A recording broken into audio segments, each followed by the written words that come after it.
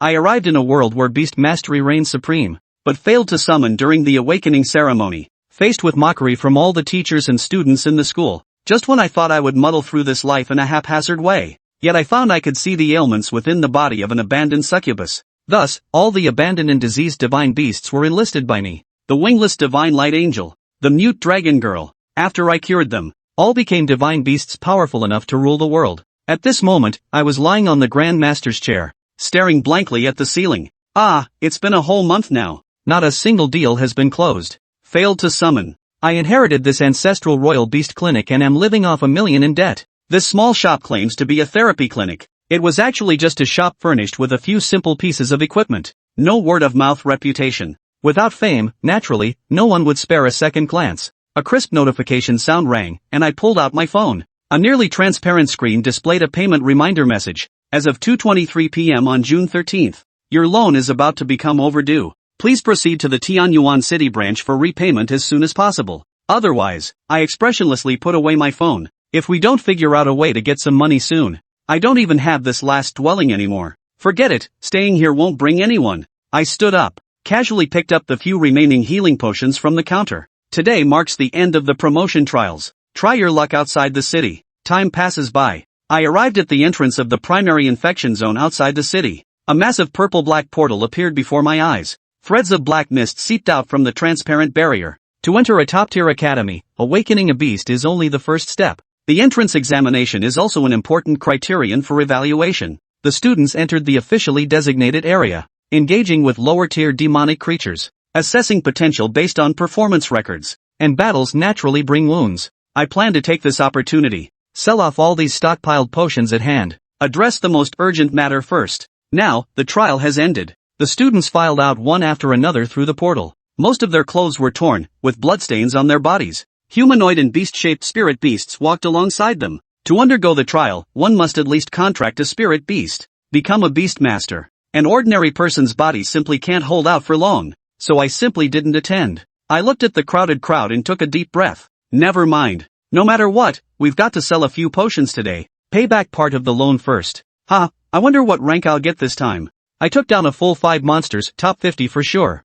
Hey, have you guys heard? That young lady from the Xiao family who summoned a succubus. It seems not even a single demon was killed. Really? Although succubi aren't strong in combat, their control is top tier. How is that possible? I heard that succubus is no good. She doesn't even know how to charm. If you can't charm, then what's the point of being a succubus? Amid the murmurs of the crowd, a strikingly beautiful young girl had a face as cold as frost. By her side, a succubus with a heart-shaped tail hook hung her head low, like a child who has done something wrong. Listening to these harsh and belittling words, Xiao Qingshue's expression darkened even further. His gaze at the succubus beside him was also filled with discontent. She had thought she would summon an epic-level beast. From then on, he could rise steadily in the world, becoming the dazzling star that everyone admires. Who would have thought that just as they entered the trial zone, something went wrong when encountering the first magic tail? This succubus turned out to be a defective product, having only the form of qualification, yet couldn't summon even a trace of dark power. This trial not only ranked at the bottom,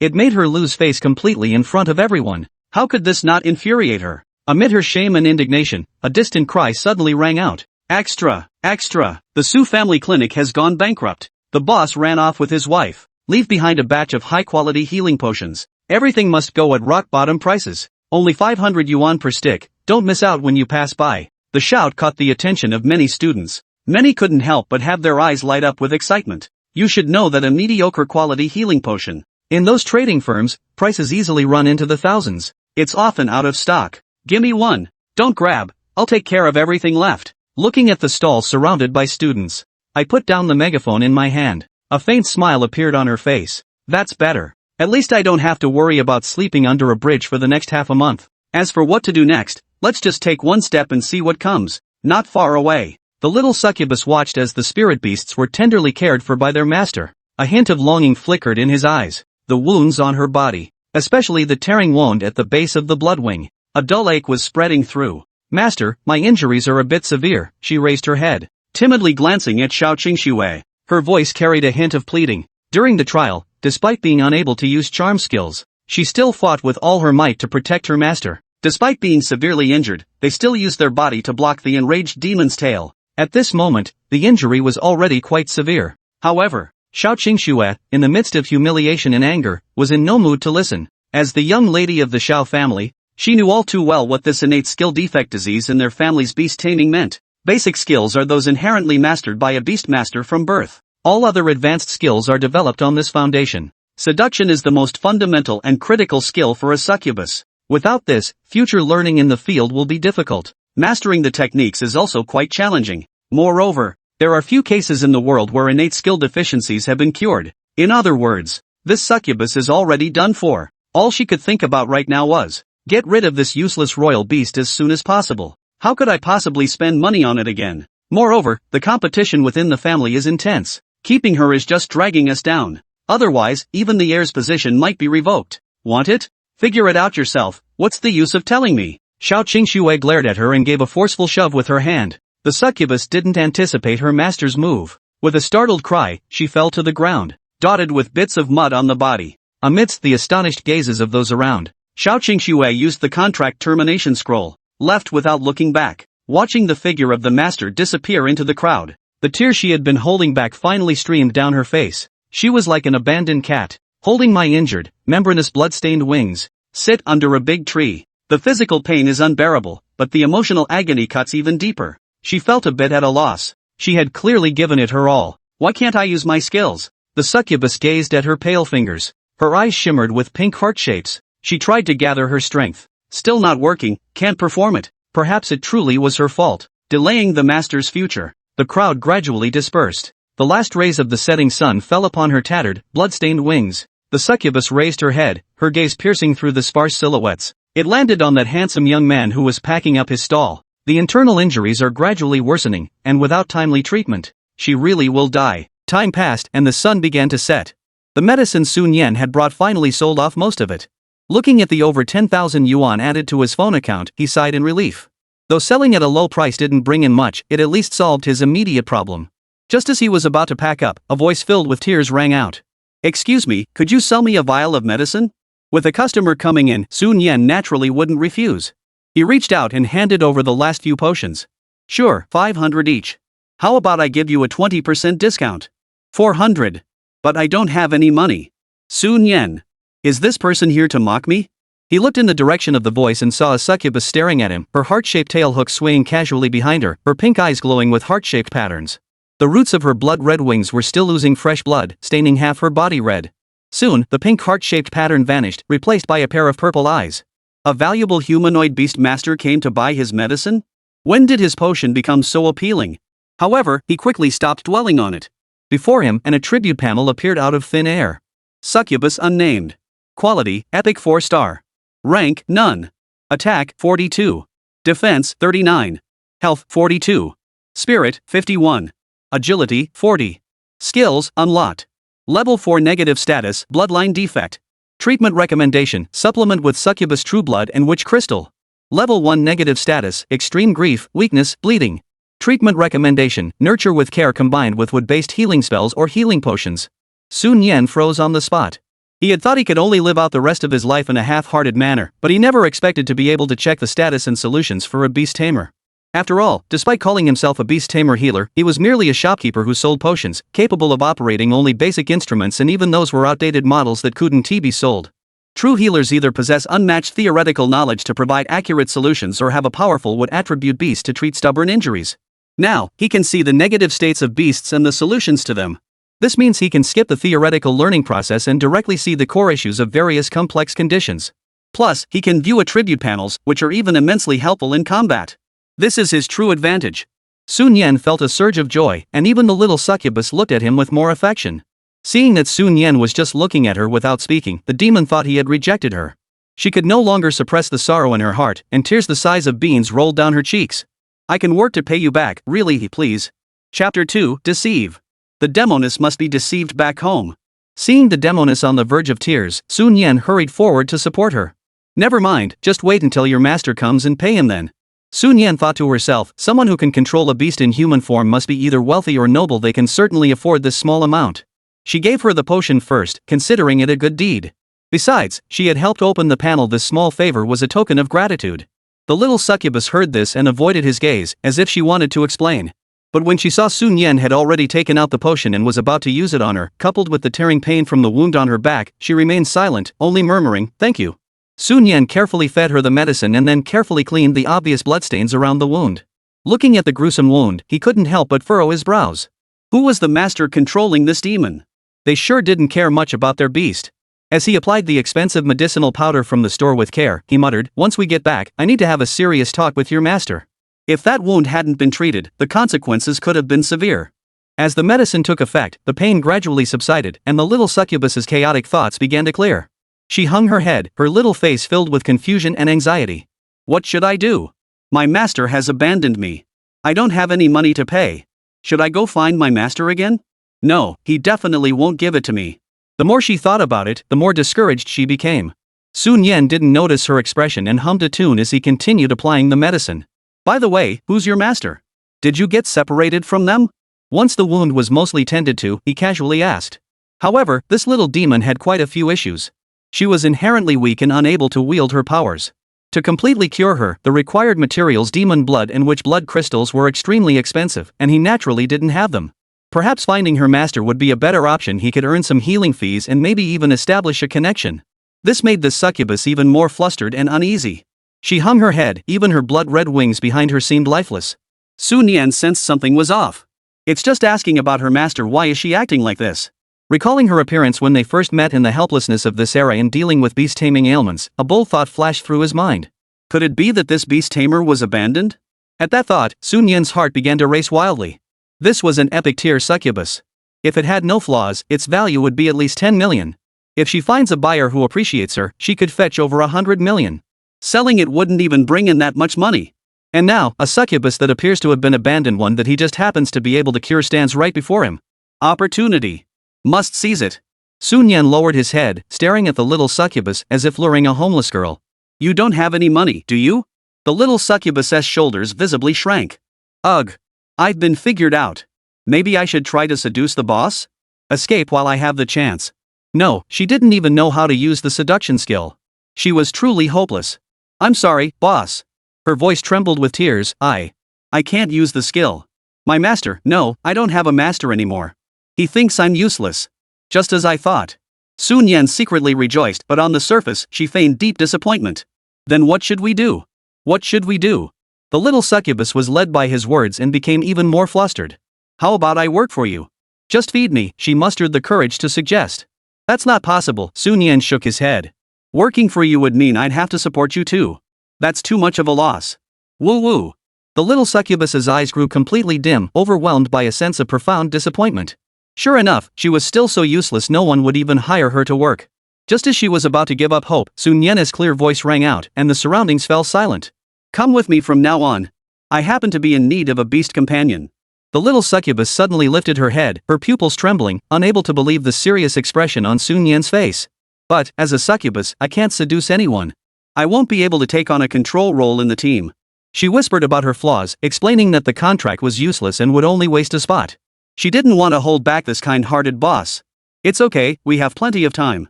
You can take your time. All you need to do is answer whether you're willing or not. Sun Yan interrupted her, his gaze intense. The little succubus bit her lower lip, tears welling up in her eyes. Suddenly, she couldn't hold back anymore and threw herself into Sun Yan's arms, bursting into tears. I'm willing. I'm willing. Master. I don't want to be a stray beast without a master. I'll be bullied. Wah? Sun Yan was knocked back 2 steps by the sudden impact, and she sighed in relief. That was tough, but I finally got her. Once the little succubus had calmed down a bit, he gently patted her back and teased her. Alright, if you keep crying, I'll be able to wring water out of my clothes. The succubus finally stopped crying, blushing, and buried her face in Sun Yan's shoulder to wipe away her tears. She then jumped down and stood before him, looking a bit shy. Her tight-fitting clothes highlighted her curves, complementing her fair skin. She truly lived up to her name as a succubus. Then I'll follow you from now on. I'm your pet. Sun Yan gently stroked her purple hair and smiled, saying, still calling me boss? The succubus's face grew even redder, but she took a deep breath, looked at Sun Yan seriously, and called out seductively, Master. Sun Yan smiled and ruffled her hair, clearly feeling an invisible bond forming between them. He now possessed his first beast companion, and it was an epic-tier succubus. After the excitement subsided, a crucial question arose in his mind. Who was her original master? He needed to know. Sun Yan lowered his head, still smiling, and asked casually. By the way, who was your original master? Someone from the Xiao family, I think her name was Xiao Qingxue. The little demon answered honestly. Xiao Qingxue? The Xiao family? Sun Yan's smile froze instantly, and she felt as though she had been struck by lightning. Is it too late to break the contract now? This is life-threatening. I should have thought of this sooner. Even an ordinary family wouldn't abandon a useless epic tier beast companion. This is bad. We might have just offended the Xiao family for life. What if one day I step out and get dragged into the river with a sack over my head? However, this thought fleeted across her mind. The Xiao family's threat is far away? A succubus worth 100 million is right in front of us. He has a golden finger to rely on. His growth rate will be fast enough. Give up this succubus? That's better than letting him die. Master? What's wrong? The succubus noticed Sun Yan's fluctuating expression and asked softly with concern. Sun Yan snapped back to reality, suppressing the turmoil in his heart. He looked at the cautious little creature before him and ruffled her hair again. Nothing, just thinking about something. What are you thinking about? I'm thinking how I'm going to repay the debt of over 3 million. Sun Yan sighed and mentioned another concern. What? The succubus widened her eyes. The new master seems to be in a very dire financial situation. 3 million, that's a lot of money. Can the master afford to pay it back? She fidgeted nervously, her mind in a whirl. Follow the chicken, no, follow the master. She definitely wouldn't abandon her master who owed money. But will the master sell her to pay off the debt? But she is not worth much. Just as she was lost in her thoughts, Sun Yan's phone suddenly rang in his pocket. HM? Who could be calling me? Sun Yan pulled out her phone in confusion and pressed the answer button. A familiar, anxious voice came from the other end of the line. It was old Lei, the old man who sold Demon Clan materials next door. Sun Yan! Hurry back. There's a crowd of people gathered outside your shop, looking fierce and ready to break down the door. Damn it! It's those debt collectors coming to collect. Sun Yan's expression darkened. There was no way to escape. He had to go back and face them. Master? The little demon felt Sun Yan's tense body and pulled on his sleeve nervously. Sun Yan took a deep breath, suppressing the chaos in his heart, and gripped the little succubus's cool hand firmly. Let's go back with me. Don't be afraid, everything will be fine. He pulled his newly acquired epic tier beast companion and hurried toward his shop. Chapter 3, Daring. Daring to steal a beast in broad daylight. Soon, Sun Yan dragged the demon back to the outer city. As soon as he reached the entrance of the Su family treatment clinic, his heart sank. The door was crooked, glass shards littered the ground, and the sound of rummaging through drawers could be heard from inside. Ha, take everything of value. Consider it payment for the debt. Is that not a good idea? What is there to fear? That kid is an only child, what can he do? Take this too. You actually dare to just take it by force?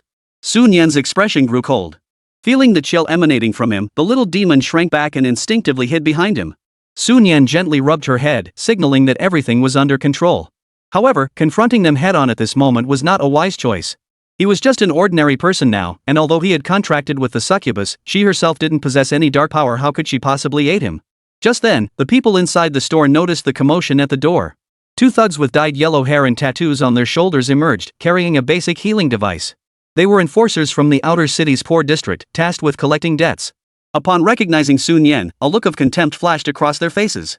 Hey, Mr. Su is back? Just wait a bit longer, we'll be done soon. One of the blonde-haired thugs spoke in a flippant tone, as if he had him cornered. Sun Yan suppressed his anger, raised his phone, and the call log on the screen was clearly visible. I've called the police. The night watch is on their way. At the same time, he didn't stop moving, grabbing the loudspeaker nearby and shouting at the top of his lungs. Neighbors, come and see. They're breaking into a house in broad daylight and robbing us. They're not just stealing things, they're trying to take my spirit beast to settle a debt. After shouting, he quietly poked the succubus on the back. What? The little succubus froze for a moment before catching on, immediately diving into Sun Yan's arms. Her face buried in his chest, her shoulders trembled slightly, and her pitiful whimpers were clearly audible. The neighbors who had been watching from a distance were immediately stirred by the mention of stealing a spirit beast. This is going to be a big mess today. Sigh, why bother? Even if you call the police, they'll only handle it temporarily. Once the dragon comes knocking with the collection notice, you won't be able to escape anyway. Wait.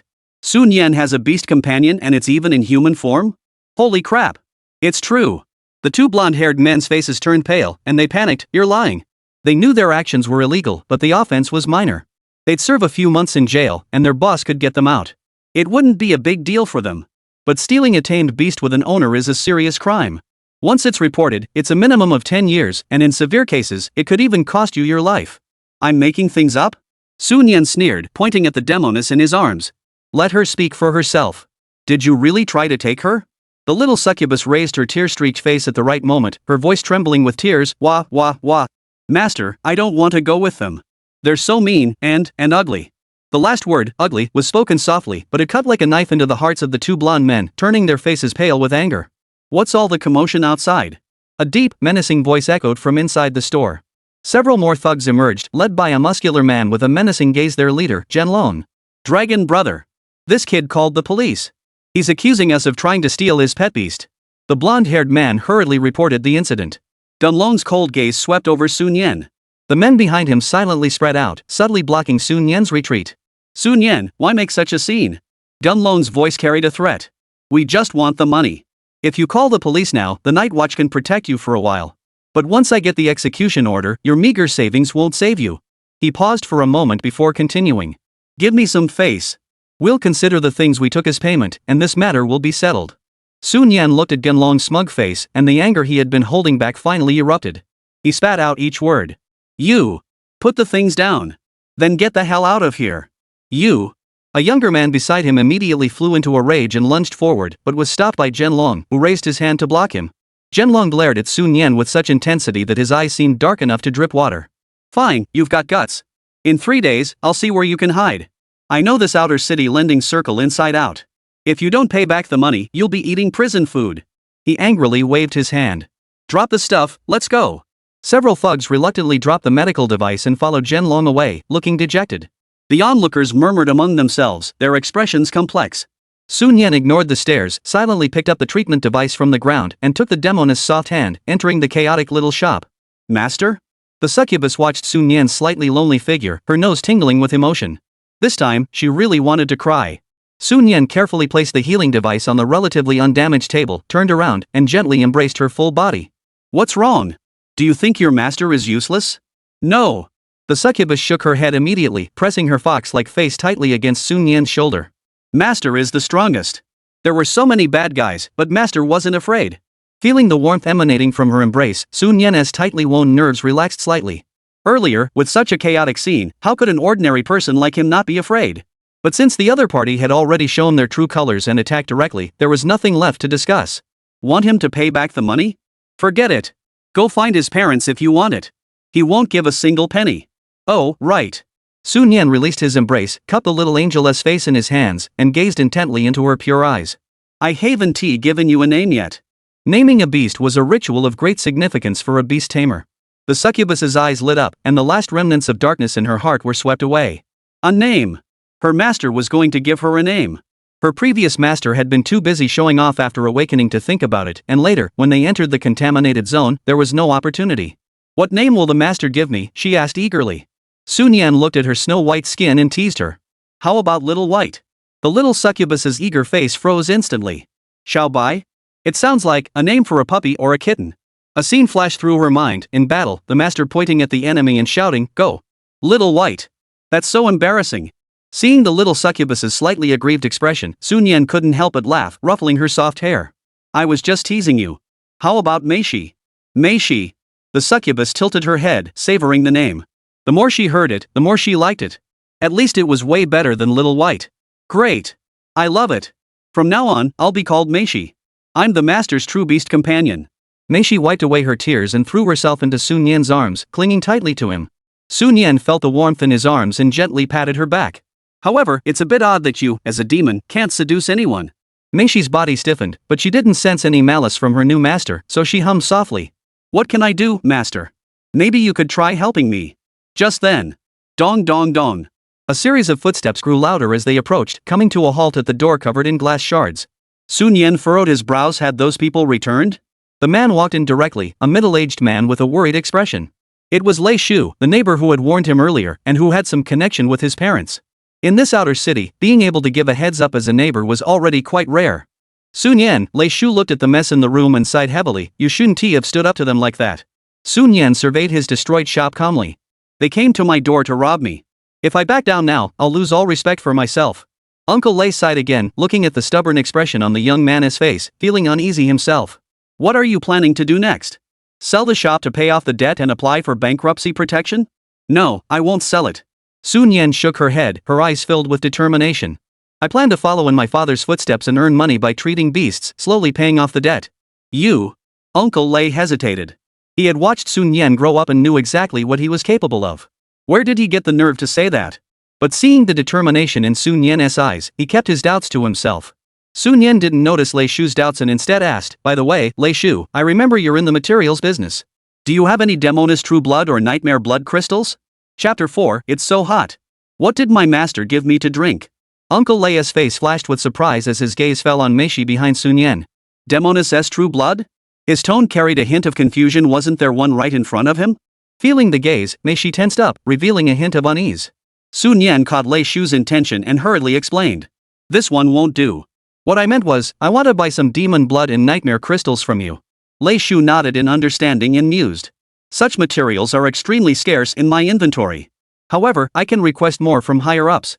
He paused before adding, but the price won't be cheap. You should be prepared for that.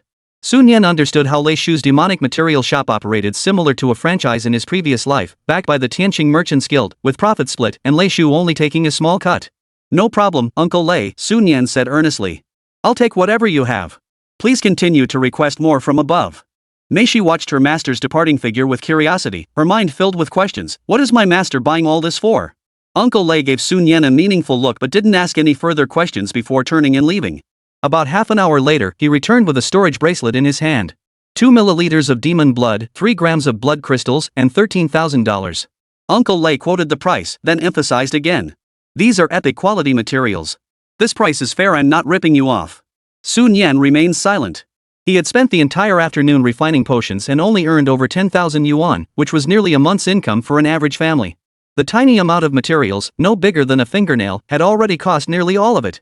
I'll take it.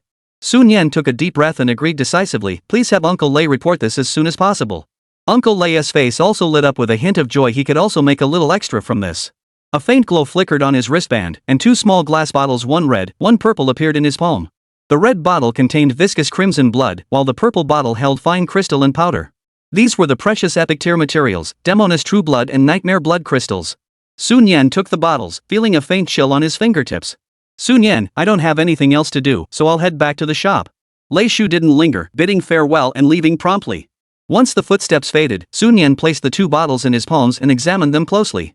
Meishi, the succubus, curiously leaned in, her slender tail hooks unconsciously wrapping around Sun Yan's wrist. Her eyes fixed on the small bottles. Master, what exactly are these? Don't rush, Sun Yan smiled gently, you'll find out soon enough. Come, help me tidy up the shop first. He took the little demoness hand and walked toward the cluttered examination table. Neighbors were still peeking in from outside, but Sun Yan ignored them and began tidying up the chaotic shop. Sigh, I was planning to use that money to pay off the loan. He muttered to himself as he worked. Private money can wait, but official money can't be delayed. Meishi followed her master's example and clumsily helped with the cleanup. After a busy while, the shop was finally tidied up.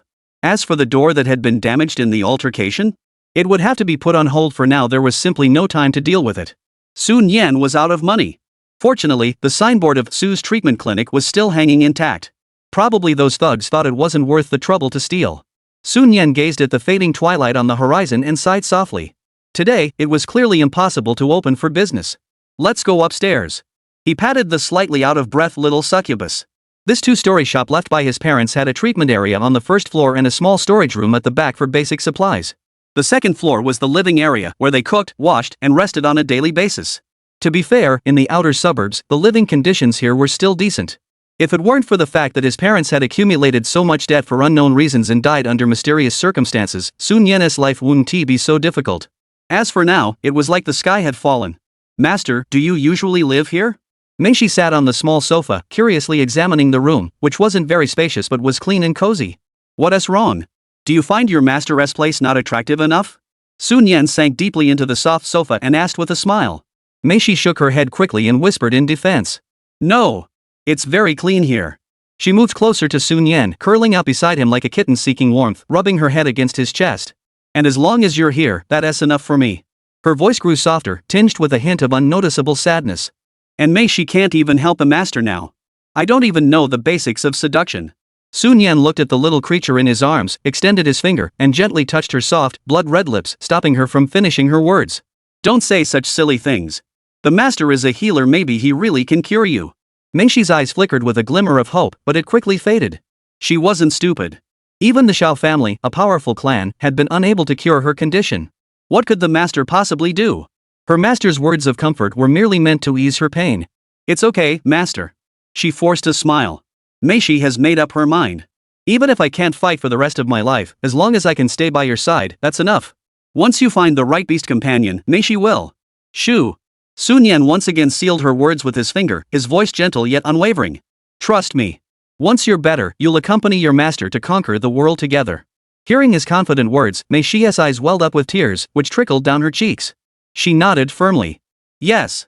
After resting for a moment, Sun Yan took out the 2 bottles of materials he had purchased at great expense. One purple, one red, they looked quite vibrant.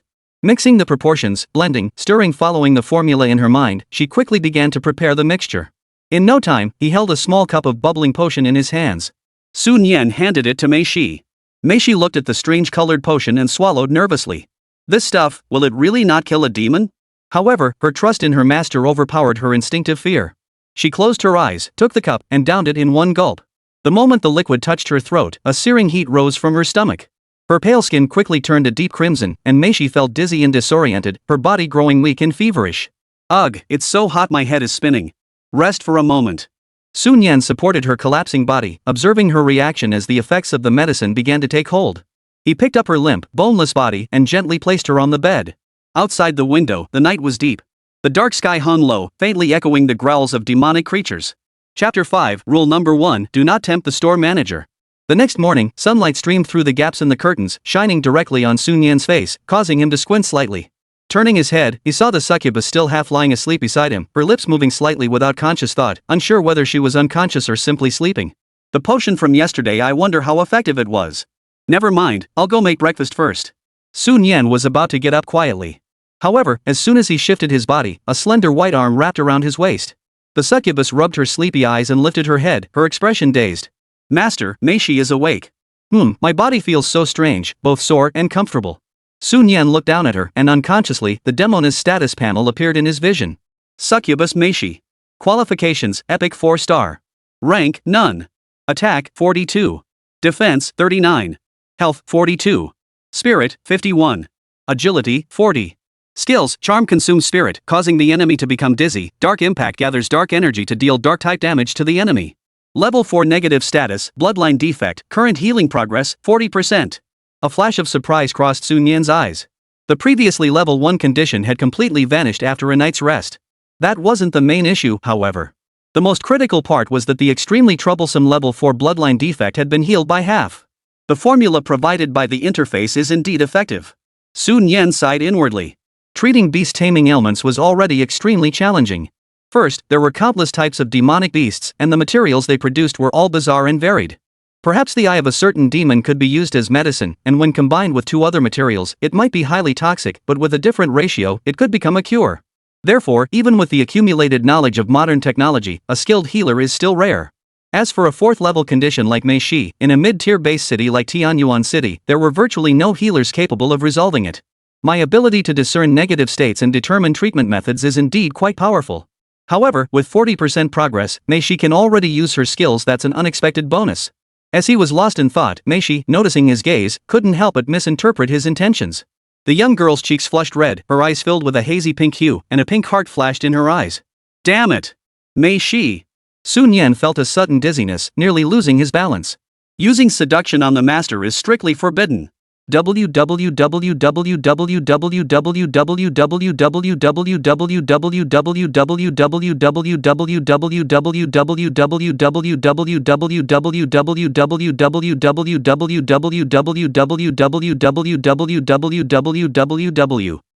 some playful banter, the human and the beast finally sat down at the breakfast table. The shop now had an official rule: without permission, it is strictly forbidden to use charm on the shopkeeper. During breakfast, the little succubus wore an excited expression. She occasionally gestured at the air, her eyes flickering with a faint pink glow, savoring the strange sensation of her mental energy being drained and slowly returning. Sun Yan couldn't help but chuckle. Was this a retaliatory use of her skill? Wow! Master, you're so amazing! Meishi swallowed a mouthful of food and exclaimed excitedly, when I was with the Xiao family's eldest daughter, I saw an old healer they had invited. He didn't even notice my condition beforehand. Sun Yan ruffled her smooth purple hair. So now you believe your master can make money, right? Yes, I believe. Meishi nodded vigorously, then cast a seductive spell on the water glass on the table, watching the ripples spread across the surface with a silly smile. If the master can't make money, Meishi has skills now too, so I can take care of the master. After breakfast, Sun Yan tidied up briefly and officially opened for business. The day's work begins in the morning. Although breakfast took some time, the sun was just rising, and it was the perfect time to attract customers. Meishi also brought over a small stool and sat beside Sun Yan's armchair. She gazed longingly at the storefront, which didn't even have a door, her voice filled with concern. Master, do you think we'll really be able to attract customers like this? Sun Yan leaned back in his chair, looking calm and composed. You don't understand. This is called minimalist style. All the other shops have doors, but we don't. That's what makes us stand out. People passing by will definitely be curious and come in to take a look. Customers will just come in on their own. Meishi nodded uncertainly, her small hands resting on her cheeks, continuing to gaze longingly at the door. Half an hour passed, and the door remained empty, with only a gentle breeze rustling a few fallen leaves. Meishi couldn't sit still anymore. She tugged at Sun Yan's sleeve, her eyes sparkling with a clever gleam. Master, what if I sneak out quietly, find a suitable customer, and lure him into the store? Then we can. Sun Yan. We're a legitimate treatment center, not a shady place. This little one is definitely addicted to seduction. Just then, a beautiful young girl stopped at the door, curiously examining the empty doorframe. Is this a new design? Sun Yan cleared his throat awkwardly and stood up to greet her. Cough, no, our store just doesn't have a door. It's a design choice. Oh, I see. The young woman sheepishly withdrew her hand, her face breaking into an awkward smile. I thought something new and interesting had come out in the inner city. Meishi also hurried over, her little face brimming with anticipation. The first customer is coming. Excuse me, are you here for beast taming? Sun Yan asked. No. The young girl's expression changed slightly as she pulled out her phone and pretended to check the time. I haven't awakened yet. No need to buy. After saying that, she hurried away as if afraid of being sold something. Sun Yan sighed and sat back down in the armchair. Meishi followed her back, looking dejected, her little face filled with disappointment. Business can't be rushed maybe. Sun Yan was about to comfort her. Suddenly, the young girl's figure reappeared at the door. Meishi's eyes lit up, and Sun Yan couldn't help but sit up straight. The young girl stood at the door, looking a bit shy as she spoke. Cough, big brother, even though I'm not buying anything, didn't the city outside get attacked by demons yesterday? I heard it was pretty bad, with many injured people and beasts. Maybe they're LLB customers coming by. Good luck. After saying that, she waved her little fist and ran off again. Meishi's face drooped even more, her little head almost buried in her knees. This is bad. I really want to be able to sell anything. Don't lose hope, Sun Yan rubbed her little head comfortingly. If it doesn't work out, the master will take you to the inner city later. In the novel from her previous life, it went like this. Passing by a park, she happened upon an injured wealthy old man, who was accompanied by his granddaughter. He suddenly fell ill with a mysterious ailment that no one could cure. This was his chance to shine, using his supernatural skills to save the old man's life with a golden needle, and thus climb the ranks to become a powerful figure. Cough, I'm getting carried away. Better stick to running the shop. Meishi was about to say something. Screech! A sharp eagle's cry pierced the tranquil sky. Immediately afterward, boom! A deafening explosion echoed, accompanied by the sound of shattering objects. Sun Yan and Meishi looked up to see a large hole torn open in the roof. Blinding sunlight poured into the store, revealing a blood-soaked figure, wrapped in debris from the roof, crashing onto the floor in the center of the store. In an instant, the floor was covered in blood. What the hell is going on? Sun Yan looked up at the hole, and outside, the sky was clear and blue, with white clouds visible. Damn it, my house! Then, Sun Yan forced himself to ignore the pain and approach the fallen figure. Meishi also snapped out of her shock and frantically grabbed water and first aid supplies. Sun Yan quickly checked the figure, barely able to make out that it was a person. After checking the pulse, Sun Yan's expression relaxed slightly.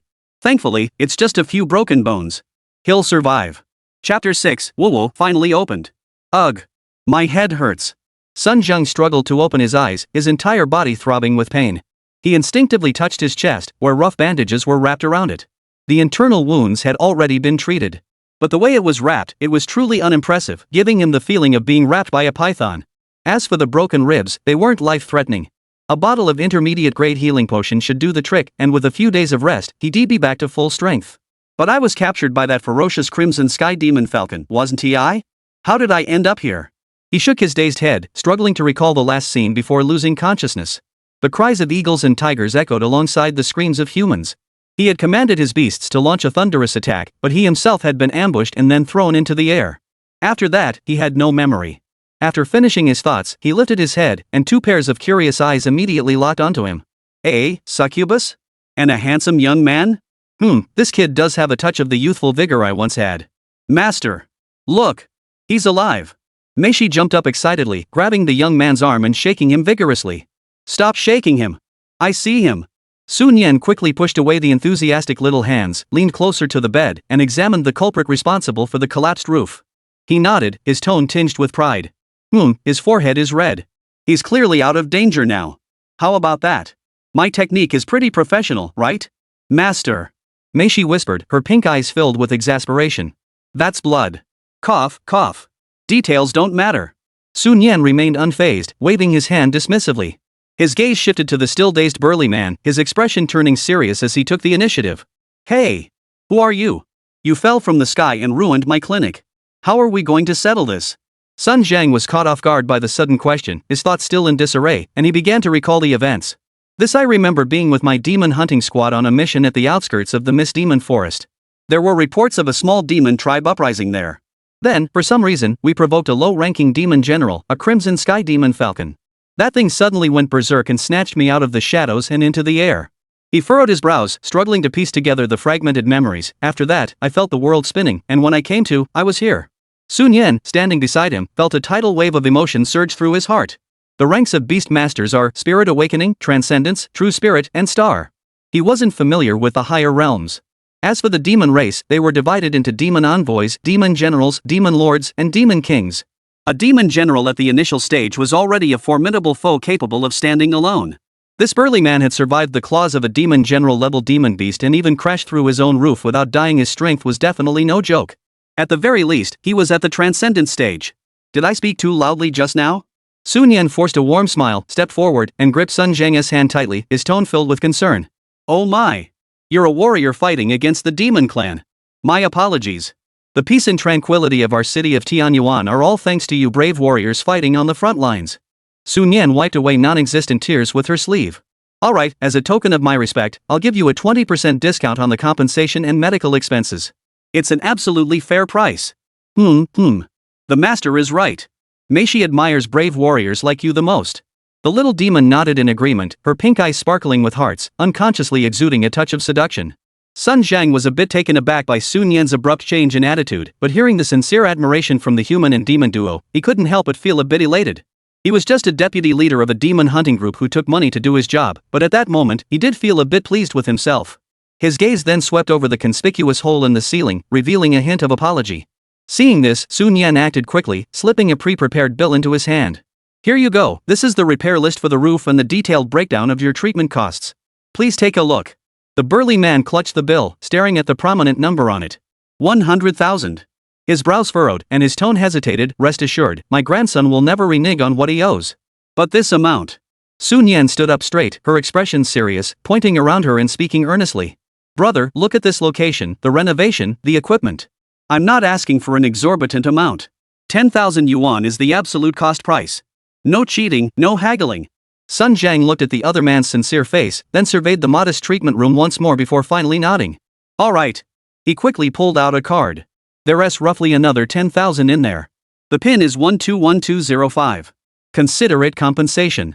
Then, he reached into his robe and pulled out an old-looking storage bracelet, handing it directly to Meishi beside him. This is a token of my gratitude for saving your life. There are some low-grade magic cores inside. The little girl should find them useful. For some reason, he felt an innate fondness for this little demon girl. The more he looked at her, the more he liked her. Meishi's eyes sparkled with hearts as she took the bracelet. Thank you, uncle. Sun Yan gave Meishi a discreet signal to put it away while pretending to scold her. What uncle? You look so young. Call him big brother. Big. Sun Zhan waved his hand generously and looked at Sun Yan. Ah, young man, you're too polite. My name is Sun Zhang, deputy leader of the Sorry Demon Hunters. I'll remember this life-saving favor. Sorry Demon Hunter Guild? Sun Yan's heart skipped a beat.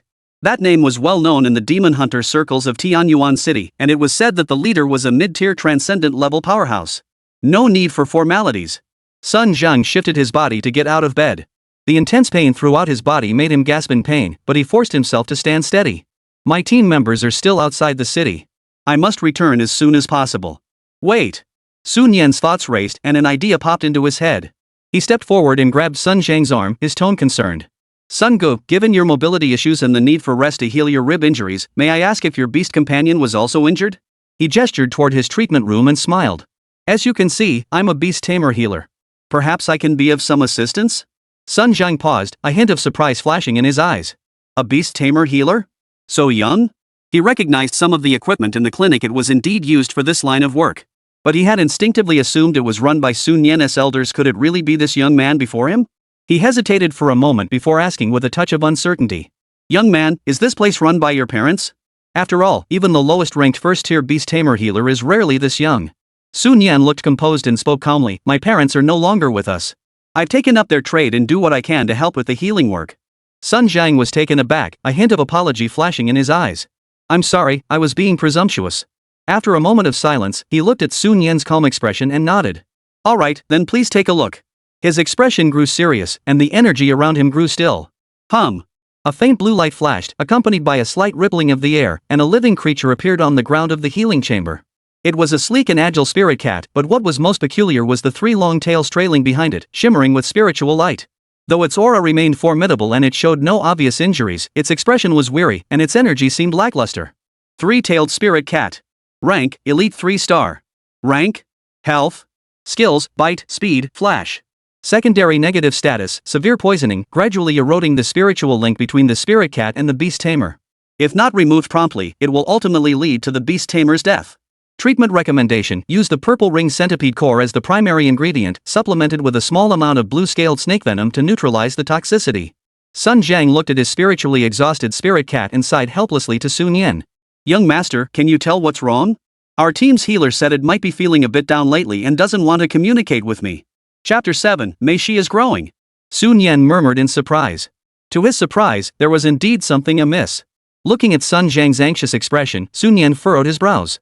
Have you come into contact with any toxic substances in the past 2 days? Sun Jiang's expression suddenly turned serious as he looked at Sun Yan and spoke slowly. Now that you mention it, we did go hunting together a few days ago and encountered a god-eating snake king. Yes, it was right after that, and Xiao Ling hasn't spoken much since then. Sun Yan heard this and his expression grew confident. It was indeed poisoning. Sun Jiang asked cautiously. Boss, is it not a big deal? It's not a big deal. It won't endanger you, but this spirit cat might die. Sun Yan fidgeted with his fingertips, looking unconcerned. However, Sun Shang's face betrayed a look of horror. What? What do you mean just might die? A spirit beast that had accompanied him for years was more precious than his own life. He completely lost his previous indifference, leaving only concern for his own beast companion. Master, please explain clearly. Save Xiao Ling. Driven by concern, he didn't have time to think much and immediately asked for more details. Behind him, Mei Shi gazed at Sun Yan with a hint of intrigue in her eyes. Master, you're truly mysterious. Sun Yan smiled indifferently and waved his hand lightly. The poison has severed the meridians. If left untreated, it will sever the connection between the beast and its master, leading to death. The spirit cat heard Sun Yan's words, and its previously listless pale yellow eyes flickered with a hint of human-like brilliance. It tugged at its master's sleeve, who was already in a state of panic, muttering incessantly. No wonder, no wonder. I knew something was off with Xiao Ling lately. Even when I suggested finding her a male cat, she wasn't interested. All the details fell into place at that moment, and cold sweat broke out on his forehead. The solution is simple. All we need to do is... Sun Yan paused, looking at Sun Jiang, who was drenched in sweat. Just what? Sun Jiang grabbed Sun Yan's shoulders as if clinging to a lifeline.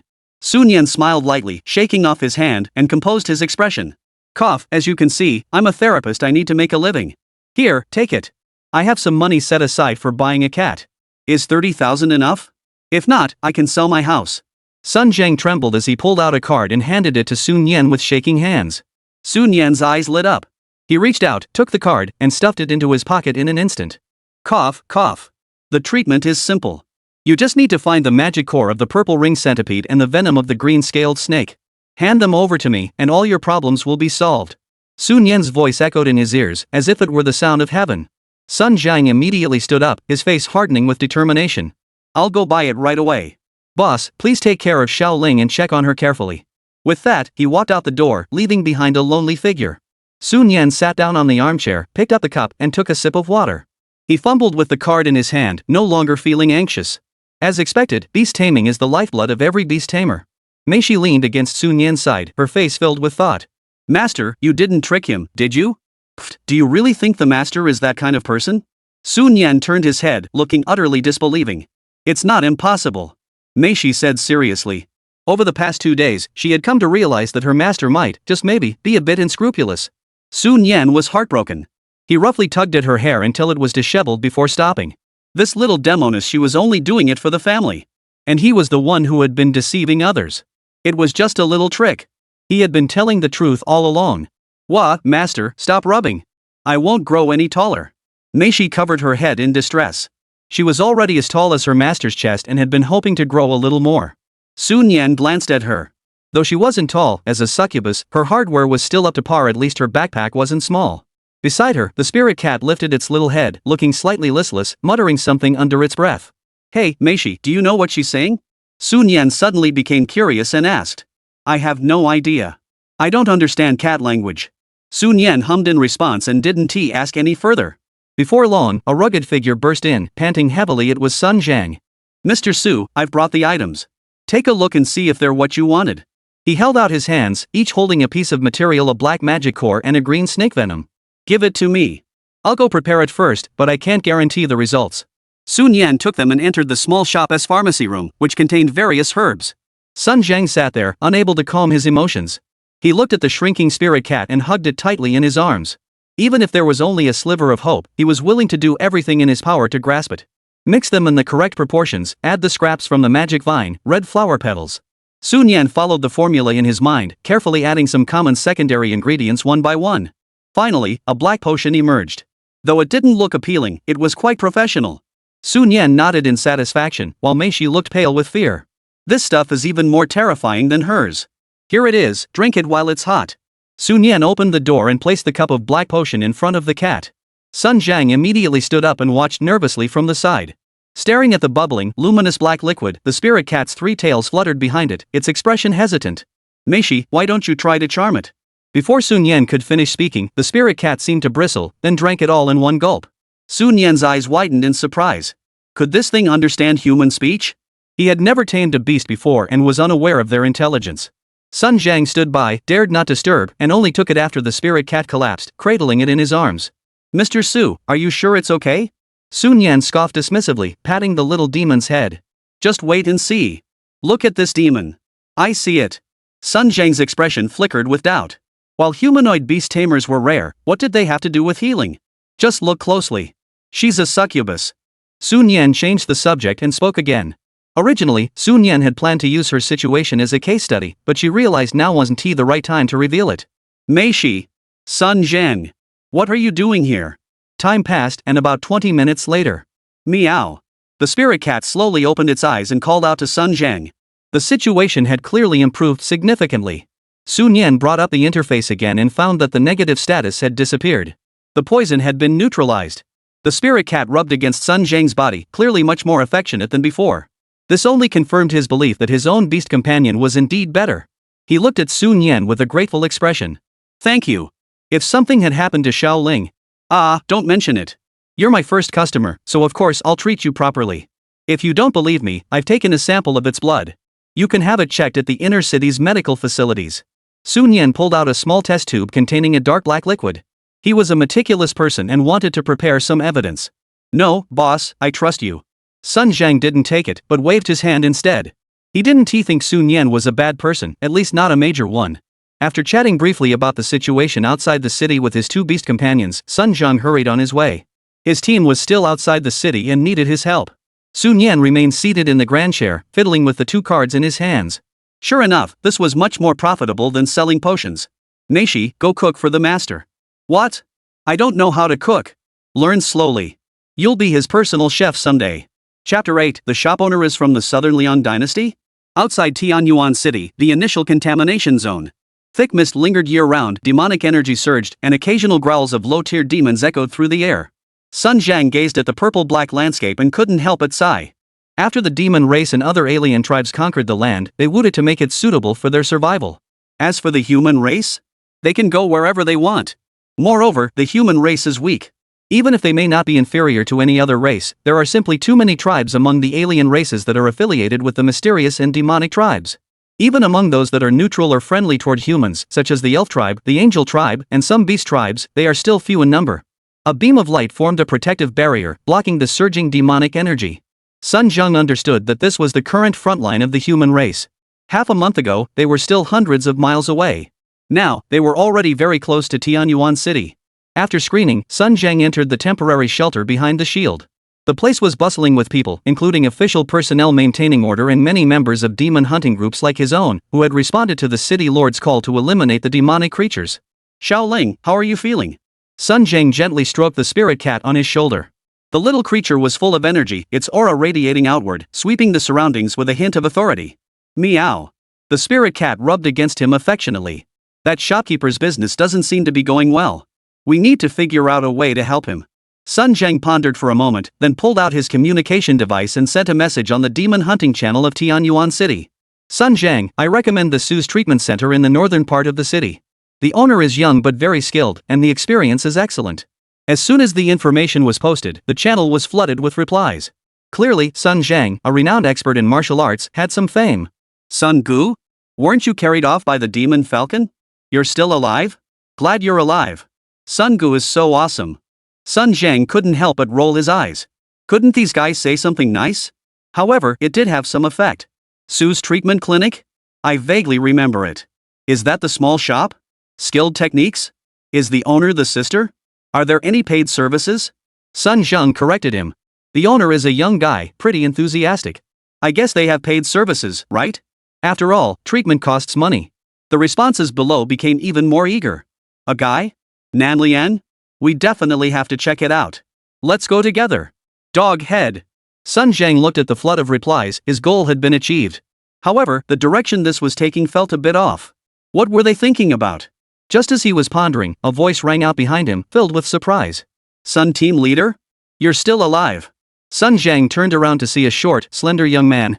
He recognized him as Li Kang, an elderly member of the regiment who had reached the late stage of the opening of the spirit realm, a force not to be underestimated. I managed to survive by sheer luck. Sun Zheng nodded. Upon hearing this, Li Kang's face betrayed a look of urgency. Hurry up and go see the team leader. She's already prepared to bury your belongings. Sun Zheng immediately thought of the decisive woman and shuddered. I'll go right away.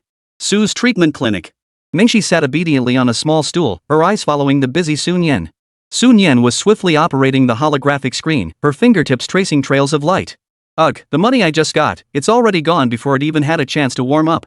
He sighed softly as the balance on the screen flashed rapidly before settling on a single number. 0. Master, we're broke again. Meishi rested her chin on her hand, her face drooping, her voice muffled. What did you say? Sun Yan put down the terminal and turned his gaze to the dejected little demon, his tone tinged with teasing. When have we ever been rich? Meishi sighed, then tilted her little head back and stared blankly at the ceiling. What are you looking at? Sun Yan followed her gaze and saw nothing but a white expanse, except for a large hole. I'm wondering if another person will fall down, Meishi blinked innocently. Sun Yan. If another person really falls down, we'll have to bring umbrellas when it rains. After a moment, the little demon's gaze shifted from the ceiling to the empty doorway. What are you looking at now? Sun Yan asked. Seeing if any guests are coming. Meishi turned her head back and gave Sun Yan a sweet smile. Sun Yan ruffled her hair. It's broad daylight, where? Before she could finish, clear footsteps echoed. The door to the clinic was pushed open. A man walked in, his clothes slightly torn, exuding a hint of menace. Wow! Someone really came. Xiao Meishi let out a startled cry, looking very excited. Sun Yan quickly retracted the words he hadn't spoken and hurried forward. Hello, this is the Su Family Treatment Center. You're the skilled therapist Sun Zhang mentioned? You look so young? Sun Yan didn't pay attention to his skeptical tone but took 2 steps forward, subtly blocking his escape route. A guest is a guest, and he did indeed look far too young. Youth doesn't mean you lack skill. Release your beast, let me take a look. Though the man still looked skeptical, he released his beast. Wang Chao was an ordinary demon hunter who had heard through the channel that Sun Dalao recommended this shop, so he came to take a look. As a blue light flashed, a massive flower appeared. Flower of the King. Quality, rare 3-star. Rank, 6th stage of awakening. Attack, 48. Attack, 52. Defense, 43. Agility, 46. Spirit, 43. Skills, Bind, Devour, Drain. Level 1 negative status, Root Injury, Treatment Recommendations, Basic Healing Potion, Replenish Royal Flower Dew, Wood Element Healing Spell. It's not a big issue, the root is slightly damaged. Sun Yan scanned the roots of the Kingflower with his gaze, finding no external injuries. The damage was deeper inside. He turned and handed a pale green potion to Wang Chao. Apply some more Manhwa blood dew and apply it externally to the wound. A hint of surprise flashed across Wang Chao's eyes. He had initially thought this young boss was all show, but he had immediately identified the root of the problem and even mentioned the specific materials needed. Sun Yan acted swiftly, stepping out the door and heading to Lei Shu's magic plant shop next door to purchase the king flower's blood dew. He then applied it to the king flower himself. Within just 3 minutes, the once wilting Wang flower had regained its vitality, and its thick stems began to sway. Impressive. The boss has keen eyes and great skills. Dynasty was completely convinced. The ability to provide a treatment plan with just a single glance. Without deep knowledge and extensive experience, it's simply impossible. He couldn't help but wonder to himself, could this young boss be the fallen heir of some prominent family from the inner city? Thank you for your patronage. $5,000.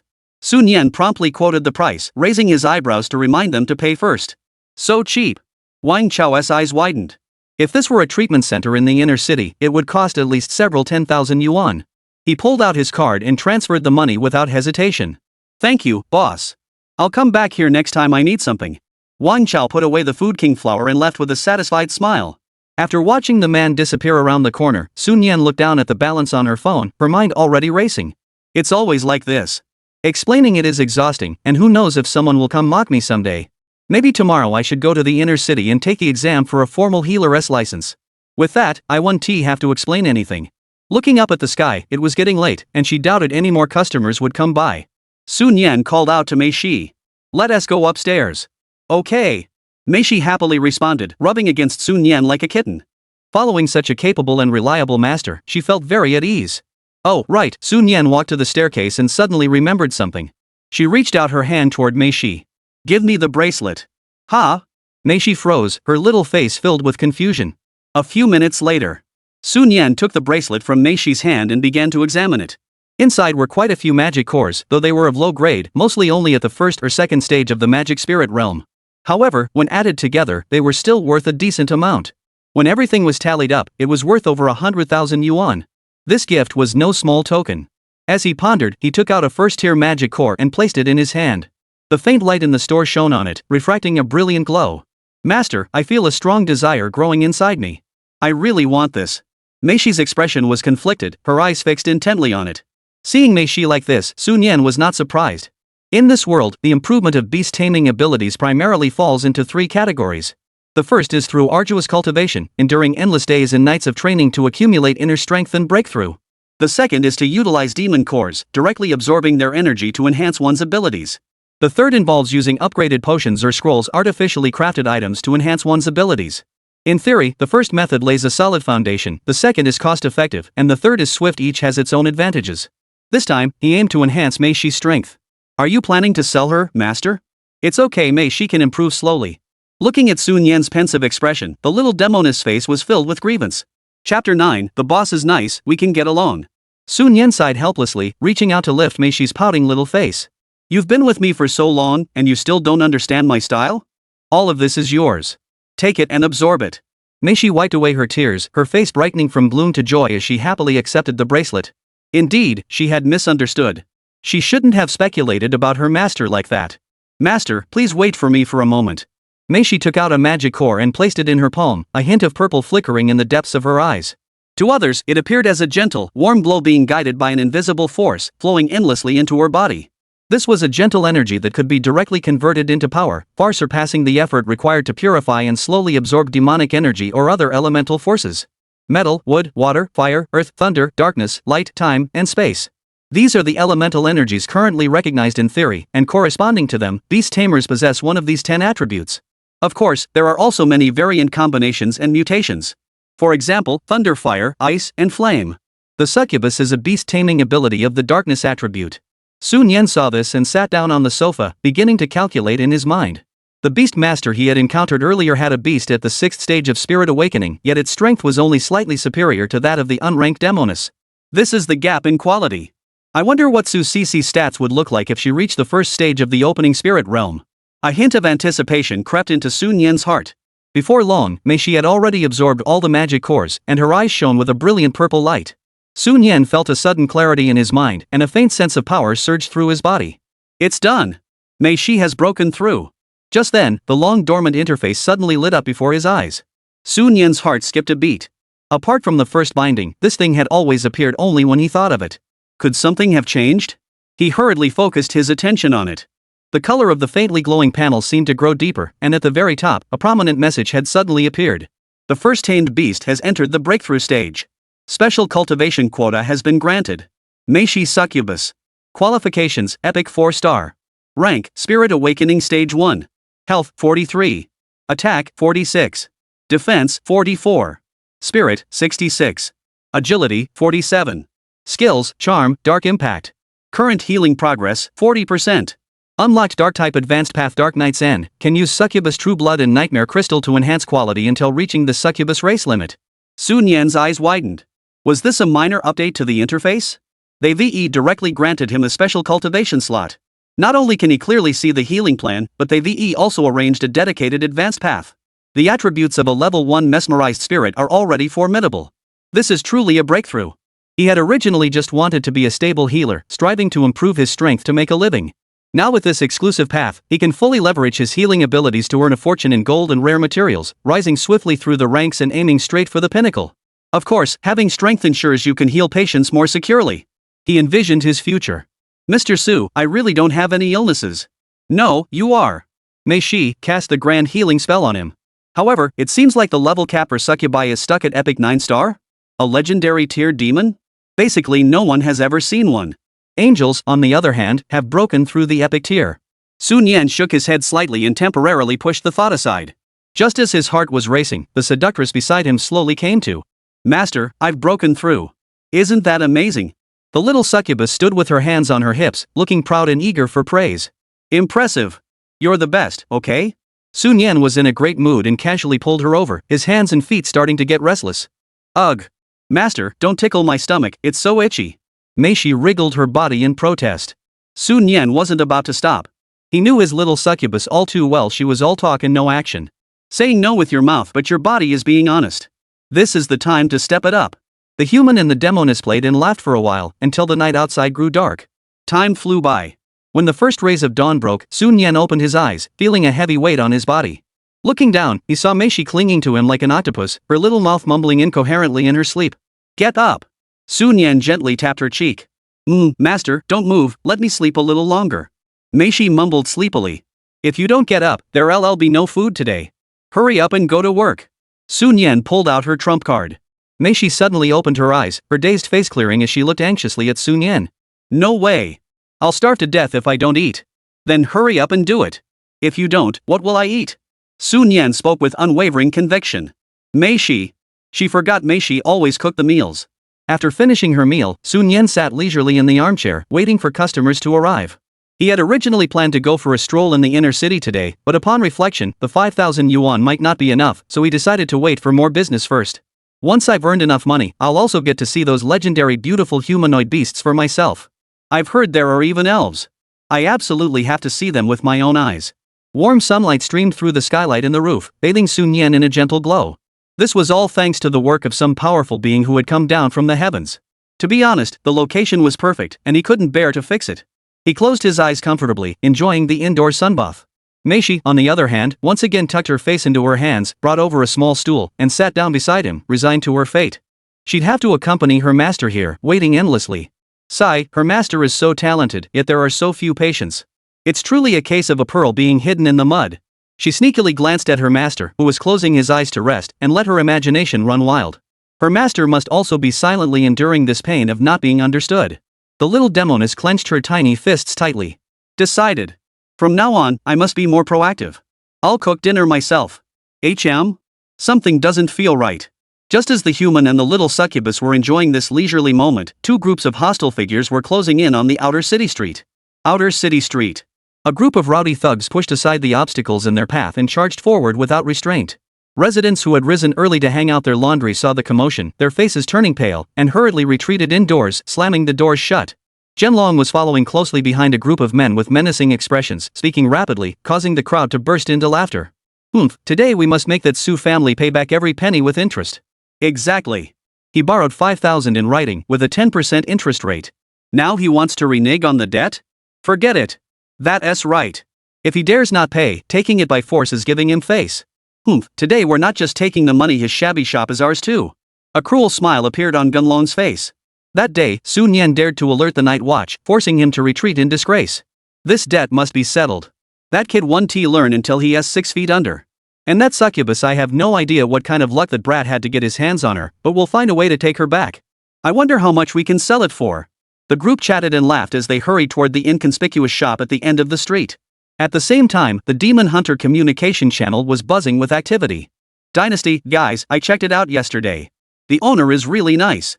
He immediately spotted the issue with my food king flower and only charged 5,000 for the treatment. What a stand-up guy. Are you serious? I'm heading back to the city today and was planning to take my fire feather bird to see him too. I heard the shop owner is from the Southern Liang dynasty. Dynasty, not sure. He's a young guy, pretty handsome. Maybe. I'm already on my way. Dog head. Stop pretending. Seriously, I'm going too. My shadow wolf hasn't been feeling right lately. A demon hunter guild leader who was about to set off turned off his communicator. Joking around in the group chat was the norm, and he didn't feel like getting involved. However, he frowned as he glanced at the shadow wolf beside him, who looked listless and couldn't help but feel concerned. Maybe he should go check it out? It's just outside the city walls, so it's on the way. Chapter 10. You guys are really into this. I won't bother you. As he walked, Zhenlong caught sight of the familiar signboard Suez Treatment Clinic. Finally here. Let's go. I want to see who this boss is. The scarred man beside him grinned, but his smile carried a hint of cruelty. Inside the shop, Meishi was still lost in her work, but she quickly noticed the commotion at the door. There were quite a few people. Oh, great. Business is about to pick up. She perked up and hurried to greet them. However, when she recognized the faces of the incoming group, her light footsteps came to an abrupt halt. There was no mistake, this group of people looked like demons from hell, their aura intimidating and menacing. She was so scared that she jumped back and hid behind Sun Yan, her small hands tapping her half-asleep master. Sun Yan's vision was blurry as he rubbed his eyes and mumbled, Meishi, are there guests? Master, Meishi's voice carried a hint of tension, they're not guests. They're here to raid the shop. Rampage? Ganlon's gang? Sun Yan jolted awake, fully alert. Wow, no mercy. He looked up and saw a group of thugs lined up at the door, their colorful hair flashing in the light. A burly figure pushed through the crowd and walked up to Sun Yan. It was Zhenlong. Sun Yan, when the mountain won't come to you, you come to the mountain? We meet again. Zhenlong sneered, his face brimming with arrogance. Immediately, several more men with menacing expressions pushed forward, surrounding Sun Yan in the center. See them?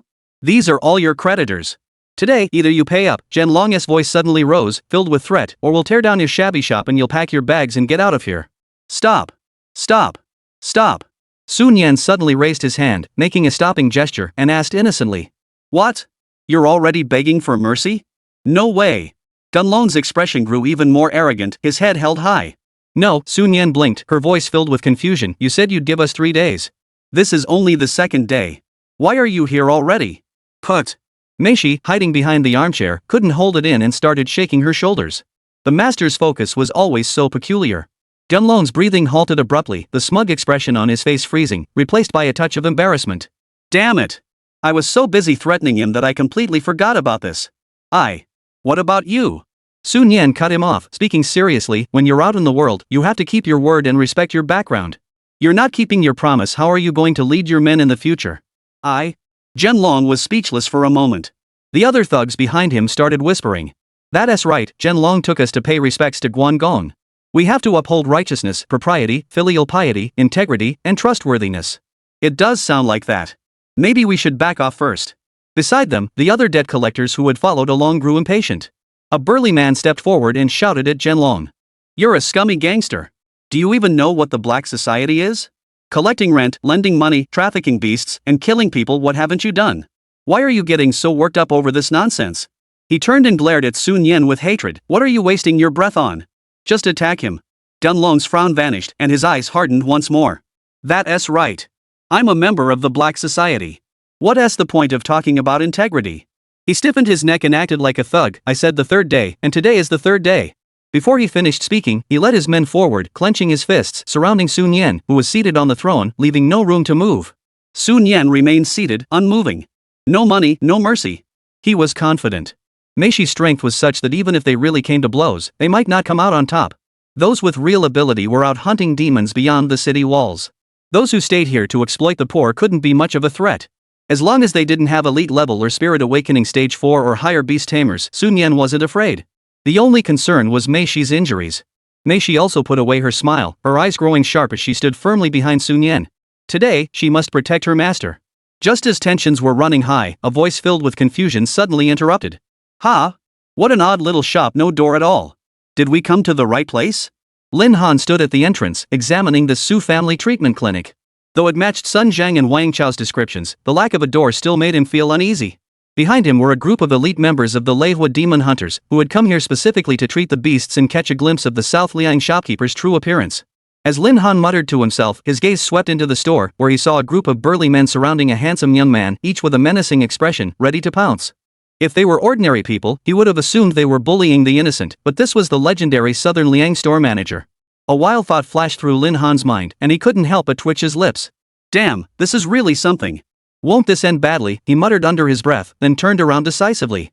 Cough, you guys continue, I won't disturb you. I'll be on my way.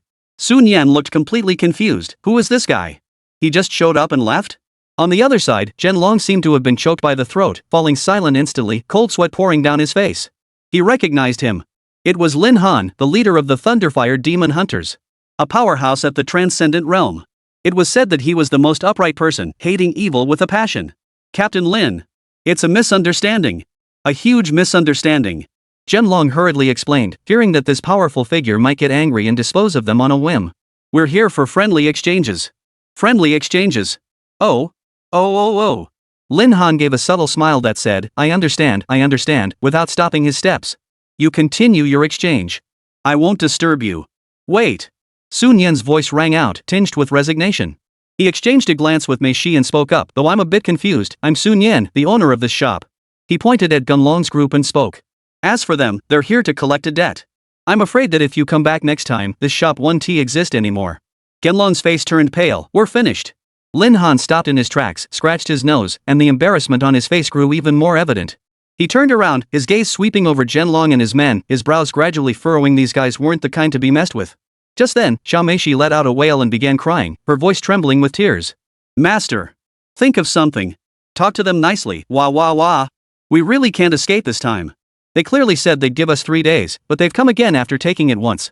Lin Han's gaze grew icy, and a chill emanated from his body. Debt collection? Robbery? And they've done it again? And he hadn't even seen a doctor yet.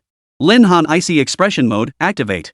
The other creditors, though afraid of Lin Han's reputation, thought of the money and stepped forward reluctantly. Captain Lin. We don't know anything about what happened 3 days ago. But Sun Yan owes us money, that's a fact. Even if we take it to court, we have the upper hand, but the store will still be lost. After speaking, their eyes betrayed their fear. They were afraid Lin Han would take matters into his own hands and beat them up, but even more afraid that their money would be lost. Lin Han also felt stuck. First, the details of the incident were unclear. Second, he had only come today to accompany someone to the hospital. Getting involved in a debt dispute, especially one where the other party seemed to have some grounds, was indeed risky. His reputation for hating evil and fighting for justice was mostly from his early days when he took on a few enemies alone, but now that he was leading the entire demon hunters, he had to be more cautious in his actions. The situation was deadlocked, and the air felt thick with tension. The members of the Thunderfire Demon Hunter squad saw this and quietly filed in, standing behind Lin Han, unconsciously forming a sense of pressure. Surrounded in the center, Sun Yan looked at the dramatic turn of events and realized he couldn't just stand there anymore. Cough, he cleared his throat, breaking the silence. Zhenlong, didn't you swear allegiance to Guangong and follow the rules of the underworld? He leaned forward slightly, his gaze sweeping over the crowd, a hint of amusement in his eyes. How about this? Let's settle this according to the rules of the underworld. We'll fight. If you win, I'll pay you back in full. What do you say? Zhenlong? This guy must be crazy. Chapter 11, I can't do that. Though he wasn't a top-tier powerhouse, he at least commanded a group of underlings he couldn't afford to lack any real strength. The joy welling up inside him made the corners of his mouth curl upward. He looked at Sun Yan. Alright, you say how we'll settle this. Sun Yan smiled indifferently, glancing at the others. Simple. Choose your strongest fighter to face me. If you lose, the shop is yours. If I win, all debts are forgiven. Zhenlong's eyes flashed with surprise, but he stopped himself before speaking. But. Stop. Sun Yan raised her hand to interrupt, ruffling the hair of the little demon in her arms before pointing at the damaged part of the door. Don't rush. It's not over yet. You still have to fix the door for me. That's not too much to ask, is it? Zhenlong frowned. That's not fair. Why do you get 2 conditions and I only get 1? Lin Han, who had been standing in the background, cast a domineering glance down, making his intentions clear. Conditions can be negotiated, but trying to bully someone or force them? No way. Sun Yan raised an eyebrow. Oh? What's your condition? A flash of cruelty crossed Gunlong's face as he pointed at Meishi. I want her. This beast. Meishi's eyes widened in shock, completely unprepared for the stakes to involve her. The thought of possibly being separated from her master caused an inexplicable pang of pain to grip her heart, and her small hands clutched Sun Yan's shoulders tightly. Impossible. The value is completely unequal. Sun Yan immediately refused. He then turned to Zhenlong, then surveyed the others in the room, his voice filled with anger. Meishi has never been a bet I de-risk. She is my beast companion, a partner I'll protect with my life. Therefore, he couldn't do such a thing and must eliminate any possibility of it happening. After speaking, he lowered his head and wiped away the moisture trickling from Meishi's eyes. Don't be afraid. If we lose, I'll accompany you on your journey. Meishi's surprised expression gave way to emotion and her natural allure faded. She clung tightly to Sun Yan, her voice trembling with tears. Whoa, master. Don't cry. Sun Yan replied softly, patting her back comfortingly. Zhenlong watched the scene, opening his mouth but unable to speak for a moment. In this society, while the law grants beast tamers certain rights, abusers are also punished. But one thing was deeply ingrained, in the minds of the vast majority, beast tamers were ultimately just possessions, tools to be used at will. Those who truly regarded them as partners were as rare as hen's teeth. Sun Yan's actions left him feeling utterly embarrassed.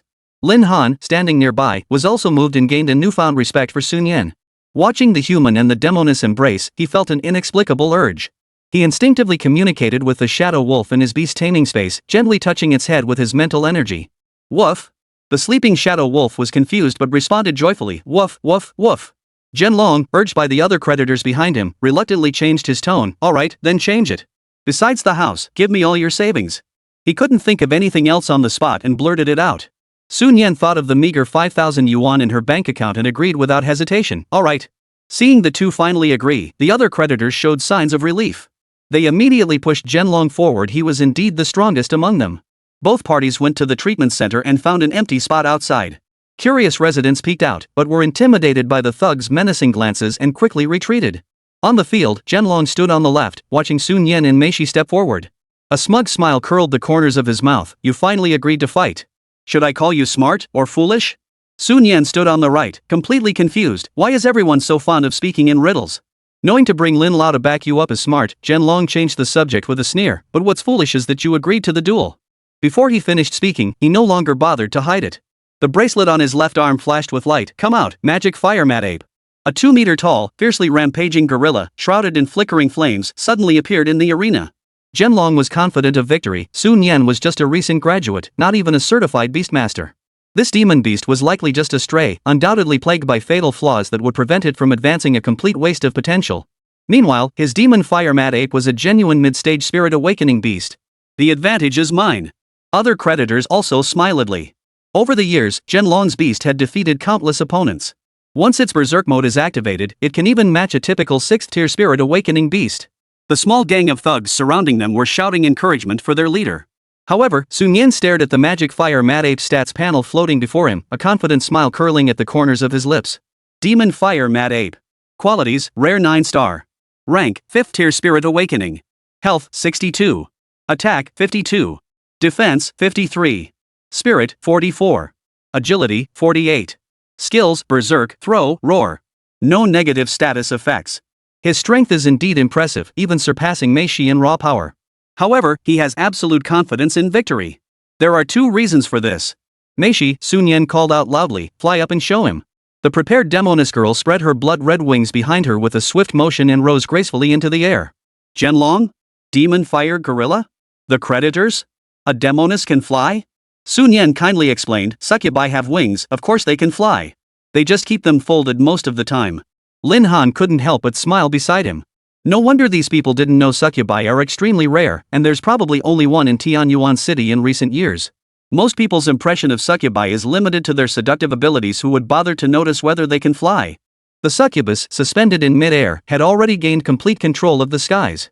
Her violet-colored eyes were tinged with a hint of crimson, giving her an entirely different aura from her usual self. This was her first battle. She couldn't let her master down. Dunlon's expression darkened. The stakes were too high. He couldn't afford to give up easily. Moreover, the demon fire mat ape was not without its own defenses. Little fire, use the throw, he barked the order. Roar! The demon fire mat ape roared, gathering flames in its palms, and a blazing fireball shot toward the sky. The demonic blood wings in the air flapped lightly, and its graceful form shifted, causing the fireball to narrowly miss its target. Too slow. Sun Yan's heart sank in relief.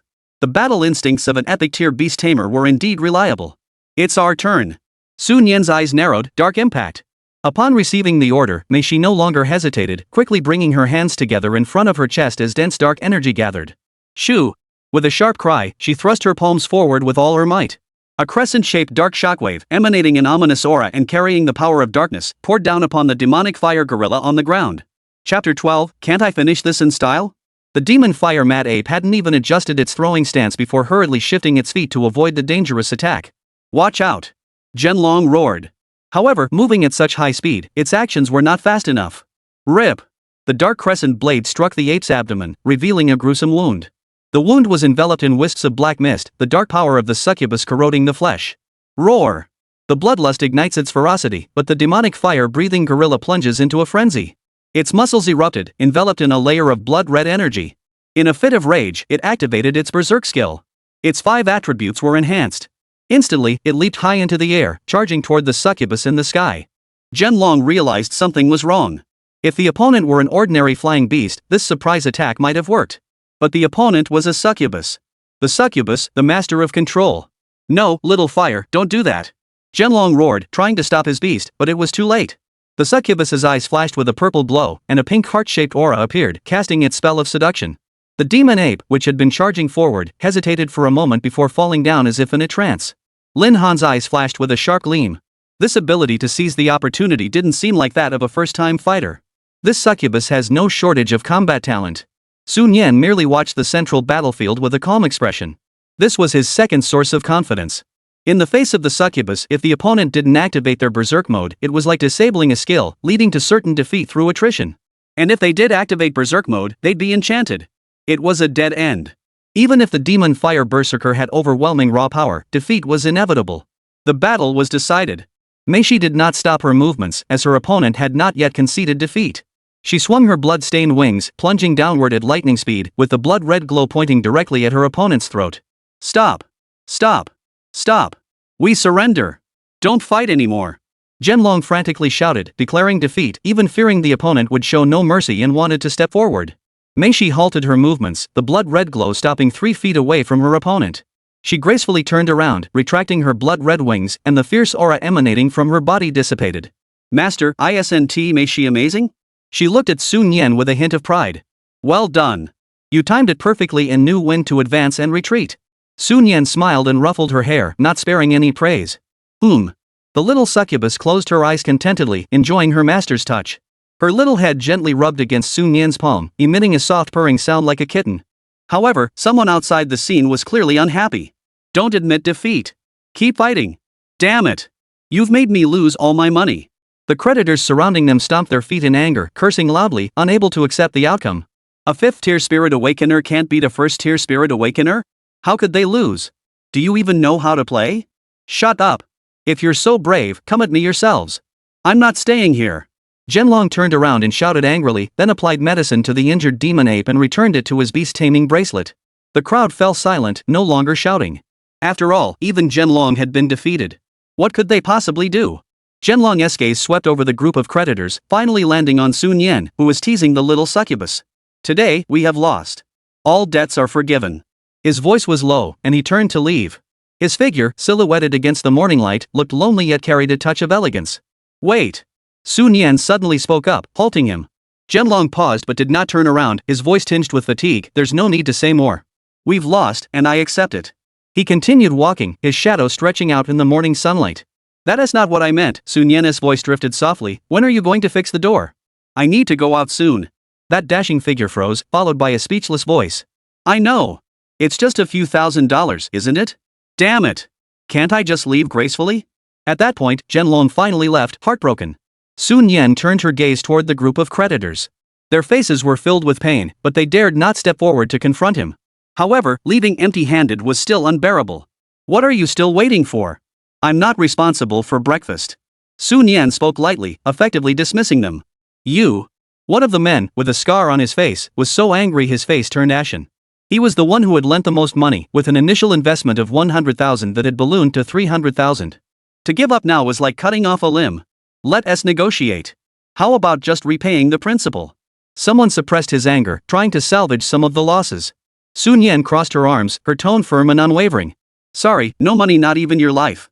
Meishi, standing nearby, followed suit, hugging her chest tightly, lifting her little head, and mimicking her master's words in a crisp voice. No money? Well, not even my life. Oh, he won the bet fair and square. Why should he have to pay it back? If he had lost today, or if Lin Han hadn't been there to keep them in check, which one of these people wouldn't have been a ruthless wolf devouring him whole? They devour him whole, leaving nothing behind. No way. Not even if it kills me. Fine. Very well. Sun Yan, we'll see about that. The scar-faced man glared fiercely but eventually turned away grudgingly. As he left, his gaze lingered briefly on Meishi, a fleeting expression of something unusual flashing in his eyes. The others, seeing this, could only mutter curses as they followed him out, leaving the courtyard finally empty. Lin Han stepped forward, his gaze filled with approval, carefully examining Meishi. You fought beautifully. Clean and decisive. Meishi blushed slightly at the praise, her face turning red, and replied earnestly, Thank you, Uncle Lin. After speaking, she shifted her feet and quickly retreated behind Sun Yan, peeking out only half her little head, shyly glancing around. Sun Yan couldn't help but smile. This little demon was fierce and ruthless in battle, but shy and timid in everyday life. However, she found this contrast quite charming. By the way, Uncle Lin, Sun Yan cleared his throat, getting back to the topic, did you bring the team here today because there are beasts that need to be treated? There's no such thing as a free lunch, there's no way all these people came just to see him. Lin Han slapped his forehead. With all the commotion this morning, I almost forgot the main reason we came. Right. It's my shadow wolf. It's been restless these past few days, and it keeps howling in the middle of the night. Dr. Su, could you take a look and see what's wrong? Sun Yan perked up at the mention of the shadow wolf. Excitement wasn't necessarily a negative sign. The specifics would need to be examined to determine the cause. Let it out. Lin Han nodded and moved his mind slightly. A flash of purple light filled the space, and a wolf king with a sturdy build and fur glowing with a dark purple-black hue appeared. It emanated a chilling aura of violence, its fierce eyes scanning the surroundings. Meishi let out a startled cry and shrunk back behind Sun Yan's legs. That giant wolf's gaping maw seemed larger than her entire demon form. Sun Yan's heart sank, and he couldn't help but marvel inwardly. The creature held no beast summoning bracelet in its hands. This shadow wolf king had been residing in Lin Han's beast taming space all along. And this was the hallmark of a transcendent realm expert. It was a world apart from the beast tamers of the awakened spirit realm. Other members of the Thunderfire demon hunters also gathered curiously, eager to see if this legendary shopkeeper from the southern Liang kingdom truly had the real deal. Sun Yan focused her gaze, and a faint light panel appeared. Shadow Wolf King. Qualifications: Elite 9-star. Rank? Health? Skills? When Sun Yan saw the last item, his gaze sharpened and his expression grew eerie. Lin Han noticed this and couldn't help but feel a tightness in his heart, his expression growing solemn. Dr. Su, have you discovered something amiss? My shadow wolf has really encountered a problem? Chapter 13, My Xiao family's beast tamers aren't so easy to deal with. Level 1 negative status, estrus, agitation. Treatment recommendation, address the need. Sun Yan looked at the diagnostic results on the screen, his lips twitching slightly. He chose his words carefully before addressing Lin Han. Cough, is this wolf male or female? Lin Han was taken aback by the question and took a moment to process it. Female, I think. I'm pretty sure. He turned to the massive shadow wolf beside him, unsure. Shadow, you're female, right? The shadow wolf king, or rather, the shadow wolf queen, cast a helpless glance at her master with her deep purple-black wolf eyes. After a moment, the massive wolf head nodded. That was her answer. Sun Yan, seeing this, nodded with a hint of understanding, then reached out to pat Lin Han on the shoulder, his tone drifting slightly. Alright, either find her a companion, or, find something to satisfy her needs? Before he could finish speaking, several members of the Thunderfire demon hunters nearby couldn't hold back their laughter and quickly covered their mouths. This condition was indeed hard to talk about, but it somehow made sense. Meishi hid behind Sun Yan, her small hands tightly gripping his arm, her fingertips pressing slightly, her purple eyes lowered, lost in thought. Lin Han. Though spoken bluntly, the words were crude but made sense. He finally understood. His own majestic shadow wolf queen was in heat. But it's not even spring. Could it be that she accidentally came into contact with some sort of aphrodisiac while hunting that demon beast a few days ago? Without giving it another thought, Lin Han quickly summoned the shadow wolf queen back into his beast summoning space. He looked at Sun Yan with a complicated expression. Does this count as treatment? It does seem to have solved the problem. How about 5,000? Lin Han asked cautiously. Sun Yan's eyes widened. Sure enough, he was a transcendent being so generous. Sun Yan quickly handed over the dragon card but said, no, this is too embarrassing. Lin Han looked at the card almost shoved in his face, hesitated for a moment, then transferred the money without hesitation. After paying, Lin Han seemed in a good mood. He turned around and waved his hand at his group of curious teammates. Alright. Since you're all here, let Su boss take a look. He's a nice guy with good skills. Everyone, give him some support. The boss is a nice guy? His skills are good too? But his business doesn't seem to be doing well, he doesn't even have a door. The team members exchanged glances. Many of them looked embarrassed they had come purely to see the male shop owner. But the team leader had spoken, they had to save face. One by one, they lined up neatly and let Sun Yan inspect them. About half an hour later, after sending off the last team member, Sun Yan looked at the 10 or so thousand yuan that had just been deposited into his account, but he couldn't help but feel a pang of guilt. This is strange. None of the beasts have any major issues, just some minor scratches. Earning this money feels a bit uneasy. He scratched his head. Meishi, however, was overjoyed, her little face glowing with excitement. This was the first time the master had hosted so many guests and made so much money at once. She, so happy. Dr. Su truly has an eagle eye. The group members who had been forced to see the doctor nodded in agreement, eager to get out of there as quickly as possible. Seeing that the group members had finished their checkups, Lin Han waved his hand again. Boss, see you next time. Before leaving, he seemed to remember something, leaned closer to Sun Yan, and whispered. If you have time, Mr. Su, you should check out the Demon Hunting channel.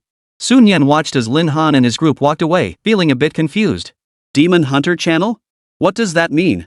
Is he hinting that I should go advertise? Never mind, I'll think about it later. Sun Yan shook his head and decided to let it go.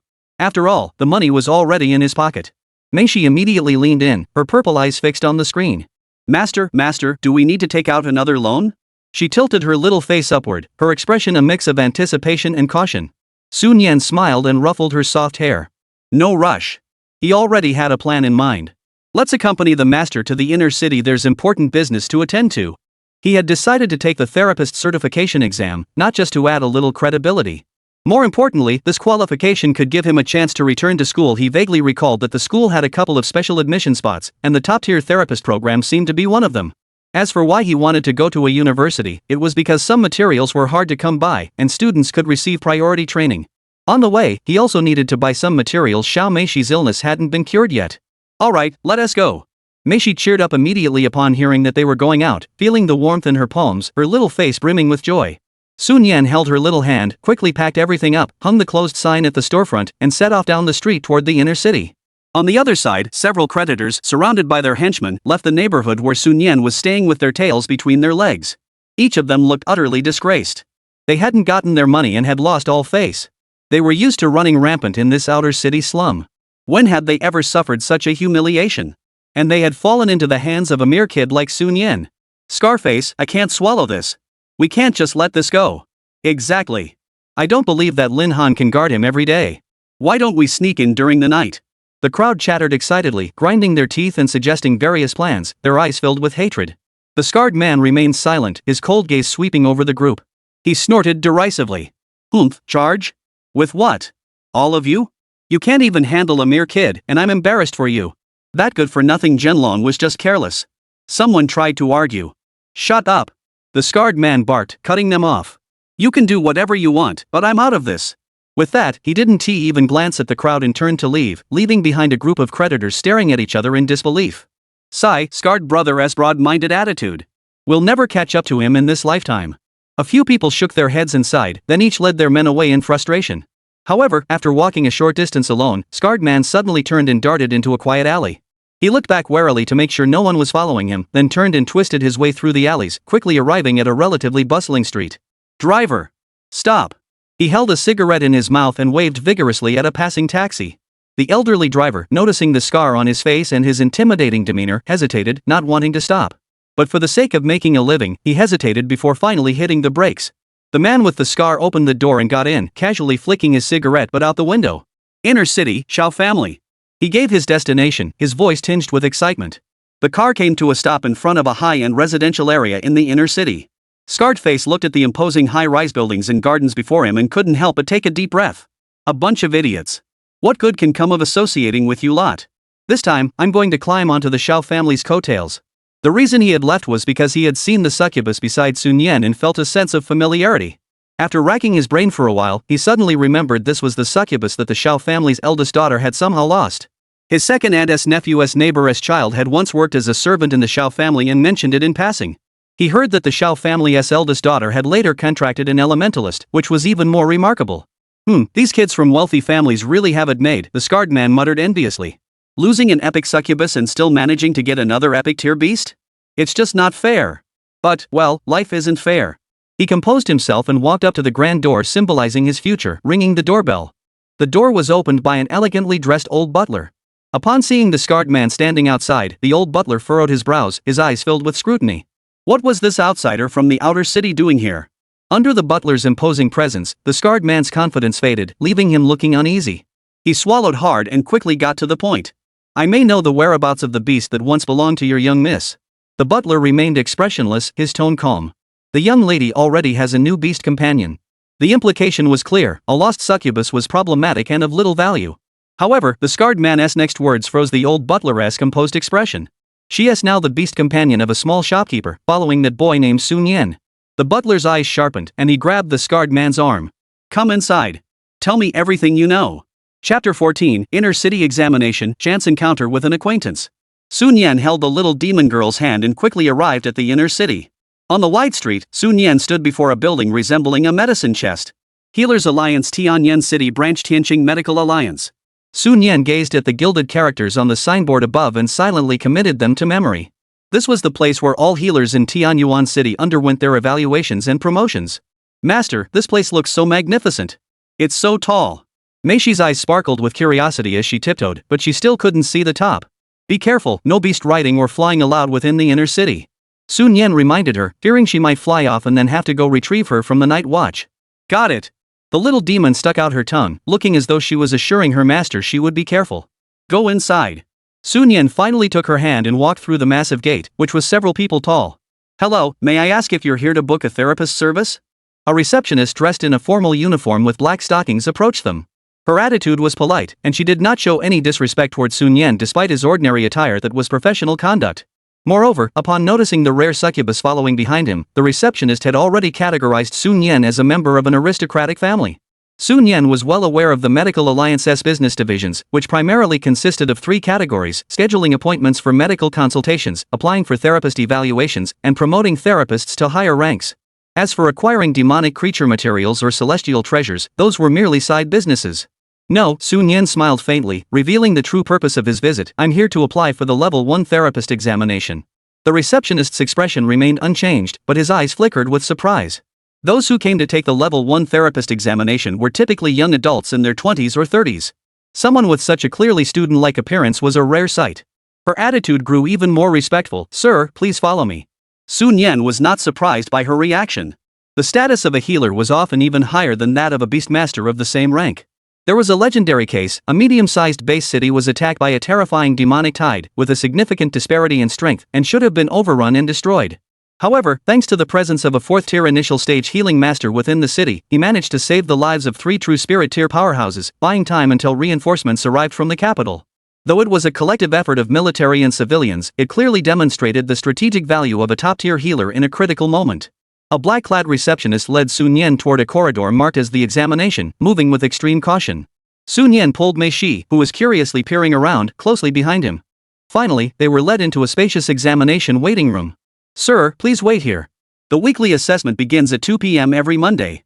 The time is almost up. The receptionist explained. Sun Yan nodded in understanding this centralized assessment method was indeed more efficient. He found a spot by the wall and sat down, while Meishi stood obediently by his side. Soon, 3 or 4 more candidates entered the waiting room, all dressed neatly and looking quite mature. Above, several middle-aged examiners with stern expressions had already taken their seats. After a brief verification of candidate information and some basic questions, Sun Yan paid the 800 yuan examination fee and waited patiently. Time ticked away, and the clock on the wall slowly approached the 2 position. The examination allowed candidates to bring their beasts into the room. The Alliance's philosophy was pragmatic: knowledge of beasts is your knowledge.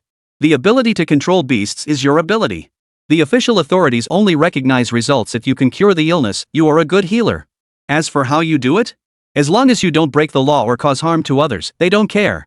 This also gave those beast tamers who had contracted healing-type spirits a natural advantage. Time's up. No more candidates allowed inside. A bald-headed examiner cleared his throat, about to announce the closure of the exam hall. Stop. Wait for me. I'm not there yet. A crisp voice suddenly rang out from the doorway, breaking the silence of the exam hall. Sun Yan looked up at the sound, muttering to himself, who's the spoiled rich kid who can't even get the exam time right?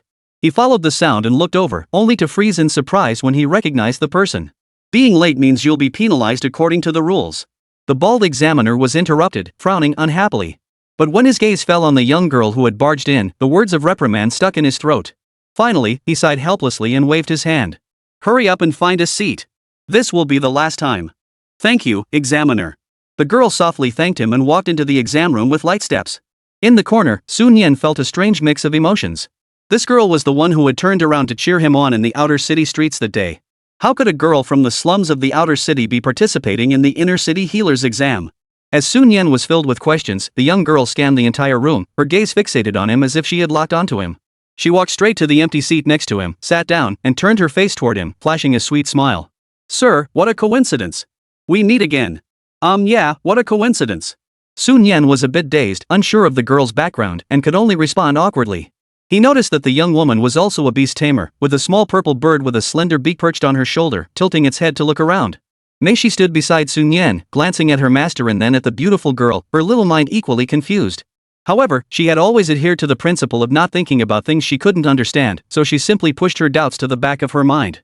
As the exam hall finally fell silent, the bald-headed examiner began to read out the rules. This assessment consists of 2 parts. Part 1, written exam. Based on the symptoms described in the questions, accurately diagnose the condition and provide a reasonable solution. Part 2, practical demonstration. Conduct an on-site diagnosis of 2 designated beasts and provide a feasible treatment plan. Sun Yan, who had initially been unconcerned, suddenly widened his eyes in shock. No, this can't be right. There's a written exam? His ability was to directly see the status panels of beasts, not to read the questions on paper. These written questions are going to kill him. Master, keep going. This little challenge won't stop you. Mei whispered in his ear, giving him a little pep talk, waving her tiny fist, completely oblivious to the fine beads of sweat trickling down her master's forehead. Damn it! Is this much pressure already making me sweat profusely? Sun Yan inwardly screamed, his mind racing as he frantically searched the corners of his high school memories for any relevant knowledge. Candidates, please begin your answers. The proctor gave the order. Scratch, scratch, scratch. The exam hall was filled with the urgent sound of pencils scraping against paper as other candidates buried their heads and wrote furiously. Sun Yan took a deep breath and forced herself to look at the exam paper. There were 3 main questions on it. Question 1, an Arctic frog exhibits symptoms of vomiting and diarrhea and is unable to perform its normal swallowing ability. Identify the most likely disease type and provide a solution. Just a few minutes later, Sun Yan slumped in his seat, his eyes vacant as he stared at the exam paper. It's over. I'm doomed. This question. It knows me, but I don't know it. Mei sat on the small stool beside him, blinking her big eyes curiously as she watched her master hold the pen but make no move. Why isn't the master writing yet? Could it be that the master is worried about writing too quickly, which might cause immense psychological pressure for the other students, so they're intentionally slowing down to consider everyone as feelings? Oh my goodness. My master is so kind. At this thought, Mei looked at Sun Yan with adoring eyes, completely oblivious to the fact that Sun Yan's shirt was almost soaked through with cold sweat. Damn it! Can't this question just appear in front of me like a summoned beast and show me the answer directly? Sun Yan sighed despairingly in his heart, already preparing to give up on the first part. Maybe the second part could salvage things? Just then, a crisp, playful voice, as sweet as music, sounded in his ear. The first question, you idiot boss. The core issue is that the part of the body controlling the cold energy is damaged, or the digestive system has gone haywire, causing cold toxins to invade and disrupt energy flow. The solution is to nourish the damaged organs with warm herbs, use xianyan grass to neutralize the cold toxins, and then use Manhwa to regulate the digestive system. Sun Yan suddenly looked up and met the gaze of the young woman sitting next to him, her eyes sparkling with a smile. She curved her lips into a smile and added softly. You don't even know that. Boss, you're really just a novice. Chapter 15, there's something wrong with this title. Sun Yan. There's a distinct scent of a female troublemaker here. However, this girl is no ordinary girl. Sun Yan furrowed his brows slightly, but his hands moved swiftly. The pen tip scratched noisily across the exam paper. Strangely, the proctor seemed to be deliberately avoiding their area, constantly patrolling elsewhere, giving Sun Yan an opportunity to act. He finished writing the answer to the first question, then looked up and fixed his gaze on the mysterious girl ahead. As if expecting this, she curved her lips into a smile, let out a barely audible chuckle, and passed the answer over. In this way, through mutual assistance, Sun Yan managed to hand in his exam paper just as the bell signaling the end of the written exam rang. However, after submitting his paper, his doubts only grew deeper. Looking around, aside from him and the enigmatic young woman, all the other candidates were frowning deeply, sighing heavily, and looking utterly dejected, as if they were certain they had failed. "Master, you're so amazing." Mei Shi immediately rushed over, her little face brimming with admiration, her purple eyes sparkling. Sun Yan bent down, ruffled her hair, and said casually, "Of course. The written exam is no big deal. The practical test is where your master truly shows his strength. Watch closely." "Yes. My master is the best." The little demon nodded vigorously, looking like the ultimate fangirl. The first written exam ended, and there was a brief break. Other candidates were frantically flipping through books, cramming at the last minute, transforming into Taoist exorcists, muttering mantras like male changes, female remains the same, symptoms depend on the lower line, and anger and urgency indicate the heart, coldness and fire indicate clarity. Sun Yan walked straight toward the young woman who had helped him greatly. "Boss, you're here." The girl turned her head, her features delicate and refined, but her eyes held a hint of amusement. "Earlier, thank you." Sun Yan hesitated before speaking. He owed her this favor. "No problem, it was no trouble at all." The young woman waved her hand dismissively, her smile bright. "You're clearly a good person." Sun Yan was caught off guard by her good person label and couldn't help but ask again. "Don't you have anything else to say? Like introduce yourself?" He thought it was reasonable. After all, she had gone out of her way to help him, so it was only proper to get to know each other. However, in Mei Shi's eyes, the scene took a different turn. Her eyebrows furrowed slightly, and she murmured to herself, "Master, why are you so concerned about this girl you've only met twice? Why are you taking the initiative to ask her name?" A faint sense of unease began to surface in her mind, but she forced it down. After about 3 seconds of silence. Sun Yan suddenly felt a weight on her leg and looked down. Mei Shi had jumped directly into his arms, wrapping her slender arms around his neck, burying her face deeply into his chest and rubbing against him. "Mei Shi? Why did you suddenly hug me?" Sun Yan was a bit dazed. What was this little girl up to? Mei Shi just loves hugging her master. A muffled voice came from his chest. The little demoness lifted her head and gave the girl a defiant snort. Sun Yan had no idea where this sudden possessiveness from her pet came from, so she could only attribute it to the little demon's confusing behavior and let her hang there, continuing to look at the girl. Bai Shuang, staring at the human-shaped ornament in front of her, twitched the corners of her mouth but managed to maintain her smile. "My name is Bai Shuang. I noticed that you seem to be having some trouble with the written exam, so I just offered to help out. However, the practical assessment will be done individually. I won't be able to help you then. You'll have to rely on your own skills." "Bai Shuang. Bai Yu?" Sun Yan unconsciously repeated the name twice, finding it quite easy to pronounce. "Bai Shuang." Her smile froze on her face. "Brother, how did you manage to hear my name and split it into 2 syllables without even thinking about it?" She took a deep breath, forcing a smile, and turned the tables. "What's your name?" "Boss? I'm not telling." Sun Yan answered crisply, a mischievous smile on his face, a little teasing, but it made him happy. "Bai Shuang. Is that how you treat your savior?" Just as Bai Shuang was inwardly ranting, the little hand of Mei Shi in Sun Yan's arms began to misbehave, quietly moving to his waist and then squeezing hard. "Ouch." Sun Yan winced in pain. "Mei Shi. Don't pinch my waist." Mei Shi turned her head away, her little mouth puckered up in a pout. Just then, an electronic announcement sounded. "Candidate number 1, Sun Yan, please enter the examination room." Sun Yan's smile froze on his face as he looked up at Bai Shuang. Bai Shuang's face was already beaming with a bright smile as she dragged out the words, "Oh, Sun Yan de Lao Bao." She paused deliberately before enunciating each word clearly. "Su, Jin, Xin, Ma?" This time, it was Sun Yan's turn to be speechless. That name sounded so strange. It sounded like the name of a female lead in a romance novel. Forget it. I won't bother with her." He frantically pulled the succubus charm off his body and hurried toward the examination room. As soon as Sun Yan left, Bai Shuang felt bored again. She teased the hawk perched on her shoulder, then pulled out her phone out of boredom, quickly switching between various channels to scroll through. Soon, a demon hunting guild chat channel caught her attention. "Lin Han, guys, let me say this once more, Su Boss is really a great person. He speaks well, is powerful, and can be relied upon in critical moments." Dynasty, exactly. I knew Su Boss was reliable. But I'm still curious if he is really the legendary Southern Liang? No way, bro. Why are you so fixated on Nan Liang? You wouldn't be. But I can vouch for it. The boss is quite the party animal in private. The other day I passed by his shop, and there he was, surrounded by a dozen burly men. Guess what? His eyes were still sparkling with excitement. 666. This is proof. Bai Shuang stared at her phone screen, her eyes widening and her mouth forming an O shape. She instinctively covered her mouth. Oh my god. That store manager who looked so handsome, kind-hearted, and a bit charming, was he really that wild in private? Thinking back to the name she had given him earlier, Su Jinshin, It actually fits him perfectly. Ugh. Bai Shuang shook her head violently, her face flushing slightly. No, no. My mind is dirty. That store manager is really strange.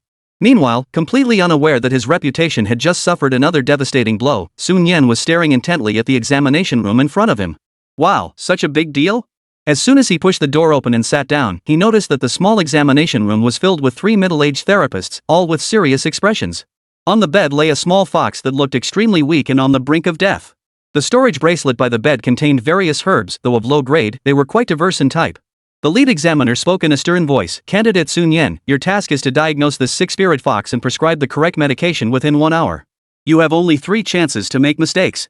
The final score will be determined based on the accuracy of the diagnosis, the effectiveness of the prescription, the time taken, and the number of errors. Do you understand the rules?"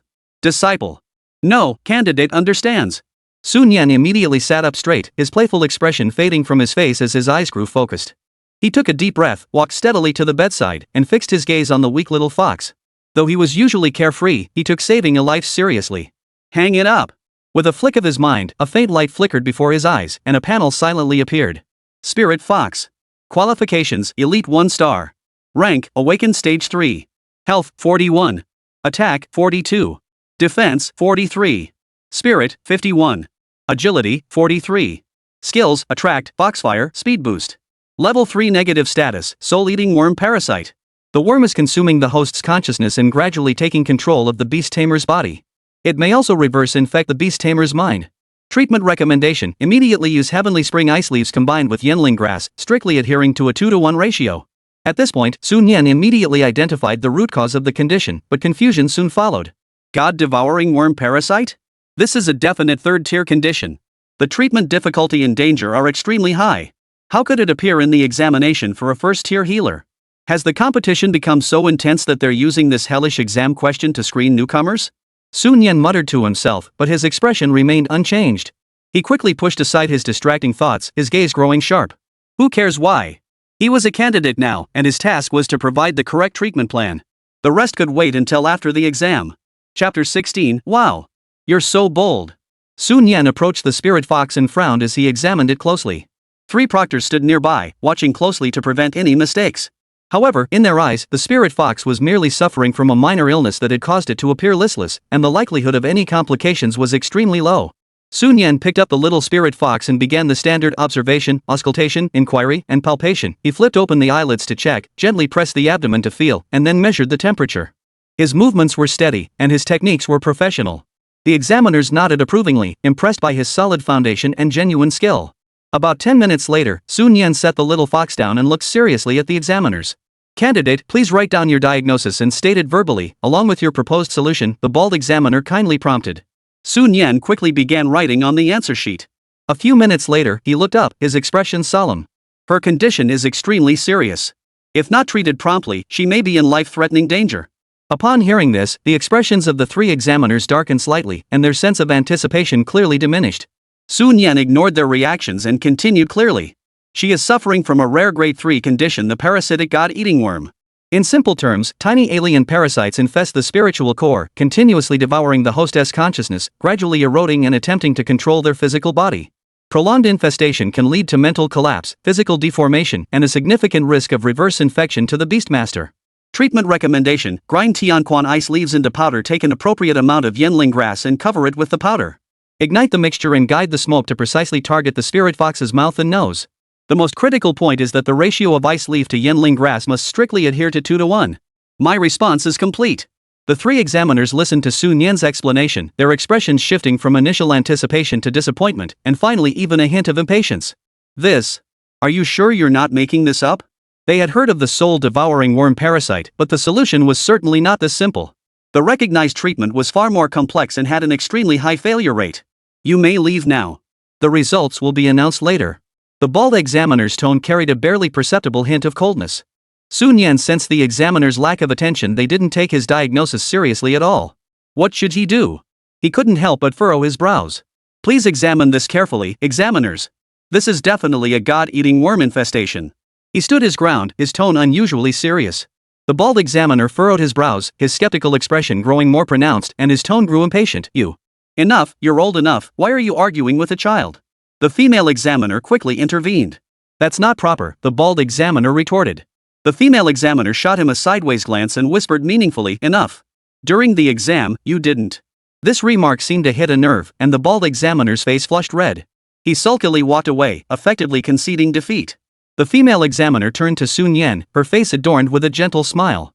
Though she couldn't confirm the accuracy of Sun Yan's diagnosis, the sincerity and determination in his urgency revealed the sense of responsibility expected of a qualified therapist. Skills can be honed, but such a mindset is rare. Let us conduct a more thorough on-site examination, she said to Sun Yan. Please wait here for a moment. Meanwhile, Bai Yu, bored, sat down next to Mei Shi. Hey, little demon, spill the beans. Does your master have any unusual habits? Bai Yu asked with a curious expression. Mei Shi felt a bit resistant inside, but thinking it might not be too forward, she thought carefully, my master usually doesn't seem to have any particularly strange habits, just, he likes to touch my head. That's it? Bai Yu looked disappointed. Wait. She narrowed her eyes mischievously and leaned in closer. Has your master ever done anything strange to you? Wow.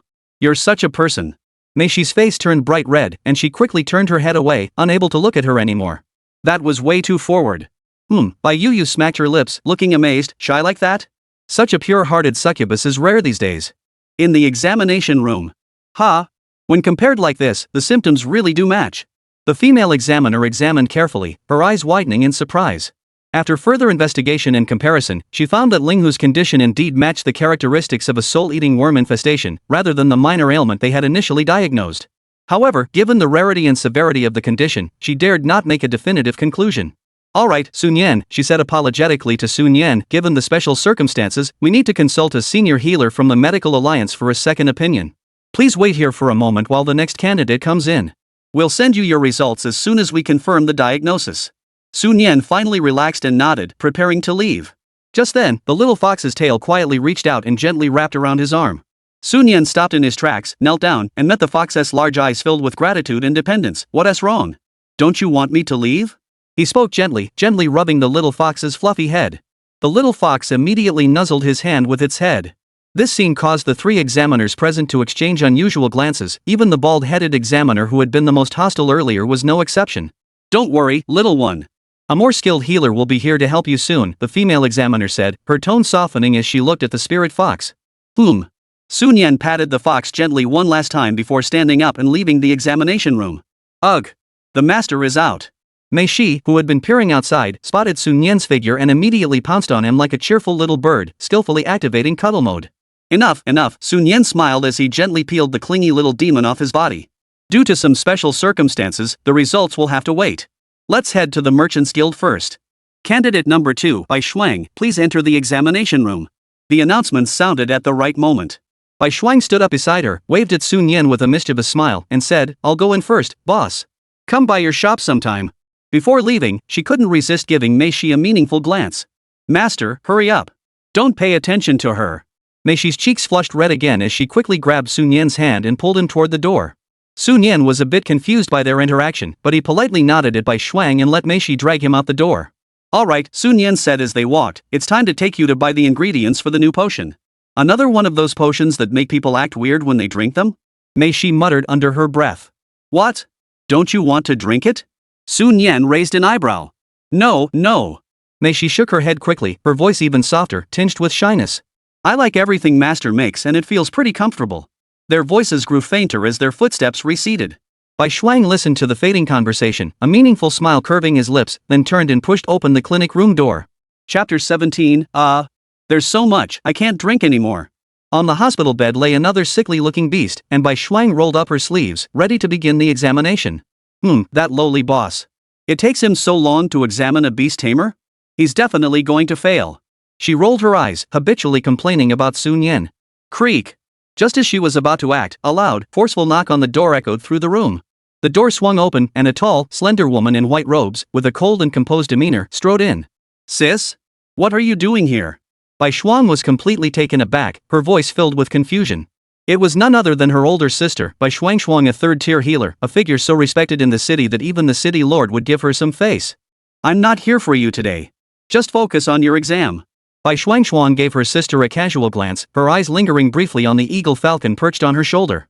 Put that bird away. Don't draw too much attention to yourself in the exam hall. Oh, got it. Bai Yu shrank her neck and obediently tucked the falcon into her beast-taming bracelet, then focused her mind on the diagnosis. Bai Shuangshuang followed the female examiner into the adjacent room. A soul-devouring worm parasite? Is that even real? She took the diagnostic report handed to her by the examiner, furrowing her brows as she studied it carefully. At first, she was completely skeptical, a quasi-first-tier healer diagnosing a rare third-tier condition? It was as absurd as a high school student claiming to have independently completed a national-level research project.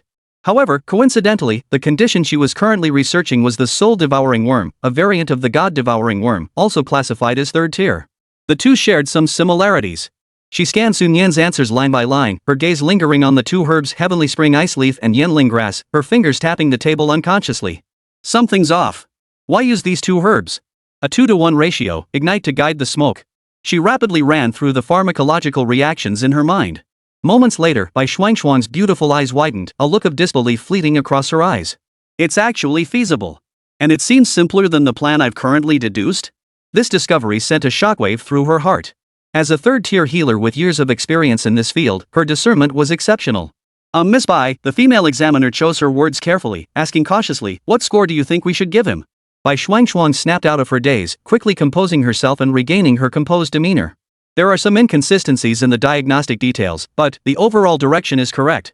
According to the evaluation criteria for first-level healers, this is sufficient for a perfect score. He passes this evaluation. The female examiner couldn't help but sigh in relief upon hearing this, but a faint sense of disappointment flashed through her heart. If Sun Yan's solution had been completely correct, it would have meant discovering a true prodigy. It seemed that, though prodigious, he still lacked that final touch. Bai Shuangshuang said no more and stepped out of the room. Seeing her younger sister still buried in her writing, she didn't disturb her but instead pulled up Sun Yan's candidate file, her fingertips gliding across the screen as she examined it carefully. At the same time, on the streets of the inner city. Master, aren't we going to the Merchants Guild? Mei Shi tilted her little head in confusion. The master had clearly said before they left that they would go to the Merchants Guild after the exam. Sun Yan rubbed his temples and shook his communication device helplessly. Plans change. Uncle Lei just sent a message saying that the new batch of goods he received contains the materials we need, and he specially set them aside for us. No need to make another trip. Oh. Mei Shi nodded blankly and didn't ask any further questions. Around afternoon, Sun Yan and Mei Shi returned to the entrance of Su's treatment clinic. Wow. A new front door. Mei Shi's eyes lit up with excitement. She ran forward and reached out to touch the brand new door panel, which shone with a translucent luster. Sun Yan was also slightly surprised. Those thugs from Zhenlong actually kept their word and fixed the door? Though it lacked some of its unique charm, at least they wouldn't have to bother tidying up every time they went out, and there was no longer the worry of things being stolen. It was a good thing after all. Mr. Su. A voice sounded beside them. Sun Yan turned to look and saw one of the henchmen who had followed Zhenlong to cause trouble earlier. He seemed to have said a few words before. Our boss sent me to deliver a message, the young thug said respectfully. He said that from now on, all grudges are forgiven. Sun Yan understood the meaning behind the words. He had never intended to continue the dispute anyway, as it wouldn't benefit him in any way. He waved his hand dismissively as a response. After dismissing the man, Sun Yan took Mei Shi's hand and walked to Lei Shu's magic material shop next door. Don! Don! Don! As soon as the knocking stopped, the door opened, revealing Lei Shu's kind-faced expression. Sun Yan is back. Here, the materials you requested are all here. Lei Shu smiled, pulling out an ancient-looking storage bracelet and handing it to Sun Yan. Sun Yan took the bracelet, probed it with her spiritual energy, and her brows immediately furrowed. Uncle Lei, how much are these?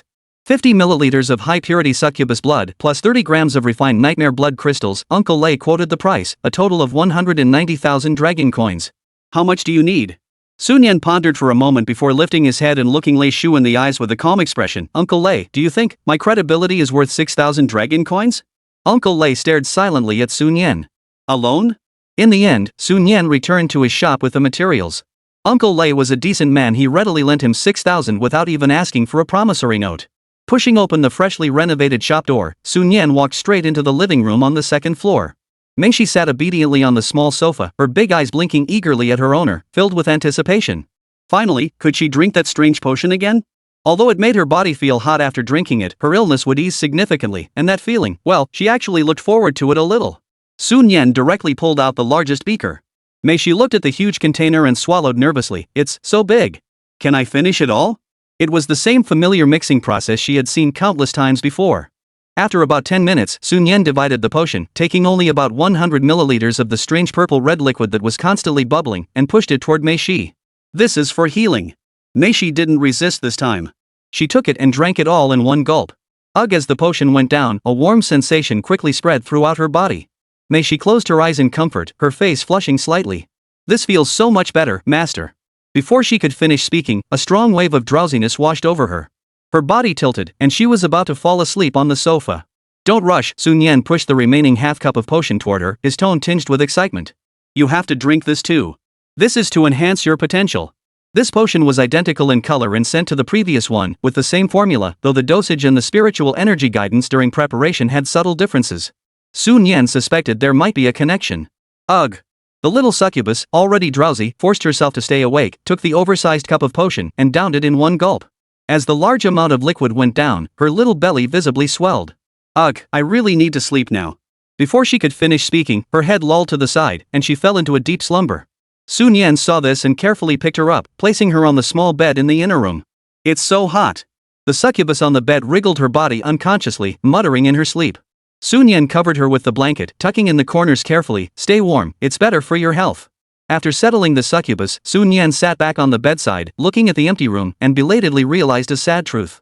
Sigh. My personal chef is temporarily offline. Tonight's dinner would have to be handled by him.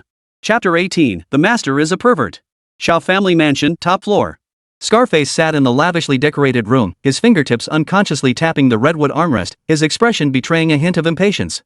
He had been sitting there all day, and now the street lamps were beginning to light up outside, but the legendary Miss Xiao still hadn't shown up. The old butler sat across from him, sipping tea leisurely, his expression calm. The Xiao family's favors aren't so easily obtained, the old butler said, setting down his teacup with a flat tone.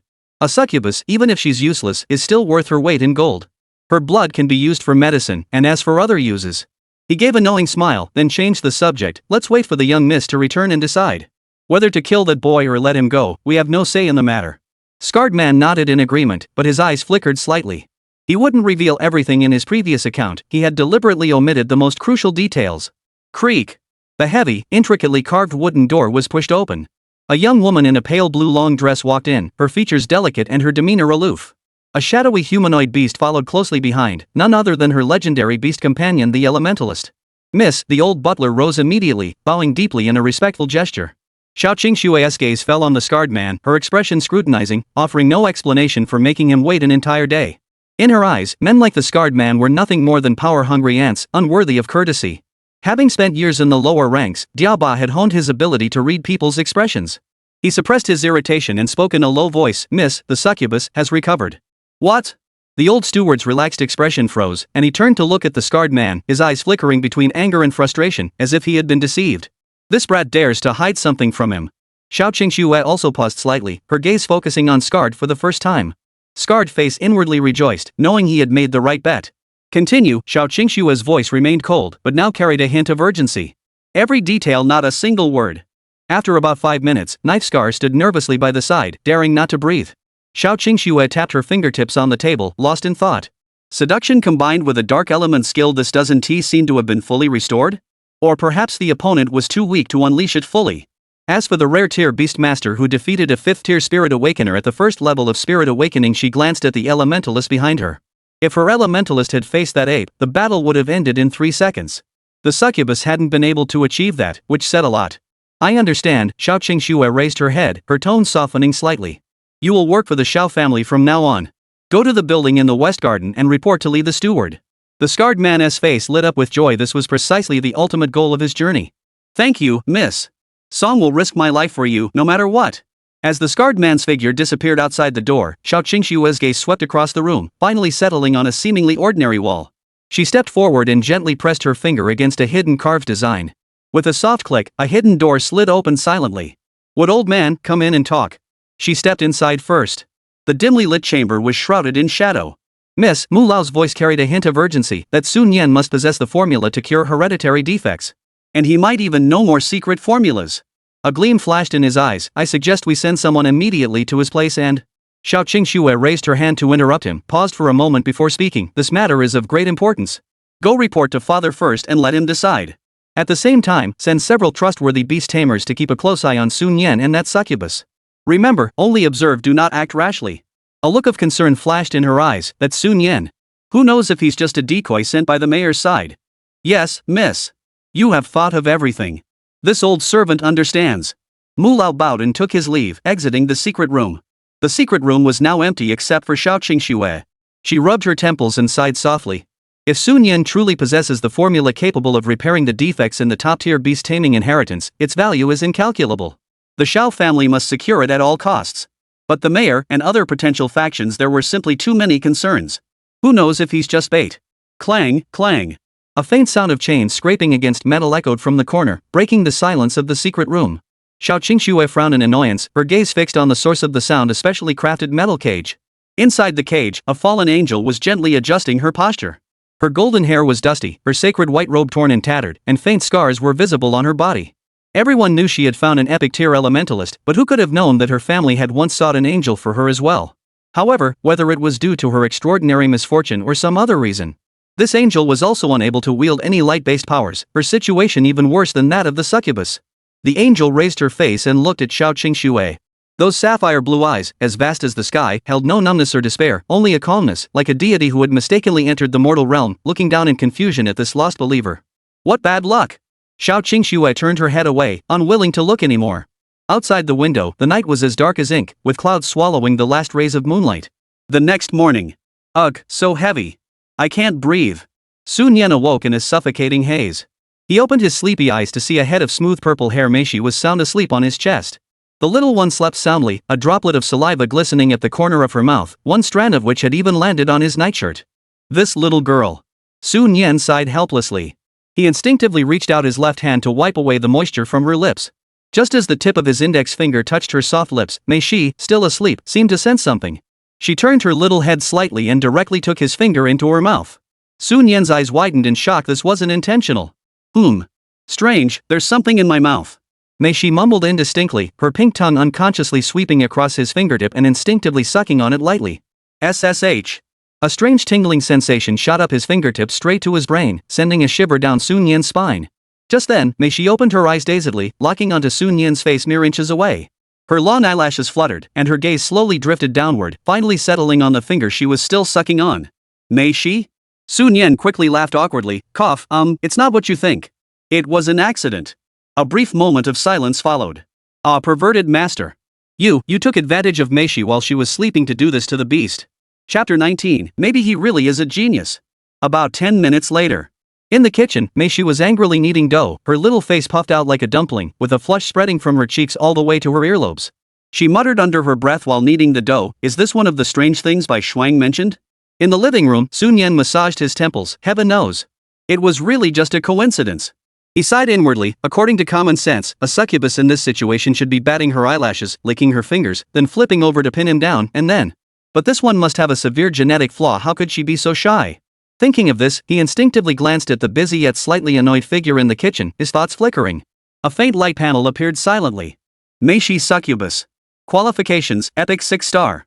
Rank, Spirit Awakening Stage 1. Health, 48. Attack, 52. Defense, 50.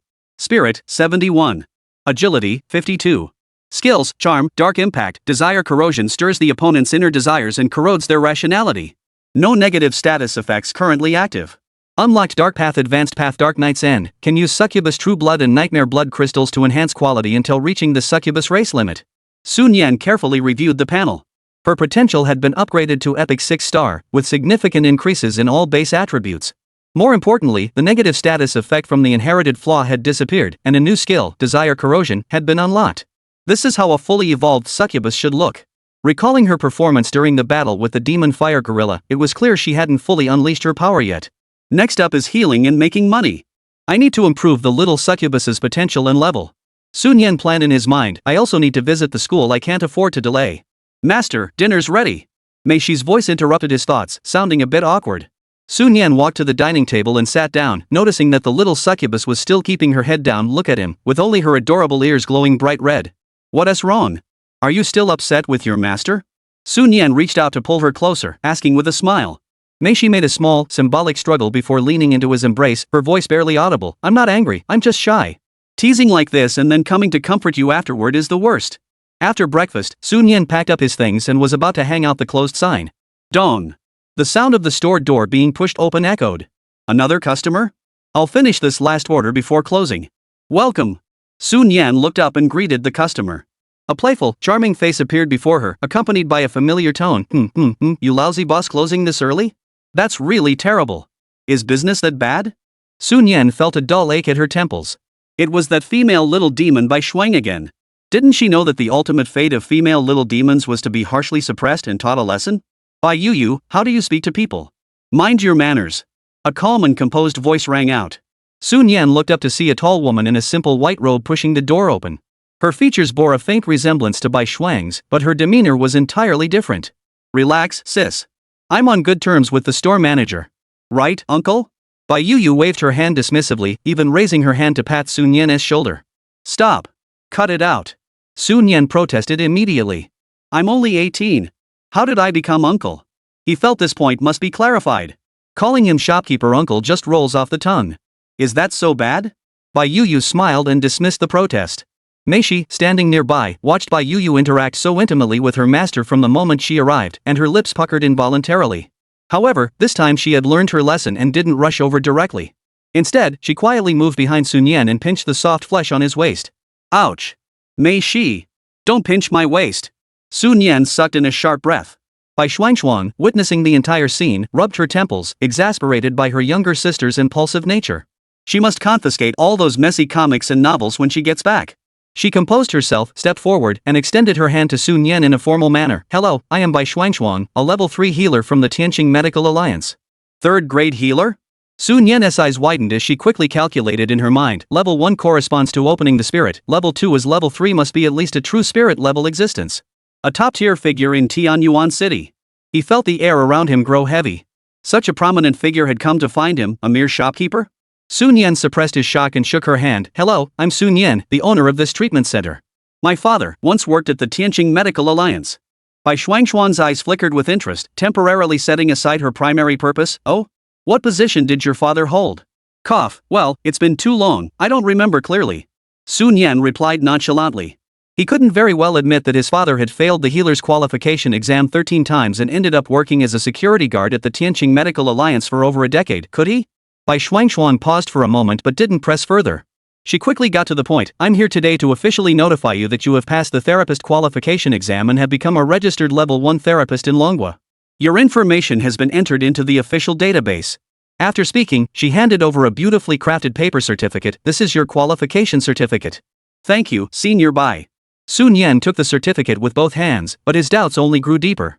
Simply delivering a certificate would never warrant a level 3 therapist making the trip in person.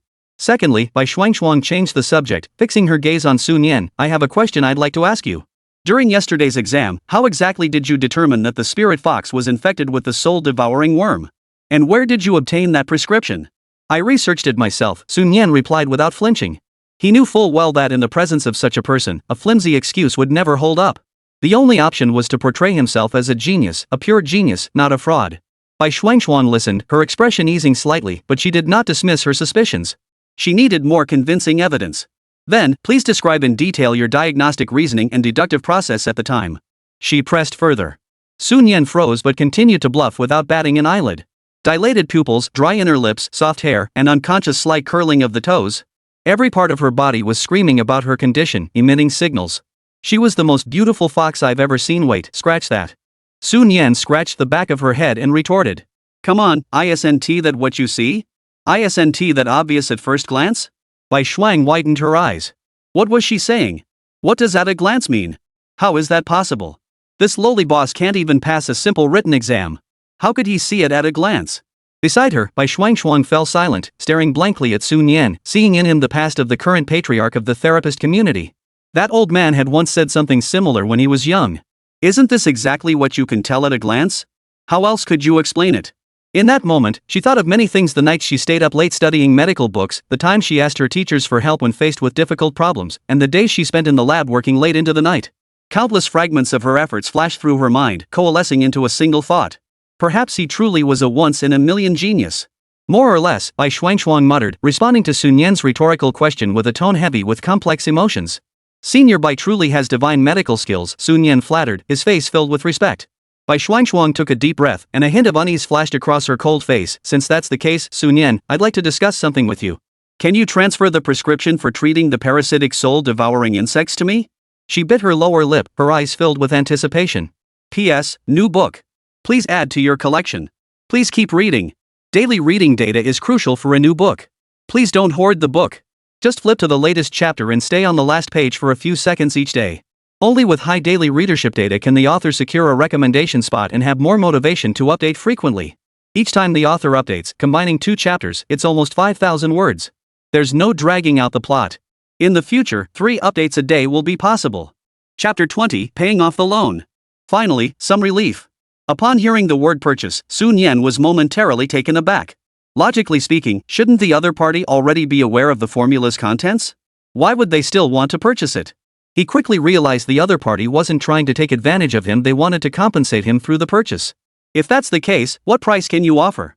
Sun Yan asked cautiously, a hint of curiosity arising in him. Bai Shuangshuang paused for a moment before speaking slowly. 3 million. That's what I'll pay for this formula. How about it? This price is absolutely reasonable.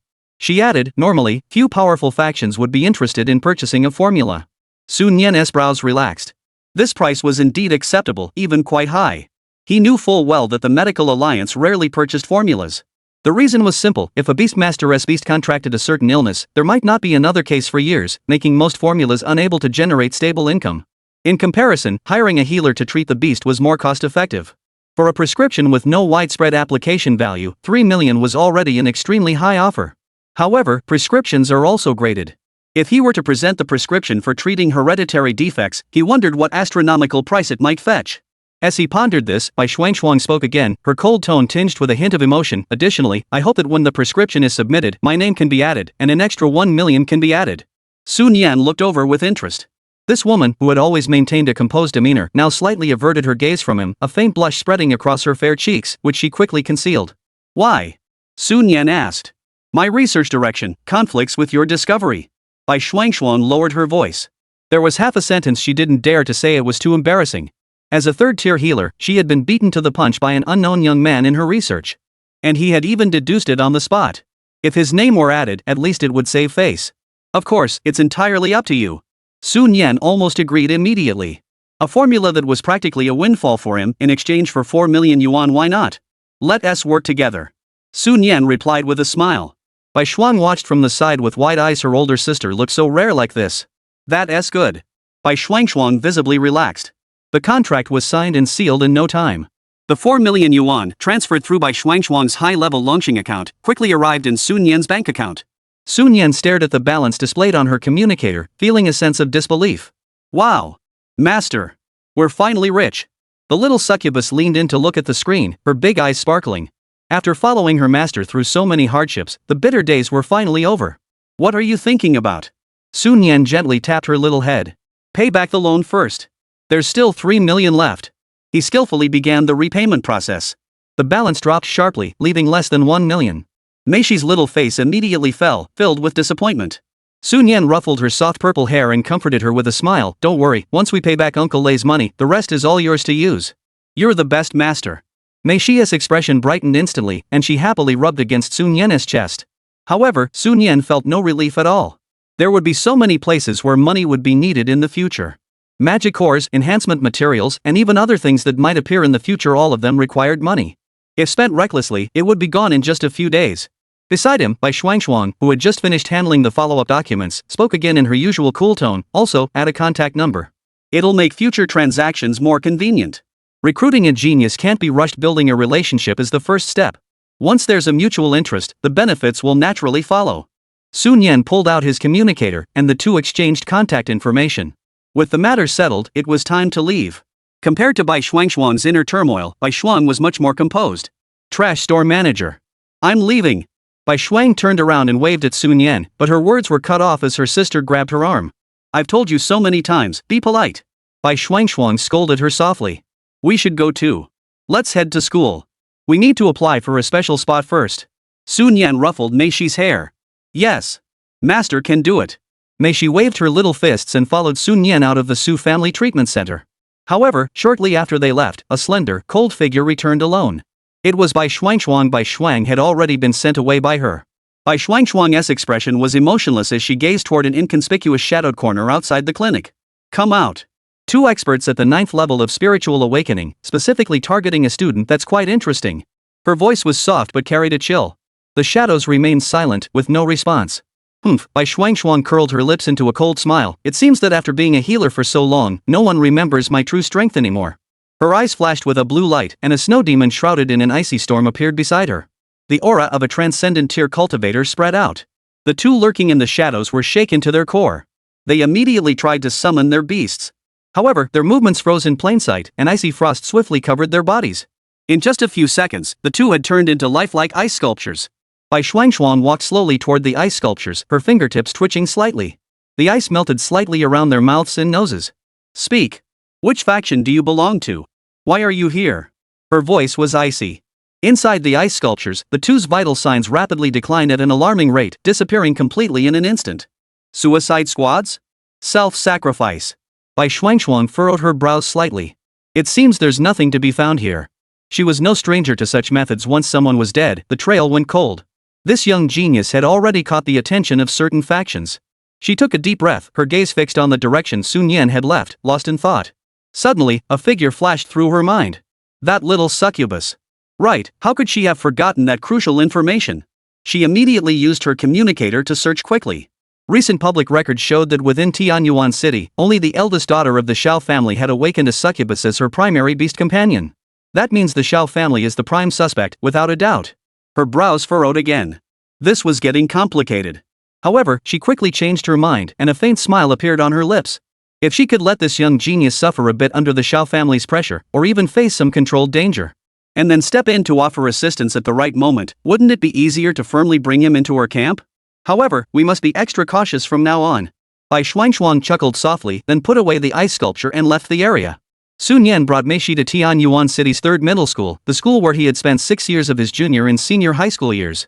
Of course, he had been eliminated in the college entrance exam awakening test and hadn't even qualified for the subsequent trials. However, the college entrance exam hadn't concluded yet, and the arena battles were still ongoing. Therefore, the special admission quota had not yet been decided. Master, this is your middle school. Meishi curiously examined the students passing by, her little face filled with confusion. Why does it feel like so many people are wearing the same clothes? I spent 6 whole years here. Sun Yan shook his head gently, his expression tinged with nostalgia. Back then, he had been highly regarded, at least in academic subjects, where he could effortlessly recall various beast-taming knowledge. But during the awakening ceremony, he had failed to summon a beast. The odds of that happening were lower than summoning an epic-tier beast. From then on, the few friends he had gradually lost contact with. Reality was often this brutal. At that moment, the students around them noticed the unusual pair more accurately. They were first drawn to the succubus before recognizing Sun Yan. Who is that? Why is he with a succubus? He looks familiar. I remember now. He is Sun Yan, from our year. I heard he failed his summoning awakening. Is that succubus bought? Those damn rich people. I hate rich people. Some ignorant people began to complain and speculate. Sun Yan ignored the misunderstandings and pulled the nervous demoness directly into the school gate. Among the onlookers, a few pairs of eyes flickered uncertainly, their expressions odd. Chapter 21, Application for a Spot. Who's behind it?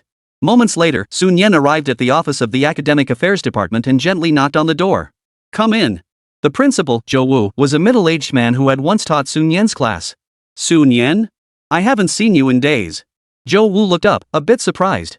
Did you come to school today to transfer your enrollment? By all accounts, Sun Yan hadn't been able to advance to the next level of education, so his enrollment status couldn't be retained. His options were either to graduate directly and enter the workforce or enroll in a vocational college to learn a trade. Today's visit was most likely the latter. This was the judgment based on his years of experience as a principal. Sun Yan stood before the desk, his tone calm. Meishi was shy, hiding behind him, only showing half her head and a heart-shaped tail hook. Mr. Zhou, I would like to apply for the school's special enrollment quota. Upon hearing this, Zhou Wu's pupils contracted, and his gaze locked onto Sun Yan's face. After a long pause, he spoke slowly, his tone carrying a hint of caution. Sun Yan, I know you're upset about failing your awakening. But the special enrollment spot isn't something you can just apply for. It's reserved for students with exceptional talent. If you don't have a solid reason, I really can't help you submit the application. He explained patiently. After all, he had been teaching Sun Yan for several years and tried to be considerate in his words. I understand the requirements, Sun Yan nodded, pulling out a document from his pocket. So, I took the Level 1 Therapist Certification exam recently.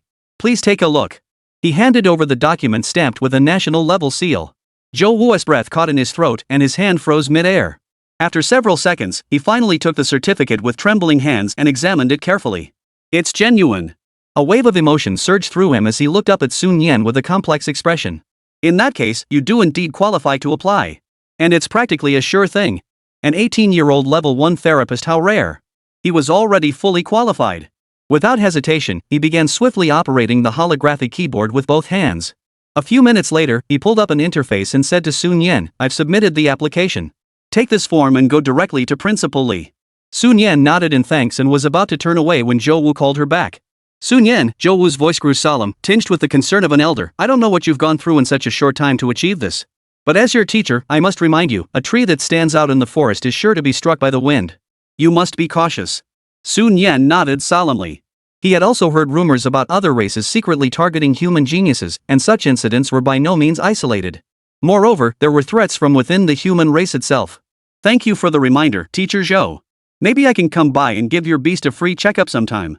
He spoke with a light tone. That would be the teacher taking advantage of you.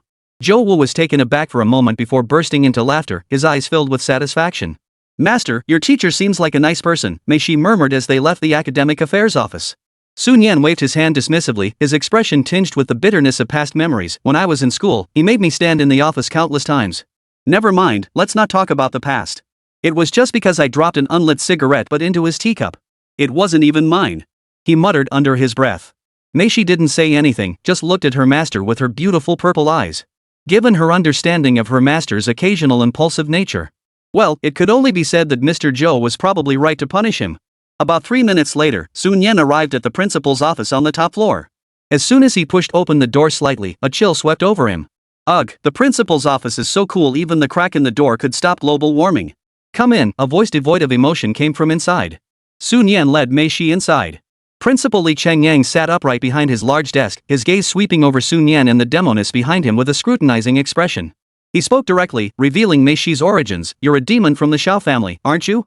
Mei Shi's body trembled, and she instinctively tried to hide behind Sun Yan, but Sun Yan gently grabbed her wrist. Not anymore. Sun Yan met the principal's gaze, speaking clearly, she no longer has a contract with the Xiao family. She is my beast companion. Principal Li smiled kindly, no need to be nervous. Under alliance law, there's no prohibition against contracting unclaimed beasts. As long as the contract itself is valid, it's fine. And... He paused, his gaze sweeping over Mei Shi, a useless succubus like her wouldn't interest many people anyway. Sun Yan cursed inwardly at the hypocrisy. What worried him most was that one day the Xiao family might come after him. However, the Xiao family had remained completely silent in recent days, leaving him unsure whether they simply didn't consider him a threat or had other plans. Enough. Get to the point. Principal Li withdrew his gaze. I'm applying for the school's special admission quota. Sun Yan placed the application form, which had been processed by Zhou Wu, the director, on the principal's desk. To his surprise, Principal Li furrowed his brows as he quickly skimmed through the application. Level 1 therapist? Principal Li narrowed his eyes, tapping his fingers on the desk as if weighing his options. After a few seconds, he spoke in a matter-of-fact tone. All right, we've received the materials. You may go now. The school will process your application according to procedure. Sun Yan sensed the evasive tone in his voice and immediately insisted, Principal, could you please process this now? I need to confirm this and then handle other matters. He stared at Li Zhengyang without a hint of fear. You? Principal Li was taken aback by his attitude, giving him a complicated look and speaking with a hint of warning. Sun Yan, you are a student of this school. Let me remind you, some things are not yours. I meet the qualifications, and the application process was proper. Sun Yan didn't back down, but his mind raced. The principal's words were loaded. Could this spot be reserved for his relatives? This time, Principal Li didn't say anything else. He just gave Sun Yan a long, meaningful look and tapped a few times on the holographic interface. All right, the process is complete. Go back and wait for further notice. His tone was impatient. If it weren't for that level 1 therapist certification lying there, he would have already called security to escort him out. Anyway, it had nothing to do with him. The one who would be contacted later wouldn't be him. Thank you, Principal Li. Sun Yan smiled, no longer lingering, and turned to leave the office, holding Mei Shi's hand. Master, what did that old man mean? As they stepped out of the office building, Mei Shi hung her little head, looking confused.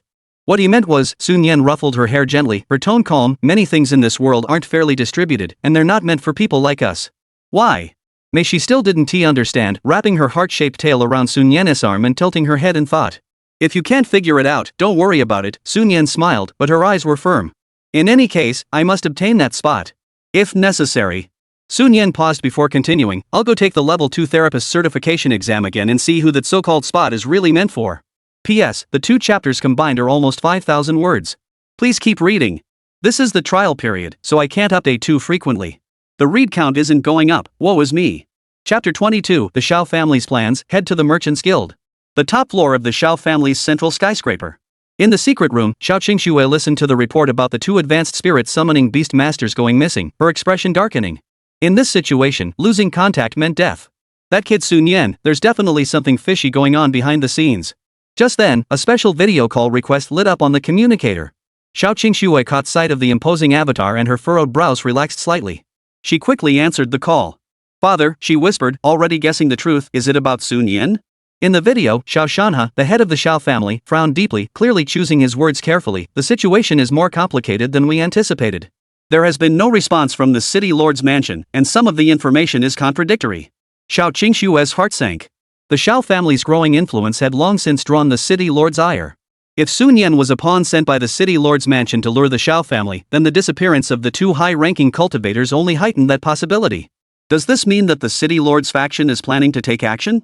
Xiao Shanhe's voice rang out again, striking Xiao Qingxue's heart. Additionally, your special enrollment quota is likely in jeopardy. Xiao Qingxue snapped her head up, her blue robe fluttering, a flash of anger in her eyes. Sun Yan? Yes. A suffocating sensation surged in her chest.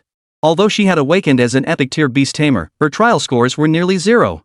This spot was her last hope to enter the top academy. Now, it was being snatched away by an unknown, even failed summoner? Sun Yan? What gives him the right? Xiao Qingxue could barely contain her anger, digging her nails into her palms. Where the hell did he come from? Tomorrow, you must go to the school yourself. Xiao Chengshan's voice was soft, I've already made all the arrangements. Yes. Xiao Qingxue replied, her voice suppressing her dissatisfaction. The video call ended. Xiao Qingxue took a deep breath, her anger boiling inside her with no outlet. She turned to the expressionless angel in the nearby cage. The bloodstains on the chains behind the angel were particularly jarring. Why am I always so unlucky? She let out a defiant scream. After venting her frustration, she glanced at the angel. Take it. It'll be perfect for testing that Sun Yan to see if he's really that skilled or just got lucky. By the cage, her elementalist watched the angel, a flash of hatred flickering in her eyes. Outer City, Su Family Healing Center. Sun Yan lay comfortably in a chaise longue, enjoying the leisurely sunbath. He had no intention of repairing that hole. The sky is high and the emperor is far away, no debts, no worries, he couldn't help but sigh. Meishi still clung to her little stool, snuggling against Sun Yan's leg and basking in the sunlight. Her little head nodded slowly, and she was about to drift off to sleep. Ding ding ding. The urgent notification sound broke the tranquility. Sun Yan lazily swiped open the communicator and a message from the school popped up. Sun Yan, regarding the special enrollment quota, further discussion is required. Please make sure to come to school tomorrow. Sun Yan. He nearly jumped out of his chair. He had just returned in the morning, and now they were calling him back tomorrow? This efficiency was too fast. But he quickly realized it wasn't about efficiency, it was because someone with connections had intervened. Principal Li's attitude made it clear, you guys figure it out yourselves, don't drag me into this. Ugh, I'll see who the hell is trying to steal my spot. Sun Yan muttered angrily under his breath, patting the little demon beside him. Let us go, Meishi. Wu Meishi rubbed her sleepy eyes and looked up dazedly. Master? What's wrong? Come with me to the inner city. Ha? Now. What for? Meishi clearly showed the laziness of just waking up and a hint of reluctance. Seeing her reluctance, Sun Yan smiled and patted her little head. I'll buy you a demon core. The same kind that made you stronger last time. With the showdown against the connected party tomorrow, Sun Yan had no intention of resting. Plus, he had some extra money on hand, so he might as well boost his own demon's power first. However, as the quantity of materials he needed increased, Uncle Lei's supply began to strain. It was time to head to the major merchant guild in the inner city to restock. Magic cores. Meishi's eyes lit up, and all traces of sleep vanished. She jumped to her feet excitedly, urging, let's go, master. 2 p.m. Inner City, Tianqi Merchants Guild. Sun Yan looked up at the majestic, gold-embossed characters Tianqi Merchants Guild. This was the true commercial heart of Tianyuan City, controlling a vast network of resource distribution, with channels even reaching the capital city. He pulled Meishi, who was looking around in awe, into the towering skyscraper. Good afternoon, welcome to the Tianqi Merchants Guild, sir. A sales clerk in a formal uniform greeted them immediately. When she noticed the demoness by Sun Yan's side, her eyes lit up, and her demeanor became even more respectful. A customer who could summon such a beast must be of extraordinary status. Though his attire, well, it was rather plain. Perhaps it was the unique taste of the wealthy. Sir, our guild is divided into. The saleswoman was about to give a detailed explanation of the building's layout. Hold on, Sun Yan smiled and interrupted her, flipping his wrist to reveal a gold-bordered black ID card. I am a first-tier healer. What discounts can I enjoy when shopping at your guild? The sales clerk's professional smile froze, her eyes widening in disbelief as she stared at the qualification certificate symbolizing his status. Healer. In her eyes as an ordinary sales clerk, that was a truly high-ranking figure. However, they were usually elderly individuals of high moral standing. Last year, when her younger sister's beast companion fell seriously ill, she had gone through immense hardship to find a healer willing to help, and the exorbitant fees and arduous appointment process were still fresh in her memory. It took several seconds before she snapped back to reality, her gaze fixed on Sun Yan with a mix of awe and complexity. Such a young first-tier healer. This might be the only time in her career she'd ever get to interact with someone like this. Of course. She stammered, her voice trembling with excitement. All items in our guild are available at a 10% discount for first-tier healers. Sun Yan's face broke into a smile. As expected. Being a healer sure had its perks. This would save him tens of thousands. It was worth it. Please lead the way, Sun Yan rubbed Meishi's little head, which had grown even more excited upon hearing the discount. I need Demoness True Blood, Nightmare Magic Crystals, and some high-quality magic cores, preferably from dark-aligned alien races. Yes, sir. Please follow me to the exclusive lounge. The sales clerk had no further questions. A healer purchasing any materials? That's perfectly normal. She immediately led Sun Yan to an elegantly decorated, highly private lounge and handed him a holographic projection tablet. Please fill in the types and quantities of materials you need here, and we will deliver your order directly to you shortly. Sun Yan looked at the tablet and thought to himself, this is the treatment I deserve. He sat down, holding the sticky Meishi close to him, and began browsing the material library. Chapter 23, Purchasing Materials to Enhance Qualifications. Meishi was previously an epic 6-star, and fixing the inheritance defect cost over 10,000 materials. Sun Yan swiped through the light blue material projections while quickly calculating in his head, based on this increasing consumption ratio, this upgrade should cost less than 30,000, but I need to set aside some for the more difficult stages later. Let's buy 60,000 worth of materials first. Then spend 40,000 on magic cores. After the 10% discount, we'll save 10,000 and keep the remaining few thousand as a backup. He quickly finalized his plan. After finishing the operation, Sun Yan noticed that Meishi was staring wide-eyed at the floating blue projections with curiosity. He smiled and pinched her little face. How about that? All the money the master earns is spent on you, you bottomless pit. Meishi immediately nodded her little head like a chick pecking at grain, her big eyes brimming with emotion. Yes. Master is the best. Seeing her adorable and obedient expression, Sun Yan couldn't resist teasing her. After all, being shy all the time isn't what a seductive demon is supposed to be. She needs some proper training. Well, shouldn't Meishi repay her master properly? Sun Yan leaned closer to her, a smile on his face. He straightened her slumped body and looked straight at her. Repay the master. Meishi sucked her index finger, her little head spinning. When I become super powerful, I'll drive away all the bad guys who want to bully the master. Protect the master. Does that count as repayment? She patted her rather ample chest confidently, causing a ripple of movement. Clearly, this innocent answer was not the repayment Sun Yan had in mind. He grinned wickedly, closing the distance between them until their noses were almost touching, his warm breath brushing against Meishi's cheek. Well, that's not enough. Think of something else? Meishi, no. At that moment, even the slowest-witted demoness realized her master's sinister intentions. She widened her eyes, her face flushing bright red, her mind spinning. Ugh. Meishi doesn't know, master is so bad, but you're not bad, at least let's talk about it when we get back. Her voice grew fainter and fainter, eventually barely audible. Sun Yan watched her blush so fiercely she was about to burst into flames, then rubbed her head contentedly. Alright, let's listen to Meishi. We'll talk about it when we get back? Meishi didn't say that. Master heard wrong. It was just a hallucination. Meishi was so ashamed and angry she wanted to bury her face in the sofa. Just as Sun Yan was about to tease the little demoness some more, footsteps sounded outside the door. Sun Yan immediately sat up straight, looking serious. Meishi covered her burning face with both hands, revealing only the tips of her red ears and sharp little horns. The saleswoman walked in, looking puzzled at Meishi's appearance, but her professional demeanor kept her composed. Sir, the materials you ordered are all ready. They're in this space bracelet. The bracelet is a small token of our guild's goodwill, a gift for you. She handed over a simple, elegant bracelet with a respectful bow. Sun Yan took it, scanned it with his mental energy to confirm it was correct. Thank you. He nodded at the sales clerk, then tapped the little demon beside him. Alright, we've got the materials. Let's go. Meishi still covered her face, following Sun Yan closely, not daring to look up the entire time. Once the two had disappeared, the sales clerk stared at the door, her expression still dazed. Tap tap tap. At that moment, the sound of high heels grew louder, clearly indicating someone was approaching. The sales clerk immediately bowed respectfully. Good afternoon, Chairman. She glanced in the direction Sun Yan had left and quietly instructed, send a copy of the list of materials purchased by the therapist earlier, including the specific quantities and ratios, to my terminal. Yes, sir. That evening, at the Su Family Treatment Center, Sun Yan collapsed onto the sofa, exhausted. Mei Shi obediently turned on the light and was about to sit down beside him to rest. Stop. Sun Yan suddenly spoke up, looking at her seriously. Xiao Mei Shi, did you forget something important? After a 1-hour car ride, Mei Shi had finally calmed down, but her face flushed bright red again. The master meant he wanted her to repay him now? What should she do? Was her master finally going to do something strange to the demon? Should she act reserved or just accept it? Just as her mind was once again overwhelmed, and all sorts of unspeakable images were flying around in her little head, Sun Yan spoke slowly. What are you standing there for? Go cook. Otherwise, you'll drink the medicine and faint again, and the master will have to go hungry. Sun Yan chuckled as he gently tapped her dazed little face. Last time he tried cooking himself, he nearly burned down the kitchen. This high-risk job is best left to the professional demon chef. Ha! Mei Shi's expression shifted from tension to confusion, even tinged with a hint of disappointment. She puckered her lips. Master is so mean. Always picking on me. Her tone carried a hint of complaint, but she also sighed in relief. Sun Yan was a bit confused by her reaction, waving his hand. Hurry up, I'm starving. I'll prepare your medicine first.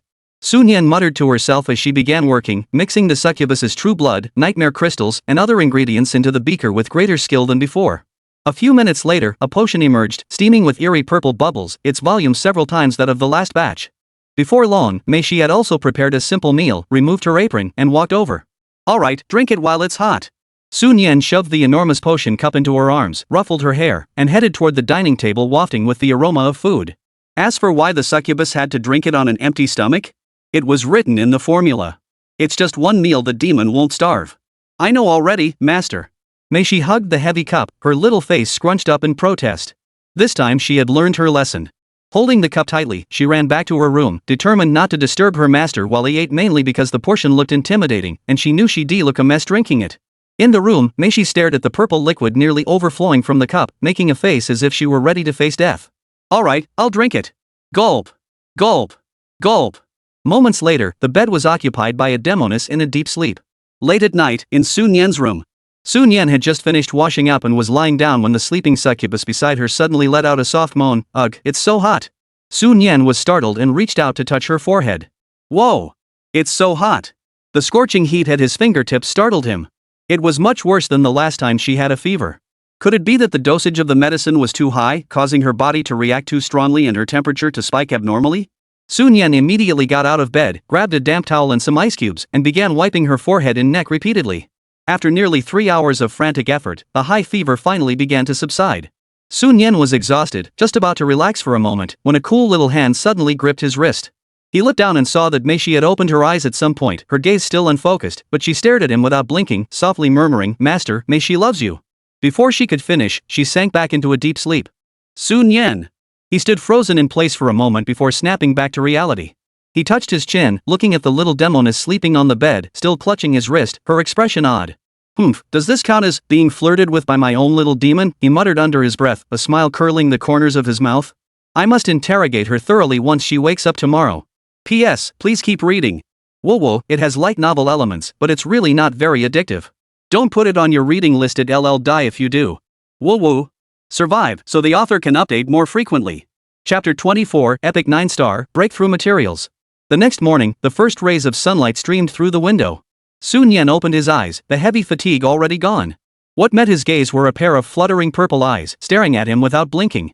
You woke up so quickly this time? Sun Yan smiled and instinctively reached out to rub her little face. It's all because Master took such good care of me yesterday? Mei Shi blushed slightly and gently tapped Sun Yan's arm. Do you remember what you said yesterday? Sun Yan's eyes sparkled with a smile as he asked teasingly. Mei Shi's face turned bright red. What are you talking about? I don't know. Seeing that Sun Yan was still smiling, she stomped her foot in frustration. Master. Alright, I won't tease you anymore. Sun Yan smiled as he ruffled her hair. With a thought, Mei Shi's interface appeared. This time, the interface was completely transformed. Mei Shi Succubus. Potential, Epic 9-star maximum level reached. Rank, Spirit Awakening Level 1. Health, 73. Attack, 75. Defense, 72. Spirit, 117. Agility, 74. Skills, Charm, Dark Impact, Desire, Corrosion. Unlocked Dark Type Advanced Path, Dark Knight's End, current limit reached. Can use Heavenly Seduction, Tears and Witch's Heart to increase potential limit. Sun Yan's pupils contracted slightly, and he was stunned. They really provided the breakthrough materials. The effect of this special cultivation slot is even more powerful than expected. The attribute boost from an epic 9-star potential was terrifying, with the spirit attribute already breaking into 3 digits. Though he hadn't seen many top-tier beast tamers, even a single attribute was twice that of the demon fire mad ape. A single strike would likely be enough to defeat it. In fact, one could say that the demon fire mad ape would need to reach the 9th layer of spirit awakening to match the attributes of a demoness. Don't just stand there. Start devouring the demon core first. Remember, it's your favorite. Sun Yan suppressed his excitement, retrieved the demon core from his storage ring, and handed it to Mei Shi. Alright. I'll do my best. She waved her little fist, her eyes sparkling with excitement. With that, she gripped a demon core and began absorbing it. Sun Yan watched with interest as the purple-black crystals in her hands quickly turned transparent and eventually dissipated into dust. At the same time, Mei Shi's aura was rising at an astonishing rate. Only when all the magic cores were completely depleted did she stop, satisfied. Sun Yan summoned the panel again. Demoness Mei Shi.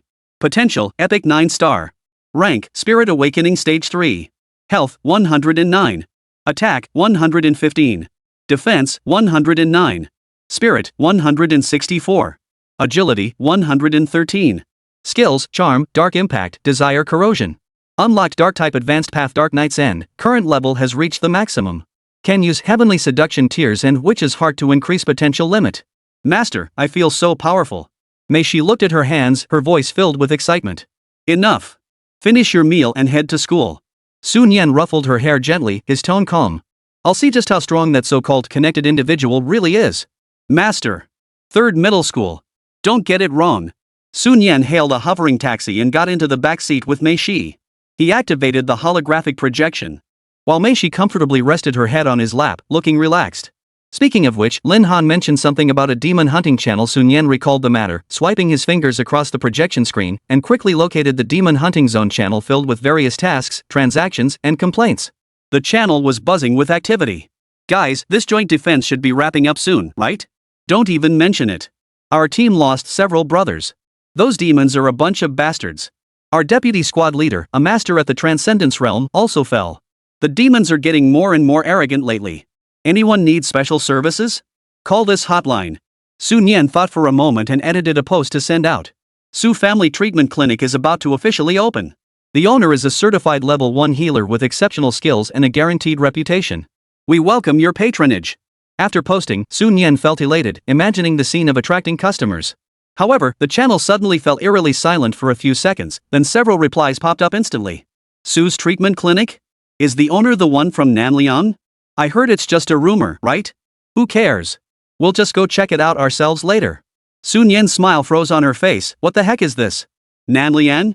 He's not even remotely connected to that place. He instinctively glanced at the harmless little succubus in his arms, then looked at himself. He was just an ordinary young man with mainstream tastes.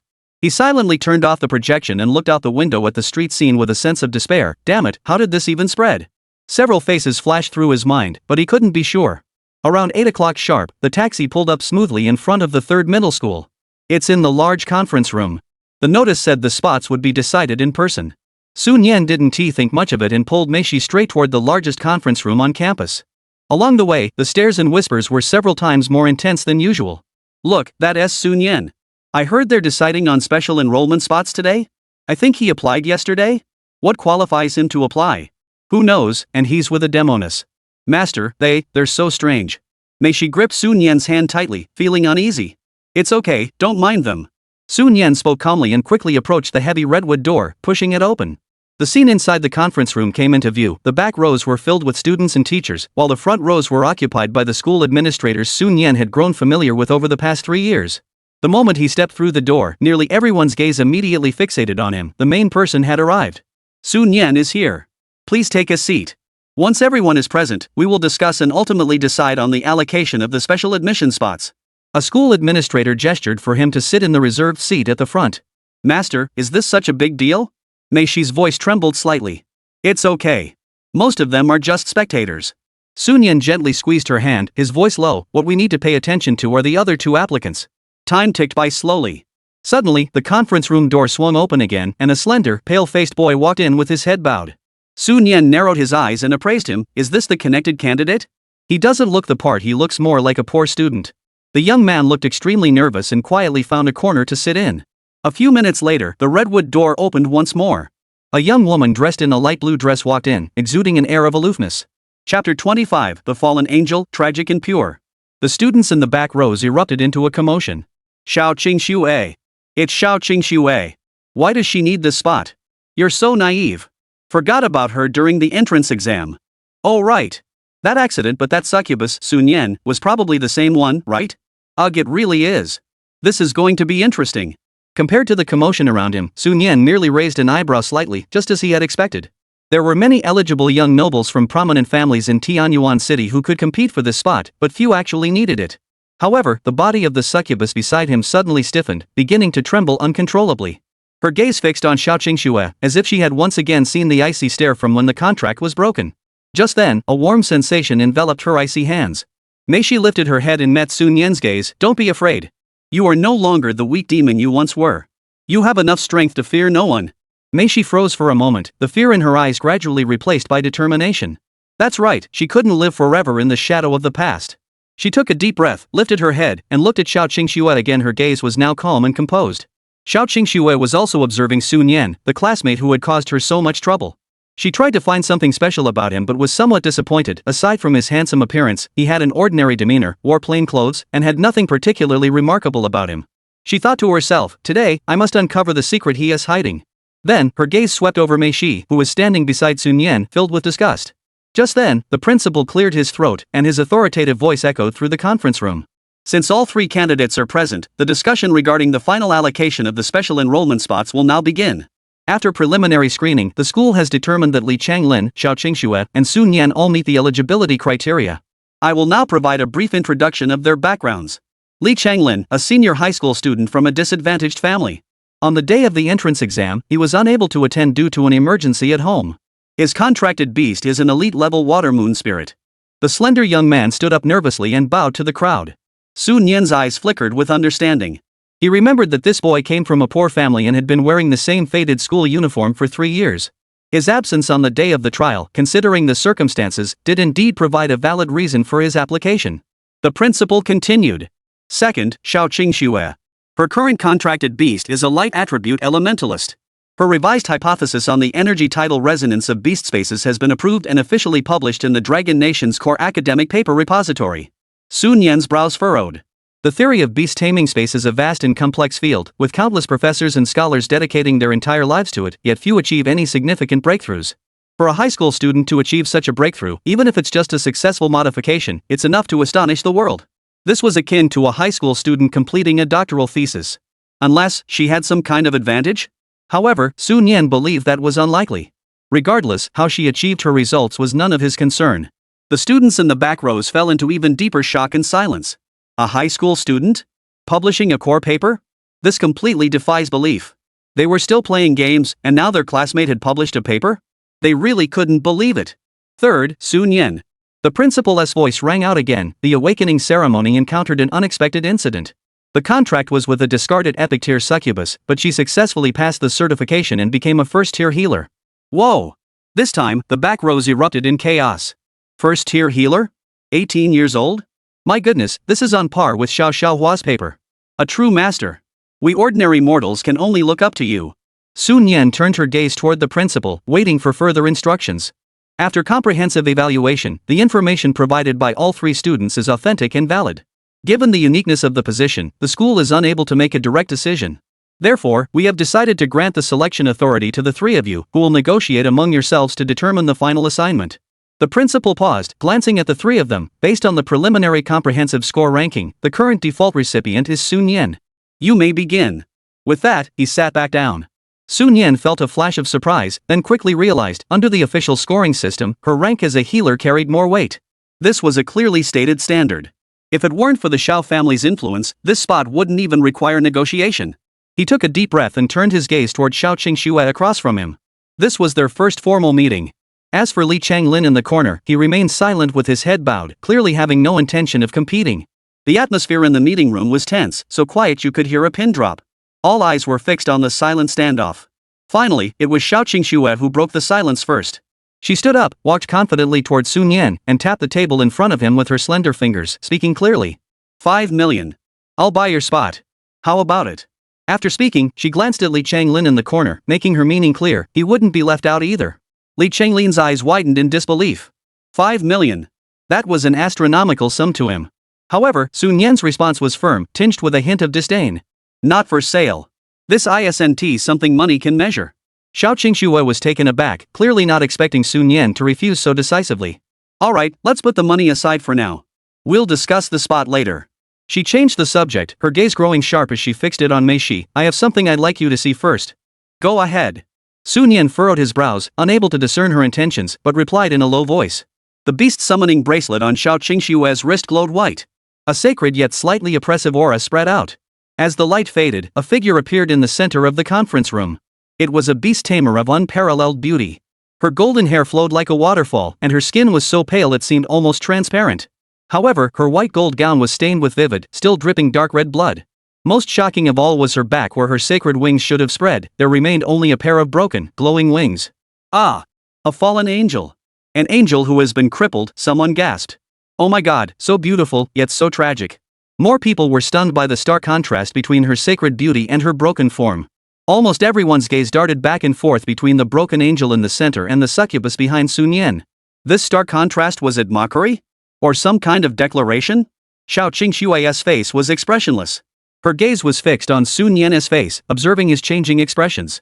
She wanted to see how he would react to this equally crippled angel. If he was delighted, it meant he had mastered a unique healing method. If he was surprised, it could mean something else. Sun Yan, however, was stunned. For the moment the winged angel appeared, the micro-light panel automatically floated before his eyes. This was highly unusual. Chapter 26, utterly bizarre. I've never seen such a research method. The text on the micro-light panel flickered. Angel unnamed. Quality, epic 9-star. Rank, none. Health, 61. Attack, 89. Defense, 62. Spirit, 59. Agility, 61. Skills, Holy Light Judgment, swing an angelic greatsword to deal light damage, Sacred Flames, ignite the angelic sword to unleash flames, burning enemies and increasing damage against dark-aligned creatures, Ascension, temporarily boost all attributes and enhance the first 2 skills. Sun Yan's heart was instantly engulfed by a tidal wave of shock. Epic 9-star? The potential is absurdly high, but that's not the worst of it. But the real game changer was those 3 skills: Holy Light Judgment, Sacred Flames, and Ascension to Divinity. Just by the names alone, they were clearly the ultimate setup for a top-tier damage-dealing beastmaster. He instinctively glanced at his own succubus skill bar: Charm, Dark Impact, Desire, Corrosion. They do sound weaker, but Mei Shi specializes in control, so damage output isn't her forte. It's like asking a healing fairy to deal damage, it's not their specialty. Actually, if it came down to a fight, Mei Shi could hold her own. Sun Yan forced himself to suppress the shock in his heart, keeping his expression calm as he continued to glance at the status bar. Xiao Qingxue suddenly revealed this angel, her intentions unclear. He had to stay calm. Level 5 negative status, bloodline depletion, unable to channel light energy, cannot level up. Treatment, requires light holy crystal, eternal stone, and any legendary tier light attribute true blood. Level 5. Sun Yan's pupils contracted sharply. This was the highest level negative status he had ever encountered. He didn't even know what realm this level corresponded to. On the other side, Xiao Qingxue's gaze turned toward Sun Yan, fixated on his expression. However, instead of showing any signs of surprise, the other person's brows were furrowed, as if they were deeply troubled. What do you mean? Sun Yan spoke first, his voice calm as he stared directly at Xiao Qingxue. Nothing deep. Xiao Qingxue curved her lips into a faint smile, her voice clear as it echoed throughout the hall. I'm just curious, what method did you use to cure the succubus by your side? The moment those words left her mouth, the entire hall erupted in chaos. Teachers, and even the principal, suddenly widened their eyes and all turned to look at Mei Shi. They had previously assumed the succubus was still incapacitated, but upon Xiao Qingxue's revelation, they suddenly realized the faint, normal energy fluctuations characteristic of a tamed beast emanating from her body. What? The succubus has recovered? I thought she was diagnosed with skill deficiency and innate inadequacy when she enrolled? Sun Yan cured her? Most of the teachers at the school were spirit opening level beast tamers, and some were even ordinary humans. The principal was only at the transcendent realm. Their discernment was insufficient to perceive the true state of a beast tamer who hadn't actively displayed their power. If there were truly a powerful individual present, the situation would be entirely different. Sun Yan was also taken aback. The issue isn't how Xiao Qingxue found out. Given the Xiao family's influence, it wouldn't be surprising, but why she chose to reveal it openly in front of everyone. What is her true purpose? Watching Sun Yan's reaction, Xiao Qingxue furrowed her brows even more. Sun Yan's mind raced, and after a moment, he spoke slowly, his tone calm. I deduced it myself. Isn't that simple? Student. Teacher. Xiao Qingxue. Even Mei Shi, who was clinging to Sun Yan's sleeve, couldn't help but gently bump her head against his master. That's such a lame excuse. Xiao Qingxue took a deep breath, suppressing the absurdity in her heart, and questioned, I once asked a third-tier healer to take a look personally. He clearly told me that congenital defects, especially those involving the core bloodline, are almost impossible to cure. Sun Yan, are you saying that you, alone, solved a problem that even a third-tier healer couldn't handle? Sun Yan smiled faintly, meeting her gaze. First, the focus of our discussion is the allocation of the admission quota, not my treatment method. Second. He shifted the topic with a hint of amusement. Every healer has their own unique techniques. Why should I tell you? Xiao Qingxue was momentarily speechless. Sun Yan was right here, he had no obligation to answer. Of course, that only applied here. Outside, the Xiao family had plenty of means at their disposal. Sun Yan didn't wait for her response, continuing to smile as he baited her, 1 million. I'll tell you my research method, including the detailed formula for curing this succubus. Interested? Research method? Where did he get a research method? The formula? It had already been discarded, and he didn't need those materials anyway. Might as well trade them for some money. As for whether the Xiao family would gain too much from it, that wouldn't be the case. What's valuable is always the person, not the formula. Even if it's just one succubus that can't be charmed, there could be numerous reasons, and each type requires different materials and configurations. Forcing a generic solution would only lead to failure. Xiao Qingxue fell silent. Buying the research method alone carries uncontrollable risks and its value is hard to estimate. But if it includes the exact healing materials and formula for curing a seductive demon, then the value is entirely different. With the Xiao family's influence, finding a similar seductive demon beast isn't difficult. Who knows, it might even allow us to reverse engineer treatment methods for other disabled beasts, a surefire profit. This deal is worth making. She took out a gold embossed Dragon's Path card without hesitation, with the password printed on the surface. The account number and password are on the card. You only need to write down the contents and hand them over to me personally. I will arrange for someone to verify their authenticity. There is no need for you to reveal them publicly. Those around her, who had been eavesdropping, immediately cursed under their breath. Sun Yan took the card, confirmed it was correct, and felt slightly surprised the other party was indeed wealthy and powerful. However, he wasn't the type to renege on a deal. He picked up a pen and paper and quickly wrote down. Core materials, Demoness True Blood, Nightmare Crystal. Auxiliary materials, Preparation Method. Diagnostic method, Observation. Symptoms resemble hereditary defects or congenital blood deficiency, indicating that the core of their power lacks a specific guiding medium. Considering the succubus race's primary reliance on mental energy, we select Succubus True Blood as the core material and pair it with Nightmare True Crystal to enhance mental guidance. Sun Yan finished writing and felt at ease. The material formula he provided was genuine. As for the inference method, observation method was also correct. He had indeed deduced it by examining the interface. The subsequent deductive process was a logical chain derived from the known answers, which could not be falsified. Xiao Qingxue took the note and immediately activated the device on her wrist. A blue holographic projection appeared. The projection showed an elderly man dressed in a simple black robe, with a stern and aged expression. His gaze swept across the room, finally settling on Sun Yan with a scrutinizing expression. It's Mu Physician. The renowned Mu Physician who has been famous for over 20 years. Goodness. He was already a third-tier healing master 20 years ago. It seems he has a deep connection with the Xiao family. Is he here to evaluate Sun Yan's prescription on the spot? The school leaders' eyes also grew eager. Though they couldn't openly express their thoughts, they were clearly enjoying the spectacle. If this were true, the school might just produce a genius. Xiao Qingxue bowed slightly. Please trouble Master Mu to assess the credibility of this prescription. Master Mu took the projected information and examined it carefully. When he saw the core ingredients Demoness True Blood and Nightmare Crystal along with the detailed preparation steps, a hint of surprise flashed in his eyes. This formula, logically speaking, it actually seems feasible. In fact, it could even be described as ingeniously conceived, with a high degree of authenticity. The ingredient combinations and steps do make some sense. He stroked his beard and nodded slightly.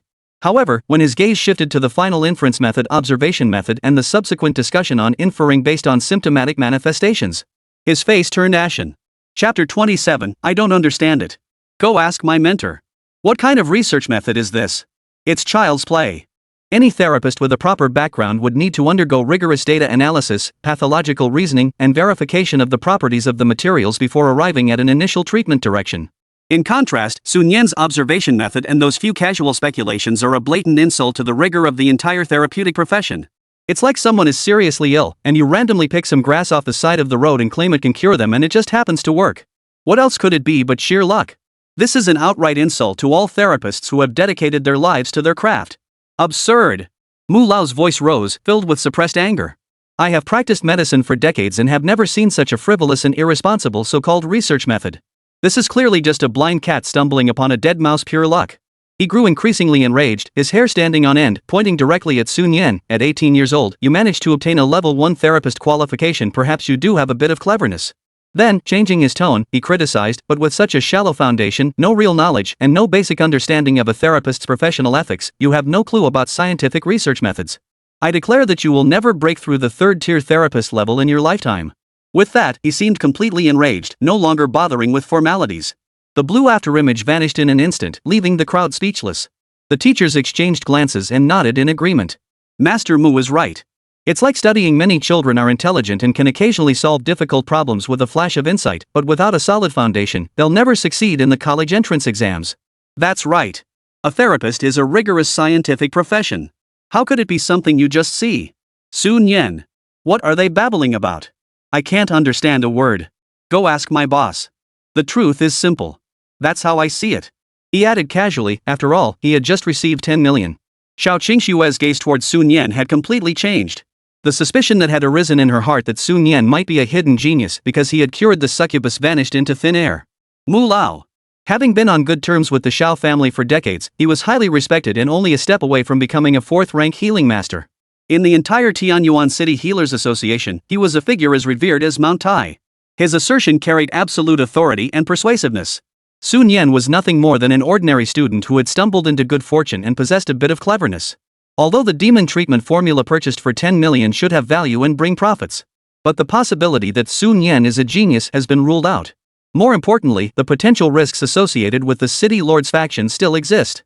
Regardless, after eliminating the genius factor, Sun Yan standing in Xiao Qingshue's eyes is no longer comparable to her spot at the top spiritual academy in the capital. That spot, she was determined to claim. The angel standing quietly there observed everyone's conversation and reactions. Those eyes, once as calm as golden glass, flickered imperceptibly upon hearing that the congenital defect could be cured. That human could cure such a disease? The withering pain deep within her body was something she had long grown accustomed to, paying it no mind. But this information was like a pebble dropped into stagnant water, sending ripples across the surface. At the same time, Meishi's beautiful purple eyes also fell upon the angel. Besides a hint of sympathy for someone suffering the same affliction, an inexplicable sense of rejection welled up deep within her heart. Master, can you cure her? Does that mean you can also cure this angel? The thought exploded in her mind. Trouble. The house is being stolen. Sun Yan found the reactions of those around her utterly baffling. Who cares what they think? The most critical thing now was find a way to get this epic-level angel into my possession. He turned his gaze back to the angel and spoke calmly to Xiao Qingxue. This angel, would you sell it to me? Though its condition is unusual, perhaps, there might be some research potential. No sooner had the words left his mouth than a jealous little hand wrapped around his waist, aiming to squeeze hard. Sun Yan was prepared this time, shifting his body slightly to dodge Meishi's sneak attack. Oomph. The little succubus, her sneak attack foiled, glared at him angrily. Her master was so mean. Did he really want this angel? On the other side, the angel's golden eyes flickered with surprise. Why? Clearly, he couldn't summon even a shred of light energy, his path to ascension was cut off, and he was as good as a worthless beast. Why did he still want her? However, it didn't seem entirely bad. That dark, gloomy chamber wasn't exactly her favorite place either. Xiao Qingxue, upon hearing this, looked at Sun Yan with a hint of amusement in her eyes. Want this angel? Fine. Trade your college admission spot for her. How about that? Sun Yan held Meishi's restless little hand while shaking his head firmly. It's not equal. It's not about value, but about meaning. Give up the spot? That would mean cutting off the path to top-tier resources and higher levels? Absolutely impossible. Then what do you want? Buy it with money? I don't need money. Xiao Qingxue frowned, her tone impatient. Sun Yan's gaze swept past her, through the window, and landed on the battle arena in the distant campus, made of hard black stones. Since we're deciding who gets the spot, it should be decided by strength. Why not settle it with a fight on the arena? If I win, the angel is mine. If you win, the spot is yours. Oh no! They're going to fight. A battle on the arena. Exciting. Who do you bet on? It's hard to say. No one's ever seen Xiao Qingxue's beast companion in action yet. Xiao Qingxue was taken aback for a moment, then burst into laughter as if she had heard the funniest joke in the world, her lips curling into a mocking smile. This genius, who had been sentenced to death by Master Mu, dared to challenge her with a succubus that had only recently recovered and was clearly inferior in both quality and rank to her own beast? In recent months, she had relied on her family's resources to elevate her primary battle beast, an elementalist, to the 4th stage of spirit awakening. Its quality was an astonishing epic 5-star. It completely outclassed Sun Yan's succubus in every aspect. What did he have to win with? Alright. Then let's do as you say. On the battlefield, let our strength speak for itself. Xiao Qingxue accepted the challenge with arrogance, raising her hand in a gesture of invitation. Sun Yan didn't hesitate, stepping toward the arena. The school leaders were naturally delighted to see this, as a battle would resolve the dispute efficiently and relatively fairly. Everyone, follow me. Go watch and learn. A few minutes later, on the pitch-black stage, the two stood facing each other. Sun Yan stood on the left, his posture tall and straight. Mei Shi stood a step in front of him, her face tense, her purple eyes flashing with battle intent. Xiao Qingxue stood on the right, her arms crossed over her chest, her chin slightly raised, her gaze fixed on Sun Yan with an air of complete confidence. Sun Yan, she said in a cold voice, tinged with disdain, you don't really think that a newly healed demon can defeat me, do you? Mei Shi, standing before Sun Yan, clenched her fists tightly. How dare he underestimate me? Face reality, Xiao Qingxue said calmly, the gap between us is comprehensive. Before she finished speaking, the beast summoning bracelet on her wrist burst into a brilliant light. A dazzling, powerful white beam shot into the sky. Chapter 28, you can really go all out, can't you? A humanoid beast appeared in the center of the arena. She was slender, holding a staff that emitted pure white light. Elementalist light. Talent, epic 5-star. Rank, spirit awakening 4th tier. Health, 103. Attack, 158. Defense, 102. Spirit, 101. Agility, 93. Skills, elemental tide, radiant blessing, purification. No negative status effects currently active. Sun Yan quickly scanned the information panel, feeling reassured. Although the opponent was one level higher in cultivation, Mei Shi's attributes still completely outclassed them in every aspect. However, the opponent was a pure offensive type beast master, so caution was necessary. Let them see what the real difference is. Xiao Qingxue lacked Sun Yan's discernment in her eyes. This battle was a foregone conclusion. That demon would be utterly crushed by her elementalist. Sun Yan lowered his head and whispered tactical instructions into Mei Shi's ear. Since he could see the panel, he could naturally formulate a detailed strategy based on it. Therefore, even if he didn't act as a healer, perhaps he could become a legendary trainer? Over there, the elementalist raised his staff slightly, and light began to gather. At the same time, the blood-red wings on Mei Shi's back suddenly spread out, flapping through the air with a howling wind. Only by occupying the high ground could her mobility be fully utilized. At this moment, her face bore no trace of her usual shyness, only focus. Blessing of light. Xiao Qingxue ordered coldly. Boom! The elementalist's staff erupted with blinding light, forming a pillar of searing white light as thick as an adult's waist, which shot straight toward the demon in the sky. However, the speed of the light beam seemed sluggish in the eyes of the succubus. She merely flapped her wings lightly, shifting her body several meters sideways. The beam of light swept past her, leaving behind only scorching heat waves. Xiao Qingxue's expression changed slightly. A master's first move reveals their true skill. The speed of that dodge. It was definitely faster than her elementalist. The elementalist was taken aback, seemingly unprepared for her attack to be so easily dodged. Mei Shi wouldn't give them a moment to breathe. She clenched her hands, gathering black mist that coalesced into several sharp crescent-shaped blasts, crashing downwards. Oomph! The elementalist reacted swiftly, firing another blazing white light column that shattered the dark crescent. Though her attack was blocked, Sun Yan's eyes showed no sign of disappointment. The enemy's attack power was too strong. A head-on clash was a poor strategy. As long as Mei Shi followed the tactics he had devised, the chances of success were 99%. Mei Shi flickered again, dodging the slightly dimmer light pillar. In the blink of an eye, the distance between the two had silently closed. Xiao Qingxue's expression darkened. Though her attacks were dazzling, they yielded no tangible results and consumed an enormous amount of energy. The elementalist also showed signs of impatience. As the surrounding space began to ripple with faint light, the elemental tide was activated, attempting to compress the demon's evasion space and hinder its offensive. However, the more one rushes to victory, the more one's emotions fluctuate. She wanted to win too badly.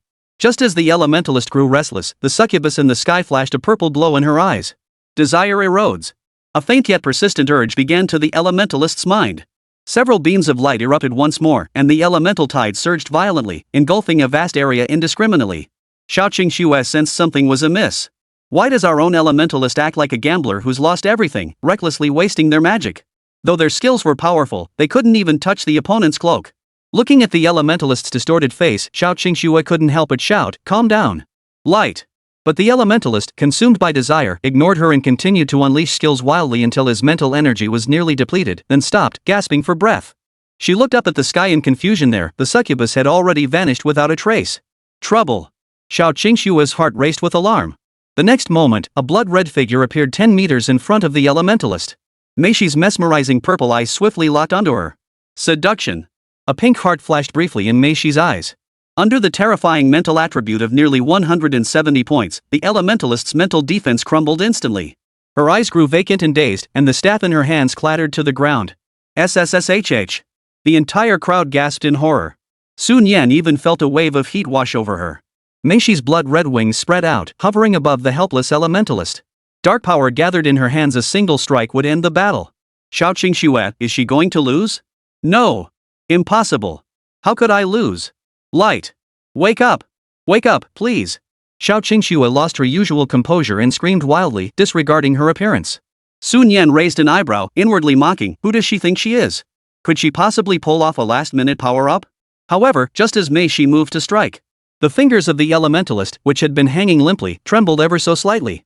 Immediately afterward, a gentle, sacred beam of light erupted from her body, instantly enveloping her. Baptism. It's the baptism. Guangyue activated the baptism using her last remaining instinctive will. Xiao Qingxue murmured in a daze, tears of joy welling up in her eyes.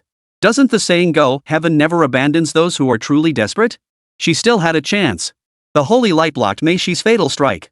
As the light faded, the figure of the elementalist reappeared. Her expression returned to its previous calmness, but the aura surrounding her surged sharply. Crack! An invisible shackle was broken.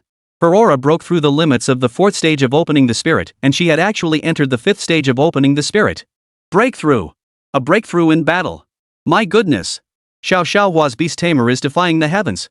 Damn it! This is really over. But Sun Yan managed to push Xiao Xiaohua to this point. That's pretty impressive. The battle turned completely upside down in an instant. The elementalist Mo Ran raised his hand, and the lighting on his staff was brighter than ever before. A terrifying pressure far surpassing anything before locked onto the airborne Meishi.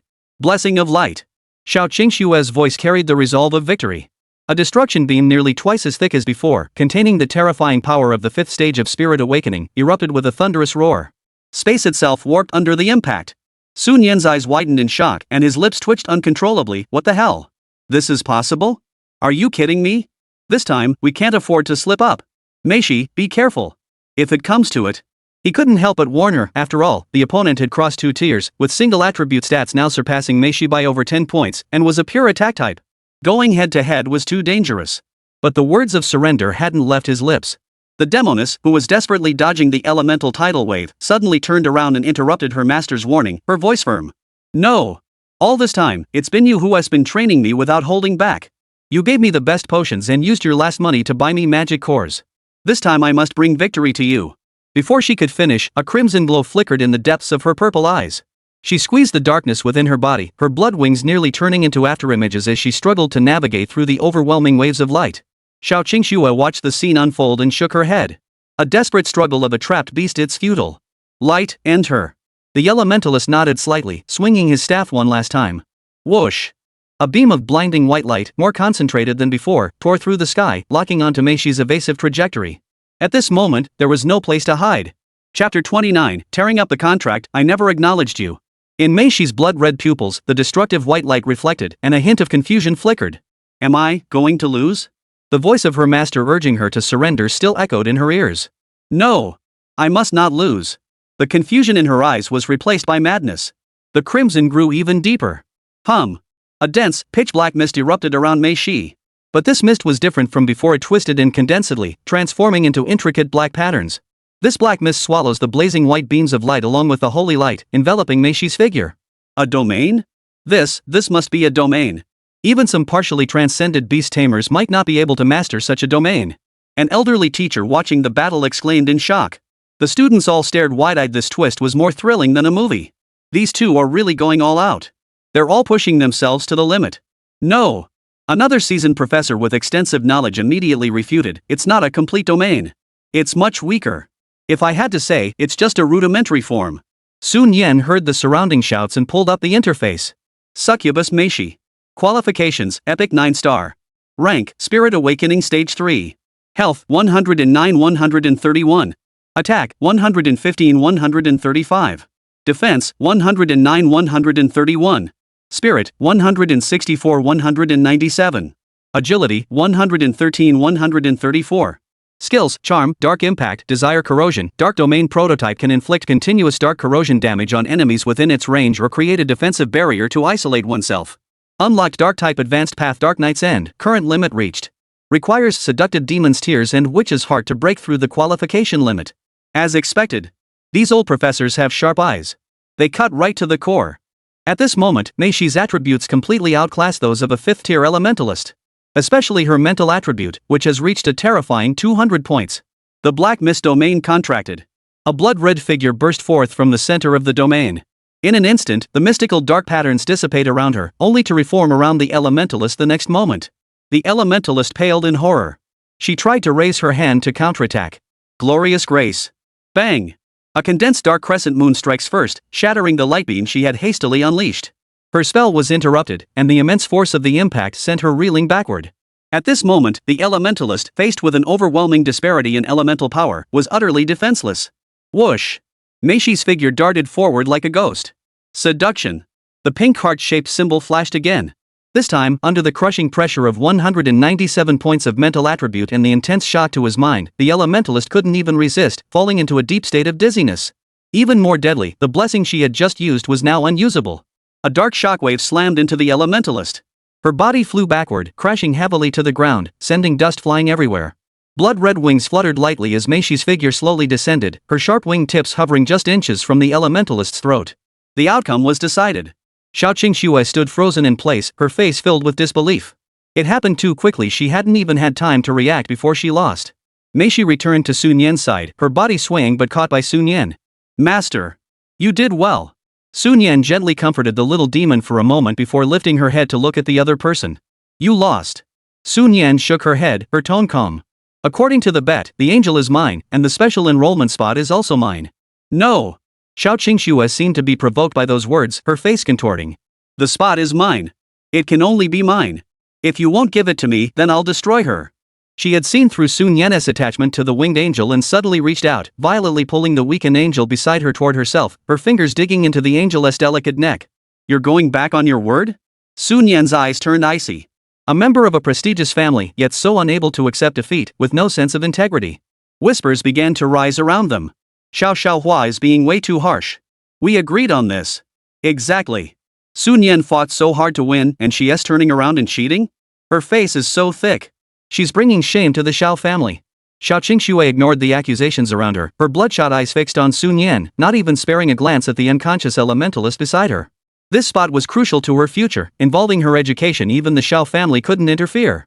Several powerful auras erupted from the outer edges of the crowd. The elite guards affiliated with the Xiao family no longer hid, emerging one after another, among them a transcendent tier expert. An invisible pressure enveloped the entire area. Their attitude was clear, they were here to stay. Sun Yan's expression grew as cold as ice. Mei Shi's blood-red wings spread slightly, her purple eyes locked onto Xiao Qingxue, ready for battle. The atmosphere plummeted to freezing point, with swords drawn and bows strung. Only the whispers of students and teachers could be heard. Just then, the winged angel, whose neck was being choked by Xiao Qingxue, struggled to lift her head. Her clear golden eyes gazed at Sun Yan's figure, trembling violently. Since she had come into this world, she had only encountered cold stares and suffering. Though she didn't care, she had grown tired of it. This human was the only one who had fought for her with everything he had, even daring to confront the mighty Xiao family head-on. The Xiao family, she didn't want to go back. Ugh! A painful groan escaped the angel's lips. The already battered roots of her wings gushed blood. Golden blood trickled from the corners of her mouth. Xiao Qingxue, who was staring intently at Sun Yan, felt a searing pain in her head. She whipped her head around, her eyes filled with confusion. The winged angel was actually forcibly tearing apart the temporary contract? Contracts come in two types: absolute contracts for beast tamers, which are nearly impossible to break, and temporary contracts. While temporary contracts are far less secure than absolute contracts, if the beast tamer unilaterally tears them apart, the beast may either become useless or die instantly. You dare betray me? Xiao Qingxue screamed hysterically, overwhelmed by humiliation. Betrayal? The angel's voice trembled as golden eyes fixed on Xiao Qingxue. Since I descended to this realm, I have never acknowledged you. How can there be talk of betrayal? Remember, what binds me are the rules, not you. I'll kill you. Driven by extreme anger, Xiao Qingxue lost control and screamed at the Xiao family as powerful warriors beside her, "Kill her! Now! Immediately!" Sun Yan was startled by the sudden turn of events, but her body reacted faster than her mind. "Who dares to move?" he roared, his figure flickering as he stood before the blood-soaked angel, sweeping his gaze toward the guards charging forward. By the succubus's side, mist surged once more, ready to strike. The guards, filled with murderous intent, halted in their tracks. To publicly kill a student who had just secured a special admission spot? Especially in the schoolyard, in full view of everyone? The consequences of such an act might even be too much for the Xiao family to handle. They dared not approach for a moment. The angel could no longer support her body and collapsed backward, but she struggled to lift her delicate face, gazing at the figure standing before her. Her choice might not have been wrong. Sun Yan surveyed the crowd, her gaze finally settling on the school administrators. Her voice was soft but carried across the field. "You school administrators. According to the bet, this angel now belongs to me, Sun Yan. The special admission quota should also rightfully be mine." Xiao Qingxue and the Xiao family guards, in broad daylight, within the sacred campus, dared to attack my property. The target was even a fellow student's beast. Such behavior, do you even regard the law as anything? This is no ordinary criminal, it's a rebel. I demand that you immediately notify the Night Watch. No, report it directly to the city defense forces. Request military intervention and punish them severely. The words "report to the military" rang out. The school leaders' scalps tingled, and cold sweat trickled down their foreheads. If it escalated to military intervention, they would all be in trouble. The principal stepped forward, his words fierce, shouting at Xiao Qingxue. "Xiao Qingxue! Stop immediately! What you've done today is too much. Do you want the entire Xiao family to be destroyed because of your madness today?" These threatening words finally brought clarity back to Xiao Qingxue's eyes. She looked around at the countless gazes, at the principal's hand holding the communication device ready to dial, at the angel behind Sun Yan with a determined expression, and at the succubus clenching her fists. "Miss, let us go." A Xiao family guard leader of the transcendent realm stepped forward, his voice low. "This matter must be decided by the family head himself." Xiao Qingxue bit her lower lip tightly. She glared at Sun Yan one last time, her eyes filled with resentment. However, she ultimately said nothing more, turning instead to leave in a hurry, surrounded by Xiao family guards. "Disperse. Everyone back to class."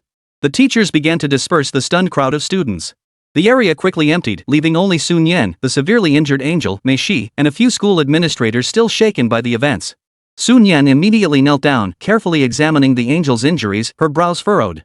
The principal approached, waving the holographic projector in his hand, his voice weary. "Sun Yan, your special admission quota application has been submitted.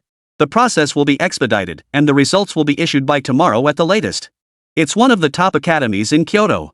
The specific assignment will be notified later, make sure to check for updates." He paused, watching Sun Yan's focused efforts to save the angel, and finally added, "This time, you've completely severed ties with the Xiao family. The matter with the succubus could still be negotiated, but today, sigh. That spot, along with this angel, have become insurmountable obstacles. Be extra cautious from now on." With that, he sighed and left with the other officials. On the edge of the tall school building's rooftop. "Sister, is there any hope for this angel?" Bai Shuang licked the sugar-coated hawthorn on a stick, asking indistinctly. Bai Shuang stared at Sun Yan's busy figure below, shook her head slowly, and said solemnly, "Just the inability to awaken the source of light alone leaves me helpless. Add to that the backlash from forcibly breaking the contract. Even if we sent it to the main alliance in the capital, the chances are slim."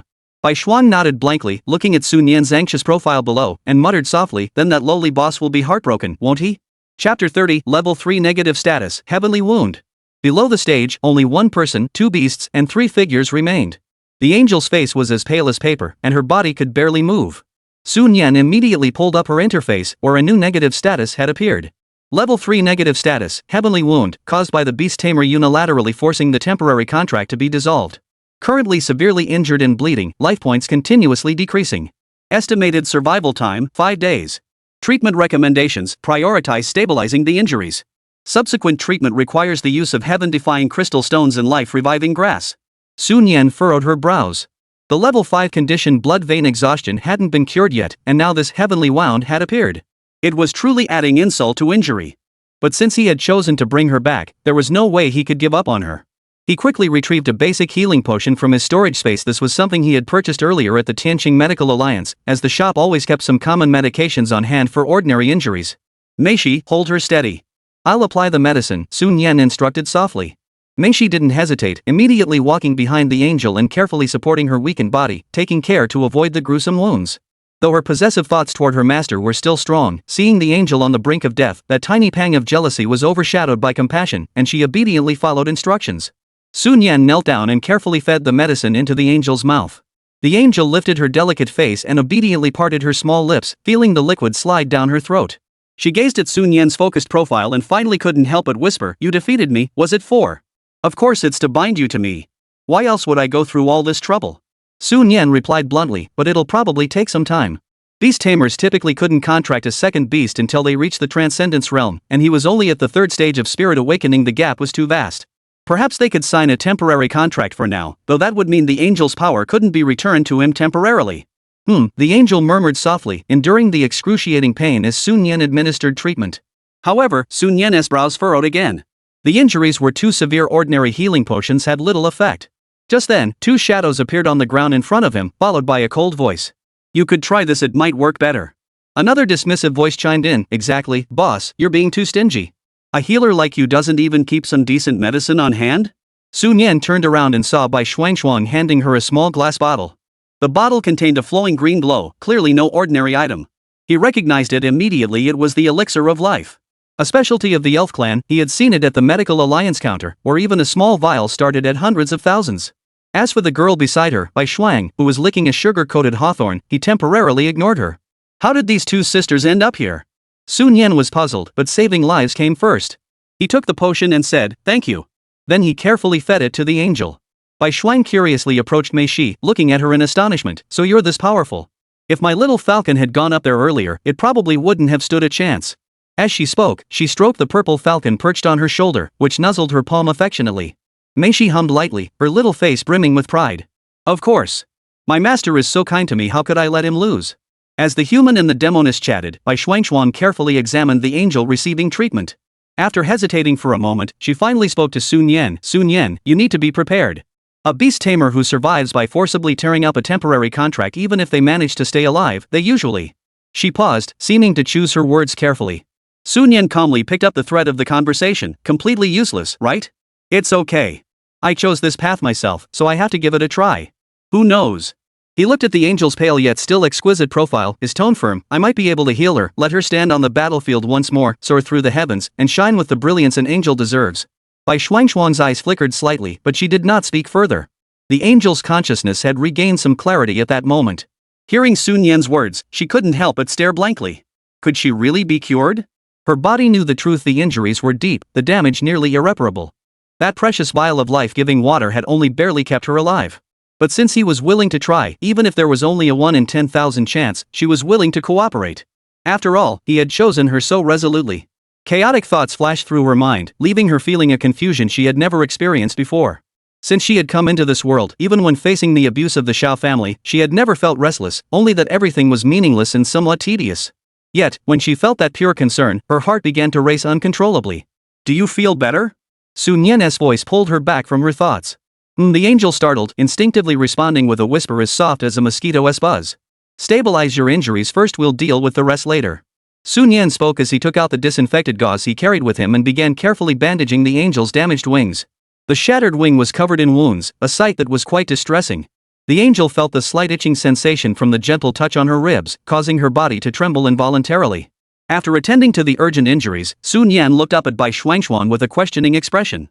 Bai Xuanxuan explained, "We had some business outside the city and happened to pass by." Sun Yan nodded, choosing not to pry further. Coincidentally, he had something he wanted to ask as well. Sun Yan spoke up, "Senior Bai, I was wondering if there are any high-quality materials available within our Tianqing Medical Alliance." Although the Tianqi Merchants Guild could also procure materials, he was concerned about finding everything he needed. After all, certain materials are clearly high-end at first glance. Bai Xuanxuan heard this, lowered her head in thought for a moment, then took out a special tablet from her storage bracelet. After a few taps, a light screen projected in front of Sun Yan. "This is my internal account. The material library is quite comprehensive. You can choose what you need and let me know." Her tone was calm. Bai Xuan leaned closer to Sun Yan, nudged him with her shoulder, and whispered, "Uncle, my sister is a good person. The items in this account can only be viewed by healers of 3rd tier or higher. Treasure it." "Oh, I see. Thank you so much, Senior Bai." Sun Yan sincerely thanked her, as he truly owed her this favor. "No problem." Bai Xuanxuan waved her hand dismissively, as if it were nothing. Sun Yan's fingers flew across the light screen, browsing through the array of high-tier materials. Bai Shuang's permissions were indeed extremely high. Many items that were priceless and unavailable in the outside world had small quantities in stock here. Found them. Light Holy Crystal, Time Crystal, and the True Blood of the Radiant Spirit. Sun Yan's face lit up with joy as he quickly added these three main ingredients for treating bloodline depletion to his shopping cart. As for the heaven-confusing crystal stones and life-reversing grass needed to treat heavenly wounds, he couldn't find them even after searching through the entire catalog, which surprised him.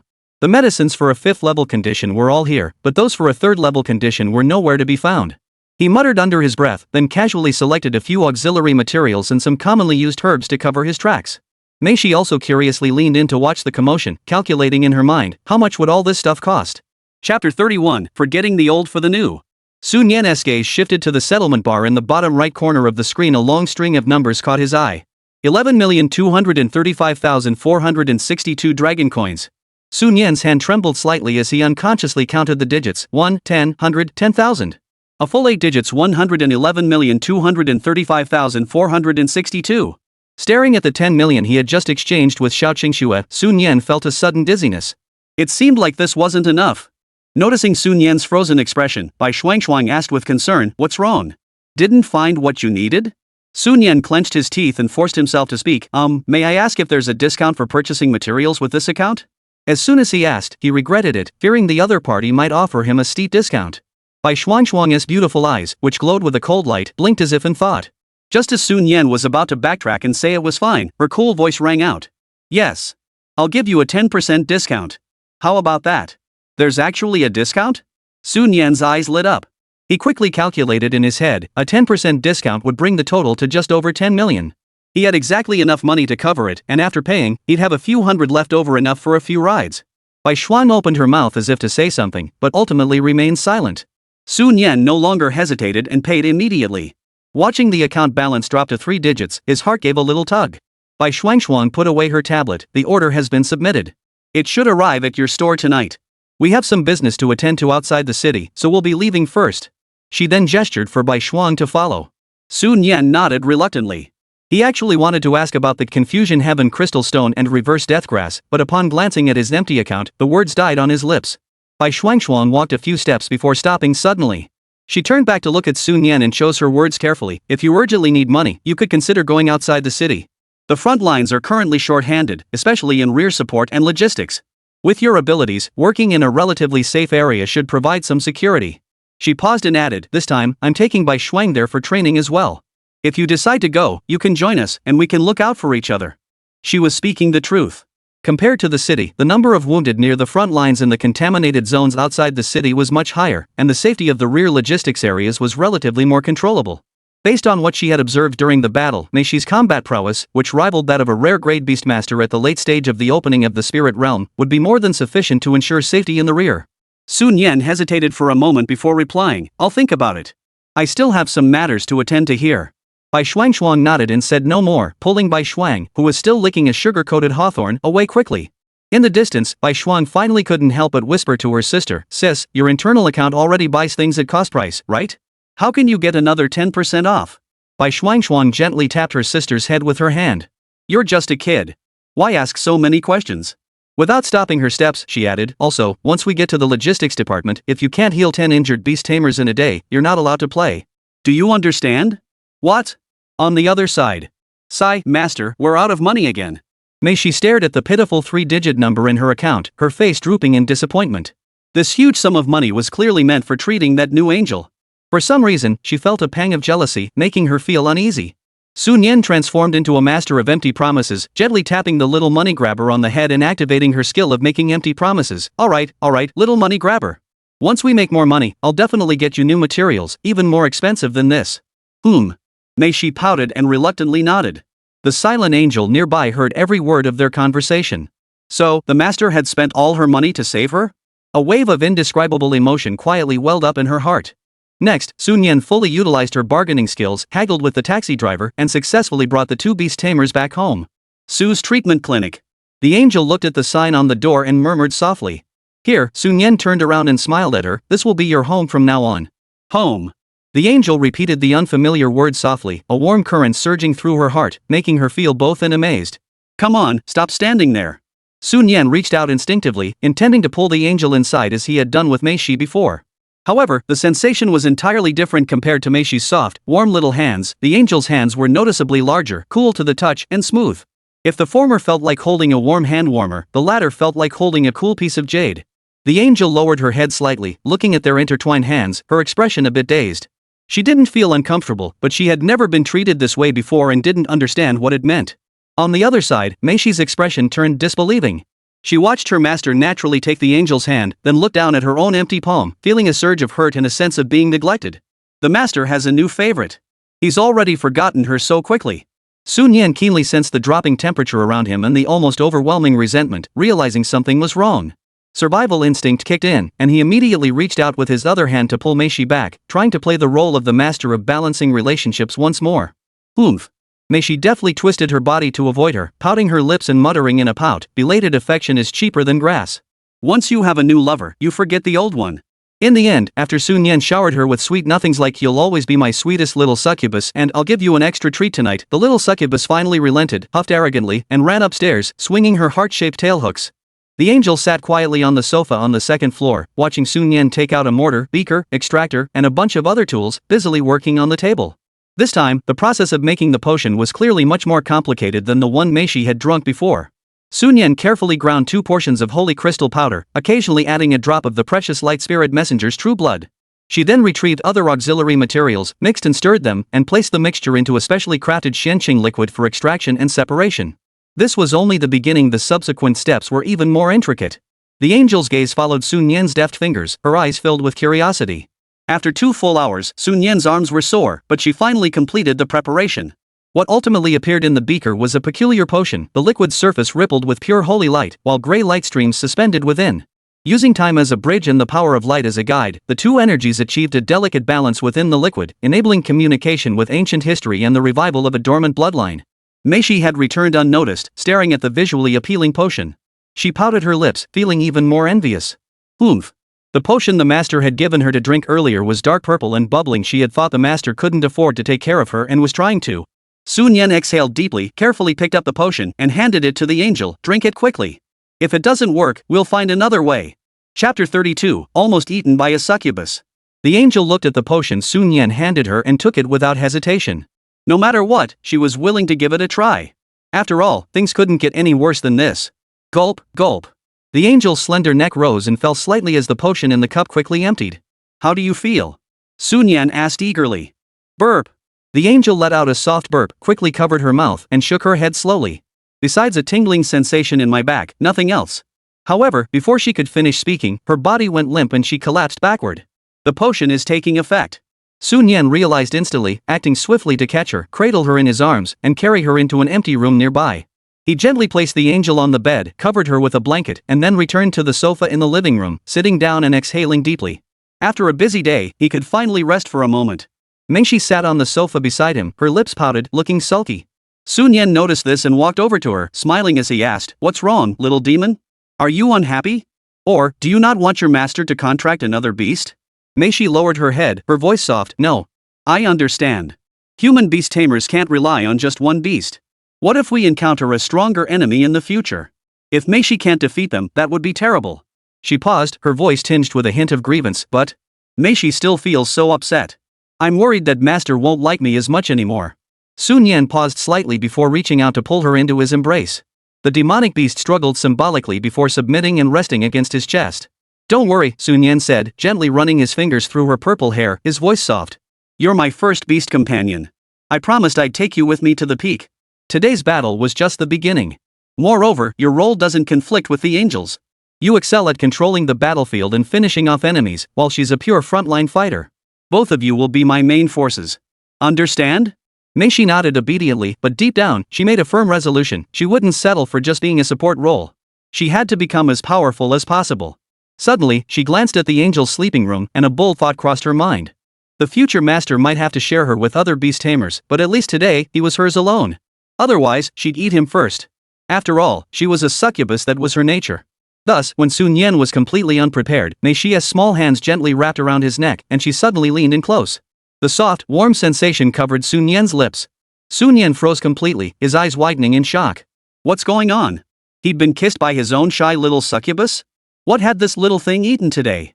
Countless thoughts swirled through his mind. However, after a moment of shock, he instinctively tightened his arms, taking control. The other hand grew restless, quickly finding its way to where it belonged. Ugh! She felt her whole body go weak and her breathing grew. She didn't know if what she was doing was right or wrong. A strong surge of emotion swept over her, making her both afraid and yet unable to resist. Master, stop, enough. She suddenly pushed Sun Yan away with all her strength, covering her burning face with both hands. Sun Yan was pushed away, feeling a bit embarrassed as he rubbed his temples. Earlier, his mind had gone blank, and he couldn't control himself. However, his little succubus was indeed something else. Meishi took the opportunity to escape to the other end of the sofa, curling up into a ball. Her voice was as soft as a mosquito's buzz, tinged with a hint of anxiety. Can we wait a little longer? Let me think it over. Her mind was swirling with the images from earlier, her face flushing. Could just a touch really cause such a strong reaction? Suddenly, she felt a surge of desire again. Gradually, she seemed to sense that certain desires were awakening deep within her, a pulsation stemming from her bloodline. Do as you wish. The master cares about every decision you make. Sun Yan didn't know what to say either, and the atmosphere grew tense. Just then, beep beep. The sound of the communicator's alert rang out like heavenly music. Sun Yan sighed in relief and quickly picked it up to check. Sun Zhang, is Su boss there? The sorry demon hunters are on our way and should arrive shortly. Sun Yan frowned. He had originally planned not to open today, but then he thought about the empty balance in his account. Sun Yan, alright, I'll open the door and wait for you. After putting down the communicator, Sun Yan looked at Meishi, who was still covering her face, and said awkwardly, let's go, little money grabber. It's time to earn some potion money for you. The teasing didn't completely ease her shyness, but she obediently stood up and followed Sun Yan downstairs. As soon as he opened the door sponsored by Zhenlong, Sun Yan spotted a group of people approaching from the distance. The heavy aura of violence and the smell of blood wafted toward them from afar. It was the members of the Sorry Demon Hunter Guild. Sun Zhang hurried over to Sun Yan and extended his hand enthusiastically. Mr. Su, we're sorry to disturb you. Sun Yan shook his hand and glanced at the others. Almost everyone was injured and looked exhausted. Captain Sun, no need to be so formal. Please come in. He stepped aside to make way. They had come here for treatment, of course. Deputy Commander, is this the so-called technically superb Su boss you mentioned? A short young man sized up the young Sun Yan, his eyes filled with scrutiny and a hint of doubt. Li Kong. I've seen Sun Yan's skills with my own eyes. He might even be better than those arrogant doctors at the Medical Alliance. Sun Zhang immediately spoke up, cutting off the murmurs that had just begun to rise among the group. Everyone, quiet down and line up. I'll talk to the boss first. He turned to Sun Yan with an apologetic expression. Mr. Su, I'm truly sorry. The treatment therapists are in short supply in the contaminated zone outside the city, and we have to wait until tomorrow to get a spot. There are a few brothers in the group whose beasts are severely injured and can't wait. I had no choice but to come here and ask for your help. Sun Yan nodded understandingly. No problem, as long as the compensation is fair. Let's get the injured beasts out first. I'll examine them one by one. Sun Zhang immediately ordered his team to line up and release the injured beasts one by one. Eeing from the back of the line, a spirit cat let out a painful whine, its abdomen bleeding from a gruesome wound.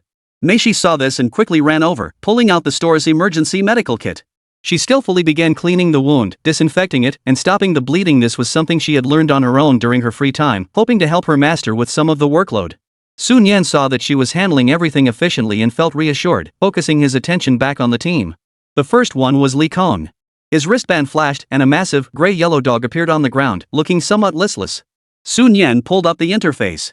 Earth Rock Wolf. Qualifications: Elite 2-star. Rank: Spirit Awakening 7th tier. Health: 102. Attack: 133. Defense: 101. Spirit: 100. Agility: 104. Skills: Bite, Intimidation, Tracking. Level 1 negative status, minor internal bleeding, bruising in the upper abdomen 7 inches above the navel. Recommended treatment: apply blood-activating flowers and shallow crystal ointment. Externally use a blood-dissolving device with a vibrating probe for initial treatment. First level condition. Sun Yan almost felt a touch of nostalgia for this name. Over the past few days, everything he encountered had been hellishly difficult, so seeing such a common condition suddenly made him feel a bit unsettled. 2 treatment plans, the first relies on herbal combinations, the second uses an instrument for assistance. Fortunately, the store still had the blood-dissolving device saved from the thugs earlier, which would be more efficient. Chapter 33, The Sorry Demon Hunter Guild's Invitation. It's not too serious. There is some internal bleeding, likely caused by the impact during combat. Sun Yan said as he walked toward the instrument cabinet. The Earth Wolf let out a low woof, as if agreeing with Sun Yan's assessment. Li Kang's eyes flashed with surprise during the previous battle. Big Yellow had indeed taken a heavy blow for his teammates. The entire wolf had been sent flying a great distance. This young shopkeeper has such keen eyesight. Thank you for your help, store manager. His tone was much more respectful. All suspicion vanished. Sun Yan skillfully brought out the blood transformation device, connected it to the beast, and then took out a bottle of basic healing potion. The various instruments in the store were all familiar to him. Though they were basic and outdated, they were still quite useful. After all, his father had been a security guard for over a decade. The equipment he had acquired certainly wasn't subpar, and all the necessary functions were intact. Watching Sun Yan administer the potion to the Earth Rock Wolf, Li Kang couldn't help but speak up. I already gave it one earlier, but it doesn't seem to have had much effect. Li Kang couldn't help but remind him. Sun Yan explained while operating the equipment, the basic medication has limited effect on deep tissue bleeding. It must be used in conjunction with the blood dissolving device's specific frequency vibrations to effectively dissolve the blood clots and promote absorption. Of course, if we let it rest naturally for about 10 days, it should recover to about 70%. 10 days? Li Kang shook his head with a wry smile. We can't afford to wait that long. Someone behind them sighed. We really rely on you healers. You can spot the problem at a glance. We roughnecks just rely on experience, and we might not even get it right. The device emitted a soft humming sound. Sun Yan said, therapists aren't magical. Experienced hunters may have better eyesight than a level 1 therapist. However, therapists have undergone systematic training and understand scientific reasoning, making their diagnoses more precise and clear. He silently added to himself, of course, that's under normal circumstances.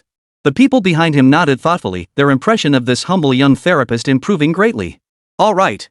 Sun Yan removed the device, patted the Earth Wolf's head, and said, treatment fee, 5,000. For a standard first-level condition, he always charged fairly. Li Kang, however, transferred 10,000 yuan without hesitation. Mr. Su, your skills are worth every penny. Sun Yan had no choice but to accept, then looked up at the line. Next. Mr. Su, please take a look at my little Ching. Mild magical energy contamination, primarily in the stomach area. By the time the sun had set, Sun Yan finally finished treating the last beast, rubbing her sore shoulders and neck. A total of over 30 people, with the vast majority of beasts suffering from level 1 symptoms, plus 2 level 2 cases, bringing in over 500,000 in total. Strangely enough, the 2 second-level cases were easier to handle, requiring only medication. It was the first-level cases that were more challenging, as the beasts varied in size, making it harder to operate the equipment and more physically demanding. Meishi wiped the sweat from her forehead, her small face flushed with satisfaction. Though tired, she was happy to have helped her master. Sun Zhang had no beasts injured and had been watching from the side the entire time. Once the treatment was finished, he immediately stepped forward and sincerely said, "Thank you so much, Mr. Su. Your price is so reasonable." The other demon hunters nodded in agreement, clearly thoroughly impressed. "Mr. Sun, you're too kind. I should be thanking you for referring business to me." Sun Yan smiled. Though the money was still far from enough to buy materials, at least the account wasn't empty anymore. "Does Mr. Su really need more business?" Sun Zhang asked in surprise. "A good healer should be in high demand. Ah, the location is remote, and my reputation isn't well known. Besides you demon hunters who constantly walk the line between life and death, who else would come looking for me?" Sun Yan sighed helplessly. Of course, he had been too busy these past few days and hadn't been in the shop much. Sun Zhang's mind raced and he tentatively suggested, "Mr. Su, have you considered going to the contaminated zone outside the city? They're desperately short-handed right now. If you don't mind, you can join our demon hunter group first. It's safe, and..." He lowered his voice, sounding tempting. "There are plenty of strange and rare demon-infected materials there, many of which healers need. It's the perfect opportunity to hone your skills." Hearing this, Sun Yan's heart stirred. Bai Senior had also suggested he go outside the city to gain experience. It seemed the front lines were indeed in dire straits, otherwise, there wouldn't be so many wounded. "Meishi, what do you think?" He looked down to seek the opinion of his little demon. "I'll follow wherever my master goes." Meishi raised her little face and answered without hesitation, looking innocent and obedient. Alright, Sun Yan made up his mind and said to Sun Zhang, "You all go back and rest first. I'll handle some personal matters tomorrow and come find you early the day after tomorrow." "That's great." Sun Zhang's face lit up with joy. "Then we won't bother you anymore. Su store manager, get some rest." He called to his team members and led the revived beasts away. Sun Yan took a deep breath, closed the shop door, and pulled Meishi back upstairs. "Alright, my little personal chef, it's time to cook." Sun Yan stretched lazily. Today had indeed been exhausting. Meishi responded, her gaze sweeping over the sofa in the living room. She seemed to have thought of something, her face flushing slightly as she hurried into the kitchen. Sun Yan smiled at her retreating figure before turning toward the room where the angel was staying. Opening the door, he saw the angel curled up under the blankets, her brows furrowed, her body trembling slightly, murmuring incoherently in her sleep, "I'm not useless. It's so cold." Sun Yan walked over gently and tucked the blanket around her. The medication is still taking effect. It involves a special level of healing and will take some time. He murmured to himself, ensuring the angel's condition was stable before quietly exiting the room. Master, dinner's ready. Mei Shi called out from the kitchen with a hint of a pout. Coming. Sun Yan replied. Outside the window, the night was deepening. At the same time, beyond the city's defenses, deep within the contaminated zone, a massive, purple-black wolf effortlessly tore open the throat of a hideously deformed demon, ripping its head clean off. Crimson demon blood sprayed everywhere. Holy crap! That was a mid-tier demon general. Gone like that? The leader of the Suri demon hunters is damn strong. Nearby lone demon hunters in small groups witnessed the scene, unable to suppress their gasps of astonishment. A woman with cold, elegant features and a few droplets of dark red blood still on her face stepped forward and gently patted the massive head of the Wolf King. The Wolf King let out a mournful whine and spat the demon's head at his master's feet. Good boy, I'll give you a special treat later. The woman's cold voice carried a hint of comfort. She bent down and swiftly used a dagger to carve out the demon core from the monster's skull. Drip, drip. The encrypted communicator at her waist began to ring. She casually opened the message. Sun Deputy, that's Su Store Manager, I've handled it. He said to come tomorrow. Should I go pick him up personally? Her gaze fell on the words Su Store Manager and she paused briefly before replying swiftly. If it's truly as you say, and he can cure the god-devouring poison, I'll go take a look myself. After sending the message, she ignored the awestruck and admiring glances around her, drew the broad-bladed sword from her back, and began skillfully dismembering the corpse of the demon general at her feet. Chapter 34, From now on, you'll be called Luo Shui. The next morning, the first rays of sunlight broke through the horizon, casting a pale glow over the eastern sky. Sun Yan rose, stretched lazily, and cast her gaze on the demoness sleeping sprawled out beside her, her appearance utterly unkempt. In the end, she couldn't bring herself to wake her. This little one is so jealous she's always snooping around. Better go check on the angel quietly first. With that thought, Sun Yan rose quietly and made her way to the angel's bedroom across the hall. He gently pushed open the door but found that the angel wasn't resting. Instead, she was sitting upright on the bed, her hands neatly placed on her legs. Morning light streamed through the window, casting a golden halo around her flawless features, making her appear sacred. You're here, Master. She seemed hesitant about the title but eventually spoke it aloud, her voice clear yet tinged with unfamiliarity. Just woke up. Sun Yan smiled, his gaze carrying a hint of curiosity. But you've been sitting here for how long? Getting up and still sitting there, that's a bit odd. Not long, about half an hour. The angel bowed her head slightly, her tone as flat as if stating a fact. I didn't know what to do, so I was just watching the dawn gradually rise on the horizon. It's quite beautiful. Her tone was devoid of any emotional fluctuation. Sun Yan could tell now this angel was a bit innocent? Or perhaps slow to react to her surroundings? However, when he looked closely into her clear, blue eyes, she merely looked back at him with a hint of confusion, even leaning her face closer. Maybe it wasn't clumsiness, but rather a lack of interest in mundane matters, making her seem emotionally detached. Let me see how your wings are healing. Sun Yan gathered his thoughts and asked in a soft voice. The angel obediently turned around, revealing her smooth, flawless back. The once broken wings were now full and complete, radiating a sacred glow that flowed through the white feathers, emanating a soothing, peaceful aura. I feel like I can communicate with that light energy now, the angel added, her eyes welling up slightly, but she quickly wiped them away with the back of her hand. But right now, I can only access a little of it. It's okay. Sun Yan seemed unconcerned, offering comfort. Rankings take time to rise. As he spoke, he brought up the angel's attribute panel. Angel unnamed. Quality, epic 9-star. Rank, none. Health, 61. Attack, 89. Defense, 62. Spirit, 59. Agility, 61. Skills, Holy Light Judgment, Sacred Flames, Ascension. Level 3 negative status, Celestial Wound, continuously draining vitality. Remaining lifespan, 180 days. Treatment recommendation, use Heaven-defying crystal or life-reversing grass for healing. Sure enough, the troublesome level 5 negative status had disappeared, but the level 3 heavenly wound remained. Sun Yan sighed inwardly. Money was the biggest problem. Whether it's raising a succubus or healing an angel, everything requires money. He suddenly remembered something and turned to look at the angel. By the way, you don't have a name yet. Do you have any preferences? The angel seemed a bit flustered, repeating, a name. She fell silent for a moment before gently shaking her head. Let the master choose. Sun Yan didn't insist further.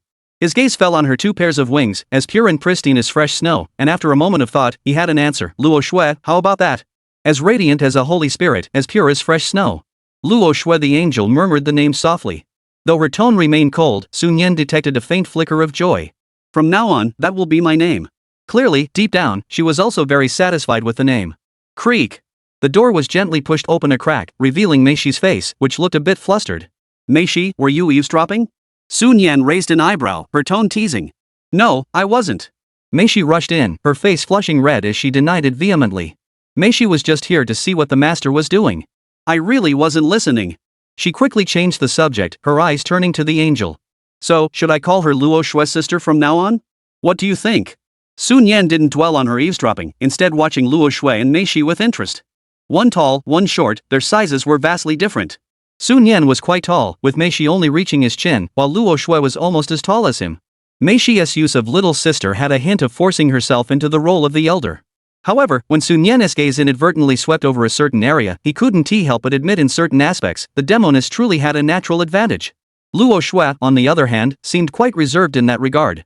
Luo Shui accepted the title naturally. From now on, you're Meixi, sister. The little demoness immediately perked up, as if she had established some kind of authority, humming a tune out of key as she skipped off to cook. The master and Luo Shui will be here soon. Sun Yan gazed at Luo Shui's sapphire blue eyes and felt that this angel wasn't ignorant, she simply didn't care about such mundane matters. After breakfast, Sun Yan took Meixi and Luo Shui downstairs.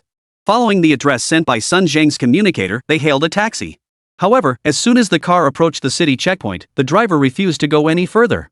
Driver, can't you take us a little further? Meixi lifted her little face, trying her best to look pitiful.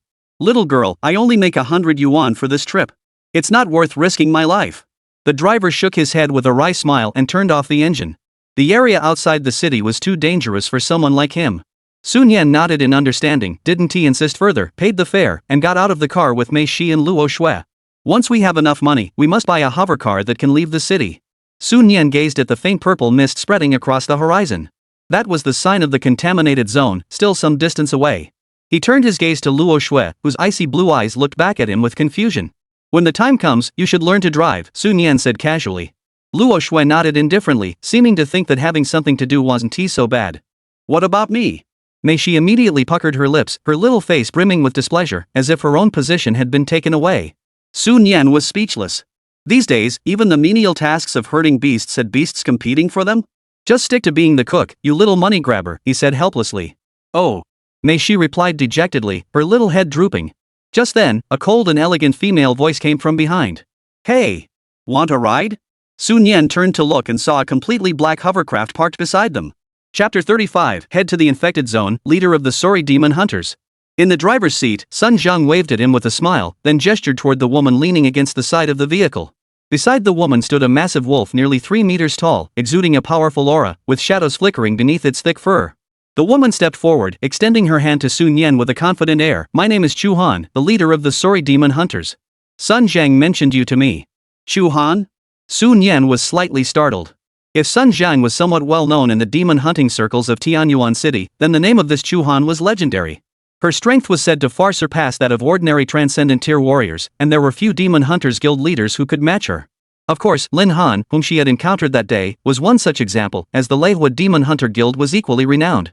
What was most puzzling was that this powerful individual, who had contracted an epic tier beast, had not chosen to go to one of the large base cities but had instead opted to live in the dangerous Demon Hunter Corps. Sun Yan instinctively glanced at the imposing giant wolf and summoned the interface. Shadow Wolf King. Qualifications, Epic 2-star. Rank? Health? Skills, Shadow Armor, Moonlit Sky Charge, Bloodthirsty Rage, Stealth Domain Prototype. No negative status effects.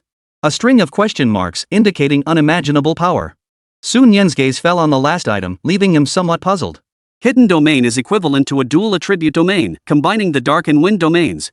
The number of domain attributes isn't necessarily better. Constructing a domain for beast taming consumes a fixed amount of mana. If they complement each other, it might be better, but if they consume each other, it's useless. It can only be said that composite domains often have unexpected effects. For example, the hidden domain can conceal one's form and block the opponent's perception. However, what surprised him was that even this Chu Squad leader's beast tamer only possessed a rudimentary domain. He glanced at Meixi beside him, who had a complete domain. Was it really that difficult to obtain? Sun Yan extended her hand and shook Chu Han's. I'm Sun Yan, the manager of the Su Family Healing Clinic and a level 1 healer. A flash of sharpness gleamed in Chu Han's eyes. Regardless of how much truth there was to Sun Zhang's claim about neutralizing the divine devouring snake venom, the title of healer alone was reason enough for her to come personally. Bringing him along was definitely the right decision. Since that's the case, you'll join our sorry demon hunters from now on. Chu Han's tone was crisp and decisive. We won't restrict your freedom. You can stay in the safe zone within the front lines during peacetime or go treat other beast tamers. I have one request under equal circumstances, prioritize treating members of the sorry demon hunters. She paused briefly before stating her condition. In return, as long as your requests are reasonable, we will do our best to accommodate them. Sun Yan quickly ran through the terms in his mind. To be fair, this condition was extremely favorable, even a steal. However, his brows furrowed slightly, as if weighing something. Shu Han looked at his furrowed brows and a hint of dissatisfaction flashed across his mind. Could he be trying to renegotiate? This didn't seem to align with the honest and reasonable character described by Sun Jiang. Sun Yan finally spoke up. May I ask if I can choose not to stay inside the front lines? I'd like to act with the group. This was the result of his careful consideration. Meishi was currently only at the third stage of spirit awakening, and Luo Shui hadn't even reached a rank yet. They needed to level up quickly.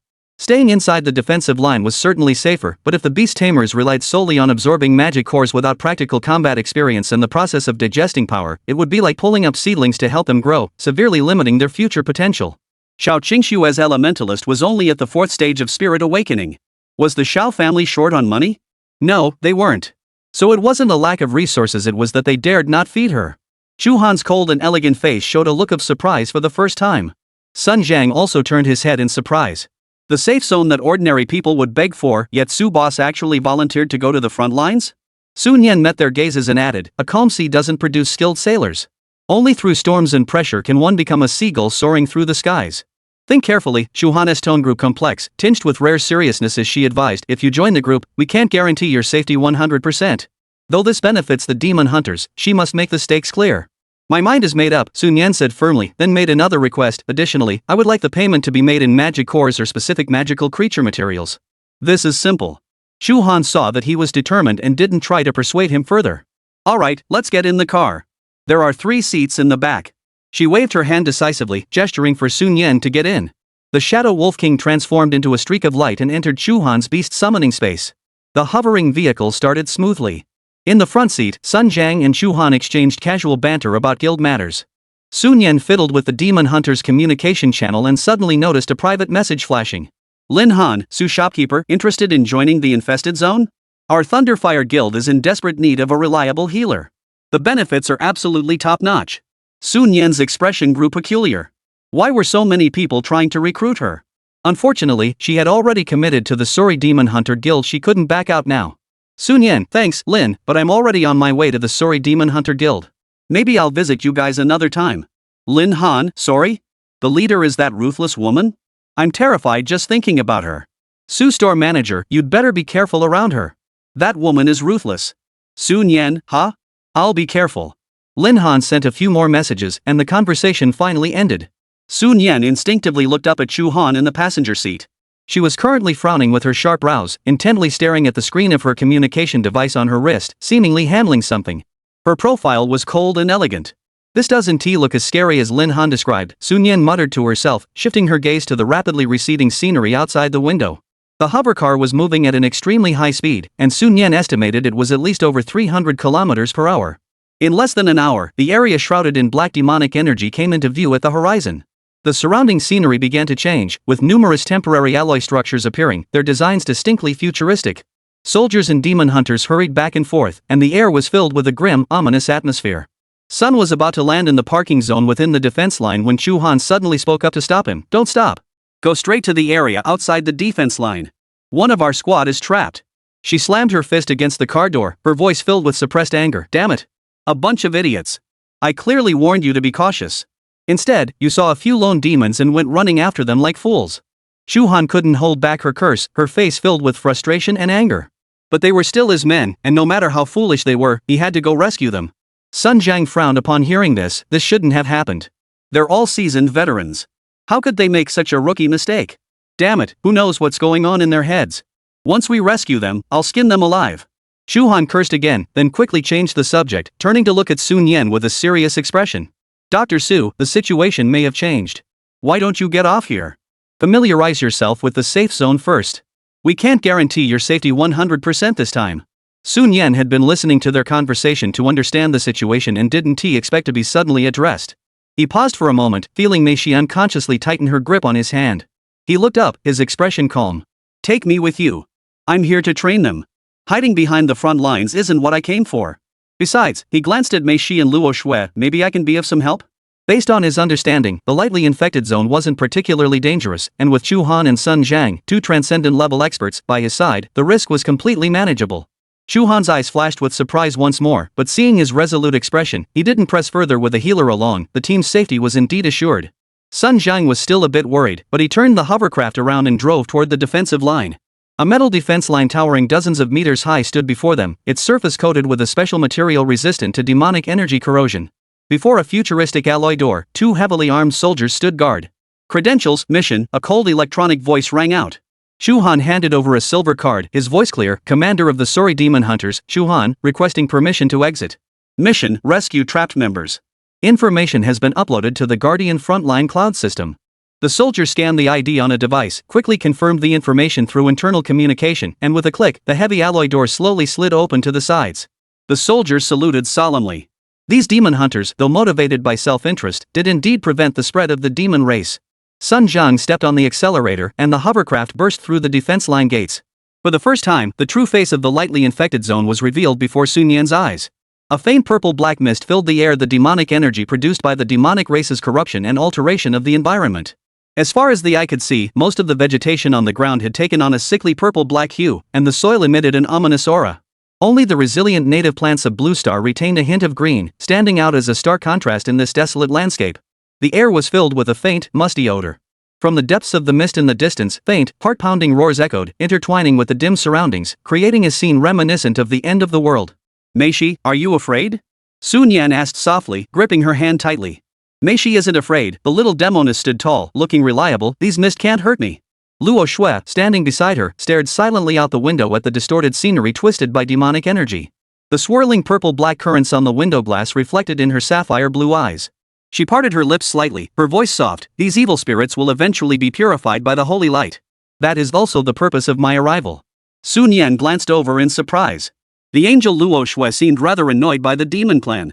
Of course, angels and demons are naturally opposed to one another. Chapter 36, Surrender or Destruction. Inner City, the top floor of the Xiao family's central building. Xiao Shanha sat solemnly in the family meeting room, his expression grave. Xiao Qingxue stood beside him, her eyes reddened, her voice filled with resentment. I'm sorry, father. I lost. The guards who had been tasked with protecting Xiao Qingxue were now all bowing their heads, dared not breathe a word. Xiao Shanha frowned, his fingertips unconsciously tapping the table as he pondered the situation his daughter had described. Regarding Sun Yan's background, he had already sent people to investigate thoroughly. Her parents were both from the lower classes, and there was no way they could have left behind any secret techniques or substantial inheritance. Yet this commoner not only cured the demoness' skill deficiency but had even cultivated her to an unimaginable level. Even an elementalist at the 5th stage of spirit awakening had been defeated by someone of a lower rank. This was utterly defying common sense. Father, Xiao Qingxue's voice trembled as the nightmare-like scene flashed through her mind again, that succubus was only at the 3rd stage of spirit awakening. This means her potential has reached the epic tier high stage. She even possesses the rudiments of a domain. The image of the succubus casually waving her hand, crushing the elementalist's dark domain, still echoed in her mind. Xiao Shanha remained silent, tapping his fingers on the table faster. He was weighing his options, trying to decide how to approach this prodigious talent who had emerged out of nowhere, Sun Yan. And where did her healing method come from? The spies from the city lord's mansion have sent back confirmed intelligence, he spoke in a deep voice, breaking the silence. Sun Yan is not a decoy from that side. Now, we have only two options, either we recruit her or we destroy her. There is no middle ground. Xiao Qingxue lowered her head even further upon hearing this. After a moment, she softly uttered, daughter believes the possibility of reconciliation is extremely slim. Oh? Explain yourself. Xiao Shanha looked at his daughter with some surprise. Xiao Qingxue raised her head, her face filled with regret. First, the enmity between me and that succubus, father, you know it well. Our relationship has always been hostile, and there is no possibility of reconciliation. She paused, her voice growing even softer. Second, that winged angel, my light, once treated her very badly, using extremely cruel methods. As a light elemental beast tamer, she had always ignored the light elemental beast's hatred toward angels, even when it went too far. Now, these two beings who had sworn deep enmity against her had become Sun Yan's beast tamers. Could this enmity ever be resolved? Xiao Shanha listened carefully, then paused for a long time before speaking slowly. Enemies should be reconciled rather than left to fester. We must at least try. I will prepare two strategies, first diplomacy, then force. Either he accepts our family's olive branch, turns enemies into friends, and hands over any other potential treatment formulas, or... A cold gleam flashed in his eyes, he will be utterly crushed. Everything is up to you. What about my college admission spot? Xiao Qingxue didn't object to her father's strategy but was concerned about her own future. After all, without entering the Spirit Academy, she wouldn't be able to access better resources. Xiao Shanha fell silent for a moment, his fingers ceasing their tapping. Go to the front lines. I will arrange for someone to follow you and help you earn as much merit as possible. With some maneuvering, you still have a chance to enter the top academy in the capital city. The situation in Tianyuan City is complicated. Leave as soon as possible. Xiao Qingxue said nothing more, bowed her head silently, and left the meeting room. The guards, as if relieved, hurried to follow her. At the top floor, by the massive floor-to-ceiling windows, only Xiao Shanha remained, alone facing the cold city lights below. Yowulmasan, the outskirts of the lightly contaminated zone. As the hovercraft continued to descend, the scenery ahead gradually gave way to a vast purple-black forest. The air was filled with a faint magical aura. The Yowulmasan, a lightly contaminated zone, Shuhan gazed out the window, his voice tinged with gravity. The deepest parts have even been classified as a moderately contaminated zone. That place is said to harbor beings of the demon general rank. She turned to Sun Yen in the back seat and instructed, once we get out, Dr. Su must stay close to me in the shadow. Don't stray too far. Sun Yen nodded solemnly. He had come here to hunt demons and enhance his beast-taming abilities, not to die. After traveling a distance into the forest, the hovercraft came to a stop. We'll have to continue on foot, Sun Zhang explained, opening the door first. Visibility is low here, the terrain is complex, and there are too many demon hideouts. Except for the safe paths cleared by the frontline troops, the hovercraft can't proceed. The destination isn't far, about another 10 minutes on foot. Before he finished speaking, Chu Han had already jumped out of the vehicle with agility. With a flick of his wrist, a shadowy figure flashed by, and a massive shadow wolf king appeared before everyone. Standing 3 meters tall and nearly 8 meters long. She patted the wolf king's sturdy forelegs. Ride this. It's fast, saves some effort, and we can use its aura to scare off any pesky little creatures. Sun Yan looked at the massive beast and couldn't help but marvel. That build, it's definitely a great mount. Sun Zhang was taken aback and widened his eyes in surprise. Commander? Didn't you say that Shadow is your partner, sacred and inviolable, and that no one else is allowed to ride him? Chu Han shot him a disdainful glance, her tone tinged with irritation. Stop being so fussy. Rules are made for the living. If you keep dawdling, my men will really die in there. Hurry up. Sun Yan listened from the side, her forehead breaking out in a sweat. This Chu company commander was indeed as Lin Han had described, her temper flared at the slightest provocation. You can't judge a book by its cover. This beauty has a sharp tongue. Sun Zhang was startled by the shout and quickly retracted the hovercraft into his storage ring, gesturing for Sun Yan to hurry up. Chu Han sprang forward with a powerful leap, landing gracefully on the broad back of the Wolf King. He waved his hand towards Sun Yan. Sun Yan was still struggling to figure out how to climb up when he suddenly felt a tight grip around his waist, followed by a warm, soft sensation. Mei Shi had already wrapped her arms around him from behind with a smile, and her blood-red wings spread out with a swish, carrying him safely onto the Wolf King's back. Wow, Mei Shi, you can even carry someone while flying? Sun Yan exclaimed in surprise. Of course I can. The master is so light. Even if you focus on me, I can still carry you. Mei Shi proudly lifted her little chin. Then next time we get the chance, can you carry me up to the sky for a spin? I've never experienced flying before. Sun Yan teased her with a smile. Mei Shi's cheeks flushed red, and she blushed. No way, it'll be tiring. Unless my master rewards me. Oh? What about yesterday's reward? Sun Yan continued to tease her. Mei Shi immediately used her signature move, covering her face with both hands. Actually, it's not that I won't do it. The angel Luo Shui beside her remained expressionless, silently withdrawing the hand she had just reached out to hug Sun Yan. Her pure white wings trembled, and she silently rose into the air. Everyone, hold on tight. Shadow, target abandoned defense line, full speed ahead. Chu Han sat at the front, patting the Wolf King's neck to issue the order. The Wolf King let out a low growl and charged into the depths of the dense forest. Chu Han pointed the way while quickly explaining the situation. The trap squad consisted of 5 people, all at the late stage of spirit awakening, forming the backbone of the Suri Demon Hunter Corps. Based on their distress signals, they were currently trapped inside an abandoned defensive line, which had been constructed during the peak of Tianyuan City's prosperity as a forward fortress. Approximately 3 years ago, a fierce demonic tide swept in, breaching this defensive line. At the time, the former commander of the demon hunters broke through the enemy lines at the last moment, sacrificing his life to forcefully replace the demon commander, barely holding back the demon tide and preserving the current defensive line. Sun Zhang heard this and couldn't help but show a hint of respect in his eyes. He had participated in that battle as well, though he had not yet broken through the mortal realm and was among the last group of demon hunters to evacuate. Had it not been for that commander's selfless sacrifice, the demonic tide would have swept through the city long ago. Chapter 37, Attribute Suppression. Damn it, Mei Shi doesn't want to be the deputy commander. It was that brutal. Sun Yan was taken aback. Such information was completely sealed off at school. Shu Han glanced at him and explained, unless it's absolutely necessary, ordinary citizens won't be informed of these details to avoid causing panic. Only beast tamers and demon hunters are aware of the specifics. Sun Yan nodded in understanding. Such information control was indeed necessary. We're here! Shu Han suddenly shouted, reining in the Shadow Wolf King. Up ahead, through the demon-corrupted trees, the outlines of ruined walls and debris could be faintly seen. It was the abandoned defensive line. The air was filled with the constant roars of demonic creatures echoing from below, sending chills down the spine.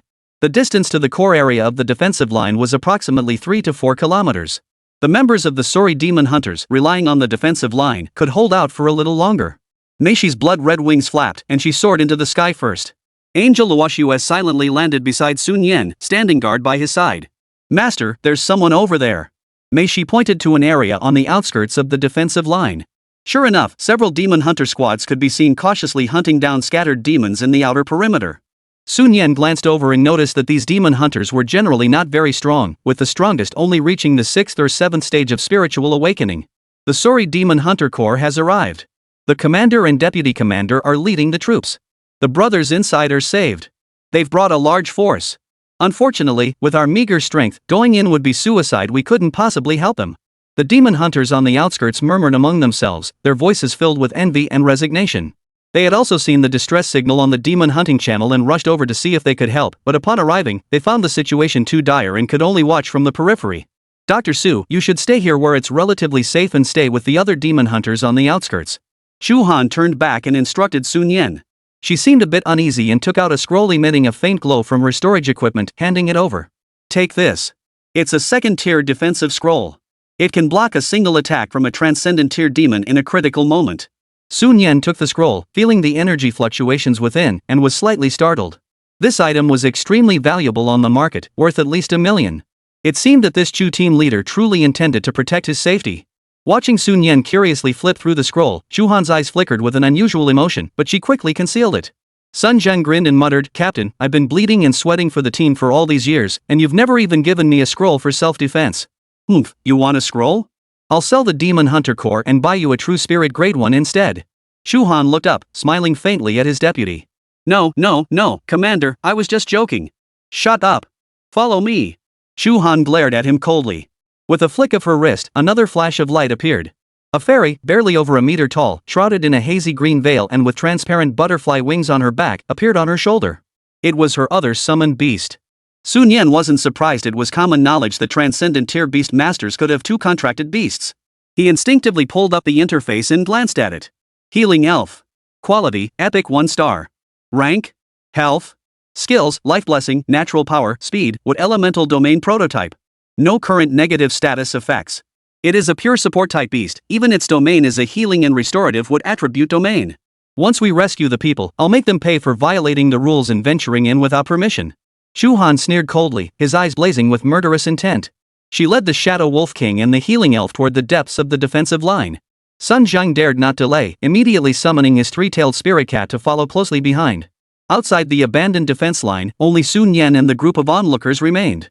Meishi, Sun Yan played with the defensive scroll in his hand, his gaze fixed on the wandering demon hordes ahead, a look of excitement on his face. It's time to get to work. These are all walking demon cores and materials. Yes, Master. Meishi's small face flushed with excitement. She was born with the blood of a dark-aligned ruler flowing through her veins, destined to bathe in blood and grow through slaughter. Though the days spent with her master were the happiest of her life, the bloodthirsty desire deeply ingrained in her veins had never been extinguished by mundane existence. The blood wings on her back suddenly trembled, and she transformed into a blood-red streak of light, shooting straight into the sky. Sun Yan's gaze quickly locked onto a densely packed group of demons in the distance, a herd of, one of which was exceptionally massive, clearly the leader. He flickered his thoughts, and the panel information appeared. Raging Demon Rhino King. Qualification, Elite 1 star. Rank, Demon Spirit 7th tier. Health, 130. Attack, 90. Defense, 95. Spirit, 92. Agility, 91. Skills, Charge, Berserk, Roar. These stats are so impressive that even Xiao Qingshue's elementalist can't compare. The gap in quality is like an insurmountable chasm. As for those ordinary berserk magic rhinos, most of them are only at the 4th or 5th stage of magic spirit, with their life attributes not even reaching 80. Meishi, these are the ones. Got it. The demoness, standing mid-air, responded with a seductive laugh, raising her jade-like hand as darkness gathered in her palm. In an instant, a dark shockwave emanating destruction erupted, charging straight toward the herd of magic rhinos. One of the berserk demon rhinos seemed to sense the danger, suddenly lifting its head, its blood-red eyes locking onto the terrifying dark shockwave. It didn't even have time to roar before its massive body was cleaved in two by the dark crescent. Moo! With its kin slaughtered, the enraged demon rhino king turned its massive head toward the sky, locking onto the blood-red figure, and let out a deafening roar as its hooves dug into the ground, plunging into a frenzy of rage. Meishi, however, didn't bother to engage it. She moved like an elegant dancer, darting through the air at low altitude, unleashing wave after wave of dark shockwaves that reaped the lives of the magic rhinos below. The more she killed, the deeper the crimson hue in her eyes grew, as the darkness within her was ignited. The exhilaration of fighting for her master sent shivers of excitement through her body. Luo Shui, go to. Sun Yan turned her head to look at the angel who had been quietly guarding her side. Yes, master. Luo Shui's sapphire blue eyes flashed with anticipation. She had been longing to act for some time. Her pure white wings suddenly spread wide, and a sacred aura spread out around her. Sun Yan also looked over with anticipation, finally able to witness her combat skills firsthand. The angel in mid-air glared down at the horde of demonic rhinos below.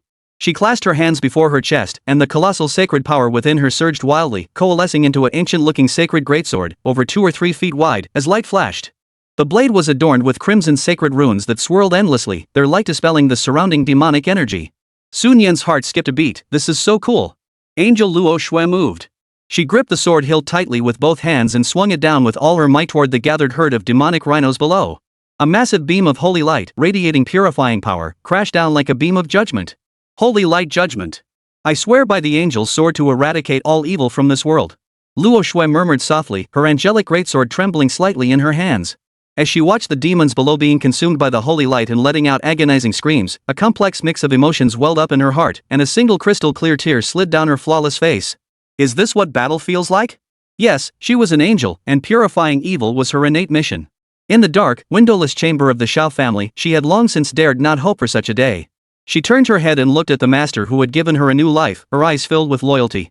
Sun Yan, however, was oblivious to the angel's emotional turmoil.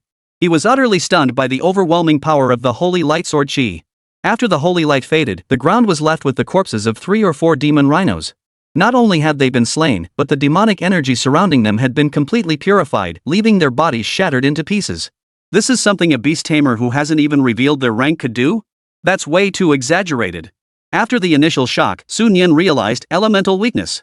Darkness and light are natural opposites, and as the sacred spirit of light-aligned beast tamers, angels naturally inflict damage on demons with an extremely strong suppressing effect, nearly doubling the power of attacks of the same attribute.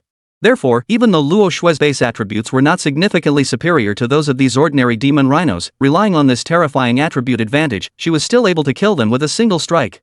On the other side, Mei Shi, who had just slaughtered nearly 10 demon beasts, also came to a halt. She gazed at the demon rhino corpses beneath the holy light sword chi, their bodies purified beyond recognition, and a hint of surprise flashed through her blood-red eyes. This newcomer, Luo Shui, is way too strong. A sense of danger surged through Mei Shi's heart. Damn it.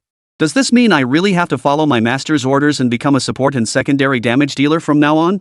No way. Absolutely not. Mei Shi would never allow such a thing to happen. Chapter 38, The Incompetent Clan Leader. You can't protect anything. Shu Han gazed at the abandoned defensive line in the distance, the flickering metallic glow reflecting in her eyes. Up ahead, a dark horde of demons was charging toward the crumbling defensive line. The Shadow Wolf King gently rubbed her body with its massive head, its eyes filled with affection. Shu Han raised her hand, and a crimson hunting blade appeared in her grasp, its blade shimmering with a cold glow. As a transcendent beast master, her physical prowess was enhanced by her beast taming abilities, allowing her to engage in combat directly. Of course, in battles of equal rank, the outcome still depended on the beasts themselves. If a beastmaster chose to intervene, they would rely more on their innate talents. Shadow, release the shadow armor. Then activate the stealth domain to cover us and avoid unnecessary combat. Shu Han ordered in a cold voice. Awah! The Shadow Wolf King let out a long howl, and purple-black energy surged around its body. The energy swiftly solidified into a set of menacing armor tightly hugging its body. Immediately afterward, even more gray energy expanded outward from the center, with intricate runes intertwining in the air. The invisibility field was activated. An invisible force field enveloped the Wolf King, Shu Han, and the small healing elf. Their forms became ethereal under the field's influence, blending seamlessly into their surroundings. Shu Han deftly flipped and leaped onto the wolf's back. The gray invisible domain moved forward with the Shadow Wolf King. The green-clad figure flapped its green wings behind it, hovering warily on the flank, closely following. Sun Zhang is also immediately enveloped by the domain and follows closely behind. Xiaoling, keep an eye on the front, he whispered to his three-tailed spirit cat. Along the way, occasional low-tier demonic beings blocked their path, all torn apart by the crimson hunting blades in Chu Han's hands or the claws of the Shadow Wolf King. More low-tier demons only realized in terror that their companions were being swept away by an invisible force, vanishing without a trace, leaving only bloodstains behind. What's happening? It's haunted. On the other side, the other demon hunters, who had been leisurely slaughtering low-tier demons, witnessed the battle between Mei Shi and the angel, their eyes nearly popping out of their sockets. What the hell? That demon is only at the third stage of spiritual awakening, right? How is she slaughtering those berserk rhinos like they're nothing? Frenzied demon rhinos are renowned for their thick hide and tough flesh. Even these experienced demon hunters needed to fight them slowly, chipping away at their health bit by bit, even when facing demons of the same or even lower tier. How could it be so easy, with a single strike sending it to its death? Even more terrifying was the angel. She wasn't even at the first stage of spiritual awakening, yet the holy greatsword in her hand could simultaneously claim the lives of 3 demon rhinos. They turned their gaze to the young beastmaster Sun Yan standing calmly by the sidelines, murmuring to themselves, no wonder he was personally brought here by the leader of the Sori Demon Hunter Corps. His status must be extraordinary. Perhaps he's a young master from some prominent family out here to gain experience. Sigh, comparing oneself to others is a sure path to despair. Stop staring, guys. Let us get back to work. Hopefully we can earn a bit extra today to improve my little Gray's diet. Sun Yan ignored the distant chatter. His gaze fell on the angel who had just finished a round of combat. The angel happened to glance back at him. Her sapphire blue eyes were crystal clear, and as the light danced in them, it seemed as though she had something to say. You did a great job, Sun Yan praised, then added, keep hunting. Remember to collect magic cores and useful materials. The angel's usually cold and expressionless face now curved into a faint smile. Yes, thank you, master, she replied softly, then raised her angelic greatsword once more. A torrent of holy light descended, instantly engulfing several more demonic rhinos. Of course, fairness must be maintained. Sun Yan turned his gaze to the other side, where Mei Shi stood. The little creature seemed a bit anxious after the angel had been praised, her thin wings slicing through the air, leaving trails of blood-red light as she reaped lives. Mei Shi, you two don't just focus on killing. Remember to collect the demon cores and materials. Sun Yan's voice reached her ears. Oh, and you can absorb the demon cores directly on the spot to replenish your energy and enhance your strength. The current levels of the two beasts were indeed too low, which had been a constant headache for Sun Yan. However, they had been too busy lately, and the current battlefield was an excellent opportunity for them to enhance their strength. Mei Shi's cheeks were covered in beads of sweat. Upon hearing this, she nodded vigorously toward Sun Yan, a smile spreading across her face. Sure enough, her master was also concerned about her. Yes, master. Black energy flowed down from Mei Shi's body, precisely penetrating the corpse of the demon rhinoceros below, sweeping up one demon core and rhinoceros horn after another, returning to her hands. My body is craving this energy. She murmured softly, absorbing the energy contained within the demon cores while releasing wave after wave of dark energy. Multitasking during battle was extremely dangerous for ordinary beast tamers, but for Mei Shi at this moment, the enemies before her were far too weak for her to take seriously. Moo! The enraged magic rhino king watched helplessly as his kin were slaughtered, letting out a heart-wrenching roar. It paced frantically in place, its hooves digging into the ground, but it was powerless against the two figures in the sky, watching helplessly as the size of its tribe dwindled rapidly. Sun Yan looked down at the helplessly raging demon rhino king and couldn't help but touch his nose. Does this count as an incompetent tribal leader? Finally, the battlefield was left with only the lone figure of the enraged magic rhino king. Angel Luo Shui locked her gaze on it, and the angelic greatsword in her hand once again burst into dazzling light. She shouted, "Holy flames!" In an instant, eternal holy flames rose from the broad blade of the sword. The flames transformed into a massive field, descending instantly, distorting the air and sending out ripples in all directions. The berserk magic rhino king roared, its body surging with a deep crimson hue. Its berserk skill activated. Its attributes skyrocketed. However, all of this proved futile in the face of the sacred flames. The light pillar completely engulfed it, and its agonizing screams echoed across the battlefield. Luo Shui remained expressionless, her wrist flickering as another sharp holy light slash followed closely behind, delivering the finishing blow with precision.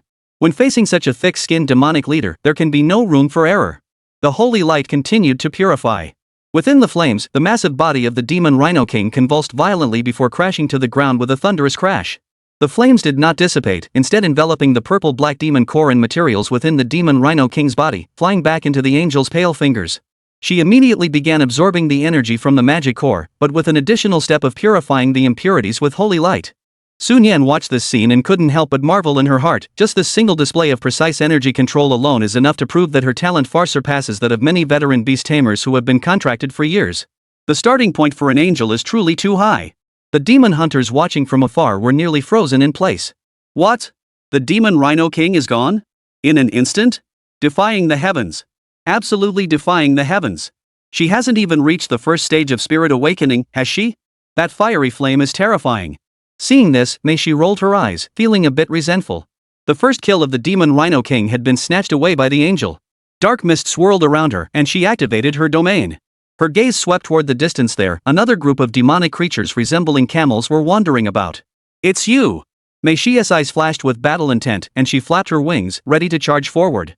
However, her nostrils twitched slightly and in the air filled with the scent of blood, she detected something unusual. That's strange, it feels familiar. Her brows furrowed and confusion arose in her heart. Chapter 39, Chu Han, do you remember me? Sun Yan did not notice Meishi's unusual behavior. His gaze returned to Luo Shui. At that moment, Luo Shui was floating in mid-air with her eyes tightly closed. The dozen or so demon cores she had collected earlier, along with the purple-black demon core from the demon Rhino King, were all clenched in her palm. Pure holy light continuously purified the chaotic energy within the magic cores, transforming it into pure light energy that flowed into her body. This energy should be enough for her to break through, right? Sun Yan muttered to himself, then suddenly remembered something and pulled out his communicator. Sun Yan, senior Bai, I've also left the city and am at the outer perimeter of the defense line. After all, the other party was a third-tier healer, and she had previously extended an invitation. Reporting her location now might secure some assistance later. Just as he was about to put away the communicator, the screen suddenly lit up. The response was extremely quick. By Shuangshuan, which area are you in? Do you need me to take you around to familiarize yourself with the local rules or show you where to purchase materials? Sun Yan paused for a moment before replying. Sun Yan, thank you, senior. Let's discuss it once we return to the city. I'm currently with Chu, the leader of the Sori Demon Hunter group, clearing out monsters. Some of their team members are trapped at the abandoned defense line, and we're rushing to rescue them. This time, the reply came almost instantly. By Shuangshuan, is the situation dangerous? Do you need me to come help? Sun Yan found Bai Shuangshuan's urgent concern odd, but quickly typed back.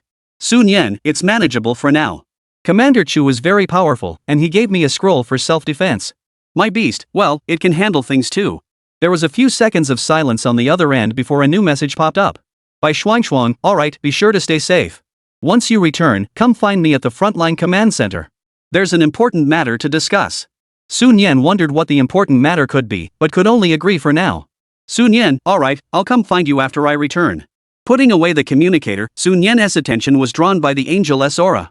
The energy fluctuations around Luo Shui surged rapidly but suddenly halted, blocked by an invisible barrier. The next moment, the paused aura burst through the barrier and surged violently once more. First layer of spiritual awakening achieved. Sun Yan's heart filled with joy. However, no power boost from the contract feedback was felt within his body. After all, this was only a temporary contract. But Angel Luo Shui's aura did not stop there. She clearly wasn't satisfied with just advancing one minor realm and continued to absorb energy. 3 minutes later, her rising energy stabilized and finally settled at the third stage of the opening of the spirit realm. All the magic cores in her palm lost their luster and turned into powder, drifting away. Sun Yan furrowed his brows slightly. Breaking through 3 minor realms in succession, could this lead to unstable foundations or even overexertion of potential? Angel Luo Shui seemed to sense her master's concern and gracefully landed back by Sun Yan's side. Master, I'm fine, her voice remained calm. The energy purified by the holy light is extremely pure, and combined with the residual effects of the potion I took earlier, the current improvement is within controllable limits. It may just require some practical combat to quickly master this new power. Sun Yan nodded. Since the Beast Master herself was confident, it should be fine. Just then, the interface suddenly appeared on its own. Sun Yan froze for a moment before realizing what had happened. The second special cultivation slot had been granted. Luo Shui Angel. Talent, Epic 9-star. Rank, Spirit Awakening Stage 3. Health, 112. Attack, 169. Defense, 109. Spirit, 113. Agility, 114. Skills, Holy Light Judgment, Sacred Flames, Ascension. Level 3 negative status, Heavenly Wound, caused by the Beast Tamer unilaterally forcibly terminating the temporary contract. Health points are continuously deducted. Estimated survival time, 179 days. Treatment recommendations, use heaven-confusing crystal stones and life-reviving grass for healing. Unlock the advanced path of the Holy Spirit series Ascension to Divinity. Current qualifications have reached the maximum limit. Use the Angelic Seal and Sacred Crystal to increase the qualification limit. No wonder they're called angels. The Ascension to Divinity path sounds just as impressive as the Succubus S evolution path. Sun Yan muttered under his breath, but the materials he was compressing seemed to be increasing. The materials for the succubus's evolution were still unsecured. Sun Yan felt like his own beast was crying out for food, yet he was powerless to help. No, I must pull myself together. Luo Shui, keep going. Hunt more monsters. Sun Yan looked at the angel. When the time comes, the master will prepare a surprise for you. Having his angel earn materials for him was reasonable, right? As you command, master. Angel Luo Shui's wings trembled slightly, and her gaze locked onto another group of demons of various shapes in the distance. Sun Yan turned his gaze back to Mei Shi. The little one was still fighting fiercely, her aura fluctuations clearly reaching the 5th stage of spirit awakening. Although her progress was not as rapid as the angel's 3-tier advancement, she had actually slain more monsters. It simply required a higher amount of experience points to level up. At that moment, Mei Shi was manipulating the dark domain to envelop the demons, watching them struggle within it. Her little nose wrinkled again. That disgusting smell is getting stronger. We have to ask the master. On the other side, Chu Han swung his crimson hunting blade, shaking off the demon blood, and glared at the silver-colored cabin being fiercely attacked by the demon race, his expression dark. Even the lower-ranked demons, no matter how foolish, had already sensed the eerie nature of this area. More and more demons turned their bodies toward Chu Han's group, baring their fangs and growling, as if to say, I've spotted you. Shadow, drop stealth. Charge straight through. Chu Han ordered decisively. Green robe, activate the wood domain and provide support. Before her words had even finished, she charged forward, her long blade transforming into a crimson lightning bolt, instantly severing the head of a demon blocking her path. The Shadow Wolf King broke stealth, letting out a long howl to the sky. Silver-white light gathered in his mouth, forming a howling moon-piercing charge nearly 5 meters in diameter. Wherever the moon-piercing beam passed, demonic creatures were reduced to ash, carving out a path through the dense demonic tide. The healing elf's surroundings were intertwined with green patterns. She raised her delicate palm and gently pressed it toward the Shadow Wolf King and her master, instantly enveloping them in the wood domain.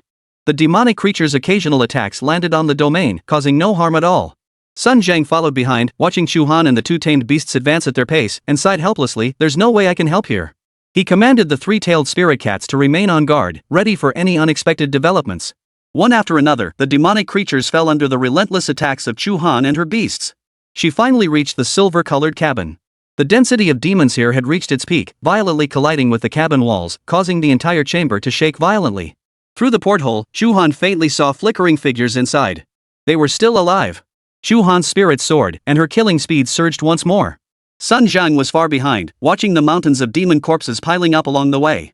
His doubts grew deeper, something's wrong. How could just a few people trapped here attract such a massive demon attack? It feels like a premeditated lure. He suppressed his doubts and hurried to catch up. Finally, Chu Han reached the tightly closed hatch. Behind her lay a sea of corpses and blood, her body covered in demon blood, but she paid no heed. She raised her hand and knocked 3 times on the silver metal door. Dawn! Dawn! Dawn! The sound echoed clearly across the battlefield. Just wait and see how I'll teach these kids a lesson. At that moment, the silver hatch in front slowly opened outward. However, the first thing to emerge was a strong, overpowering smell of blood. Chu Han's heart trembled violently, and an ominous premonition arose within him. Inside the door stood 3 figures, their forms clearly not human. The figure at the front dropped the blood-stained communicator in his hand, stretched lazily, and spoke in a seductive yet icy tone. Chu Han, do you remember me? Chapter 40, Master, she seems to be dead. Commander Chu, are you done yet? Watching Mei Shi and Luo Shui engaged in a fierce battle, Sun Yan pulled out his communicator and sent a message to Chu Han. This has taken quite a while. But after waiting for a long time, there was no response from the other side.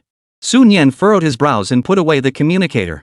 Strange, it should have been over by now. Did they run into a tough opponent? He muttered to himself, stretching lazily, but didn't worry too much. After all, 2 powerful cultivators at the Transcendent Realm shouldn't have any trouble in this lightly contaminated zone. Master, come quickly. Mei Shi's familiar voice suddenly rang out, filled with excitement. Sun Yan followed the sound and saw Mei Shi holding something, running toward him with light footsteps. Did you find something interesting? Sun Yan asked with a smile, his curiosity piqued by her excited expression. This girl is still so impatient. Just then, he remembered something. He hadn't checked her attribute panel after upgrading. With a thought, the faintly glowing panel instantly unfolded. Demon Clan. Potential, Elite 3-star. Rank, Demon Spirit 8th tier. Health, 148. Attack, 153. Defense, 150. Spirit, 198. Agility, 151. Skills, Disguise, Charm, Dark Strike. Sun Yan's smile froze on her face. Damn it, it's not Mei Shi, it's a disguise. Damn it, this is dangerous. At the Spirit Awakening level, a beast tamer's physical prowess isn't much stronger than an ordinary person's. He's only at the 5th stage of Spirit Awakening. Even facing a demon of the same level head-on would be a tough fight. Let alone this seductive demon. A chill rose from the depths of his heart, but Sun Yan remained composed on the surface. Meishi, he tried to make his voice sound natural, but his feet quietly moved backward while he raised his voice to attract the attention of nearby demon hunters. There are some demon cores in our backpack. Go get them? Can't we just skip it?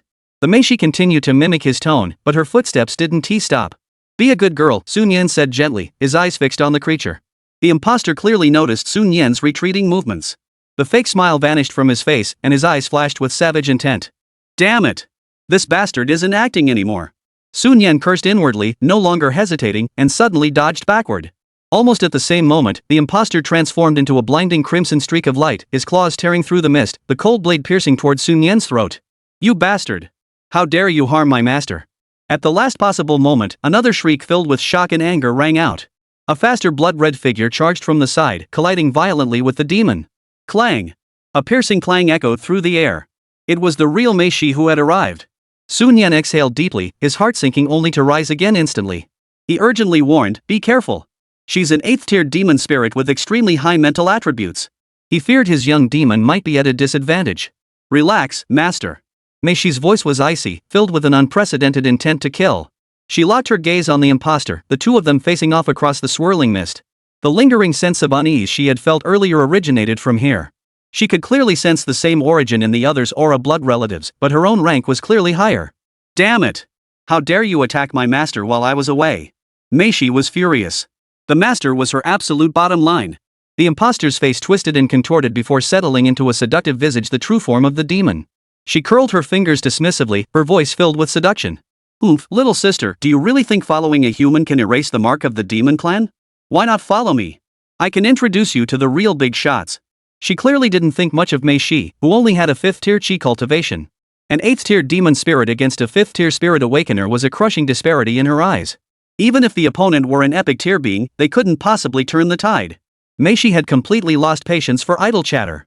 Dark magic runes flickered around her body, swirling mist quickly intertwined, forming the outline of a dark domain, which crashed down on the demoness from above. Sun Yan grew anxious and summoned Meishi's interface for a closer look. Demoness Meishi. Potential, Epic 9-star. Rank, Spirit Awakening 5th tier. Health, 160-192. Attack, 162-193. Defense, 159-191. Spirit, 236-283. Agility, 162-191. Skills, Charm, Dark Impact, Desire Corrosion, Dark Domain Prototype. Unlocked Dark Type Advanced Path Dark Knight's End, current limit reached. Requires Heavenly Seduction Tears and Witch's Heart to break through the potential limit. Sun Yan. Alright, the crisis is averted. Is this all the data panel shows? That guy over there will be chopped into mincemeat in 10 seconds flat.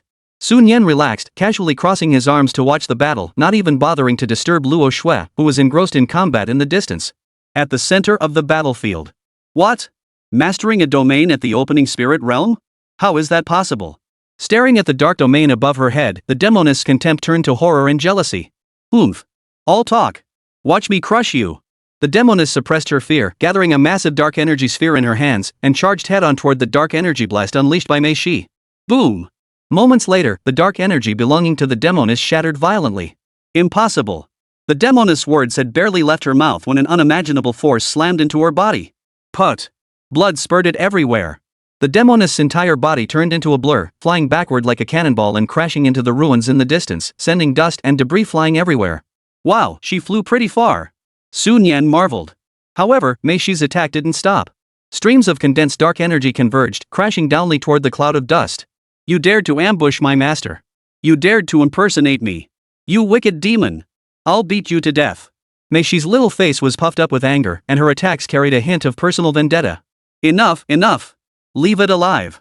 Sun Yan hurriedly intervened. Drag it over here. Let's see if we can get some information out of it. Meishi reluctantly stopped, dragging the limp, barely human-shaped demon to Sun Yan.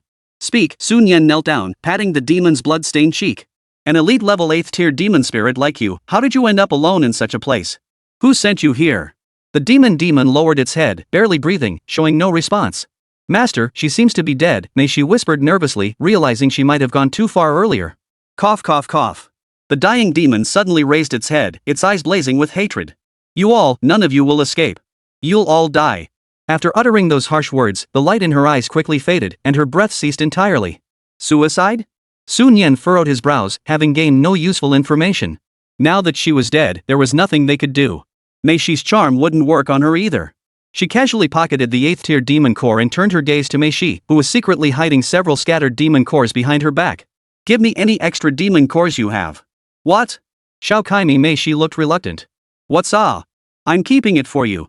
We'll talk about it once your cultivation base is completely stable. Sun Yan spoke with an unwavering tone. Breaking through 2 ranks in a row was already fast enough, absorbing more now would risk destabilizing her foundation. Chapter 41, Mei Shi, dare you take on a big job. At that moment, the angel Luo Shui also finished her battle and gracefully floated back. Her body was spotless, except for a few drops of deep purple demon blood on her cheeks, making her resemble a red plum blossom in the snow, even more sacred. Master, what is this? Luo Shui's gaze fell on the corpse of the demon, her delicate brows furrowing slightly. She could sense the lingering aura was still strong. If she had faced it alone, she would have had to put up a fierce fight. It's taken care of. Just a false alarm. Sun Yan waved his hand. Give me the demon cores you collected first. We need to hurry and find Chu Tuantong and the others. Luo Shui hesitated not a moment, obediently handing a small pouch to Sun Yan. Whatever the master plans, he must have his reasons. Sun Yan took it, sighing inwardly. Angels are so understanding, unlike that little jealous little thing over there. If he didn't treat them equally, her inner drama would be endless. Let's go. Sun Yan pointed to the path previously cleared by Chu Han and the Shadow Wolf King.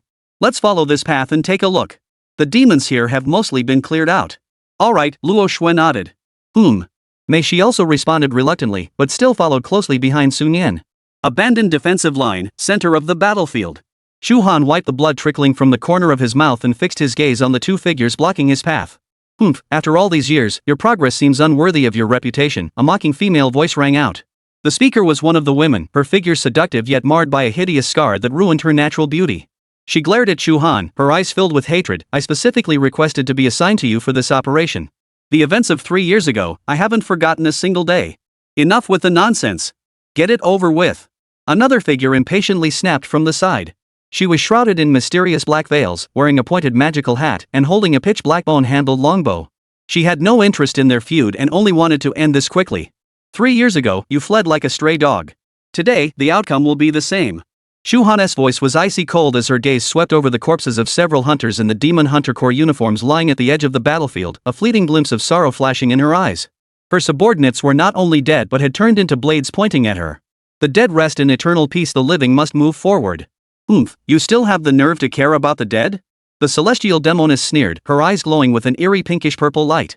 Realm of joyful illusions. Almost as she moved, the demon witch also sprang into action. She curled her fingers around the bowstring, and dense dark energy coalesced into a pitch-black arrow emanating an ominous aura. Whoosh! The arrow flew silently, yet as fast as a ghost, straight toward the Shadow Wolf King, whose movements were slowed by the illusions. Put! Arg! The Wolf King let out an agonizing roar as his hard armor was pierced, and blood stained his silver-white fur. One powerful control, one precise long-range strike. Despite the Shadow Wolf King's overwhelming combat power, he was completely countered by this perfect combination, unable to unleash his full strength. The healing elf beside him unleashed a soft green glow from both hands, the wood domain spreading out with all its might. Emerald green light points continuously poured into the Wolf King's wounds, but the healing speed couldn't keep up with the new injuries. Your skin is pretty thick. Let's see how long you can last. The celestial demon licked her lips, her face adorned with a cruel smile of certain victory. However, despite being in a desperate situation, Chu Han's face showed little panic. Her eyes remained calm as she directed the Wolf King to defend with minimal casualties. On the other side of the battlefield, Sun Zhang's situation was equally dire. His opponent was another figure with a significantly weaker aura, wearing a magical hat. His three-tailed spirit cat, relying on its extraordinary speed, managed to hold its own against the opponent. Though it had a slight advantage in speed, its attacks lacked the power to inflict fatal wounds, leaving the situation deadlocked. Sun Zhang was sweating profusely, inwardly cursing his misfortune. He had yet to contract his second beast companion, leaving him unable to overpower his opponent. This was clearly a carefully planned trap set by the Demon Clan, targeting them the top-tier fighters not affiliated with any official faction. 3 demon generals. Especially the luxurious lineup targeting Chu Tang. He glanced over at Chu Han's side, feeling a chill run down his spine. At the entrance to the defensive line, Sun Yan watched the energy fluctuations emanating from within the defense line, his brows furrowed. Something's wrong. What could be causing Commander Chu to be in such a fierce battle for so long? A sense of unease rose within him. He pulled Mei Shi and Luo Shui, carefully creeping behind a nearby cover, and peered inside. At a single glance, Sun Yan's pupils contracted. At the core of the battlefield, two figures emanating terrifying demonic might were overwhelmingly suppressing Chu Han's two summoned beasts. He instinctively summoned the interface. Heavenly Demon. Qualifications: Epic 2-star damaged, formerly legendary 1-star. Rank: Demon General 7th tier. Health. Defense. Skills: Charm, Soul Steal, Pleasure Illusion. Evil Spirit Witch. Qualifications: Epic 1-star damaged, formerly legendary 1-star. Rank: Demon General 6th tier. Health. Defense. Skills: Witch's Arrow, Demon Spirit Charge, Wolf Spirit Protection. Damn it! Sun Yan nearly shouted out loud, his heart racing. This is a mildly infected zone? A demon general of this caliber is rare even in a moderately infected zone, right? Master, that has such a terrifying aura. Mei Shi's body trembled slightly beyond her control, but she still clenched her teeth and stood in front of Sun Yan. Sun Yan's expression was complex. He immediately pulled out his communicator, his fingers flying across the screen as he sent out a distress signal to two potential allies who might be able to help. Sun Yan, Senior by. Outside Tianyuan City, mildly infected zone, abandoned defense line. High-ranking demonic beings have appeared here. Can you come over immediately? Sun Yan, Lin Team Leader. Abandoned defense line in the lightly infected zone. We've been ambushed by high-ranking demonic beings. Chu Han Team Leader is in imminent danger. Please send reinforcements immediately. As the message was sent, Sun Yan's heart sank. Even if Bai Shuang and Lin Han rush over, it will take at least 2 hours. Can Commander Chu and his men hold out? Master, Commander Chu's side is completely overwhelmed. The Wolf King is severely injured and can only hold on for 2 more minutes. Angel Luo Shui's voice was solemn. Deputy Commander Sun's side is currently unable to gain the upper hand. Sun Yan was frantic with worry, digging her nails into her palms. Though they had only known each other for a short time, he couldn't bear to watch Chu Han and Sun Zheng fall here. But the battlefield where Chu Tuangshang was fighting was filled with terrifying 6th and 7th rank demon generals, entities far beyond their current capabilities. Even if Mei Shi was powerful in the opening spirit realm, the gap in ranks was like an insurmountable chasm. His gaze swept across the entire battlefield. Suddenly, his gaze shifted to the battlefield where Sun Zheng was fighting, and his eyes lit up. The demon general level which suppressing Sun Zheng seemed to have a less overwhelming aura? A tactical plan formed in his mind. Mei Shi, Sun Yan took a deep breath, his eyes flashing with madness, his voice low and hoarse. Dare you follow the master and pull off something big? Chapter 42, The Angelic Classmate with a Teenage Complex? What's the big deal? Mei Shi clearly looked confused, her worried expression frozen on her face. Sun Yan said nothing more, quickly pulling up the other party's profile and lowering his voice to begin analyzing. Demon Servant. Qualifications: Elite 2-star. Rank: Demon General 1st tier. Health: 318. Attack: 312. Defense: 310. Spirit: 312. Agility: 403. Skills: Magic Arrow, Swiftness, Eye Power Boost. This demonic creature is only of elite tier quality. Its strength, to be honest, isn't particularly impressive. Sun Yan's voice remained calm. Sun Team Leader's Spirit Cat is even stronger than it, though it can't inflict effective damage. Therefore, we only need to act in secret, without seeking a decisive outcome. Just cause some disruption. Listening to her master's clear plan, Mei Shi nodded her small head, the confusion in her eyes fading slightly. This way, Sun Team Leader can free up his hands to assist Chu Team Leader in battle. Sun Yan's gaze turned toward the distant battlefield. Perhaps we can hold on until reinforcements arrive. Angel Luo Shui's sapphire blue eyes grew even more worried. The chances of success were uncertain, but her master would undoubtedly be in danger. Master, the angel's cold voice rang out, why don't we go help? You stay in the distance. No need to say more, I'm confident, Sun Yan interrupted her, his tone firm. He instinctively felt for the defensive scroll in his robe. The risk was within manageable limits. Mei Shi seemed to want to persuade him further, but upon seeing the unwavering gaze in Sun Yan's eyes, she swallowed her words and whispered, all right, master. Let us flank them from behind. Sun Yan ordered decisively. At that moment, at the center of the battlefield, the three-tailed spirit cat let out a furious roar, repeatedly lunging at its opponent, desperate to end the fierce battle. However, the demon servant's form flickered unpredictably, always managing to dodge with an eerie maneuver, then countering with a precise magic arrow to force the spirit cat back. It's useless. You will all die here today, the demon servant said with a mocking tone. Sun Zheng anxiously glanced toward Chu Han's direction, where the situation was equally dire. Could it be that there was truly no way out? A name suddenly flashed through his mind: Su the shopkeeper. Where could he be now? Sigh, their actions were too reckless. If he were to die in battle, would the physician also be in danger? Just as these thoughts crossed his mind, the corner of his eye suddenly caught sight of two figures soaring into the air behind the demon servant. One had wings like dark red blood membranes, with a solemn expression. The other had wings like pure white snow, with a calm and composed face. Joy surged in Sun Zhang's heart, so the shopkeeper had intervened. But the thought of the vast disparity in strength between them and the demon general sent his heart plummeting once more. What's the point of coming? This is a battle between transcendent beings, how could he possibly intervene? Nevertheless, Sun Zhang forced himself to remain silent and made no unusual movements. Regardless of what the other party intended to do, making a scene at this moment was clearly not a wise choice. He could only hold his breath and remain still. In mid-air, Mei Shi took a deep breath and channeled all her dark energy. Thick, dark mist surged forth from her body, intricate patterns swirling rapidly within, coalescing into a dark domain. The opponent was too powerful to hold back even the slightest bit. 4 consecutive dark energy blasts erupted simultaneously, striking at precise angles to seal off all possible escape routes for the demon servant. Angel Luo Shui's sapphire blue eyes were as cold as ice. The 2 pairs of wings behind her trembled as she channeled her divine power to its absolute limit. Ascension to divinity. Since gaining the ability to wield light power, she had never used this skill. For it, though it granted a massive boost in combat power, left her vulnerable for a period afterward. She was bathed in blazing divine light. When the holy glow faded, 3 pairs of pure wings spread proudly. Sun Yan widened his eyes. He had thought that Mei Shi was the main force in this battle, but now it seemed that was not the case. Luo Shui Angel. Talent, Epic 9-star. Rank, Spirit Awakening Stage 3. Health, 112. Attack, 169-338. Defense, 109. Spirit, 113.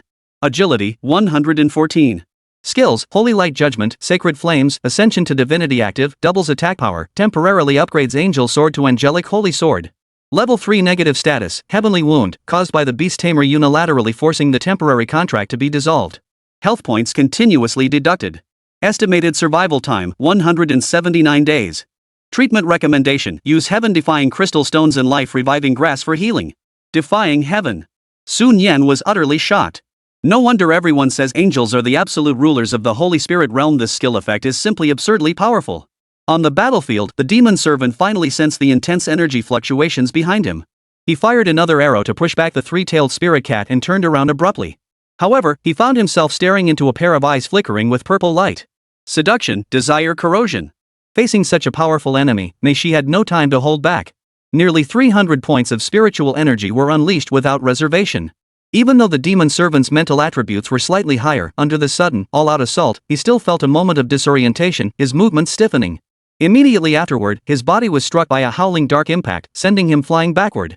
However, the formidable physique of a demon general prevented him from sustaining life-threatening injuries, though he coughed up a mouthful of black blood in mid-air. The eternal burning flames shall purge all evil from the world. Angel Luo Shui's voice carried authority, her sapphire blue eyes now completely transformed into gold, and the angelic holy sword she clutched in her hands was so long it exceeded her own height. Sacred flames. Blazing white flames tinged with sacred golden light poured down, engulfing the demon servant who had just stabilized his stance. Ah! In the next instant, piercing screams erupted from within the flames, as the figures inside writhed and twisted under the scorching holy flames. This is our chance. Xiao Ling, use bite. Sun Zhang snapped out of his shock and ordered urgently. Though he was deeply shaken by the terrifying combat power of Sun Yan's 2 beasts, now was not the time to dwell on it. Seizing the opportunity, the 3-tailed spirit cat darted forward, appearing before the demon servant enveloped in holy flames. Its claws, gleaming with cold light and brimming with pent-up anger, slashed viciously. Sizzle! A jet of blood spurted forth. The demon servant's chaotic aura quickly weakened. Even as the battle raged on, Sun Yan couldn't help but mutter to himself, "My angel seems a bit too dramatic. Every time she unleashes her ultimate move, she has to add a few lines? What's going on?" The fierce battle at another battlefield paused momentarily. Tian Mei Yao turned her head toward this direction, her demonically beautiful face showing a rare expression of gravity. "Su store manager?" Chu Han's face flashed a hint of surprise. She wiped the blood trickling from the corner of her mouth and turned her gaze toward Sun Yan's direction, her heart stirred. He actually chose to come here, risking his life to provide support? In that moment, the grief over the death of a teammate seemed to be somewhat eased by this unexpected turn of events.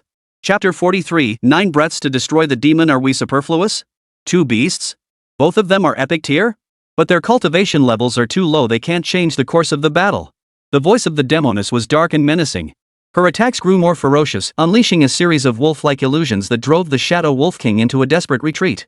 Clearly, she intended to swiftly eliminate her opponents and break this unfavorable situation. However, the Shadow Wolf King was thick-skinned and tough, and with the healing elf's uninterrupted green light rain, it was clearly not something that could be easily killed in a short time. On this side, Sun Zhang had finally dealt with the demon servant and arrived at Chu Han's battlefield with the 3-tailed spirit cat. "Captain Chu, are you okay?" Sun Yan approached as well, standing beside Chu Han, her gaze vigilant as she stared at the powerful enemy across the battlefield. I'm fine, just a bit shaken by the aftereffects of the battle. Chu Han shook his head, his gaze toward Sun Yan filled with approval. I never expected you to come to my aid. And even she glanced toward the direction of the demon servant, you managed to severely wound a demon general level powerhouse. Angel Luo Shui had already lifted her divine ascension state, her delicate face looking pale and her breath weak. But to avoid causing trouble for her master, she forced herself to stay strong, standing obediently by Sun Yan's side with her wings slightly folded. Shu team leader, this isn't the time to talk about that. The danger hasn't been averted yet, Sun Yan frowned and reminded her, while fumbling for the defensive scroll, preparing for any possible attacks. In his estimation, even if Sun Zhang arrived to reinforce them, holding the line would already be a decent outcome. Shu, the squad leader, must be able to see the severity of the situation, right? The celestial demon stopped its seductive attack, flickered, and retreated back to the side of the evil spirit witch. The two demon generals stood side by side, their faces so dark they seemed ready to rain. Their gazes swept over the three-headed demonic beast of the transcendent realm and Sun Yan and the others, their eyes flickering as they weighed their options. Something seemed off. Mr. Su, there's no need to worry too much, Chu Han's voice sounded surprisingly calm despite the perilous situation. Then, she slowly turned her head, her gaze fixed on the Tianmei demon and the demoness of evil across from her. You worthless dogs? Playing with you, and you actually think you're so powerful? Suddenly, the Tianmei demon seemed to realize something, her eyes filled with terror as she stared at Chu Han's smirking face. She involuntarily took a step back, her voice trembling. You didn't even use your innate ability just now?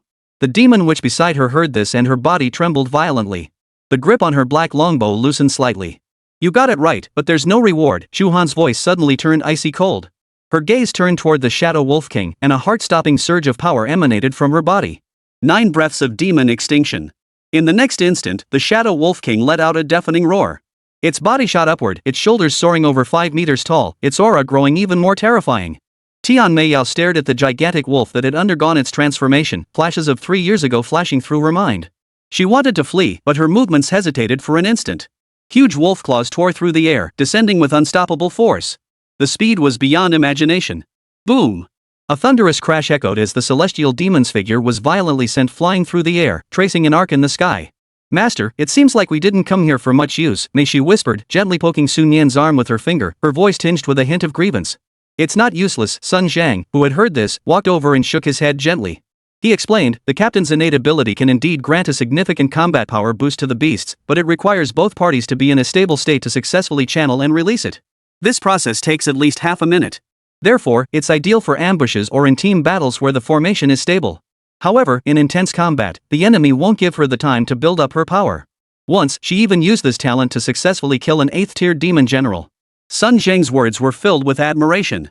Sun Yan nodded, understanding fully.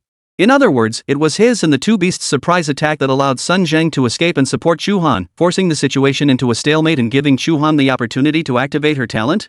Looking at the demon witch being completely overwhelmed by the Shadow Wolf King and the severely injured Tianmei demon, Sun Yan couldn't help but mutter under his breath. But it still feels like I didn't do much. It's okay, the master did their best. The demoness was surprisingly philosophical about it. For her, the master's safety was the most important thing. Though she loved fighting deep down, the prerequisite was that her master must be absolutely safe. About 3 minutes later, the battle came to an end. The massive Shadow Wolf King pressed one of them down with a giant claw, firmly pinning the celestial demon and the evil spirit witch beneath it. Chu Han clapped his hands, wiped the sweat from his forehead, and walked over slowly. She looked at Sun Yan with a genuine smile on her face. Thank you so much, Su store manager. Otherwise, we might have really been in trouble this time. It's nothing. It was mainly thanks to your incredible strength, Shu team leader. I just did what I could. Sun Yan shook his head hurriedly, his attitude humble. He took out the defensive scroll. This one didn't seem to be used. Keep it. It's a keepsake. Besides, you also helped Sun Zhang out in a big way just now, saving him from a tight spot. Chu Han waved her hand dismissively, seeming very casual. Then, she turned her gaze to Sun Zhang, who was busy collecting demon materials from the demon servant's corpse, and her tone turned harsh. And you, Sun Zhang. Hurry up and contract the second beast. If you keep being picky, don't blame the team for not giving you funding. Finish off that magic servant quickly so I don't have to fight so hard. Sun Zhang, who was kneeling on the ground cutting materials, heard this and couldn't help but shiver. He defended himself. I was just thinking about contracting a stronger beast. Xiaoling's attack power is a bit weak, but she's good at cleaning out the aftermath. Oomph. The three-tailed spirit cat beside him seemed highly dissatisfied with its master's evaluation. It nudged Sun Zhang's calf with its fluffy head and let out a pitiful meow. It had clearly given its all in the previous battle. Master, Mei Shi poked Sun Yan's waist and whispered, "We sent out a distress signal, didn't we?" "Right." Sun Yan slapped his forehead. In the midst of the crisis, he had sent emergency rescue messages to Bai Senior and Lin Han. He quickly pulled out his communicator to check. Lin Han's message was marked as unread with no response. He wondered if they had also encountered some trouble. Sun Yan silently withdrew the message he had sent to him and sighed in relief. Senior Bai, on the other hand, seemed very anxious. His communicator showed several unread messages. "What? Where are you? I'll rush over immediately. Hold on. I'll get there as fast as I can, it should take less than 2 hours." More messages were flashing on the background. They were from Bai Shuang.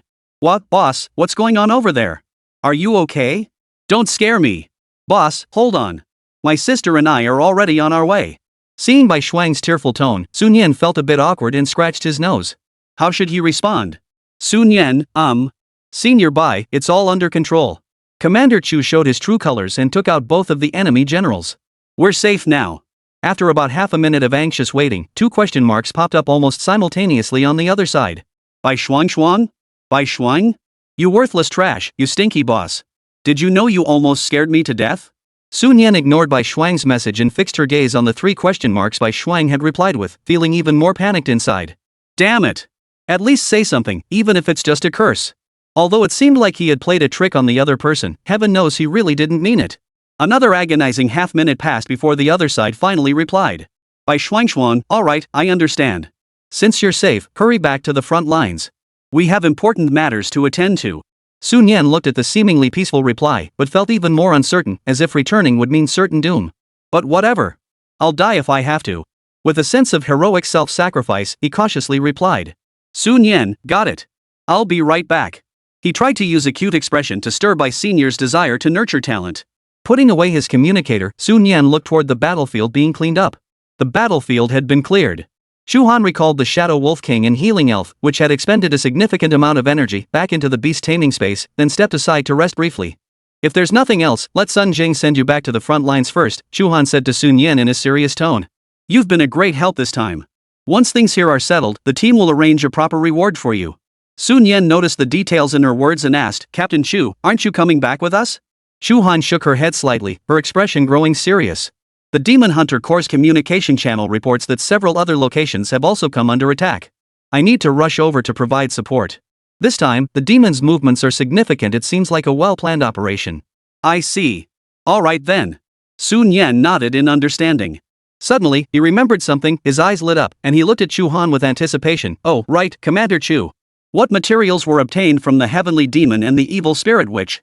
Have you sorted them out yet? He seemed to recall that the next advancement materials for Mei Shi were Heavenly Demon Tears and Witch's Core. Those names seemed to be connected to the 2 demon generals they had just defeated. Chu Han heard this and began rummaging through his storage bracelet, speaking casually, there's quite a lot of it. Which ones do you need? Celestial Demon Tears. And Witch's Core. Sun Yan immediately blurted out the names, his heart racing. Chu Han paused in his search, as if trying to identify something. After a moment, he said, it seems there really is.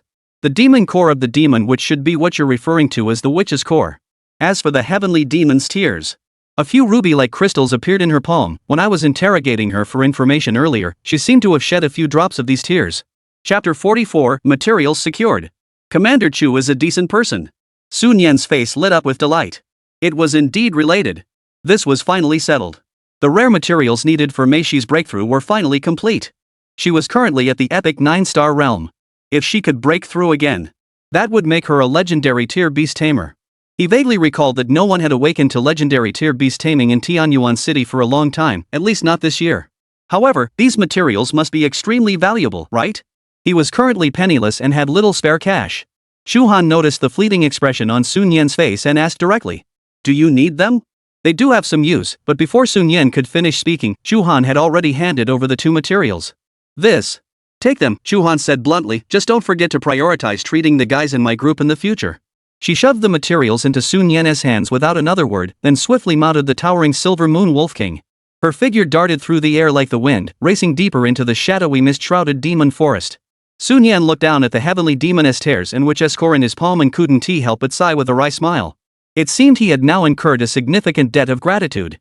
Human relationships are sometimes like that, difficult to calculate precisely, best kept in the heart. As Sun Yan was about to put away the two rare materials, he suddenly noticed that Mei Shi was staring intently at him with a look of longing. What's wrong, little glutton? Want them? Sun Yan deliberately took out the materials and waved them in front of her, teasing her with a smile. Mei Shi blushed slightly, twisting nervously. Her purple eyes sparkled with desire. I feel eating them would be very beneficial. Sun Yan flipped her hand and put the materials away, teasing, you can't just eat them directly. Wait until we get back, and I'll mix them into a special potion for you. It'll be more effective. Such materials used for breakthroughs and advancements are indeed effective when consumed directly, but they never compare to the effects achieved through the formula configured via the interface. Alright. Seeing that she wouldn't be able to taste them for now, Mei Shi sighed disappointedly, lowering her head and obediently standing back beside Sun Yan. Sun Zhang seemed to still be handling the aftermath and asked them to wait a moment. Oh, right. Luo Shui. Sun Yan suddenly remembered and quickly turned to look at the angel on the other side. Luo Shui's delicate face was as pale as paper, her breath faint, yet she stood stubbornly with her back straight. The battle had been so intense that he had completely forgotten about her. Sun Yan silently berated himself for his carelessness, immediately pulling up the interface to check. Sure enough, there was a new negative status icon in her status bar. Level 1 negative status, weakness. After using the Ascension skill, the user enters a brief period of exhaustion and requires several days of rest. Luo Shui heard her master's call and instinctively shook her head slightly, her voice as soft as a mosquito's buzz. It's okay, master. I'll be fine after resting for a while. Seeing her feeble, forced expression, Sun Yan sighed with pity, stepping forward to gently support her delicate shoulders. This angelic beast tamer was perfect in every way, wise, considerate, and always in control. But she was too gentle and restrained, never complaining even when she was in pain. Just like those quiet children in ordinary families who always stay in the corner, never making a fuss. Sun Yan turned her head to look at Mei Shi, who seemed to have recovered from her disappointment and was now eagerly running over to tease Sun Zhang's fluffy three-tailed spirit cat.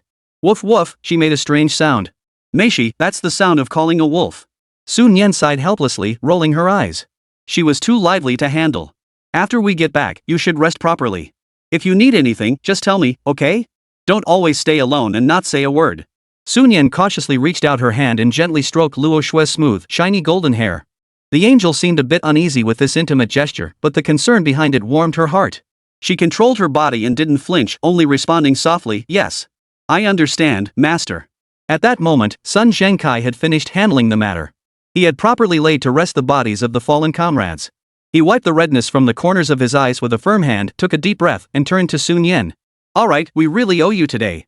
His voice was weary yet filled with gratitude. He reached into his storage bracelet and retrieved a hovercar, placing it steadily on the path Chu Han had previously cleared. Get in. It'll save us the walk. Sun Yan looked downcast and said sincerely, it's nothing. It's mainly because Chu team leader is an unparalleled warrior. I didn't do much. As he spoke, he opened the back door and got in, with the two beasts sitting quietly on either side of him. He had intended to suggest that one of them sit in the front passenger seat, but seeing that neither of them seemed inclined to do so, he abandoned the idea. Roar! Sun Zhang started the engine, and the hovercar took off swiftly and smoothly. What a coincidence, Sun Zhang said with a touch of emotion as he drove. The commander is just too stubborn. He never says anything soft. In reality, if you hadn't arrived in time today, even if there was no immediate danger to his life, the commander would have forced his talent to activate, and severe injuries would have been unavoidable. Sun Zhang's voice was filled with lingering fear. Those two demon general-level beasts shouldn't have posed such a significant obstacle under normal circumstances, yet today they nearly caused a disaster. It was also his own fault for lacking sufficient strength. The commander had already held off the two most troublesome bosses, yet he failed to dispose of the elite monster that slipped through. Sun Yan recalled Chu Han's personality and nodded in agreement. However, though she didn't say it aloud, her actions spoke volumes. She handed over the two rare materials, each worth at least several 100,000, without hesitation. Even for the renowned Sorry Demon Hunter Guild, such a sum was no small matter. The scenery outside the window flew past rapidly. Sun Yan suddenly remembered something and asked. By the way, Sun Team Leader. During the battle earlier, I seemed to hear the demon mention something about 3 years ago. Could this attack be connected to some old grudge?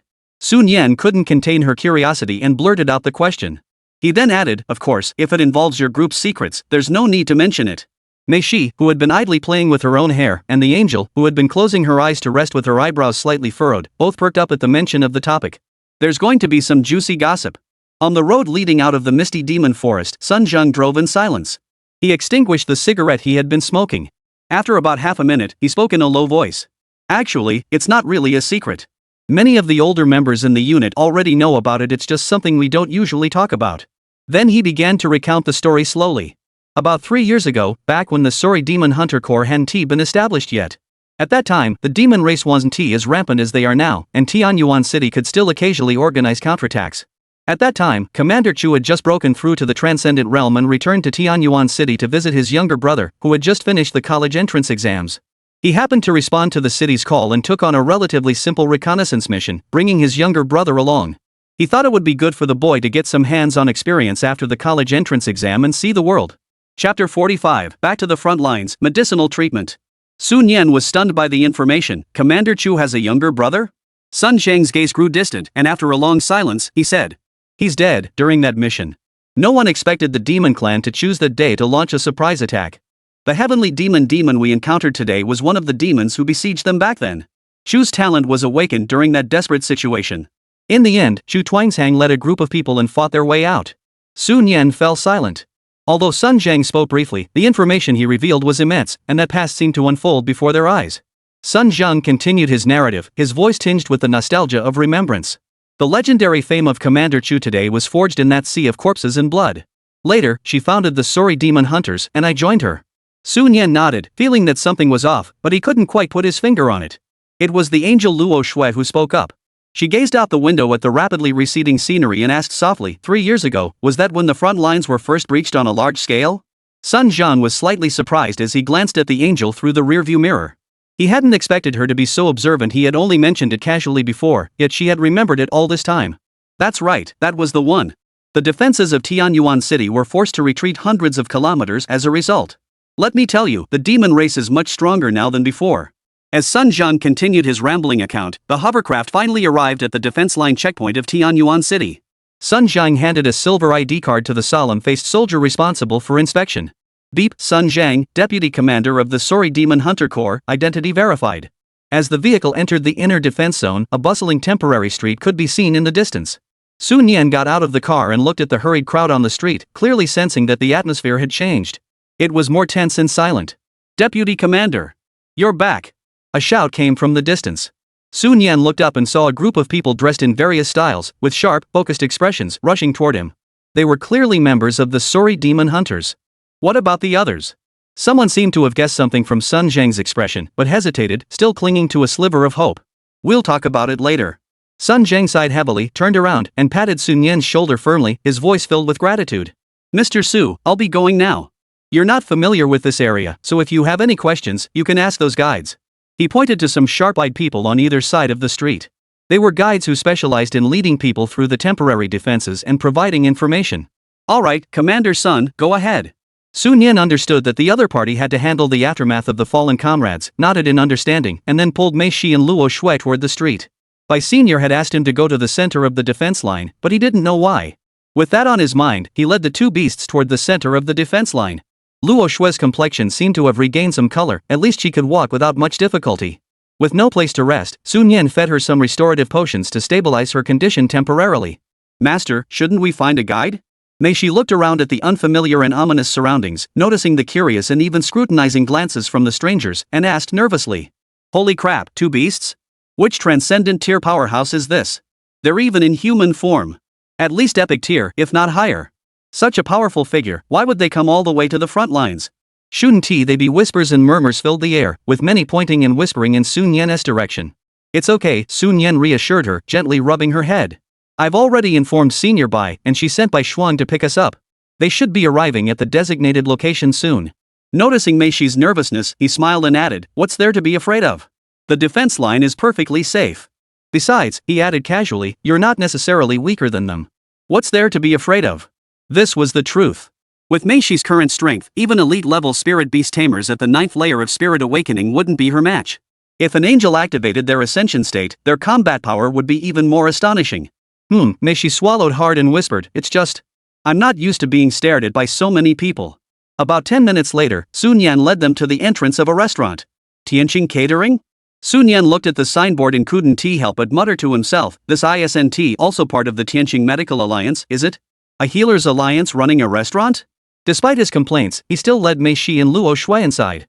Bai Shuang said it's table 37. Sun Yan was carefully looking for the table number when a voice filled with obvious displeasure suddenly rang out. Oomph! You worthless boss, you finally showed up. Sun Yan turned his head toward the voice and saw Bai Shuang standing by the table, her arms crossed over her chest, glaring at him with a look of resentment. Sun Yan felt a bit awkward and scratched his nose before sitting down across from her. Sorry, but the situation was truly urgent. Those were 3 high-ranking demon generals, all of them epic tier. If it weren't for Commander Chu unleashing his astonishing combat power at the last moment, we probably wouldn't have made it back. Sun Yan deliberately exaggerated the danger of the situation. Sure enough, Bai Shuang, who had been a bit upset, immediately looked worried and lowered her voice. Was it that dangerous? Then let's just forget about it. Please don't go out recklessly again next time. She tapped her head, as if suddenly remembering something important. Right. My sister has an important matter to attend to and asked me to bring you over. Sun Yan asked curiously, what kind of matter? Bai Shuang thought carefully for a moment, glanced around suspiciously, and saw that there were many diners nearby. She lowered her voice and said mysteriously, it's not suitable to say here. It might disrupt morale. When we go in the afternoon, I'll take you there with the store manager and you'll find out then. Sun Yan suppressed her curiosity. Though she wasn't sure how much of what the little girl said was true, since the other party didn't want to say it openly, she could only let it go. As for not going? He hadn't even considered it. Bai Senior wouldn't betray him, and he didn't think he had anything worth betraying. By the way, if we're going in the afternoon, is there still about 2 hours left? Sun Yan glanced at the communicator showing 11 a.m. and asked. Yeah, about that. What's up? Bai Shuang tilted her little head. Is the store manager bored? Should I take you out for a walk? She offered. Sun Yan shook his head and turned his gaze to Mei Shi, who was staring longingly at the menu. It's not that I'm bored. I hunted some demons in the Yogu magic forest and got some materials. I was thinking of selling them. He casually ruffled Mei Shi's hair before continuing. Also, I want to see if there's anything suitable to buy here. Mei Shi's condition isn't fully cured yet. His tone sounded very serious. Mei Shi blinked her large purple eyes, thinking to herself, Master sure is skilled at making up nonsense. Has he ever pulled this trick on me before? I dare not think about it. Alright, that's fine. It'll give us a chance to get familiar with the place. Bai Shuang nodded in agreement. And boss, Bai Shuang turned his gaze to the angel Luo Shui sitting quietly on the side, asking with concern, this angel looks a bit pale. Has her condition worsened? Sun Yan shook her head and explained, no, she just overexerted herself during the battle and needs to rest. Bai Shuang's eyes lit up, and his voice involuntarily rose, battle? Boss, did you really cure her? Not completely. There's still a whole bunch of issues left. It's not that simple. Sun Yan shook her head again, this was indeed the truth. But that's still incredibly impressive. Bai Shuang exclaimed. Even if my sister came, she probably couldn't fix defects of this magnitude. She's the once-in-a-century genius recognized by everyone in Tianyuan City. That impressive? Sun Yan was a bit surprised, but upon further thought, it made sense. After all, she was still so young, probably in her 20s, and had already reached the level of a third-tier healer. Bai Shuang smiled at him with a teasing expression, but now it seems like the title of genius might have to go to someone else. Speaking of which, you, the store manager of this place, how did you pass the written exam back then? She brought up the past. Don't ask so many questions. Sun Yan interrupted her, though she had indeed helped him greatly back then. If you don't want to talk about it, then don't. Bai Shuang pouted, then her eyes lit up as she pointed at the menu. By the way, store manager. Our Tianqing catering has special medicinal dishes. They'd be perfect for your angel to replenish her energy. It really is part of the Tianqing Medical Alliance. Sun Yan confirmed this, but didn't dwell on it. He picked up the menu and quickly ordered the top few dishes labeled as medicinal dishes. To be honest, the prices were quite steep, but he could afford it. Luo Shui watched Sun Yan's focused expression as he ordered for her, a faint, almost imperceptible soft glow flickering in her golden eyes. Bai Shuang watched Sun Yan order without hesitation and nodded approvingly. This boss really is willing to spend money on his beast tamer. By the way, Bai Shuang, Sun Yan finished ordering and looked up at her. Did your sister not reimburse you for the expenses?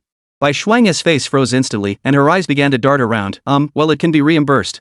After a meal of medicinal cuisine, Luo Shui's originally pale face regained some color. Indeed, you get what you pay for. The results were remarkable. Let's go, stingy boss. Go sell your materials first. Bai Shuang pouted, her tone tinged with a hint of resentment, clearly still regretting not being able to pocket the reimbursement funds. Alright, Sun Yan looked at her expression and felt an urge to reach out and ruffle her hair, but he quickly pulled his hand back. This wasn't her own pet beast, she couldn't just touch it. You're a healer, you can't even make a little money? Bai Shuang's cheeks flushed slightly, and after a moment, she muttered in a small voice, different matters are different. I'm saving up my own little nest egg. Is that not allowed? Chapter 46, Bai Shuang, where is your little piggy bank? About 10 minutes later, Bai Shuang led Sun Yan to the entrance of a military camp. The demon hunters inside could be seen through the gates, their guards on high alert, and a chilling atmosphere permeated the air. Aren't we here to sell materials? Sun Yan looked around, confused, at the small stalls and merchant guild signs outside. They'll haggle there. Follow me, boss. Bai Shuang turned back, gave a playful wink, and led the way inside. After the guards carefully checked their credentials, the two of them, along with Mei Shi and Angel Luo Shui, were finally allowed inside. As they walked along the paths within the military camp, Bai Shuang continued to explain in a low voice, the military has its own channels to connect with other base cities and the major merchant guilds within the city. It's easy to get ripped off outside. Sun Yan nodded, understanding the situation. In such matters, the other party indeed knew more. About 3 minutes later, Bai Shuang led Sun Yan to a heavily guarded building. As soon as they stepped inside, they saw several soldiers in military uniforms, standing tall and straight, with sharp gazes. Their uniforms were embroidered with black, mystical birds. This is the commander of the Northern Demon Hunting Army of Tianyuan City. His first beast companion is a 9-heaven flame crow. Noticing Sun Yan's curiosity toward the blackbird emblem on the soldier's armband, Bai Shuang explained. Ah, I see. Sun Yan felt like he had learned something new. What quality is that beast tamer's beast? Is it higher than Mei Shi's? Mei Shi snuggled up to Sun Yan and asked softly, her voice tinged with anticipation. Bai Shuang, while negotiating with the soldier behind the counter, turned back and said, well, Mei Shi, you should be around the epic 5-star level, but that commander's first beast is a half-step legendary grade. Sun Yan's eyes widened at the news. To be honest, epic tier beasts were already rare in reality, and Mei Shi's epic 9-star quality allowed her to fight across nearly half a major tier.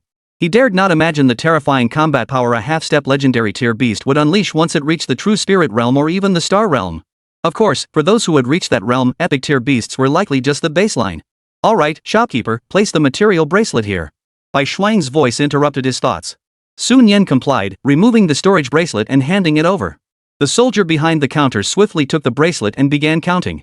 After about a minute, one of the soldiers looked up and reported the results in a steady voice, a total of 327 materials. Based on the military's acquisition price and factoring in fluctuations, the total is 531,000 dragon coins. Please confirm the sale. Sun Yan nodded. The price was better than he had anticipated. He had originally expected to get around 500,000 dragon coins. Confirm sale. Mei Shi, bored, watched the soldier operate the equipment before the wristband was returned. Sun Yan's personal terminal on his wrist vibrated slightly, indicating that 530,000 had been transferred to his account.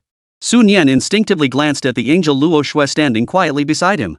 Noticing his gaze, Luo Shui lifted her head and gave him a gentle, faint smile.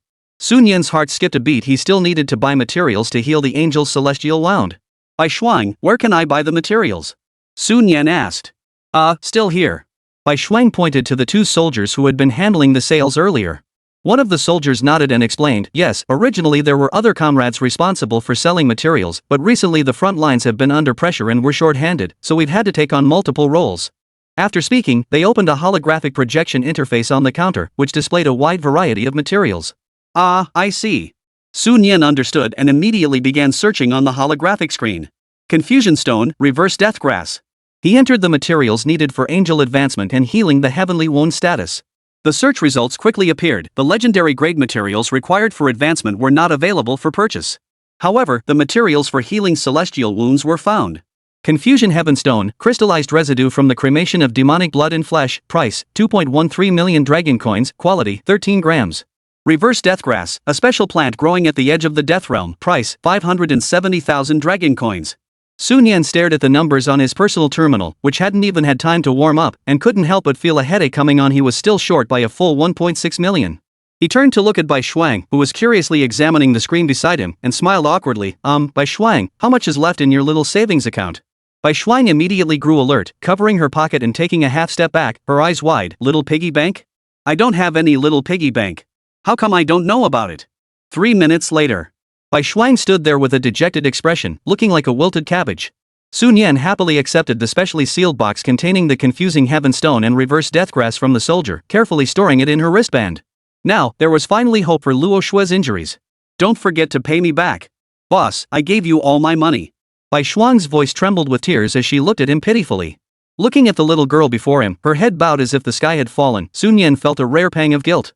He reached out and gently rubbed her soft hair, speaking softly, don't cry. I'll add interest when you pay me back. How about that? Though he said this, he couldn't help but be amazed. This little girl had over $1 million in savings. She was a true little rich girl. Bai Shuang seemed a bit embarrassed by the sudden affectionate gesture, her body stiffening slightly. But she quickly lifted her head, and her eyes lit up as she looked into Sun Yan's eyes. Deal. You have my word. Alright, time's almost up. Hurry up and take me to find your sister. Sun Yan reminded her. I think so. Bai Shuang glanced at her wristwatch, perked up, and immediately pointed toward the Grand Command building at the center of the perimeter. It's not far, right over there. Is it there? Sun Yan murmured softly, gazing at the imposing building, a vague premonition flitting through his mind. Recalling how Bai Shuang had refused to discuss it outside, he couldn't help but feel that Bai Shuang's request wasn't something trivial. About 5 minutes later, Bai Shuang led Sun Yan and the two beasts into the command building without any hindrance. The security here was clearly much stricter, but Bai Shuang's status granted her special access. All around were precision instruments, flashing indicator lights, and screens, along with officers and experts from various fields moving about hurriedly with serious expressions. Even just passing by, Sun Yan recognized several second-tier healers who were quite famous in Tianyuan City. Meishi, upon seeing the solemn intense scene, unconsciously moved closer to Sun Yan, her small hands tightly gripping the hem of his clothes as she walked cautiously. Angel Luo Shui quietly followed Sun Yan on the other side, her sapphire blue eyes scanning the highly secured area. Chapter 47, A Tang Snake? Is such a thing even real? Enough, Bai Shuang. Can you finally tell me what's going on? Sun Yan couldn't help but ask again. The other party had been keeping him in the dark all along, and now they were already deep within the command center. There shouldn't be any issues, right? Bai Shuang paused for a moment, a hint of hesitation flitting across his face. He continued leading the way while lowering his voice. Does the store manager know the specific deployment of the demon hunting army's defense zones? For example, how many troops are stationed in each direction, and which top-tier experts are in command? Sun Yan shook his head. Not really. During high school, he had been completely focused on awakening his beast summoning abilities and knew little about the military. He only knew that the Night Watch was responsible for maintaining order in the Tianyuan City area, while the Demon Hunter Army was tasked with defending against demonic forces in the infected zones.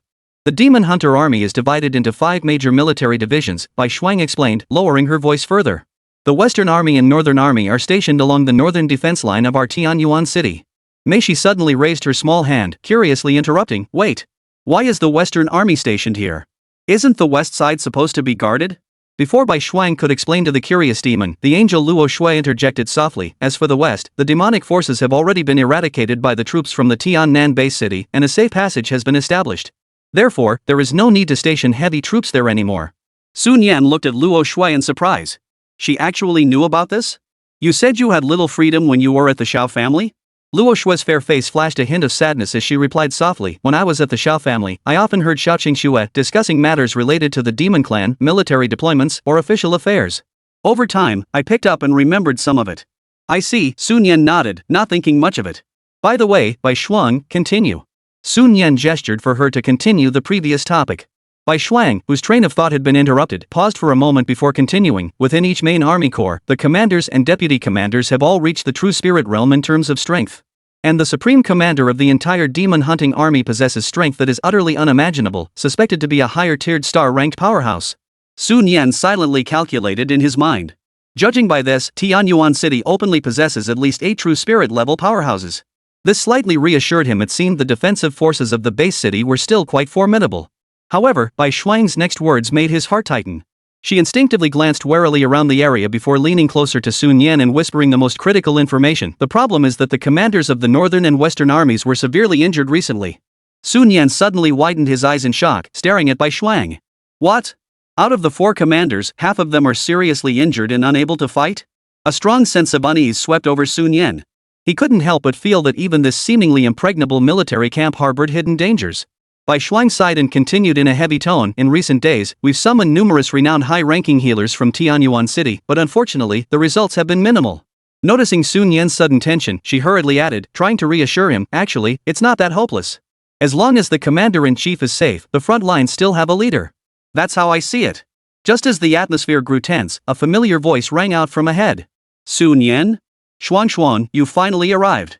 Sun Yan looked up and saw Bai Shuang standing at a corridor corner, waving at them before turning and walking quickly in a certain direction. Senior Bai, I'm here.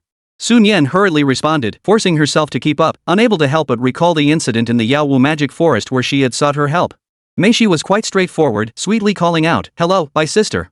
Luo Shui also nodded slightly and followed suit, hello, Bai sister. Seeing his expression, Bai Shuang sighed helplessly and spoke gently, it's okay. Asking for help when you're in danger isn't a problem. It just wasted a bit of our travel time. After speaking, her gaze fell on the angel Luo Shui beside Sun Yan, examining her closely with a curious expression. And, did you really, successfully cure her illness? Bai Shuang couldn't hide her surprise. The angel's condition at that time was clear to her. It was no exaggeration to say she was on her last legs. If she had been the one to intervene, she could have only managed to prolong its life by a few days at most. Yet Sun Yan had actually managed to pull her back from the brink of death and restore her to such a good condition? Perhaps she had underestimated this healer's potential after all. Just luck, Sun Yan scratched the back of his head, deciding to stay humble. I just followed the treatment formula for Mei Shi and gave it a try. It just happened to work out. This isn't something that can be achieved by sheer luck. Bai Shuangshuang shot him a glance, her tone serious. While the angel's condition shared superficial similarities with that of the demon, their underlying nature was likely vastly different, making direct application of experience impossible. The only explanation for Sun Yan's success was that he possessed an unimaginable talent in healing. A single day's discovery might be worth a lifetime of experience for an ordinary healer. Thinking of this, she couldn't help but feel a stir in her heart. By the way, Senior Bai, Sun Yan changed the subject at the right moment, asking with a hint of confusion, "You specifically called me here for?" Although he had a rough idea, he couldn't bring himself to say it. If he said it, it would mean he was offering to help voluntarily. If he didn't, it would mean the other party was requesting his assistance, a fundamental difference. Bai Shuangshuang sighed softly, a hint of worry creasing her brows. What else could it be? An extremely important figure has been seriously injured, and the situation is dire. I'm currently at a loss as well. I thought of you because you're full of ideas, especially when it comes to handling complex and difficult situations. I hope you can offer some new insights. Though she said this, Bai Shuangshuang's expectations weren't particularly high. After all, the nature of this injury was completely different from the succubus and angel that Sun Yan had successfully treated before. But at this moment, even the slightest glimmer of hope was worth pursuing. Don't worry, Bai Shuangshuang added, seeing Sun Yan deep in thought, this matter, regardless of the outcome, will not be a bad thing for you. If you can contribute, the reward will be generous.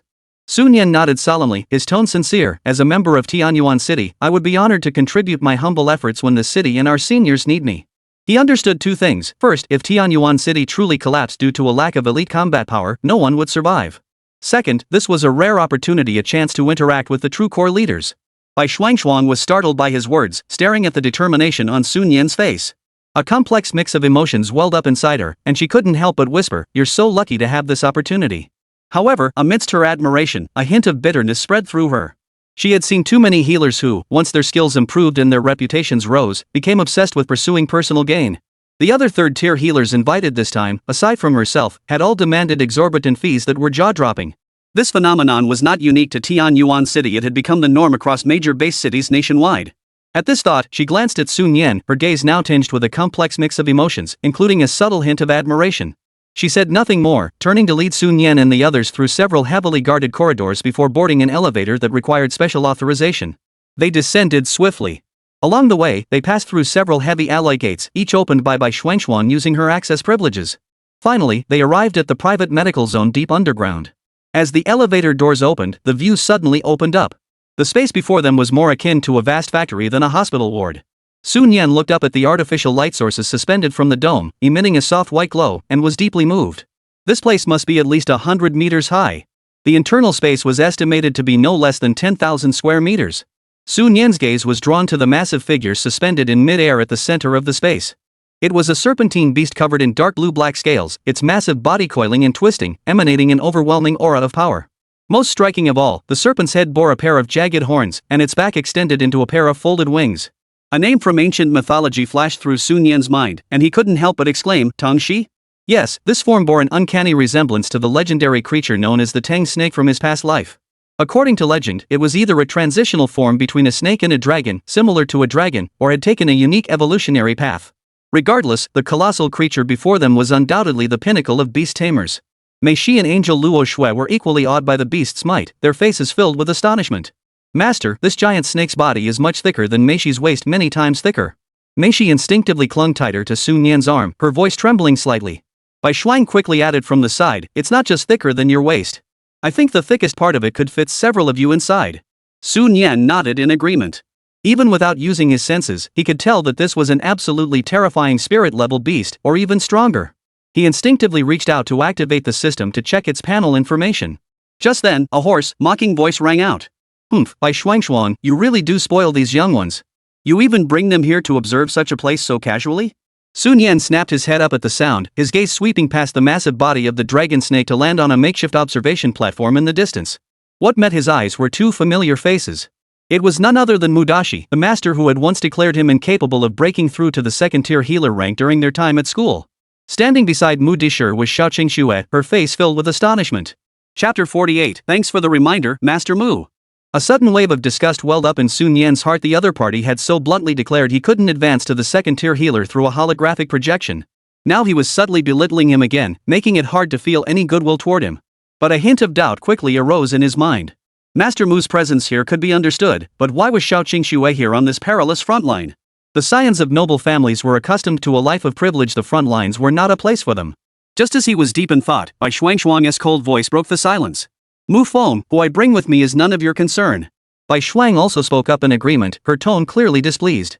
Exactly. Who to bring is the commander's decision. When did it become your place to give orders? Do you really think your words carry more weight than the commander's? At those words, Mu Feng's expression froze, and a trace of embarrassment flashed across his face. Back when he was a guest at the Xiao family, he had been entrusted by Xiao Qingxue to review the so-called genius Sun Yan's approach. In his opinion, while the formula itself might be correct, the process was rudimentary and lacked any quantitative analysis. How could that be called a thought process? This was completely at odds with the principles he had upheld all his life. Moreover, this young man had a grudge against the Xiao family. He had targeted Xiao Qingxue on multiple occasions. Considering their relationship, he had watched Xiao Qingxue grow up. Therefore, he couldn't help but mock him earlier. But he never expected that the two girls from the Bai family would be so protective of their own. Now he was left with no face to save. Oomph. Don't try to pin this on me. This is a military zone. Mu Feng forced himself to stay calm, trying to salvage his dignity, his voice tinged with anger. A student should stay in the city and not come here without permission. What kind of example are you setting? On the other side, several healers drawn by the commotion turned to look, their eyes filled with curiosity. Why is Master Mu arguing with a junior? I don't know. By the way, who is that young man? Did White Physician bring him? Sigh, let's focus on discussing Commander John's condition first. Listening to the low murmurs of the surrounding healers, Sun Yan lifted his head and met the gazes of Mu Feng and Xiao Qingxue. Xiao Qingxue, however, avoided his gaze, her eyes betraying a clear hint of disgust. Clearly, she still harbored deep resentment toward Sun Yan and found him utterly repulsive. Hearing Mu Feng's words, Bai Shuang couldn't figure out why the old man was acting so out of character today, but she still decided to defend Sun Yan. After all, he was the person she had brought here, and she wouldn't let anyone bully him. However, before she could speak, Sun Yan's voice rang out first, not a trace of anger in his tone, but instead a hint of a smile. Master Mu means that as a student, I'm unworthy of standing here to contribute to Tianyuan City and alleviate the concerns of Manhwa? Mu Feng's expression changed abruptly. Feeling the strange glances from those around him, he hurriedly defended himself. Don't slander me. What I meant was that your abilities are still lacking, and you should focus on your studies at school. This place is too dangerous. Before he could finish, Sun Yan smiled and took up his thread. Then I must truly thank Master Mu for your kindness. However, my resolve to serve my country is firm, so there rests no need for you to persuade me further. Mu Feng's expression froze. Looking at Sun Yan's carefree expression, he felt an inexplicable lump in his throat but couldn't find the words to respond. What the hell? Is he that close to this kid? This made him feel as though he had punched a pillow. Just then, Xiao Qingxue spoke up. Her voice was cold and carried a hint of emotional turmoil. Sun Yan, I admit you may have some talent. But you're useless here. Do you understand? If you truly want to do something for the country, you should cherish that hard-earned spot in the school. After speaking, she didn't even glance at Sun Yan before turning and walking away, heading straight toward the central area surrounded by officers and medics. Sun Yan was stunned. This girl, wasn't she being a bit too self-important? Where she was going had nothing to do with her. Moreover, she wasn't even a medic. What use would she be here? She was truly delusional to the extreme. Bai Shuang watched their departing figures, lost in thought. She lowered her head and asked Sun Yan in a soft voice, Sun Yan, do you have a grudge against the Xiao family? We do have a grudge, and it's not a small one. Sun Yan rubbed her temples. Though the origin of this grudge was rather mysterious. What surprised him was that the other party hadn't taken any concrete retaliatory actions against him yet, which didn't align with the typical behavior of those aristocratic families. Bai Shuang pondered for a moment, her tone filled with concern. That could be troublesome. The Xiao family is no pushover. They might secretly sabotage you one day. Tell me the details. Let's see if there's any way to resolve this. Bai Shuang also looked up, curiously studying Sun Yan, store manager. How did you manage to offend the Xiao family? Under Bai Shuang's worried gaze, Sun Yan glanced at Mei Shi and Luo Shui beside him and recounted the entire incident in detail. After listening, Bai Shuang furrowed her brows even deeper. This is indeed tricky. Never mind, let's go inside and check the situation first. She took Bai Shuang's hand and walked toward the central area. Sun Yan nodded, took Mei Shi and Luo Shui's hands, and followed behind. By the way, Bai Shuangshuang whispered as they walked, try to speak as little as possible over there. Listen in on the discussions among the high-ranking healers, you might gain some insights. Also, if you have any ideas, you can tell me, and I can help you figure it out. But don't say it out loud, I'm worried that Mu Feng will take advantage of you. Alright. Sun Yan nodded in agreement. About half a minute later, Sun Yan followed them through the slightly crowded crowd and finally got a clear view of the scene above. Two beasts with faint auras lay quietly, one resembled a giant stone eye, while the other was entirely black, shaped like a bird. Stay here for a moment, I'll go over there to inquire about the situation. Bai Shuangshuang finished speaking and climbed the platform alongside the others. Among the strangers were two healers, as well as Mu Feng and Xiao Qingxue. Master, Mei Shi frowned, looking at the two beasts with fear, they look so scary. Though they're not as big as that giant snake up there, the sense of oppression is overwhelming. Luo Shui remained expressionless, observing silently.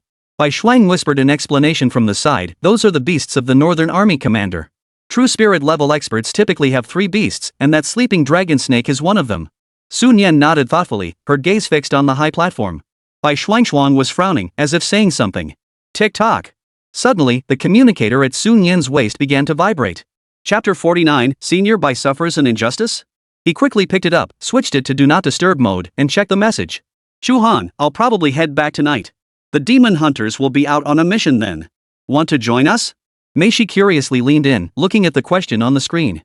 What do you think? Do you want to go? Sun Yan asked, looking up. After all, she needed to bring her along during the operation, so she had to ask her opinion first. Mei Shi wants to go. I need to get stronger quickly. Mei Shi's little face was filled with determination, and she answered decisively. Sun Yan turned to Luo Shui, who blinked her golden eyes and nodded slightly. I'll follow, the master's lead. Sun Yan pondered for a moment before typing a reply. Sun Yan, all right. By the way, Commander Chu, has the matter been resolved? The other party remained silent for a moment before replying. Chu Han, sigh, it's temporarily under control, but we lost 2 fellow cultivators at the transcendent realm level. We arrived too late. Chu Han, I'll go handle things now. See you tonight. Sun Yan had just put away her communicator when another message popped up. Lin Han, Su Manager, what did you recall? Lin Han, this morning, we nearly got caught in the contaminated zone. Sun Yan finally remembered that Lin Han was also a demon hunter guild leader. It seemed this incident had also affected him. Sun Yan, nothing much. This morning, Chu team leader and I were surrounded by demons. I was planning to ask you for help. Lin Han, that's really unfortunate. One of my team members reported finding a treasure, but when I went to check, there were 2 demon generals ambushing me. Lin Han, luckily, I recently broke through a bottleneck and managed to fight my way out. Sun Yan read the replies and couldn't help but break out in a cold sweat. This Lin Company commander is also incredibly powerful. I wonder who is stronger between him and Chu Company commander. Lin Han, no other matters, I'll get back to work. Sun Yan replied with a got it and put away the communicator. Let's go, store manager. Sister is calling us up. Bai Shuang gently tapped Sun Yan on the shoulder. On the high platform, Bai Shuangshuang was waving at them. Store manager, our sister is calling us up. Bai Shuang urged. Moments later, Sun Yan climbed onto the diagnostic platform. The 2 massive beasts lay motionless before him, now clearly visible. One resembled a bizarre rock covered in holes, with a tightly closed vertical eye embedded at its center. The other was a pitch black bird. Surrounding them were 7 or 8 people wearing the distinctive robes of the Tianqing Medical Alliance, gathered in a circle and discussing animatedly. 4 or 5 officers in the Xian Niao Army's uniform, exuding a menacing aura, stood nearby, their faces filled with concern. Bai Shuangshuang walked over to Sun Yan and whispered, these 2 are both 3rd-tier healers. Including me and Mu Feng, there are 4 3rd-tier healers here, and the rest are all 2nd-tier healers. She then pointed to the officers. Those in Xian Niao Army uniforms are military personnel, direct subordinates of this commander. Finally, she pointed to the unconscious middle-aged man lying on the bed, dressed in custom-made black military attire. This is General Jiang of the Northern Army. He is currently in a deep coma, and his 3 beasts are in the same condition. Bai Shuang added from the side, I've been analyzing this with my sister for 2 days, and we have no clues. Sun Yan widened her eyes, staring intently at the person on the bed, a genuine true spirit realm expert, lying completely defenseless before her. This situation clearly indicated the urgency of the situation. May I get closer to take a look at those 2 beasts? Sun Yan requested, wanting to observe them more closely. To be honest, he had no idea what to expect, as this was his first encounter with true spirit level beasts. Wait a moment, Bai Shuangshuang stopped him, her gaze fixed on the center of the crowd. Let's listen to Mu Feng's analysis. He seems to have made a discovery. That old man may not have the best temperament, but his medical skills are indeed superior to mine. After all, he's been a 3rd-tier healer for decades. Her tone carried a hint of resignation. Sun Yan nodded and looked toward the crowd. The Master Mu who had caused trouble earlier was now surrounded by a crowd, speaking eloquently. It wouldn't hurt to listen for a bit, maybe I could pick up some tricks to impress others. With that thought, he pulled Mei Shi and Luo Shui and pushed his way to the front of the crowd. The view finally opened up. Master Mu looked at everyone with a serious expression, but when his gaze swept past Sun Yan, his eyes darkened briefly before returning to normal. He continued speaking. Regarding the diagnosis of Commander Jiang's condition, we must analyze it from the source. At the time, General Jiang had just returned victorious from the infected zone. Initially, his condition was stable, but it gradually deteriorated to this state as both his beast and himself were affected. Therefore, the root cause is highly likely to be a tactic employed by the demon clan. Now, let us examine the symptoms. First, the eyelids are hollow and lifeless, showing no reaction to any external stimuli. However, all physiological indicators show that his internal condition remains stable. There are as many as 378 recorded cases in our Tianqing Medical Alliance database that exhibit such symptoms, combined with the synchronized symptoms of the beast. Mu Feng spoke eloquently, analyzing the situation in great detail, speaking for over 10 minutes. Sun Yan initially listened attentively with a mindset of learning, but the old man's method of deduction was overly complicated, following a rigid diagnostic protocol step by step, gradually losing his interest. However, the surrounding healers nodded frequently, their faces filled with admiration. So, Master Mu, what is your final conclusion? A second-tier healer asked respectfully. Mu Feng stroked his beard, a confident smile on his face. His gaze swept across the room, lingering briefly on Bai Xuanshuan before he spoke aloud. In my opinion, the root of the problem lies in a demon of the demon lord rank has secretly intervened, forcibly dragging Commander Zhang's consciousness into a deep illusory realm. Combined with the toxic effects of the chaos flower, this covert attack has resulted in the bizarre symptoms we are observing today. This is a composite condition, which is why the surface symptoms are so complex and difficult to discern. It's no wonder you couldn't identify it immediately. As soon as he finished speaking, a chorus of nodding agreement filled the air. Master Mu's analysis makes perfect sense. Indeed, our skills are still far inferior. Actually, I had a vague idea of this earlier, but I wasn't sure. Even the two third-tier healers nodded in agreement. Mu Feng's analysis was logically sound, well-reasoned, and a textbook-worthy demonstration. Mu Feng chuckled, a hint of pride in his voice, but suddenly shifted the focus of his words, fixing his gaze on Bai Xuanshuan. Of course, this is merely my personal opinion. Perhaps Dr. Bai has a different perspective and has remained silent all this time. Do you have any objections to my conclusions? Bai Xuanshuan was taken aback by the question. She did indeed sense that something was off about Mu Feng's conclusion, but she couldn't quite put her finger on it. However, his move clearly put her on the spot. No matter how she responded, she would inevitably seem inferior. For a moment, she furrowed her brows, lost in thought, trying to find the right words. Mu Feng, seeing this, showed no signs of impatience, waiting for her response with a faint, barely perceptible smile on his lips. Defying him? Then don't blame him for making her look bad in front of everyone. The atmosphere on the scene grew tense. Chapter 50, that's right, they're perfectly fine. The other healers remained silent. The clash between two third-tier masters was not something they dared to interfere with. Master. Mei Shi couldn't help but whisper to Sun Yan, her voice filled with indignation, that old dog Mu is so despicable. How dare he target Senior Bai like this? Bai's eyes were red, and she bit her lips anxiously, but she couldn't think of a way to help her sister. Sun Yan also furrowed his brows. Mu Feng's actions, while seemingly directed at Bai Xuanshuan, were likely rooted in the fact that she had previously humiliated him. In front of so many people, he couldn't bring himself to directly confront a junior, so he instead targeted Bai Qianqian, who had served as his guide. To break the deadlock, it was actually quite simple. Point out the fatal flaw in his conclusion right there. Sun Yan's thoughts raced, and she quickly pulled up the information panels for the two beasts. He hadn't brought them up earlier because he wanted to learn some knowledge to avoid a similar embarrassing situation when taking the healer certification exam. After all, she already knew the answers, so watching others deduce them wouldn't be interesting. But the next moment, he froze in place, unable to believe what he was seeing. Magic Eye Stone. Qualification, Epic 8-star. Rank, True Spirit Stage 2. Life? Defense? Skills? Current negative status, none. Sun Yan suddenly widened his eyes, his mind going blank in an instant. He calmed himself down and turned to look at the other beast. 9 Heavens Flame Sparrow.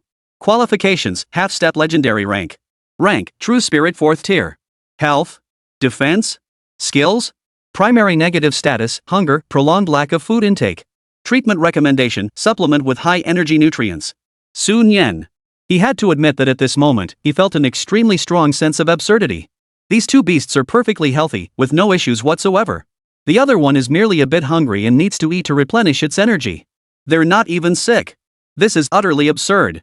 For third-tier healers and over 10 second-tier healers, almost the entire elite healing force of Tianyuan City had gathered to study it for days and nights on end. Yet the beast lying on the bed was completely healthy. Are they just messing with us? However, after the initial shock, a thought crossed my mind: the panel information never lies. That can only mean that behind this bizarre scene lies some sort of special arrangement orchestrated by high-ranking military officials. At this realization, Sun Yan suddenly lifted his head, his gaze burning as he fixed it on Mu Dishir, who was smirking triumphantly.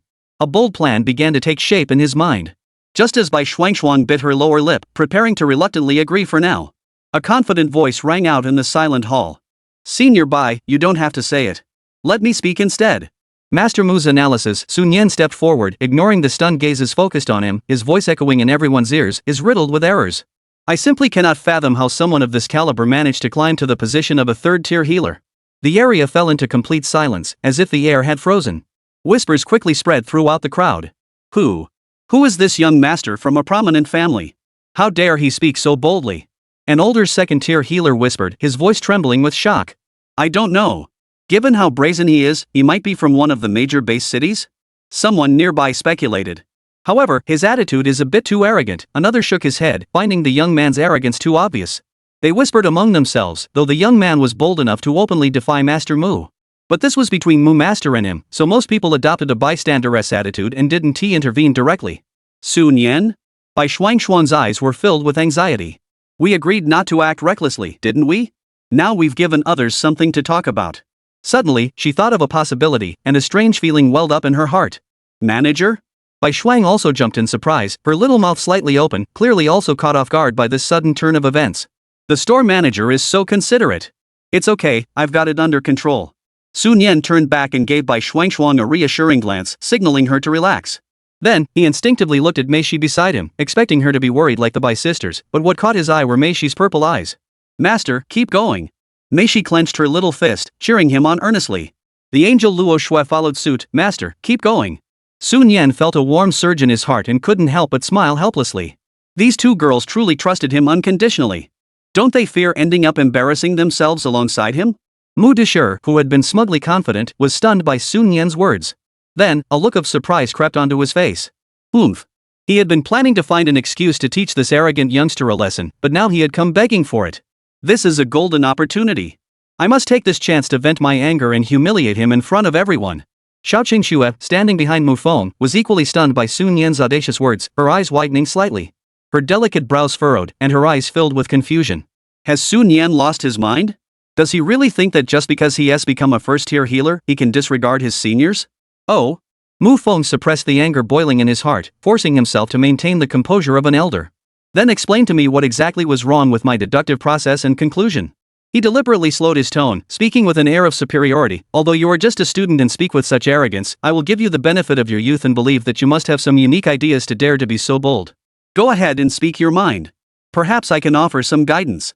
These seemingly magnanimous words caused many of the surrounding healers to nod in approval, admiring Master Mu's composure, truly the mark of a master. Sun Yan merely smiled faintly. He walked forward calmly, standing before the two unconscious true spirit realm beasts, his gaze sweeping over them with composure. Then, he spoke softly. In my opinion, perhaps these two beasts aren't sick at all. They are completely healthy. As his words fell, the entire hall fell silent. Everyone, including the healers who had been whispering among themselves, wore expressions of shock and disbelief. Their eyes darted between Sun Yan and the unconscious beast. Come on, man, you could have just made up any illness. You really think we're just little kids? Even Mu Feng, who had already mentally rehearsed over 100 common illnesses in his mind, was left speechless by the conclusion. His mouth hung open, the words he had prepared stuck in his throat, and for a moment, he completely forgot to speak up in objection. You, continue. Chapter 51, Mu Master is truly reliable. All eyes turned to Mu Master, filled with admiration. You're truly the Master Mu. So caring and tolerant toward your juniors. That's right. Even when faced with direct criticism, he is willing to let the other person finish speaking. Such a broad-minded attitude is truly something we should learn from. Exactly. The person brought by Master is a bit too arrogant. Master Mu listened to the praise around him, opened his mouth, but ultimately chose not to respond. In truth, he had been so shaken by Sun Yan's words that his mind had temporarily gone blank. Sun Yan paid no heed to this, merely smiling lightly as he stepped toward the floating Nine Heavens flame sparrow. A scorching wave of heat swept toward him, ruffling his bangs. He faced the gust and added, and if you must mention a problem, it's just that I'm hungry. Upon hearing this, the healers who had still harbored a sliver of hope of the young man shook their heads in disappointment. Even the stern-faced officers standing by turned away, their faces brimming with impatience, unwilling to watch this farce any longer. The front lines were teetering on the brink of collapse, and the commander lay unconscious. Yet this brat dared to speak so boldly here? How could the commander not be ill? Sigh, after all, he was brought here by Shuangshuang, they couldn't blame him too much. Xiao Qingxue couldn't help but burst out laughing, then quickly covered her mouth. She had come here to follow Master Mu and earn contribution points. She should have remained serious, but Sun Yan's words were so absurd that she couldn't help but laugh. Sun Yan, continue. She forced herself to suppress her laughter, but in her heart, she was already scheming. Once Sun Yan had hit a dead end, she would go and recruit him. Although the quota had already been distributed by the state, there might be a way to extract all his potential formulas. Sun Yan took in everyone's varied reactions but paid them no mind. He hadn't come here to persuade this group of people whose thinking had been misguided. What was the point of persuasion? To cure illnesses. But the problem was, they weren't sick in the first place. What was there to cure? Anyway, that nine-heaven flame sparrow looked like it wouldn't starve to death even at a glance. He turned his head to look at the figure lying on the bed, his gaze deep and intense. Some things are best left unsaid, meant only for certain ears.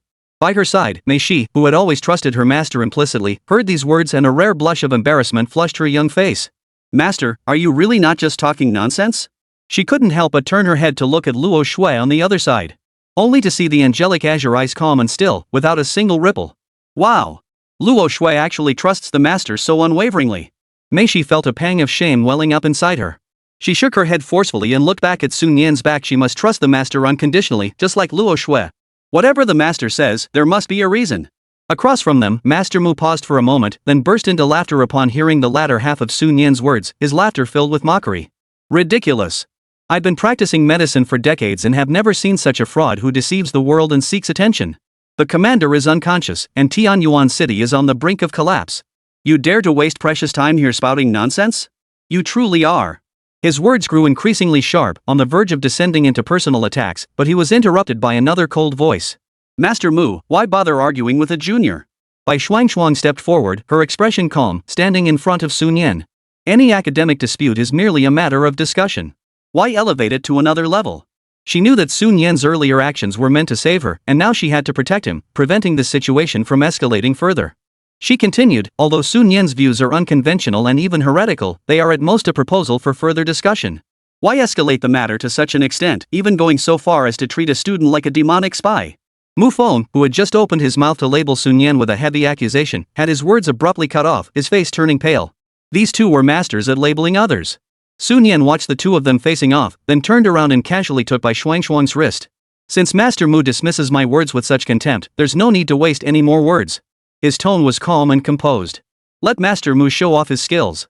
White Senior, we'll take our leave first. Her hand was suddenly grasped by a warm one, and Bai Shuangshuang paused slightly, sensing the hint conveyed by the other person. She cast a complicated glance at Sun Yan but ultimately did not struggle, allowing him to pull her away and turn to leave. This young man had indeed acted recklessly today, but his intentions were ultimately good. Bai Shuang and Mei Shi, along with Luo Shui, immediately followed. Only a group of healers and officers remained behind, exchanging glances with expressions of confusion and disbelief. Mu Feng suppressed the irritation in his heart, gave a cold snort, and adopted a tolerant posture. Since the irrelevant parties have left, let's continue discussing the treatment plan. He hadn't been able to humiliate Sun Yan properly, and had been interrupted by Bai Shuangshuang, leaving him with a pent-up anger in his chest. But for now, he could only force himself to endure it. Treatment. The nearby demon hunter officer immediately focused his attention, listening intently as Master Mu resumed his explanation. They were completely focused, unaware of the lifeless body on the bed, whose finger twitched slightly. Stepping out of the vast underground ward and back into the relatively bright corridor, Bai Shuangshuang gently withdrew her hand from Sun Yan's grip and couldn't help but sigh. Sun Yan looked at her with a smile. Senior Bai, do you think I did something wrong? Bai Shuangshuang sighed softly, her gaze growing complex as she looked at him. I was holding on to a sliver of hope, wanting to see if you might have any alternative ideas. She paused, her gaze sweeping over Mei Shi and Luo Shui, who were following Sun Yan. After all, you were able to heal them, which proves that you might have a unique understanding in certain areas. Now that I think about it, she said with a hint of resignation, your idea is indeed quite unconventional. Hearing Bai Shuangshuang's teasing tone, Sun Yan scratched his nose and shrugged indifferently. You can think that way if you want. He hadn't expected her to believe him, but Bai Qian's unwavering support meant a lot to him. Ding! The sound of the elevator doors opening echoed, and soft light flooded in as the group returned to the ground. Leading Sun Yan out of the command building, Bai Shuangshuang looked toward a neat white apartment building in the distance. Don't worry too much about it. I'll handle it. Her tone returned to normal. You can stay there for a few days. It's temporary accommodation arranged for the therapist, a one-bedroom apartment. If you don't like it, you can find a place to rent on your own. The room number I applied for you is 417. Sun Yan didn't hesitate. It was free and provided by the military's safety was guaranteed. Why not stay? Alright, thank you, senior bye. He agreed readily. At that moment, Angel Luo Shui, who had been quietly following alongside, flashed a brief, unusual expression in her golden eyes, as if recalling something, before quickly hiding it. Chapter 52, Luo Shui, where will you sleep? Bai Shuang interjected, oh, and the store manager, we usually conduct treatments over there. If you have time, you can come by and take a look. She pointed to an open, non-open-air square on the other side of the military camp. There's a sign there, the Northern Demon Hunting Army Medical Clinic of the Tianqing Medical Alliance. The boss should come by to see me if he has time. By the way, helping with treatments here comes with compensation from the military. Sun Yan nodded lightly. Outdoor beast taming treatments were common in the military, as some powerful beasts were too large to fit indoors. Of course, necessary treatment facilities and safety measures were fully equipped.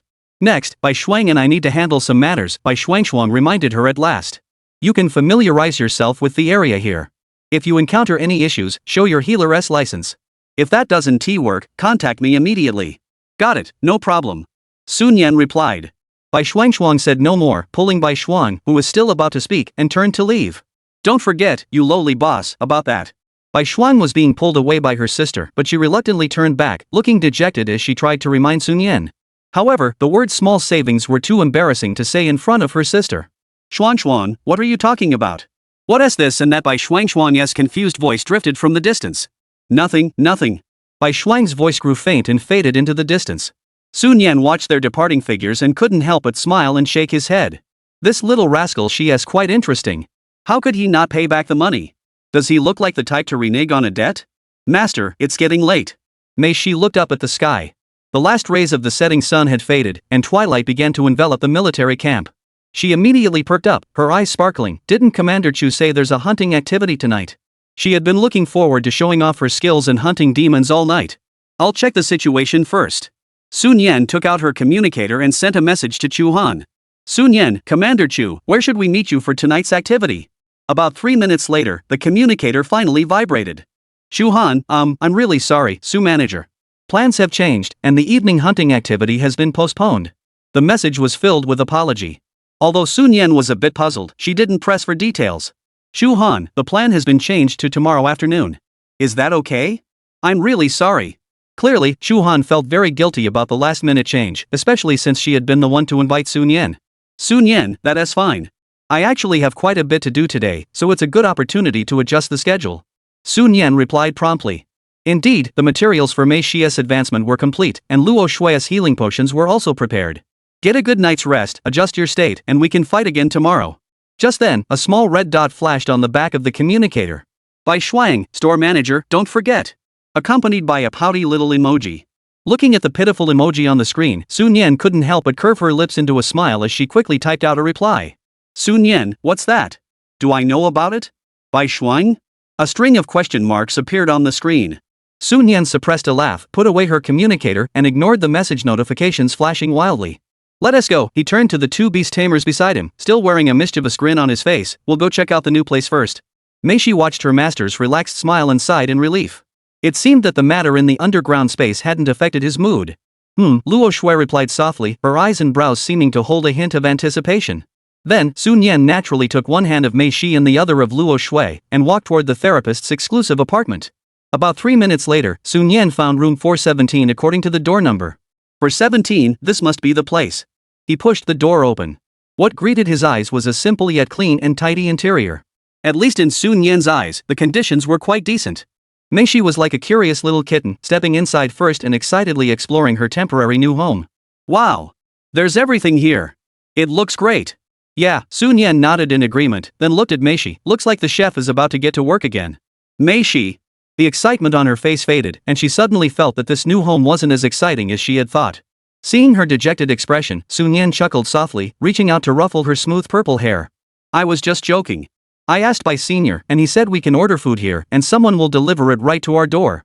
After all, for the military, a healer's time should be used for more valuable tasks. I wonder if that counts as exploiting their time. Oh, I see. Mei Shi finally smiled again, sighing in relief. Luo Shui, standing nearby, couldn't help but glance toward the bedroom, her expression drifting. Is there really only one room? Does that mean she has to sleep with the master, together? Let's go inside and check it out first. Sun Yan didn't notice Luo Shue's thoughts and entered the bedroom first. The room wasn't large, but the bed looked spacious enough. By the way, Luo Shue, Sun Yan turned around naturally and asked, do you usually rest inside the beast tamer's bracelet? There's a dedicated resting space there, or even a private room. He asked this because the military had arranged this one-bedroom apartment, which was intended for the healer's personal use. After all, many beast tamers have large beasts or those with special habits that cannot or are unsuitable for living with their tamers, so storing them in the beast space is standard procedure. For example, some people's beasts are ironclad rhinos. What kind of bed could withstand that kind of rough treatment? Before Luo Shue could answer, Mei Shi's anxious gaze darted over. Earlier at the treatment center, she had been the only one with the master. Now there's going to be another person? A wave of irritation welled up inside her. Although Luo Shue is a nice girl, and she does like her. On her side, Luo Shue secretly sighed in relief. Earlier, the thought of sharing a bed had indeed stirred some unusual emotions within her, but now they had calmed considerably. I'll go back to the beast taming space to rest, she said softly, with a hint of relief. After all, it might get a bit crowded. That is fine. Sun Yan nodded. He respected the beast tamer's choice and didn't dwell on it. Mei Shi's tense little face relaxed, and she secretly patted her chest. Thank goodness, tonight the master was still hers. Alright, Sun Yan walked toward the table in the living room. I'll prepare the potion first. Mei Shi's eager eyes immediately focused on him. Right. The master had said he'd give her more of that potion that enhances her abilities. Hurry up, master.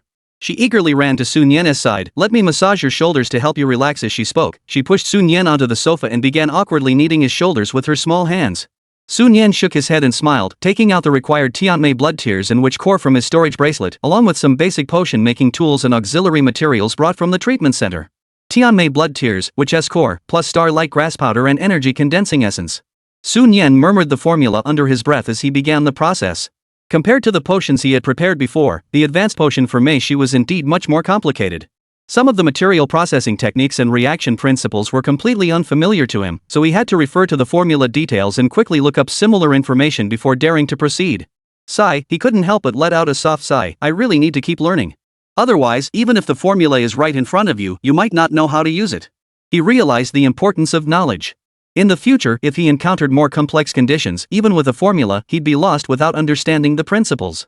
Chapter 53, The Cold Angel, Longing for Warmth. About an hour later, Mei Shi was leaning against the sofa armrest, her head nodding off to sleep, until Sun Yan's tired voice rang out. Come on, get up and drink it. She looked up dazedly, only to see her master holding a test tube filled with a strange liquid. The liquid was distinctly divided into red and purple, and upon closer inspection, the red portion slowly rotated, occasionally allowing a thread of purple liquid to merge into it, yet the red remained unchanged. This marvelous phenomenon was the external manifestation of a deeper transformation between the materials and the core of the formula. Thank you, master. Mei Shi snapped out of her daze, her little face brimming with excitement. Finally, it wasn't those old potions anymore. This one looked so sophisticated. Go to the bedroom and drink it, then get a good night's sleep. Sun Yan pointed toward the bedroom. He didn't want to have to carry the unconscious demon back to bed later. She never stayed still. All right. Mei Shi was a little disappointed that she couldn't stay by her master's side, but she immediately took the potion and ran into the bedroom. Now it's your turn. Sun Yan turned to Luo Shue, who was sitting beside him, speaking gently. The damage to your source energy was stabilized last time, but it hasn't been completely eradicated yet, right? Luo Shue nodded slightly, lowering her eyelashes. Yes, master. Her gaze was evasive, tinged with a hint of guilt.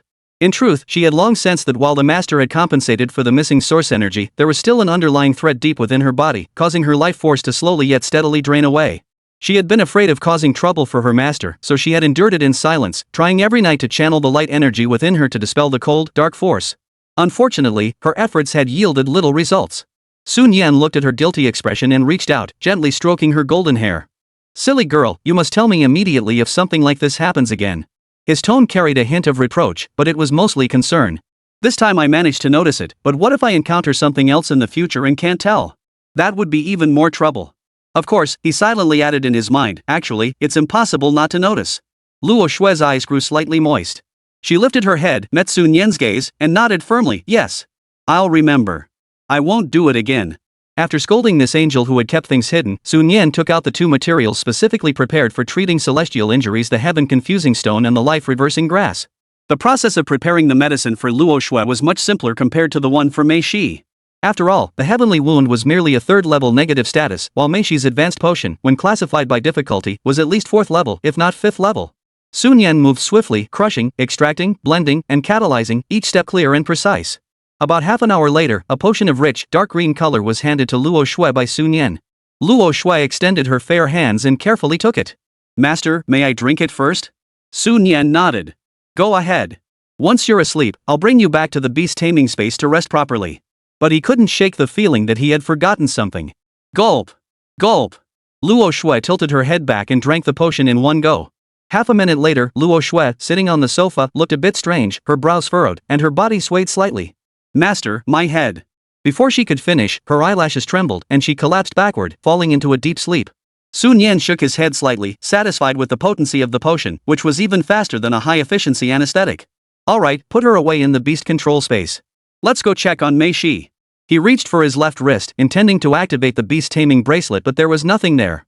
Sun Yan. Oh no. He remembered that he had placed the bracelet in his shopping cart and then cancelled the purchase. At the time, he had thought that having Mei Shi by his side was enough. Then Luo Shui arrived, and he'd been busy with various matters, completely forgetting about it. Sun Yan's gaze fell back on the angel sleeping on the sofa. The two pairs of sacred wings on her back unconsciously drew inward and fell downward. Even in her sleep, her brows were slightly furrowed, as if she were troubled by something in her dream.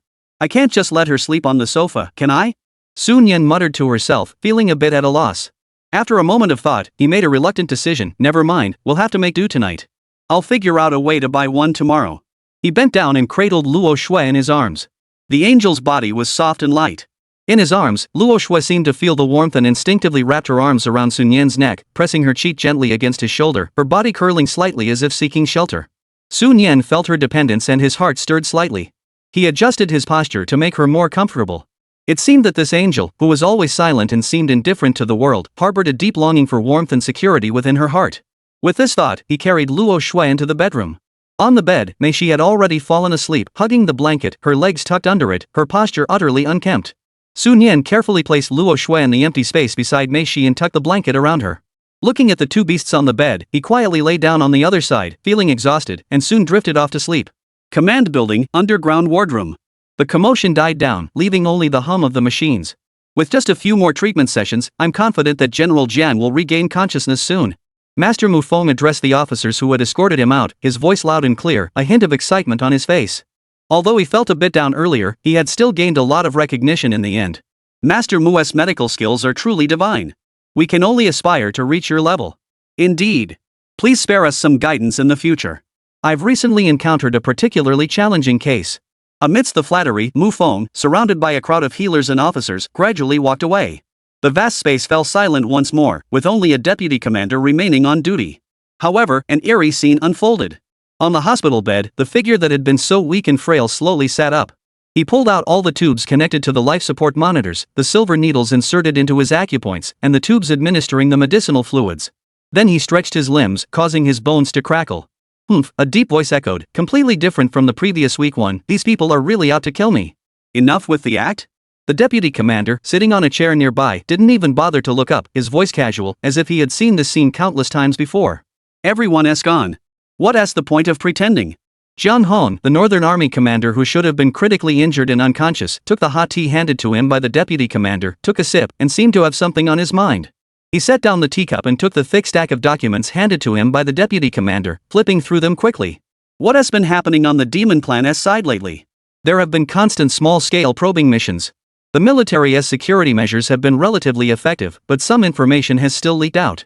The deputy commander began to report the specific figures in a low voice. The number of traitors and Demon Clan imposters eliminated in recent days has tripled compared to last month. Jiang Hong nodded, his expression growing serious, but he quickly raised his hand to interrupt the deputy commander's report. We'll discuss these matters later. A glint of interest flashed in his eyes.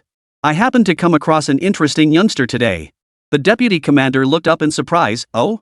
An interesting junior? Could it be that one of those healers actually said something worthwhile?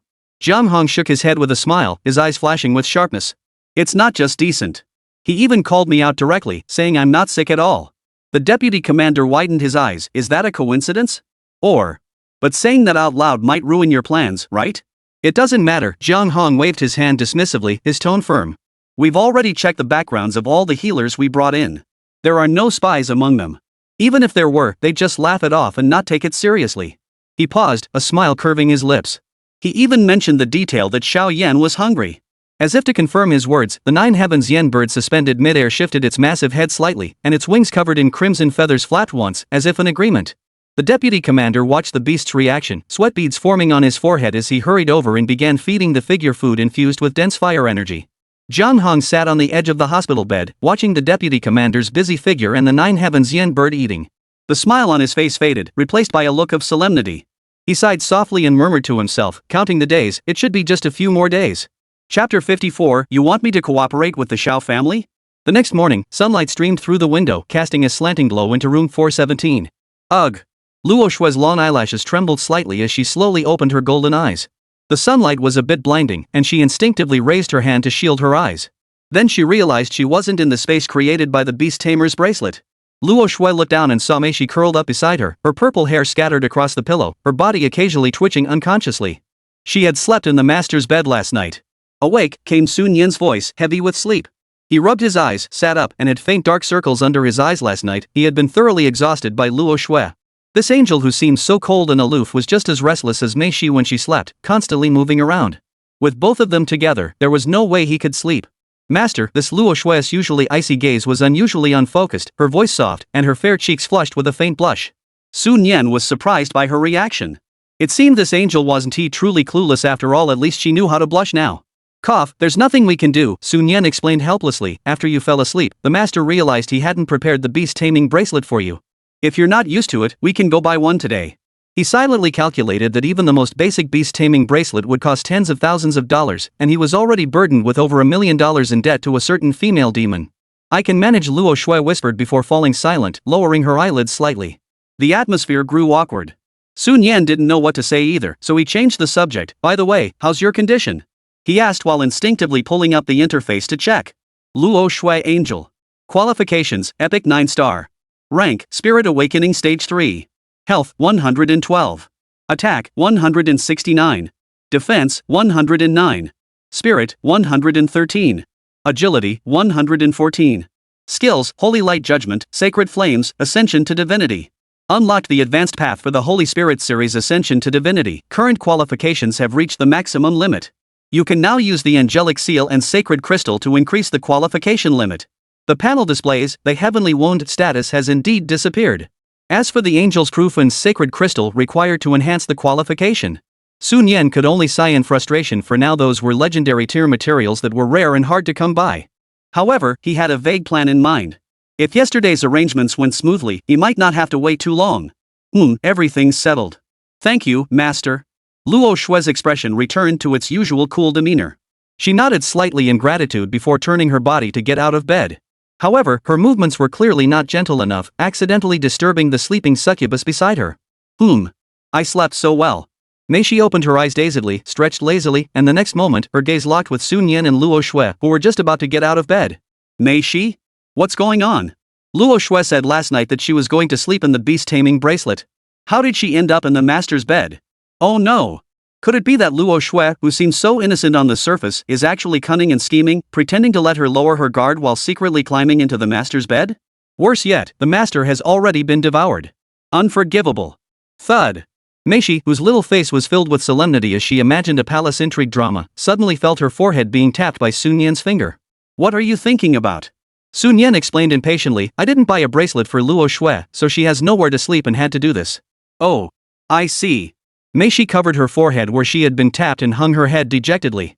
This reason is barely acceptable, I guess. Sun Yan sighed, rubbing his temples, and spoke soothingly for a moment before finally calming the little jealous girl down. Dawn! Dawn! Dawn! Just then, the sound of knocking came from outside the living room. Who could be coming so early in the morning? Sun Yan glanced at the clock on the bedside table and saw that it was exactly 6 o'clock. It's probably the breakfast delivery. Meishi, go get it. Sun Yan guessed. Oh, okay. Meishi still had a bit of a sulk, but she obediently got out of bed and shuffled to the door in her slippers. Sure enough, standing outside the door was a neatly dressed logistics officer in uniform. She took the steaming meal box and turned back into the bedroom.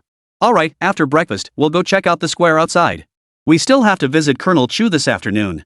Sun Yan distributed the utensils while arranging the schedule. Okay, Meishi and Luo Shui nodded in agreement. However, before Sun Yan could finish speaking, the knocking on the door sounded again, this time more urgent than before. I'll get it. Sun Yan stood up, gesturing for them to continue eating. It's probably someone from the military who needs to see me.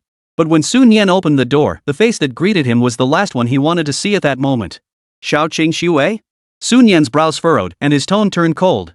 The quotas have already been distributed. What are you doing here? Standing outside the door was Xiao Qingxue. Beside her was an expressionless old man in gray robes. Seeing the two of them, Sun Yan's good mood from the morning vanished instantly. Setting aside the fact that the other person had reneged on their promise at school, it was her attitude toward treating the beast as a tool that made Sun Yan deeply repulsed. In his view, whether in beast form or human form, beast tamers deserved the basic respect of all living beings. Just as he did with Mei Shi and Luo Shui. He wouldn't force others to change their views, but that didn't stop him from despising Xiao Qingxue. How dare you speak to the young lady in such a manner? The gray-robed old man, noticing Sun Yan's hostile attitude, stepped forward and shouted harshly. An invisible sense of oppression surged toward Sun Yan, causing him to gasp for breath. To achieve such an effect solely through one's aura, the opponent must be at least a transcendent-level expert. But Sun Yan showed no fear on his face. This was within the demon-hunting army's defensive line. If the other party dared to attack, they would never survive. What do you want? If you have no business here, please leave. Sun Yan's voice was icy as he made a move to close the door. Wait. Xiao Qingxue raised her hand to stop the gray-robed old man from advancing further, turning her gaze toward Sun Yan with a calm tone. We came here today not for the matter of the quota. She paused, as if choosing her words carefully. You know that my Xiao clan has deep roots, with even true spirit realm experts stationed within our clan, and access to vast resources. And you have some talent in the art of healing. Perhaps we could discuss a partnership. Sun Yan suppressed the urge to slam the door shut and forced himself to remain patient. Continue. Xiao Qingxue's eyes flashed with a hint of satisfaction.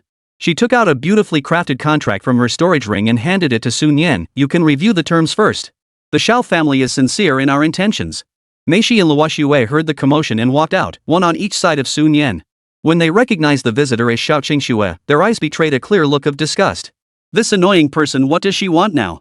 They looked nervously at their master, who surprisingly accepted the contract, causing their hearts to sink. They had heard of the Xiao family's ways, and if their master got involved with them, he would surely suffer greatly. Chapter 55. Dr. Su is about to make an appearance. What do you think? Sun Yan held the contract but didn't look down at it. Instead, he turned his face and smiled at Mei Shi and Luo Shui beside him. Should we collaborate with the Xiao family? Mei Shi and Luo Shui both froze for a moment before shouting in unison, no. Xiao Qingxue's forced smile froze, her face turning ashen. Sun Yan turned back, meeting her ugly expression, and curved her lips into a cold smile. He gripped the edges of the contract with both hands and tore it apart forcefully under the shocked and angry gazes of Xiao Qingxue and the gray-robed old man. Rip! The elegant contract was instantly reduced to 2 pieces of worthless paper. Get out of here! Sun Yan's voice was firm and unwavering. I, Sun Yan, will never collaborate with the Xiao family. If you dare to interfere, come and face me. Without giving them a chance to respond, he slammed the door shut, leaving Xiao Qingxue and the gray-robed old man with their grim expressions behind. In the living room, Sun Yan sat back on the sofa, poured himself a cup of cold tea, and sipped it slowly, his brows still furrowed. Mei Shi approached him, snuggling against his body, her voice filled with concern. Master, will this cause trouble? Sun Yan knew Mei Shi was worried about him. This little demoness expressed her concern by clinging to him, entering cuddle mode. He patted her back. It's okay. We've already vented our anger. This place has Senior Bai and Commander Chu. The Xiao family won't be able to touch us so easily. Luo Shui stood quietly nearby, watching the natural and intimate interaction between Sun Yan and Mei Shi. A complex, indescribable glow flashed in her golden eyes. Humans and beast tamers. Is that how they interact? Alright, Sun Yan gently pushed Mei Shi away. After all, Luo Shui was still watching nearby. Let's eat first, then we'll go check out the square. At 8 o'clock in the morning, Sun Yan packed his things and left the house with Mei Shi and Luo Shui. The medical square, the northern hunting army base of the Tianqing Medical Alliance. This must be the place. Sun Yan looked up and spotted the prominent holographic banner. Since it was still early, the queue at the square wasn't too long yet.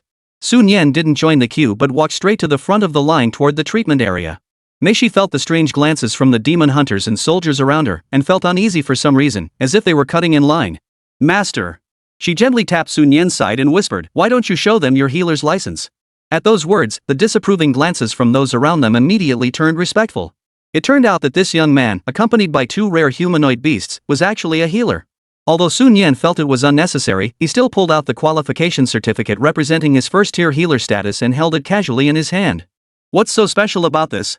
You can keep it, he said, handing it to Mei Shi. Upon reaching the front of the group, Sun Yan immediately spotted a familiar figure. Bai Shuang was sitting upright behind a consultation desk, wearing a slightly loose white lab coat, her expression focused. A small purple blackbird perched on her shoulder. Your beast companion has some minor burns in its internal energy circuits, accompanied by mental energy fluctuations and subsequent exhaustion. Bai Shuang continued her analysis, her voice clear and concise as she operated the holographic projection. Alright, go to treatment room 3 for a resonance scan. I've already sent the results over. Thank you, Dr. Bai. The demon hunter, who had been looking worried, sighed in relief and hurried away. Hey, I didn't recognize you, Sun Yan smiled as he approached. Wearing a white coat and sitting here, you look pretty convincing. Ja. Manager. You're here. Bai Shuang looked up in surprise at the sound, almost blurting out her usual casual nickname, and quickly covered her mouth. It's work time, I need to maintain a professional image. Could you wait a moment? I'll be right with you after I finish this. She gestured toward the next patient who had just sat down. Of course I can. Bai Shuang puffed out her chest proudly. I got this job with my own skills. My theoretical knowledge is top-notch among first-tier therapists. Sun Yan smiled and walked over to her consultation desk. Alright, I know you're good. Hurry up and find me a spot. Dr. Su is about to start. The store manager is coming for treatment too? Bai Shuang's eyes lit up. She knew all too well the terrifying skills of this seemingly ordinary store manager. In handling certain difficult cases, she even felt that her older sister, Bai Shuang, might not be able to match him. Of course, Sun Yan said matter-of-factly, healing the sick and saving lives, isn't that the very reason we became therapists? Bai Shuang's eyes sparkled, and she felt that her boss suddenly seemed so noble and heroic. Sun Yan, noticing her admiring gaze, added with a smile, besides, I still owe someone. Bai Shuang's smile froze instantly, and she jumped up from her chair. Boss. Come with me. I'll find you the best spot. About 3 minutes later, Sun Yan was seated at a well-lit spot in the square, with a desk and various instruments, and there was even a restroom nearby. Meishi and Luoxuo sat on a bench a short distance away. While there aren't many people around yet, you can absorb the magic cores from the bracelets to boost your strength. Sun Yan handed the bracelets to them. After the life or death battle with the demon general last time, their control over energy should have improved significantly, and their foundation should be more solid. Luo Shui nodded slightly. Meishi also responded. The two beast tamers took the bracelets and entered the resting room, beginning to absorb the magic core energy. A new healer had arrived at the square, and he looked quite young. The beast tamers waiting in line grew restless. Are they from the Tianqing Medical Alliance? There's a healer's license certificate on the table. They should be pretty reliable, right? Soon, a line formed in front of Sun Yan's station as well. The first patient was a burly man who carefully pushed a wooden dummy with a listless expression and a faint purple glow emanating from its body to the front. Dr. Su, hello. Yesterday, while leading a group to surround and attack a level 6 demon monkey, this creature protected me and took the brunt of the attack. The man spoke quickly, ready to describe the battle in detail. Nothing serious. Dr. Su's gaze swept over the wooden doll, cutting off the man's rambling. The grass-type life energy within is clashing with the invading malevolent energy, obstructing the flow of energy. Treatment recommendation: use 2 bottles of demon expelling potion, combined with rejuvenating grass juice applied externally. He awkwardly operated the holographic projection while checking the medication data on his communicator, occasionally sending a low-voiced message to Bai Shuang for clarification. Finally, he managed to send the electronic medical record and prescription to the treatment department. What? The burly man froze, momentarily unable to process. Was that it? Less than half a minute from start to finish. It's done. Just go to the treatment department to get the medicine. Sun Yan waved his hand, looking busy and in a hurry. But, Dr. Su, shouldn't you take a closer look? Little grass. The burly man forced himself to speak, his face filled with concern. Mu Chao was his life and death partner. Such a careless diagnosis left him deeply uneasy. Rest assured, Sun Yan said confidently, if there's any issue, just bring the medical records to the Tianqing Medical Alliance and hold them accountable. We have a comprehensive guarantee system. The treatment fee is 5,000. Please settle the payment. Hearing the price, the burly man's brows furrowed even deeper, not because it was expensive, but because it was too cheap. Typically, such a diagnosis would cost at least 10,000 yuan. Dr. Su not only diagnoses quickly but also charges low fees. Although it sounds like a good thing, it really leaves one feeling uneasy. However, the people waiting in line behind him began to urge him on. The burly man had no choice but to take the wooden dummy, and leave, giving his spot to the next patient. Release the beast, Dr. Su said without looking up, his fingers already moving across the screen. A wolfhound. The main issue is. Chapter 56, over 300 orders. Call me the Order King. Wang Qingshan held the electronic prescription form, looking worried as he approached the pharmacy window in the treatment department. Doctor, could you please take a look at this prescription? Is everything okay, or do we need to double-check? He handed the prescription to the pharmacist at the window. I just follow the prescription. The pharmacist took the slip, glanced at it, and replied cautiously, based on the symptom description and the prescription, it matches. However, the actual effectiveness will depend on whether Dr. Su's diagnosis is accurate. He dared not make any guarantees. About 10 minutes later, Wang Qingshan stared at the wooden doll in front of him, which was now lively and cheerfully twisting its roots, completely speechless. Wow! This Dr. Su is amazing. He couldn't help but exclaim in a low voice. Just then, he happened to run into a familiar face from the same mercenary group. Hey, Qingshan? Weren't you behind me? How did you get treated so quickly? The other person asked in surprise. Oldly, let me tell you, I met a miracle doctor. Wang Qingshan immediately pulled him aside and began to tell the story. Sun Yan, on the other hand, was feeling a bit frustrated. The previous few beast tamers had almost all required him to explain the diagnosis results and treatment plans, causing the efficiency to remain low. Originally, he had planned to handle one person per minute, but it ended up taking 2 minutes each, really delaying his plans to make money. However, as he handled more cases, the number off from the beast tamers waiting in line decreased significantly, and efficiency finally improved. By the time he became more proficient, he could handle a case in just half a minute. Meanwhile, the internal communication channel frequently used by demon hunters was buzzing with activity. Dragon fruit lover, guys. The Tianqing Medical Alliance has a new young healer. He's lightning fast. 1 patient per minute. Xingshan Egyo, 1 minute? Are you kidding me? Other healers take 10 minutes to finish a case, and that's considered fast. He must be making a quick diagnosis and fooling people. Dragon fruit lover, I swear it's true. I'll stake my reputation on it. My patient is doing great now. I even asked a few friends who just saw Dr. Su, and they're all better too. I want to be the only one? Is that true? Who is this miracle worker? My queue is super long, I'll go try too. Sun Yan even felt that the crowd rushing toward him seemed to have grown even larger. Suddenly, the lines in front of several nearby therapist stations had grown shorter. Prepare 3 grams of Huoyangwa and 1 gram of Junianglingyu powder, mix in a 1:3 ratio, then add 5 drops of non-glucose juice for oral administration. Ding! Dong! The electronic clock on the table precisely pointed to 12 o'clock, emitting a crisp chime. The holographic screen in front of Sun Yan froze on the statistical figures. Number of patients seen, 319. Treatment success rate, 99.6%. Patient satisfaction rate, 99.6%. This result is still acceptable. Sun Yan glanced at the single negative review. Though he found it somewhat puzzling, he had absolute confidence in his diagnosis. Looking at the long line of patients still waiting, Sun Yan stood up, stretched his arms wide, and closed the holographic screen. That's a wrap, everyone. It's time for lunch. Go eat first, and come back this afternoon or tomorrow. The other beast tamers were a bit disappointed and reluctant to leave, but seeing that Sun Yan was genuinely tired, they could only murmur among themselves and disperse. Military regulations stipulated that military-affiliated healers must complete a certain number of hours, but management was relatively lenient, allowing full rewards for a full 8-hour day. Sun Yan didn't care much about the rewards, so he decided to do as he pleased and clocked out precisely at noon. I don't plan on coming back this afternoon either. The lowly store manager, how was the morning's treatment? Bai Shuang had also finished her morning work and bounded over to sit beside Sun Yan, asking with a smile. Just take a look yourself. Sun Yan glanced at her indifferently.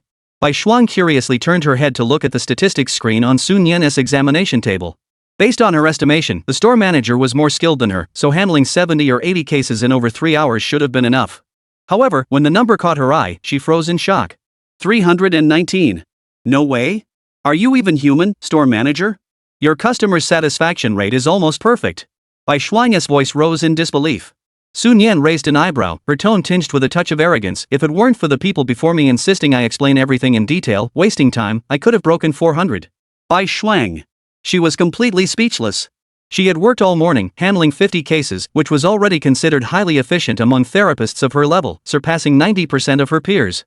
But this boss was simply unbelievable. She even thought that even if her older sister Bai Shuangshuan came personally, she might not be able to match this terrifying speed. However, Sun Yan looked at the screen and sighed lightly, seeming unsatisfied. Bai Shuan thought he was under too much pressure and asked with concern, "What's wrong, boss? Are you too tired?" No, Sun Yan pointed at the 99.6% figure, looking serious. I'm wondering why the treatment success rate and satisfaction rate are only 99.6%? I feel like I've cured everyone, not a single misdiagnosis. Bai Shuang. She felt like she'd never been this speechless in her life. Suddenly, she realized something and slapped her forehead. Manager. Because of the design of this patient management system, the therapists themselves are also counted as evaluation targets. So that 99.6% is actually because you didn't give yourself a good review. Sun Yan was puzzled, but she still opened her personal interface, found the review option, and gave herself a big thumbs up. The next moment, the data on the screen updated. Treatment success rate, 100%. Patient satisfaction, 100%. That's much better. Sun Yan looked at the double hundred figures and nodded in satisfaction. I knew it. Watching his smug expression, Bai Shuang seethed with frustration. Had no one ever told the store manager that he was being so pretentious? Suddenly, Bai Shuang's eyes darted around, remembering something important. He immediately put on a flattering smile. Store manager, look, Bai Shuang's little piggy bank has been empty for ages. No way. Sun Yan frowned, slowly pulling out a dragon bank card and waving it in front of her. You keep calling me lowly store manager all the time, and it's getting on my nerves. This money? You'll have to wait a bit longer. This time, he was going to tease this little girl properly. Bai Shuang, upon hearing this, immediately widened her eyes and looked at Sun Yan pitifully. Then, what should I do? What should I call you? Sun Yan played with the card, a smile playing at the corners of his mouth. Whatever you want. It doesn't matter what you call me, as long as it sounds pleasant to my ears. Then, store manager. Bai Shuang bit her lip. For her little piggy bank, she decided to temporarily give in and soften her voice. Creak. Just then, the door to the nearby restroom suddenly swung open. Sun Yan acted quickly, covering Bai Shuang's mouth with her hand to stop her from shouting. Mum. Master, what are you doing? Mei Shi peeked out her little head, tilting it to the side, looking confused at the two of them. Cough. Nothing. Sun Yan let go of her hand, a trace of embarrassment flitting across her face. Bai Shuang was talking nonsense, so I disciplined her. Oh, I see. Mei Shi didn't notice anything unusual and nodded. I'll go check on Luo Shui. She seems to be absorbing the magic core with some fluctuations. I think she's about to break through. I'll come back later. After saying that, she returned to her room. Bai Shuang looked like she had discovered a new continent, covering her mouth with her hands and staring at Sun Yan with a mischievous smile. Manager, you were acting so strange just now. Manager, are you afraid of your own beast? Don't say that. Here's the card. Sun Yan angrily shoved the dragon card into her hand. There's over 1.8 million in there. The extra is interest. Thank you, store manager. You're the best. Bai Shuang forgot about what had just happened, took the card, and smiled so widely her eyes squinted. Alright, Sun Yan gathered his things. I'll go call Mei Shi and Luo Shui. Let's hurry up and eat. We have important matters to attend to this afternoon. He stood up and walked toward the restroom. Chapter 57, Head to the Moderately Infected Zone. Sun Yan entered the makeshift restroom and saw Luo Shui sitting there with her eyes tightly closed, surrounded by pure holy light. Mei Shi sat obediently beside her, curiously propping her chin up to watch. The next moment, a crisp humming sound rang out from within Luo Shui's body, followed by a surge of holy light that quickly subsided and returned to calm. Luo Shui slowly opened her eyes, and a flash of golden light flickered in her eyes. The fourth layer of spiritual awakening had been achieved in an instant. Wow, Luo Shui is so amazing. Mei Shi immediately rushed over to her side, playfully taking her hand and examining her curiously from head to toe. Your aura feels even stronger now. Stop staring. Sun Yan crossed her arms, smiling teasingly at Mei Shi.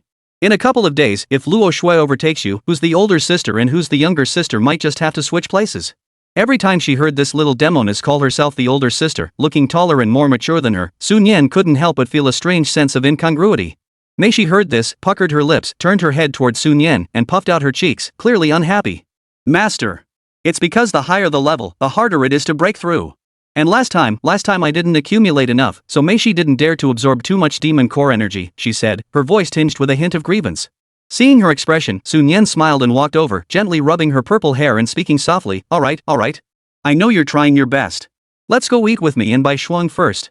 We need to meet up with Chu Tuantong this afternoon. Okay. Mei Shi finally smiled and nodded vigorously.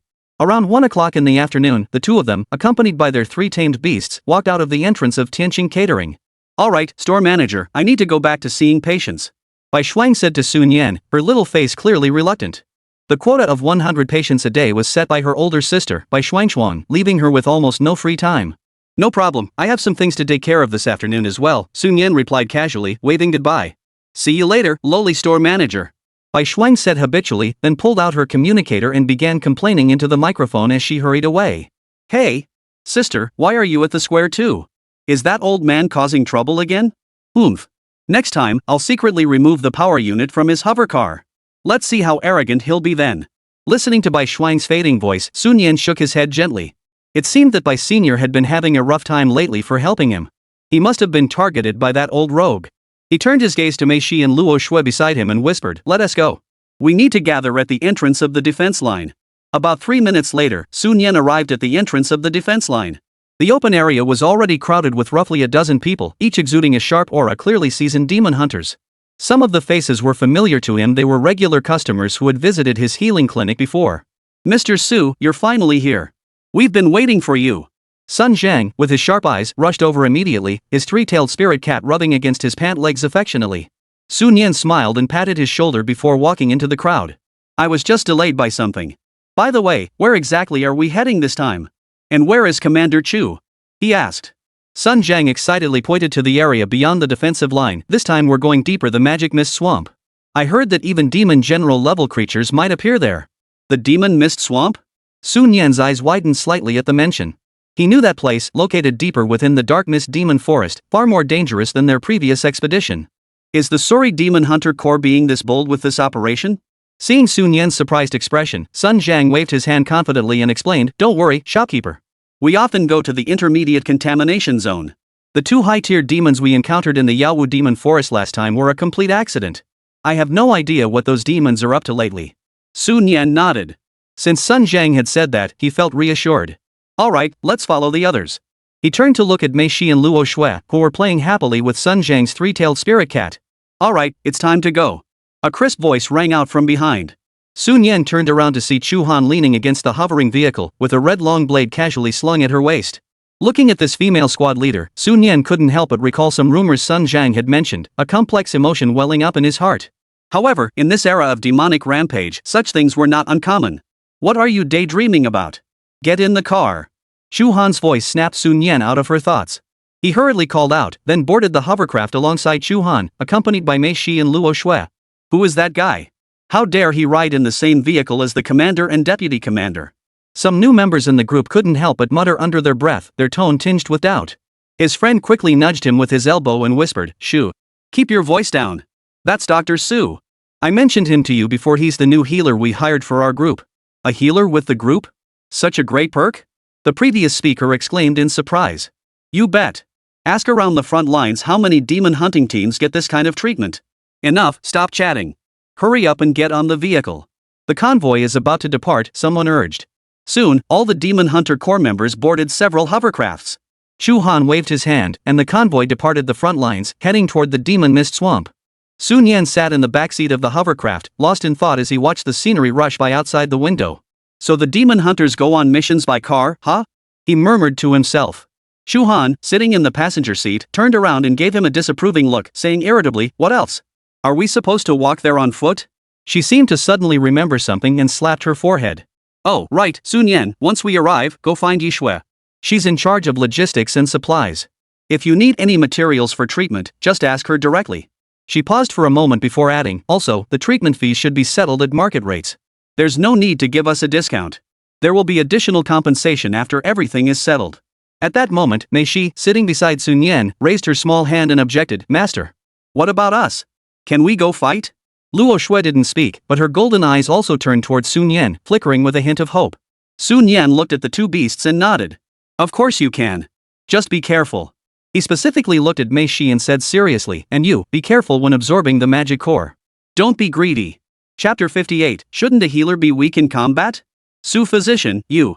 After about 2 hours of casual conversation, an area shrouded in gray mist and covered in muddy swamps came into view, the Demon Mist Swamp. We've arrived. The convoy came to a stop beside a relatively solid mound of earth. Sun Yan got out of the car and surveyed the dangerous terrain. These soft marshes were deadly traps for ordinary people, but for beast masters with physical prowess far surpassing that of ordinary humans, as long as they avoided the hidden dangers, walking on them wasn't a problem. Hello, are you Dr. Su? My name is Yi Shui, and I'm in charge of logistics for this operation. A sweet voice sounded from behind. Sun Yan turned around and saw a petite girl wearing a simple white combat uniform, accompanied by a taciturn young man. Hello, I'm Sun Yan. Sun Yan smiled and shook her hand before introducing, These two are my beast tamers, Mei Shi and Luo Shui. Yi Shui's gaze fell on Mei Shi and Luo Shui, her eyes betraying obvious surprise. Though she had been a demon hunter for some time, she had encountered various types of beast companions, but humanoid ones were a first for her. By the way, who is this? Sun Yan turned her gaze to the young man standing beside Yi Shui, who seemed rather inconspicuous. Oh, this is my older brother, Yi Zhan, also a demon hunter in our team, Yi Shui hurriedly introduced. The young man named Yi Zhan finally nodded slightly, extended his hand to Sun Yan, and greeted him with a stiff hello. Sun Yan shook his hand briefly, noticing that the young man seemed rather reserved, though not exactly socially awkward. Seeing that everyone had been introduced, Chu Han clapped his hands and gathered the scattered demon hunters together. Everyone gather here. Let me introduce you all. This is Sun Yan, the physician. Shu Han's voice was crisp and decisive. If anyone feels unwell today or was injured in battle, don't tough it out, just go straight to him. The demon hunters had already heard about Sun Yan from the veteran members on the way here, so they weren't particularly surprised. They greeted him enthusiastically. Dr. Su, our lives are in your hands today. That's right, that's right. Please take care of us. Sun Yan smiled and waved at everyone. I'll do my best. If you have any questions, feel free to come find me. He added, this is my first time here as well, so please take care of me. Seeing that everyone was still crowding around Sun Yan, Shu Han stepped forward, frowned, and interrupted, enough.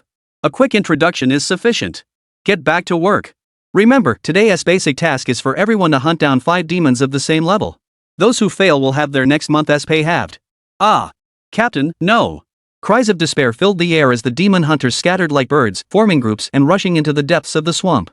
Looking at the empty field, Sun Yan smiled and turned to Mei Shi and Luo Shui beside him. Alright, we should get going too. Mei Shi blinked her big eyes, looking confused. Master? Aren't you staying behind to hold the fort? In her impression, healers were supposed to stay in the safe rear, weren't they? Luo Shui looked at Sun Yan, clearly sharing the same question. Sun Yan waved his hand dismissively and said bluntly, if we kill more demonic beings, won't the pressure on our comrades be reduced? Won't that be safer? He paused, a confident smile curving his lips. Besides, as healers, we can only discover injured comrades and provide the most effective treatment by being on the front lines.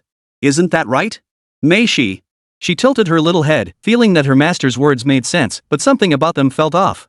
But hey, as long as we can fight, that's all that matters. Angel Luo Shui had no such doubts. For her, being able to fight alongside her master was, in itself, a source of comfort. Sun Yan smiled and turned to look at Yi Shui, who was organizing various materials in her storage bracelet. Yi Shui, what about you? Are you coming with us, or staying here to manage logistics? Yi Shui's movements froze for a moment, as if she was hesitating. After a moment, she raised her head, her voice tinged with tension. I'll go with you. What if you need me to help carry something? About 3 minutes later, Sun Yan and his group arrived at a position relatively close to the front of the battlefield. Several members of the Demon Hunter Corps, who were in the midst of directing their beasts to engage in a fierce battle with several swamp lizards, were startled to see Sun Yan had ventured so far forward, nearly forgetting their commands. Mr. Su? What are you doing here? Yes, the rear is safer. It's too dangerous here. Once the fighting starts, swords and blades have no eyes. We might not be able to protect you. Sun Yan merely smiled calmly and explained, it's fine. You all continue with your tasks. I brought Mei Shi out to practice against some minor monsters and familiarize ourselves with the environment. If anything happens, just call out to me. The other demon hunters were still filled with doubts. A student, especially a healer, how much energy could they possibly have to train a beast? But seeing Sun Yan's resolute attitude, they couldn't press further and reluctantly turned back to continue the battle. At worst, we'll just keep an eye on her later. Sun Yan finally turned his attention to the eager Mei Shi, and with a flick of his thoughts, brought up her information panel. Succubus Mei Shi. Talent, Legendary 1 star. Rank, Spirit Awakening 5th tier. Health, 240. Attack, 242. Defense, 240. Spirit, 360. Agility, 240. Skills, Charm, Dark Impact, Desire Corrosion, Dark Domain Prototype, Nightmare Witch's Lament. Nightmare Witch's Lament, new innate skill. Temporarily transforms into a witch form, unlocking Pleasure Realm in this form, which grants a massive boost to spirit but consumes a large amount of stamina. Unlocks the Dark Path Advancement Route Dark Knight's End, current maximum level is Legendary 9 star. Requires the use of Wailing Siren's True Blood and Nightmare Demon's Heart to further enhance potential. Sun Yan suddenly widened his eyes. This was the first time he had carefully examined her stats since she advanced to Legendary. These attribute values are at least 1.5 times higher than before. Combined with the boost from Dark Domain, her combat power is simply unimaginable. More importantly, advancing to Legendary also granted a unique skill, the Nightmare Witch's Lament. Sun Yan couldn't help but feel curious. What would Mei Shi look like in her witch form? Master! Master! Mei Shi's voice snapped him out of his thoughts. She pointed to a nearby puddle of water. Let's go fight. Look over there, there's a group of evil-looking crocodiles lying around. Sun Yan followed her gaze and indeed saw a group of massive crocodiles covered in dark scales, lazily basking in the sun on the muddy shore, oblivious to the impending danger. Sun Yan scratched his chin. This didn't seem evil at all. Who cares? Once a demon, always a demon. He focused his gaze and brought up the leader crocodile's profile. Purple Twilight Demon Crocodile King. Qualifications, Elite 8 star. Rank, Demon Spirit 9th layer. Health, 200. Attack, 200. Defense, 300. Spirit, 203. Agility, 201. Skills, Hardening, Tail Strike, Death Coil. When Sun Yan saw the demon spirit's 9th tier level and elite 8-star potential, his heart tightened, but he quickly relaxed. These stats, compared to Mei Shi, seemed pretty average? Looking at the other demon crocodiles, their strength was even weaker, with defense generally around 200. Alright, these ones will do. Sun Yan snapped his fingers casually. Mei Shi excitedly hugged her master, her blood-red wings unfurling behind her. The entire demon rose into the air, hovering above the pool where the demon crocodiles were gathered. Just then, Yishui, who had been following Sun Yan, watched as Mei Shi charged toward the group of magic crocodiles. Her face filled with concern, she couldn't help but speak up. Dr. Su, isn't this too risky? That's an entire group of fully intact magical creatures. Her voice betrayed her obvious tension. Based on her experience, taking down this group of purple-hued demon crocodiles would require at least 10 seasoned veterans from the team working together. It's fine. Mei Shi is no pushover. This is a good opportunity to practice on them. Sun Yan spoke calmly, his gaze fixed on Mei Shi in the sky. Yishui nodded, but her palms were sweating despite her tight grip. But even if it's my brother, at the 9th layer of Spirit Awakening, he might not dare to charge into a group of magic crocodiles alone. However, before she could finish her worried words, Mei Shi in the air above the crocodile swarm had already launched her attack. Dark Domain. As her words echoed, intricate black patterns began to intertwine beneath her feet. Black mist gathered, engulfing the dozens of purple-black demon crocodiles below along with the pool of water. Roar! The demon crocodiles below were startled by the sudden darkness, abandoning their sunbathing and letting out fierce roars. The purple-hued demon crocodile king reacted fastest, its scales glowing with a light as it hardened its body, and the other demon crocodiles followed suit. Darkness impact. Mei Shi swings her small hand, and a black crescent moon, condensed to its purest form and flickering with an eerie glow, tears through the black mist and strikes down at the crocodile horde below. Put! Put! Put! The sound of flesh being sliced echoed, accompanied by the piercing screams of the magic crocodiles. Blooms of blood blossomed, staining the black mist crimson. With a single strike, the once thriving crocodile horde fell silent, leaving only the stench of blood lingering in the air. Mei Shi seemed unsatisfied, casually waving her small hands, sending several more dark impacts crashing down, finishing off a few more magic crocodiles still twitching. The area below fell completely silent. Ha! There's still one left? Mei Shi's dissatisfied mutter echoed from the sky. She tilted her head, gazing down at the lone massive figure still alive, the purple-hued demon crocodile king. Thanks to its hardening skill, which had boosted its defense, it had withstood the recent attacks. Its ferocity had been stirred, and it now raised its head, roaring at Mei Shi in the sky. Yishui stared blankly upward, gazing at the black domain stained with blood mist and the rain-like fall of magic crocodile limbs. She froze in place, her mouth slightly open, unable to utter a single word. Can a healer's combat power be this terrifying? Chapter 59, The Dragon Blood Python appears. Something's off. Sun Yan walked over to Yishui, looking at her dazed expression, and couldn't help teasing her. What's wrong?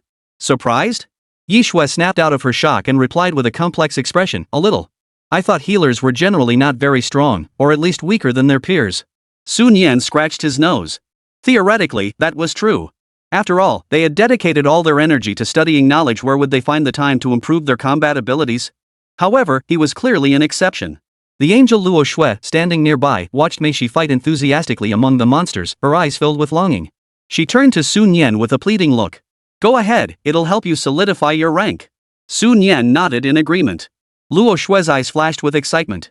She no longer hesitated, her body soaring into the air, and in the next moment, she appeared like a streak of light above a group of vicious swamp lizards. Holy light erupted, purifying the demonic creatures below. Yishui watched the battlefield in the distance, where holy light and demonic energy swirled together, her face filled with complexity. Those two beasts feel so powerful. By the way, Sun Yan turned to Yishui with curiosity, how strong are the support personnel in your group? After all, they were members of the Great Demon Hunter Corps, they must have some foundation. Yishui seemed a bit embarrassed, lowering her voice. I'm only at the 5th stage of Spirit Awakening, and my beast taming quality is also ordinary, so I can only handle logistics management. She changed the subject, her tone tinged with a hint of pride. But my older brother is more powerful, he's at the 9th stage of Spirit Awakening. But I feel, he doesn't seem as strong as your two beasts. She looked at Mei Shi, who was moving freely among the monsters, and a deep longing flashed in her eyes. Indeed, if one weren't lacking in strength, who wouldn't want to fight on the front lines themselves? Sun Yan nodded, gaining a clearer understanding of the Demon Hunter Corps' strength structure. He then casually asked, by the way, is your brother a bit quiet? Yishui fell silent for a moment, her voice growing softer. Yes, ever since our parents passed away, my brother has been like this. She paused, her gaze towards Sun Yan filled with genuine envy. To be honest, I really envy you, Su Physician. You're a respected healer, yet you also possess such powerful combat abilities. I heard from Sun Team Leader that you even got into a top-tier academy unlike us, who have to do these dangerous jobs just to survive. Who knows, maybe one day she looked up at the swirling gray mist in the sky, her voice tinged with sadness, will just die silently in some corner. Listening to the petite girl pour out her heart, Sun Yan didn't know how to comfort her. However, life is full of ups and downs, and that's normal. He chose to sit beside Yi Shui, his voice tinged with understanding and emotion. Actually, I have a lot of worries too. Yi Shui looked at him, her eyes clearly saying she didn't believe him. Sun Yan smiled and gave an example. For example, encountering difficult and mysterious illnesses that cannot be diagnosed once you enter the academy, there will definitely be academic and promotion pressures. It can only be said that everyone's life circumstances are different, but the pursuit of inner peace is largely the same. Yi Shui nodded, seeming to understand yet not fully grasping the meaning, and felt an inexplicable sense of unease. Just then, a slightly anxious voice broke the silence. Dr. Su. My beast companion was accidentally injured. Could you please take a look? Sun Yan turned to look and saw a member of the Demon Hunter Corps rushing over, followed by a massive lizard. The left foreleg of the giant lizard was clearly stained with a crimson hue. Sun Yan glanced at it and immediately diagnosed the cause, bitten by a dragon blood python. It's not serious. He turned to Yi Shui and ordered, Yi Shui, bring me some dragon flower and a basic healing potion. Yi Shui hurriedly responded, swiftly rummaging through her medical kit to retrieve the necessary materials and handing them over. Sun Yan took the potion and began treating the giant lizard's wound, removing the toxins. The other member watched Sun Yan's focused expression and couldn't help but sigh in frustration. These demons in this place are getting tougher and tougher. Last year, this area was still manageable, but this year, we've been facing nothing but late-stage tough guys. Sigh, my little green one had to fight 2 demons of the same level at once. It's no wonder he got injured. Though he was complaining, his tone carried a hint of subtle pride. Sun Yan didn't respond, merely smiling slightly as he listened to the others rambling while continuing his treatment. After about 3 minutes, Sun Yan wiped the sweat from his forehead, stood up, and said, Alright, the toxins are completely cleared. Avoid letting it engage in high-intensity combat for now. Regular activities and ordinary battles are fine. The person finally stopped rambling and immediately thanked her. Thank you so much, Dr. Su. As for the payment, Sun Yan quoted his usual rate, 5,000 will do. However, the other person didn't respond. His gaze passed over Sun Yan and fixed on the direction where Mei Shi and Luo Shui were fighting, staring at the surging beast taming power and the corpses littering the ground, his eyes wide with shock. After half a minute, he snapped back to reality, his voice trembling with disbelief. Su, doctor. Those monsters were all killed by your beasts?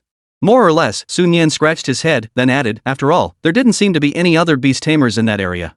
The man fell silent again, staring at the figure in the distance slaughtering the monsters like grass. After a moment, he managed to utter a few words. Impressive. If I'm not mistaken, there are probably several demon spirits at the peak of the 9th layer in there, and their bloodline qualities aren't weak either. As he spoke, he completed the transfer. Just then, Sun Yan suddenly remembered something and casually asked, by the way, are there many dragon blood pythons in this area? He vaguely recalled that dragon blood pythons typically dwelled in deeper underground caverns or certain small worlds, so their appearance in the demon mist swamp seemed somewhat unusual. The member paused for a moment, pondered briefly, then shook his head uncertainly. It seems like there are more than usual this year? It is a bit odd. However, he clearly didn't think much of it and said, but who can say for sure about the habits of other races? As long as they don't cause any major trouble, it's fine.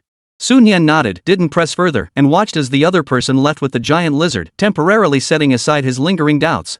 Perhaps he was overthinking it. In the following days, several more members of the Demon Hunter Corps arrived with injured beast tamers. Without exception, they were all surprised when they saw Mei Shi and Luo Shui's heroic battle.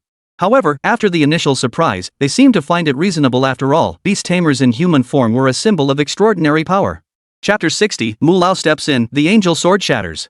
About 2 hours later, Sun Yan glanced at the changing balance on his personal terminal. And shook his head slightly. The total income was approximately 300,000 dragon coins, with the majority coming from a second-stage complex illness of a member's beast. Sun Yan had adjusted the fee upward based on the difficulty. With no new casualties arriving, Sun Yan refocused his attention on the battlefield. Mei Shi continued to slaughter relentlessly. Roughly estimating, nearly 100 demons had fallen under her claws in dark, and their ranks were all quite high. This efficiency was significantly faster than when he was focused on healing and earning money. Moreover, judging by the increasingly condensed aura surrounding Mei Shi, she was likely close to breaking through her current limit. Just then, the communicator on Sun Yan's waist vibrated. Lin Han, manager, are you available now? Our demon hunting team is about to return, and several members' beasts are severely injured and need urgent treatment. Sun Yan thought for a moment and quickly typed a reply. Where are you now? If you're also near the demon mist swamp, you might be able to come find me directly. I should be able to stay here for a while longer. The other party paused for a moment before replying. What a coincidence. Store manager, we're not far from you. We should be able to reach you within half an hour. Sun Yan replied immediately. Alright, I'll send you the location. I happen to have a bit of downtime during my healing session. The message was accompanied by precise coordinates. Lin Han on the other end quickly replied with a sweating emoji. Got it. Su Store Manager, we're counting on you. On the other side of the magic mist swamp, a dark area shrouded in thick gray mist. Mulao and the other three transcendent level family elders, dressed in Xiao family attire and exuding deep auras, blended into the shadows. Their icy gazes pierced through the mist, firmly locked onto the direction where Sun Yan was located. Mulao summoned a faint holographic projection, dimming the brightness to its lowest setting. Xiao Qingshue's cold expression appeared on the light screen. Miss, Mulao's voice was low, respectful yet laced with intent to kill. The target has been under surveillance for nearly 2 hours. The surrounding forces are weak, with only 2 transcendent level experts from the Sori demon hunters, and they are still at a distance. This is the optimal moment to act. Shall we proceed with the elimination? In the light screen, a flash of coldness crossed Xiao Qingshue's eyes. She parted her red lips and issued the order, act now. Since they cannot be of use to the Xiao family, eradicate them with ruthless force. Remember, you must kill them with a single strike and retreat immediately afterward. Leave no traces that could link this to the Xiao family. A healer student who obtained a special admission quota. Though his status isn't particularly high, his death will still cause some trouble. Mulao's wrinkled face twisted into a cruel smile. He had always disliked the young man. Yes, miss. I understand. He closed the communication device, raised his finger, and made a subtle gesture to the other 3 elders. Now, get closer. Prepare for the combined technique. By the way, Yishui, Sun Yan took advantage of the rare moment of leisure to continue chatting with the girl beside him. What are your plans for the future? Will you stay in the Demon Hunter Corps forever? Yishui sighed softly, her gaze fixed on the swirling mist in the distance. Once I've saved enough money, I want to visit a major base city, like Kyoto or the demon capital, to broaden my horizons.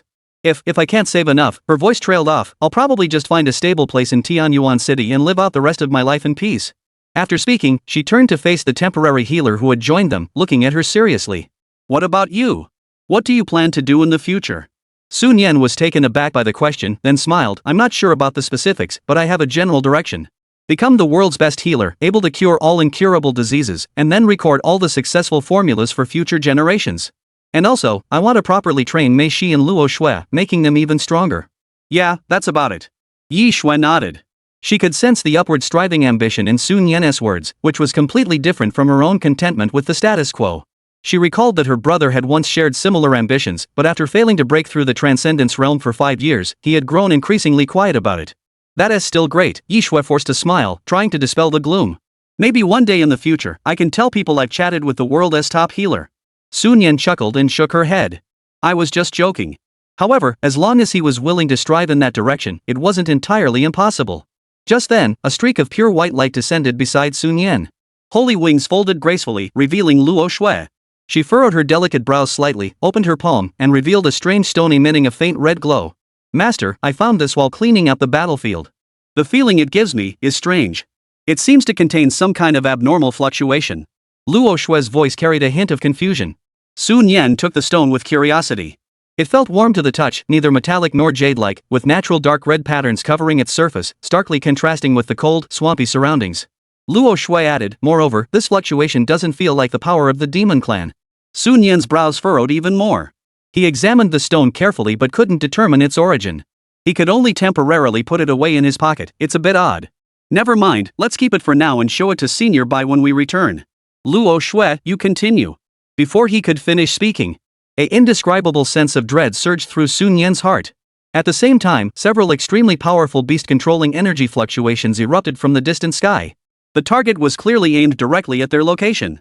Danger! Sun Yan's pupils contracted, and almost instinctively, he crushed the life-saving scroll given to him by Chu Tuong. At the same time, his body erupted with blinding speed, grabbing one person with each hand and violently throwing Luo Shui and Yi Shui to the ground. Hum! A layer of translucent, deep blue energy membrane expanded, barely enveloping the 3 of them. Boom! In the next instant, several terrifying energy surges slammed into the membrane. Violet energy shockwaves raged out, tearing up the ground around them. Members of the demon hunters in the distance only caught a fleeting glimpse of a flash of white light. Crack!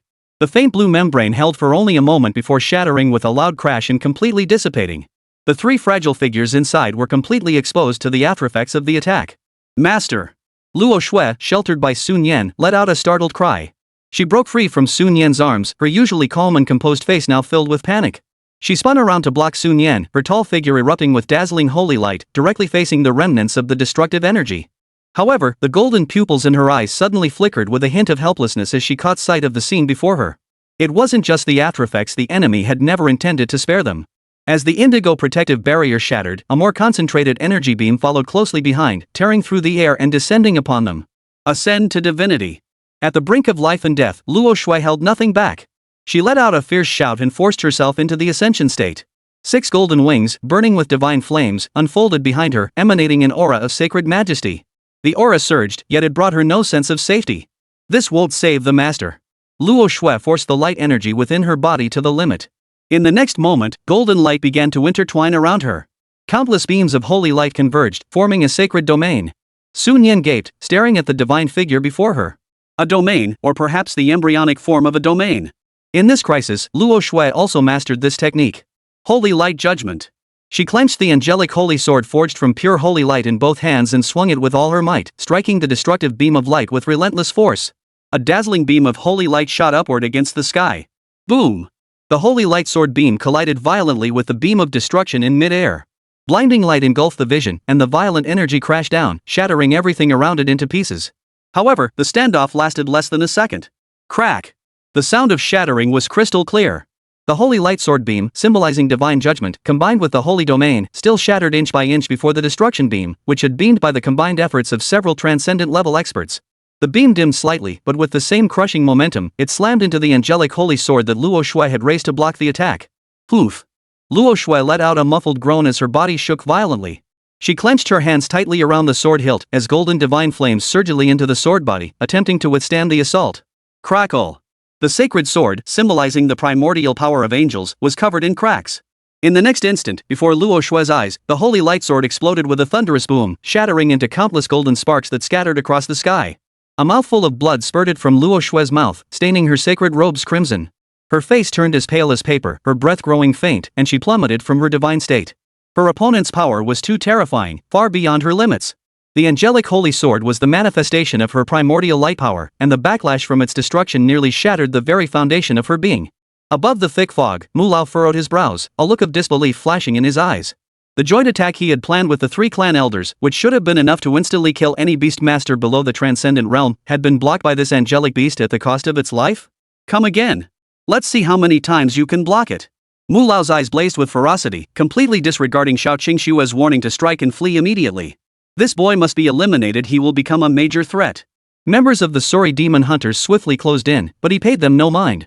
At this moment, he was determined to kill his target at any cost. He raised his palm forcefully, and the sacred beast behind him, along with the combined power of the other 3 elders, converged once more. A column of energy even more terrifying than before ate above their heads. Chapter 61, Meishi Takes Action, Nightmare Witch Form. I've killed nearly 200 of them and broken through to the 6th layer of the opening spirit realm. Master will definitely praise Meishi when he finds out. Not far away, Meishi was basking in her thoughts, her purple eyes sparkling with joy.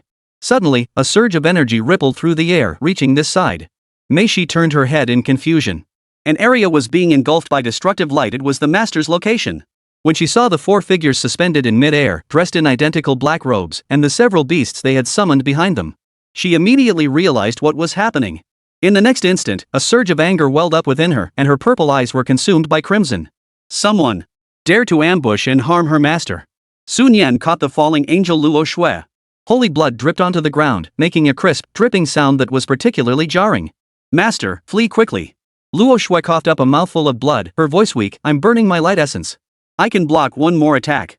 Burning the essence. This was not a technique recorded on the skill panel, but a desperate measure that most beast tamers might choose when facing certain death. It was like the adrenaline surge humans experience before death, but the cost was often the extinction of one's life flame.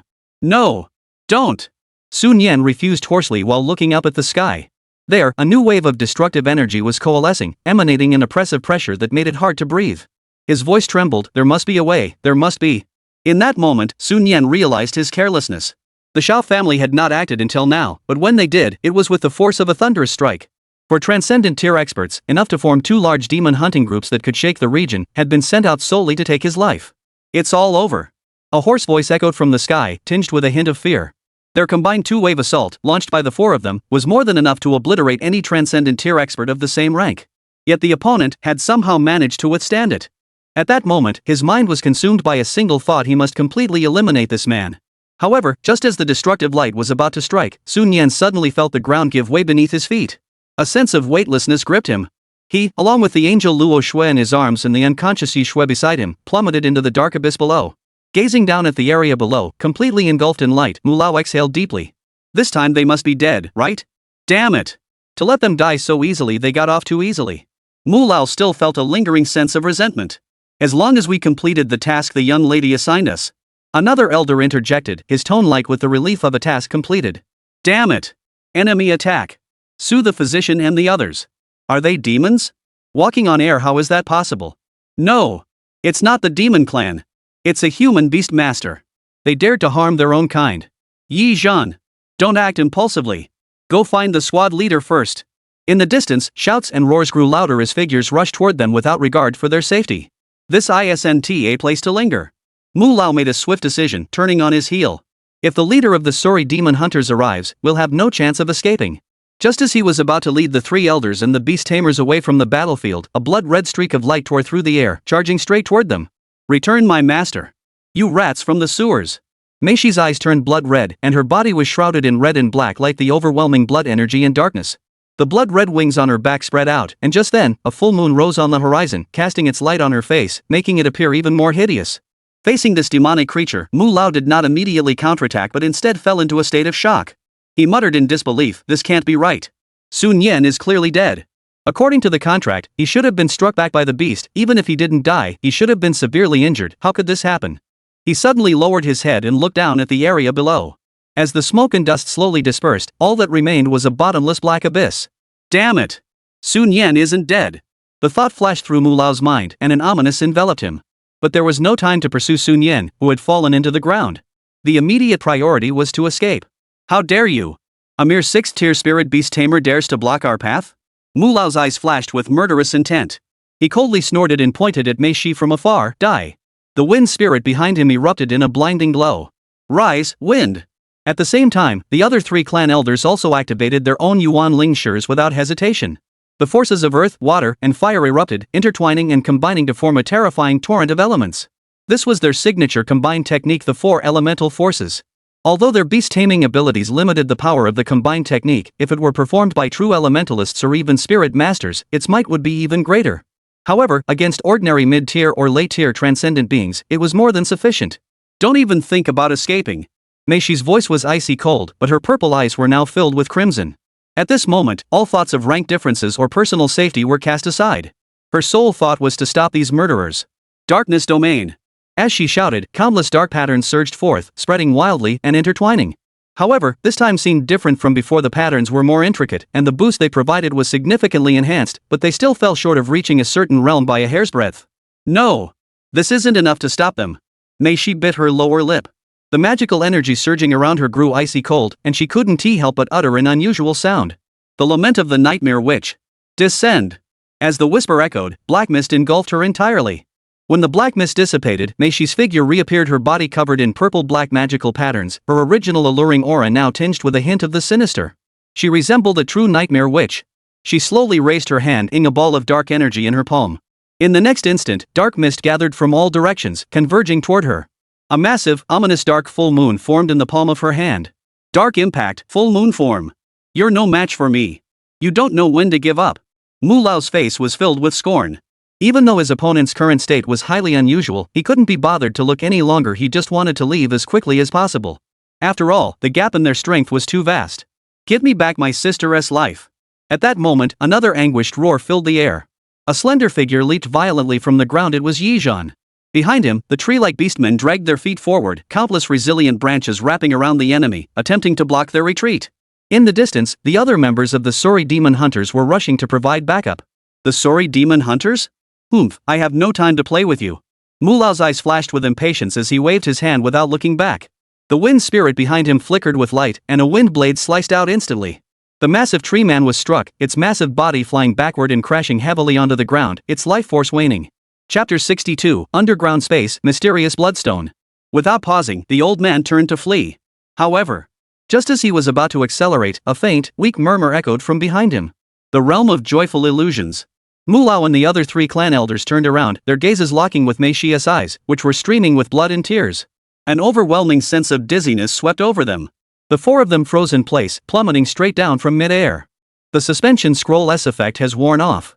The old man's mind flashed with his final thought before he was completely engulfed in endless darkness. The next moment, the darkness dissipated, and light returned. Mu Lao found himself suspended in the air, suspended within a majestic structure. Looking around, he saw countless members of the Xiao clan kneeling below. Even the other three clan elders were crawling on the ground in reverence, dared not lift their heads to look at him. Their eyes were filled with awe and submission. Ha ha ha! Congratulations, old Mu, on advancing to the true spirit realm and becoming the second pillar of the Xiao clan. The future prosperity of the Xiao clan will now depend entirely on your guidance and protection. Xiao Shanha's hearty laughter echoed throughout the hall. It was the voice of the clan leader he had followed all his life.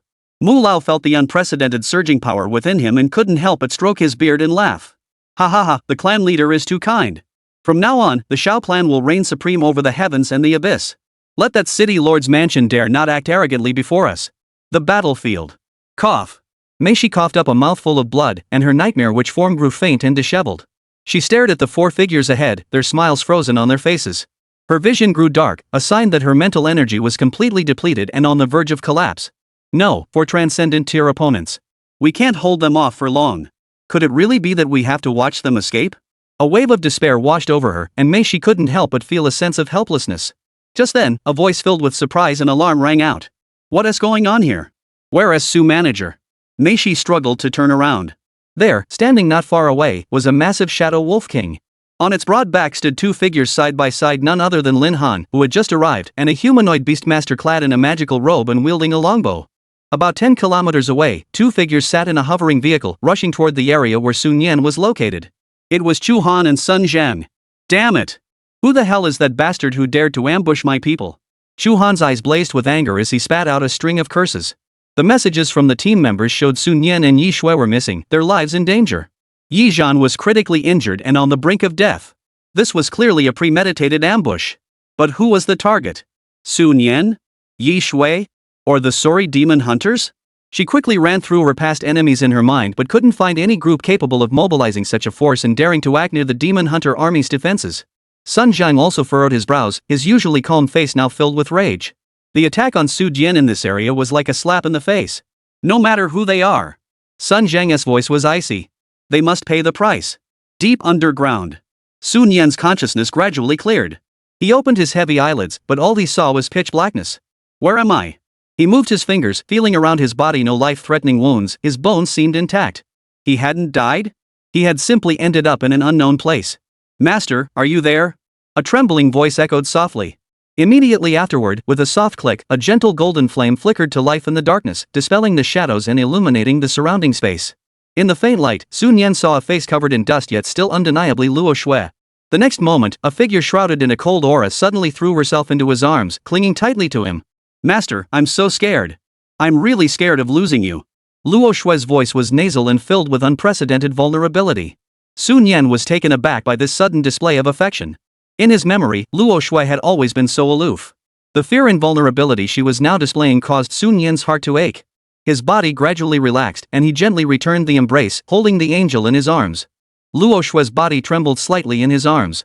After about half a minute, Luo Shui gently pushed Sun Yan away, turned around in a hurry, and spoke in a soft voice, "Wait a moment, I need to clean up. I must look a mess right now." Sun Yan also sighed in relief for no apparent reason. Suddenly, his heart tightened. Where was Yi Shui? He used the flame from Luo Shui's fingertips to search around. Soon, about 3 meters away from them, he spotted Yi Shui, who was rubbing her forehead and looking completely dazed. Ugh, my head hurts so much. What just happened? Yi Shui furrowed her brows, struggling to recall. Her last memory was the blinding light, then being tackled by Sun Yan, and then everything went black. Thank goodness, you're okay too. Seeing Sun Yan unharmed, Yi Shui exhaled deeply in relief. What is going on? Were we attacked by the demon clan? She looked around at the darkness and dirt, her voice filled with confusion. Sun Yan sighed. Yi Shui had been dragged into this entirely because of him. But right now, the most important thing was to get out of this place as quickly as possible. There is a lot to explain. Sun Yan's voice was hoarse. Let us figure out how to get out first, then find Commander Chu. Yi Shui nodded. Though filled with questions, she chose to trust Sun Yan's judgment given their perilous situation. After all, in terms of strength, she was no match for Sun Yan. Yi Shui struggled to her feet, crouched down to feel the ground, then looked up at the faint light above and analyzed. This place must be very deep underground. She stood up, her tone more certain. This is a demon-infested zone with fragile geological structures. The area below our original position had an existing passageway. The attack disrupted the balance, causing us to fall down. Sun Yan nodded in agreement and also reached out to touch the surrounding soil. Your analysis is spot on. In a place like this, you really do have more experience. Yixue blushed slightly at Sun Yan's praise, a hint of red spreading across her face. I'm only good for this much. The rest still depends on you. On the other side, Luo Shui had already cleaned the dust off her face, restoring her usual appearance. She was about to say something to Sun Yan when her gaze was drawn to his hand. Master. There's something glowing on your hand.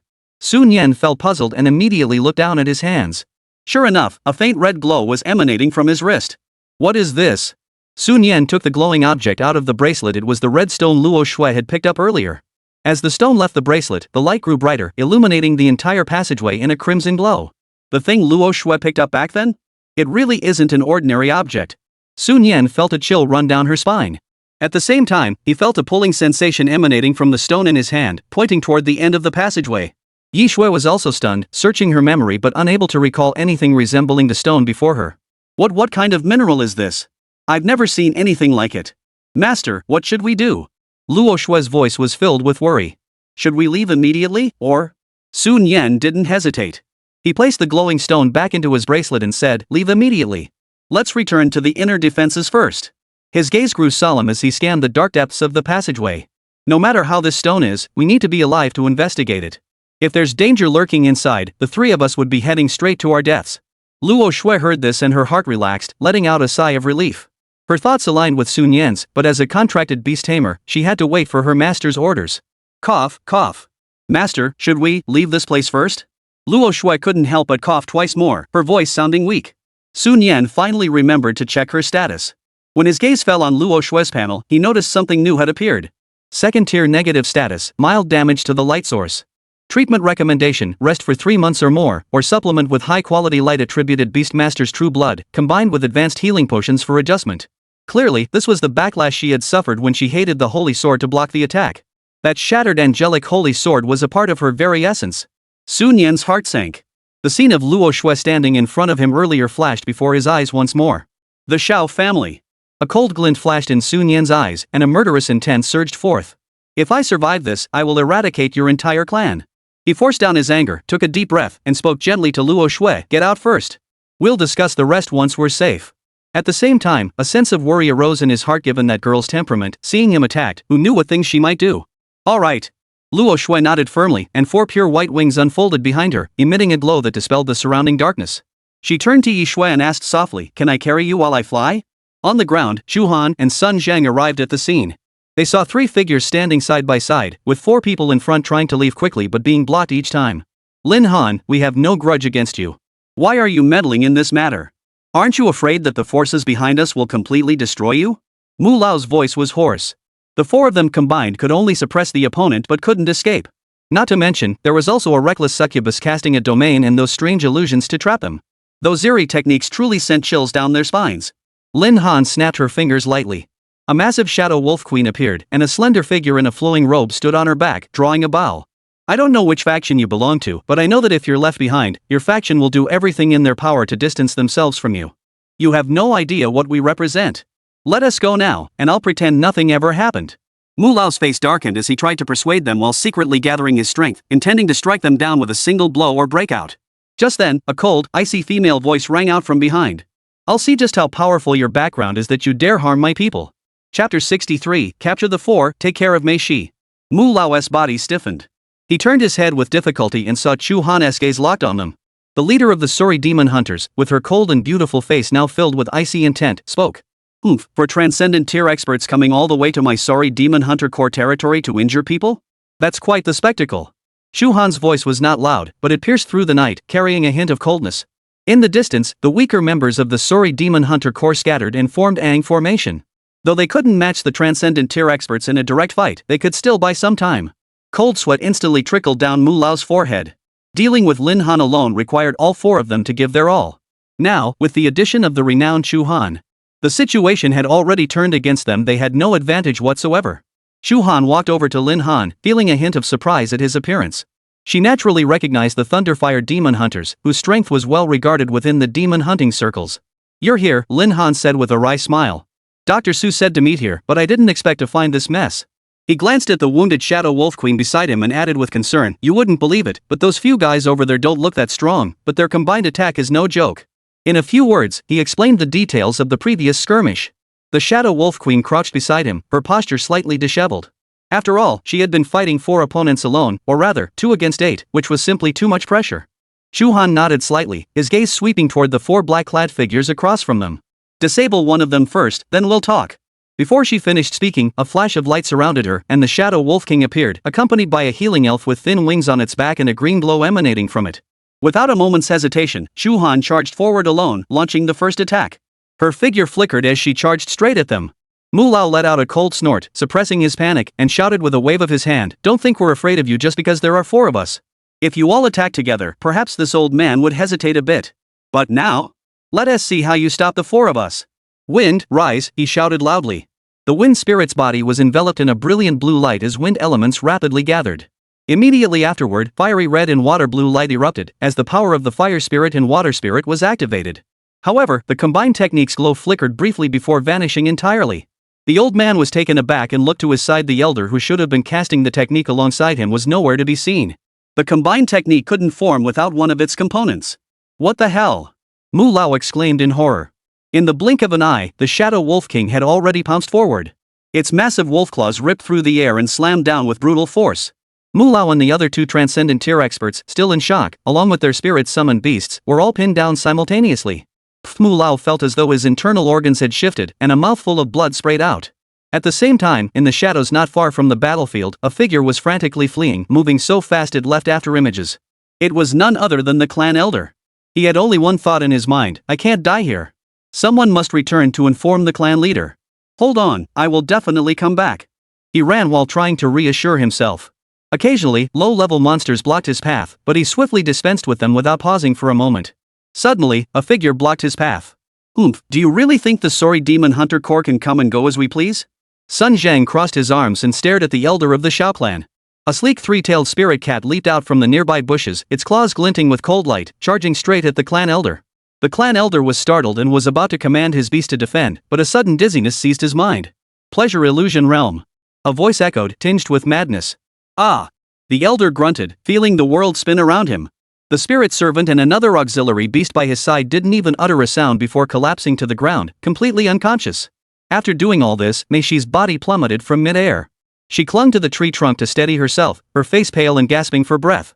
Blood tears streamed from her once enchanting eyes, trickling down her cheeks, a clear sign of severe mental exhaustion. Master!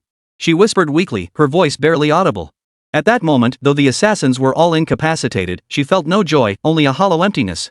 It was not sadness, nor despair, but rather a numbness. Suddenly, a weak voice filled with concern rang in her ears. Mei Shi! Are you okay? The voice jolted Mei Shi awake. She lifted her head and locked eyes with Sun Yan's pale face. Master! Mei Shi's pupils dilated, and the overwhelming emotional turmoil left her speechless. Master isn't dead? He's still alive. Right. How could she be so silly? She was fine, so how could her master be in any danger? A surge of emotion shattered her calm, and the tension in her heart relaxed. This emotional turmoil was too much for her already exhausted body to bear, and she collapsed backward, her vision going black. Be careful. Sun Yan rushed forward, extending his arms to catch Mei Shi in his embrace. He had just been brought out of the underground passage by Luo Shui and witnessed this heart-wrenching scene. Time seemed to freeze for a moment. Mei Shi, in Sun Yan's embrace, regained her consciousness. She slowly raised her arms and wrapped them around Sun Yan's waist. Whoa, master. I was so scared just now. The pent-up sorrow she had been holding back burst forth along with tears. She buried her face deeply in Sun Yan's chest, her shoulders trembling, afraid that if she let go, this warmth would vanish. Luo Shui and Yi Shui stood quietly by, their eyes filled with a complex mix of emotions. At that moment, Mei Shi was utterly disheveled and pitiful, covered in blood, unable to tell whose it was, her enemy's or her own. Luo Shui felt deeply empathetic, for she had just been in the same situation. Sun Yan showed no sign of disgust, only gently stroking Mei Shi's trembling back over and over again. After about 3 minutes, Mei Shi's sobs grew faint, turning into intermittent sniffles. She released her tight grip on Sun Yan, but her body began to sway again. Sun Yan extended her finger and carefully wiped away the tears mixed with blood from Mei Shi's eyes. He knew this was a sign of mental exhaustion, possibly even damaging the core of her soul. It's okay, Sun Yan's voice was gentle. The master is always here. Don't be afraid. Mei Shi struggled to lift her head, gazing at Sun Yan's worried face, trying to give him a reassuring smile. She tugged at the corners of her mouth, trying to form a smile. Master, Mei Shi is so powerful. Look, for transcendent realm cultivators, none of them could defeat Mei Shi. Before she could finish, her body suddenly went limp and she lost consciousness completely. Mei Shi? Sun Yan gently embraced her, adjusting her position to make her more comfortable, and held her close. He brought up the interface and noticed an additional extremely exhausted negative status, indicating the need for proper rest. Chapter 64. The monster tide approaches, preparing to return. At that moment, Sun Zheng dragged an elder of the tribe over, while the three-tailed spirit cat carried two unconscious beasts in its mouth. Seeing Sun Yan holding Mei Shi, he hesitated for a moment before speaking up. Dr. Su, head over to Captain Shua's side first. The battle there should be over by now. As he spoke, he took out a beast-taming bracelet, intending to hand it to Sun Yan so she could store Mei Shi and let her rest properly. Sun Yan shook her head gently and held Mei Shi tighter in her arms. Never mind, I'll just hold her. His gaze fell on Mei Shi's furrowed brows. I'm afraid she'll be scared when she wakes up. This was not an unfounded concern. Sun Yan knew that after experiencing such a massive mental shock, if not properly comforted, there was a high likelihood of developing psychological trauma. Thinking of Mei Shi's usual lively, carefree, and slightly clumsy demeanor, Sun Yan simply couldn't bring himself to place her inside the spatial bracelet. Sun Zhang was startled by his words, staring at Sun Yan's protective expression. After a moment of silence, a hint of emotion flashed in his eyes. Compared to Dr. Su's meticulousness, they, who had spent years in life-threatening situations, had indeed failed to consider things thoroughly enough. Thinking of this, a surge of anger welled up in his heart, and he raised his hand to slap the unconscious elder of the Xiao family. Ouch! The clan elder let out a pained cry, his body twisting involuntarily, as if he were about to wake up. Sun Zhang's expression turned cold. He turned his hand and delivered another slap, knocking the old man unconscious once more. Stay still. About 10 minutes later, Sun Yan, holding the sleeping Mei Shi, was accompanied by Luo Shui and Yi Shui as they followed Sun Zhang to a slightly elevated forest area. The area was already surrounded by members of the Suri demon hunters and the Leihua demon hunters, the atmosphere tense and grim. Make way. Please make way. We're looking for Chu team leader and Lin team leader. Sun Zheng shouted while pushing through the crowd. After pushing through the crowd, Sun Yan immediately spotted Chu Han. She was sitting on the back of the Shadow Wolf King, her expression stern. Beneath the Wolf King's massive claws, the three black-clad figures struggled futilely, while their beast mounts lay defeated on the ground. Lin Han leaned against a tree trunk, breathing heavily, clearly exhausted from the previous battle. Upon seeing Sun Yan arrive, Chu Han's tense expression eased slightly as he waved at him. Dr. Su. How are you? Are you injured anywhere? Sun Yan shook his head and looked sincerely at Lin Han and Chu Han. Thank you. Lin Han waved his hand dismissively, saying nonchalantly, cough, I'm fine. It was just a coincidence. I happened to stumble upon this little demoness going berserk, fighting 4 beast tamers, 8 transcendent tier beasts in total. I was so scared I couldn't move. I could only stall for time. Luckily, Commander Chu arrived just in time. After he finished speaking, he noticed that Sun Yan's expression was growing increasingly somber. Sun Zheng hurriedly nudged Lin Han and signaled with his eyes for him to stop talking. Lin Han finally snapped out of it, scratched his head awkwardly, and stammered, I'm sorry, Su physician. I just can't keep my mouth shut. Don't take it to heart. Sun Yan shook his head gently. He knew Lin Han's character and understood that he hadn't meant any harm. However, hearing the description of the earlier situation, a wave of heartache and self-blame overwhelmed him. Chu Han hesitated for a moment, then changed his usual impatient tone and asked, why don't I interrogate them? Find out their background and motives? Sun Yan took a deep breath, suppressed his emotions, and said firmly, no need to interrogate them. It's the Xiao family. The Xiao family? Chu Han and Lin Han both stiffened, a flash of surprise crossing their eyes.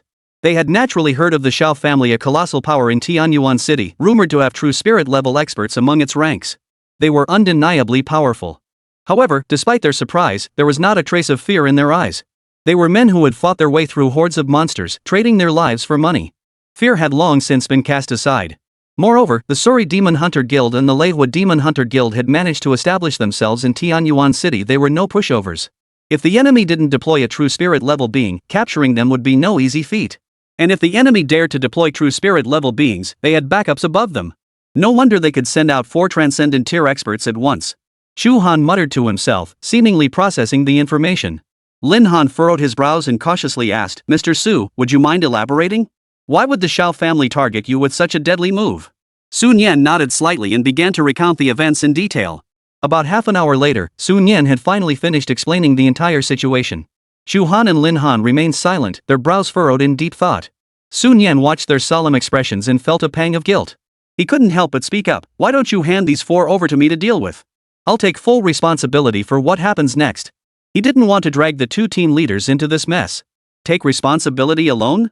I was thinking that with just these 4 witnesses and the information they might reveal, how can we deal a decisive blow to the Xiao family? Shu Han interrupted Sun Yan and spoke up.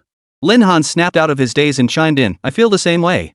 These bastards dared to ambush their own clan, we can't let them off lightly. Seeing that the two of them weren't backing down but instead seemed ready to confront the Xiao family head-on, Sun Yan felt a warm glow in his heart and couldn't help but smile. It seemed he was truly lucky to have encountered such 2 powerful figures. Shu Han glanced back at the 3 black-clad figures still struggling futilely under the Shadow Wolf King's claws, a hint of annoyance flashing in his eyes. The Shadow Wolf King sensed its master's impatience and let out a wolf's howl, its claws striking down once more. The 3 men didn't even utter a sound before they fainted completely. Then, the Wolf King used its claws to drag them over to Sun Yan's feet like they were trash. Sun Yan looked at the 3 unconscious figures at his feet and confirmed without a doubt that they were from the Xiao family, as he had seen them once or twice before. He raised his foot and kicked them viciously. Even in their unconscious state, the 2 of them twitched slightly and let out muffled groans. The priority now is to pry open their mouths. Sun Yan suppressed his anger and said in a low voice, once Meishi wakes up and her injuries improve, we might try using illusions. Shu Han shook his head, a cruel expression flitting across his face. Illusion magic? Though it's reliable, it's too lenient. Interrogation is best left to the professionals. Her tone was light, yet it sent a chill down one's spine. Rest assured, I have plenty of ways to make them reveal everything they know while they're conscious. Sun Yan paused for a moment before realizing what Shu Han meant. She intended to use the most direct method, torture. Though the methods were brutal, thinking of what these people had done, Sun Yan felt no pity for them, but rather agreed with Shu Han's approach. Just then, Sun Yan suddenly remembered something and looked up at Shu Han. By the way, where is Yi Shui? Where did she go? Upon hearing this, Shu Han's expression grew complex, and she sighed softly. That young girl went to see her brother, Yi Zhan. I heard that Yi Zhan was also injured, so I had Sun Zheng take some people to look after him. Sun Yan immediately said, let me go. I'm a healer, I can go take a look at his injuries. He then turned to Lin Han, also, Lin team leader, didn't you say that some of the team members' beasts were injured in the previous battle? Bring them along too. Mei Shi and Luo Shui also need further treatment. Earlier, he only performed basic first aid. The materials he carried with him were limited, so he couldn't provide more thorough treatment. Alright. No problem. Shu Han and Lin Han exchanged glances, understanding Sun Yan's meaning, and replied, you're already with Mei Shi, there's no need for you to run back and forth. We'll go get them right away. The 2 of them finished speaking and turned to leave, heading off to gather the injured. Sun Yan didn't stop them, he truly needed to stay by Mei Shi's side at that moment. Luo Shui, who had been standing quietly nearby, walked over to Sun Yan and gently extended her arm. Master, let me hold Mei Shi for a while. Sun Yan hesitated for a moment, feeling the numbness in his arms, then nodded and carefully handed Mei Shi into Luo Shui's arms. Although the physical condition of a spirit-awakened realm beast tamer surpassed that of ordinary people, holding Mei Shi for so long, coupled with the exhaustion from the underground passage, he was indeed feeling the strain. Luo Shui looked down at the slight frown on Mei Shi's forehead and the traces of blood and tears still on her face, unable to help but whisper softly, it seems that Mei Shi's sister is actually quite fragile after all. Just then, Sun Yan's communicator in his pocket vibrated, emitting a notification sound. He quickly pulled it out to check. It was a message from Bai Shuangshuang. By Shuangshuang, Sun Yan, you must return to the front lines before midnight tonight. All entrances and exits will be completely sealed off at that time. Sun Yan's heart sank. He quickly looked at his wristwatch, it was currently 8 p.m. There was still some time left. He quickly typed a reply to ask. Sun Yan, Senior Bai, has something happened at the front lines? The other party paused for a moment before replying. By Shuangshuang, monster activity is unusually frequent, with signs of a large-scale monster tide forming. Their behavior is highly unusual. In any case, return as soon as possible. The sooner, the better.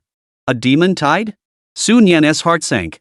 Though he hadn't experienced it firsthand, he knew that every demon tide outbreak meant casualties for the demon hunters. Could the situation be this severe? He quickly replied. Sun Yan, understood. I'll return as soon as possible. Senior Bai. Putting away the communicator, Sun Yan's expression grew solemn. He looked at Luo Shui, who was holding Mei Shi. We need to hurry. After treating the injured, we should still have enough time to return to the front lines. Luo Shui nodded slightly, her golden eyes reflecting a sense of urgency.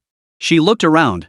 Members of the Suri Demon Hunter Corps and the Leiwa Demon Hunter Corps also pulled out their communicators, and the atmosphere in the camp grew tense.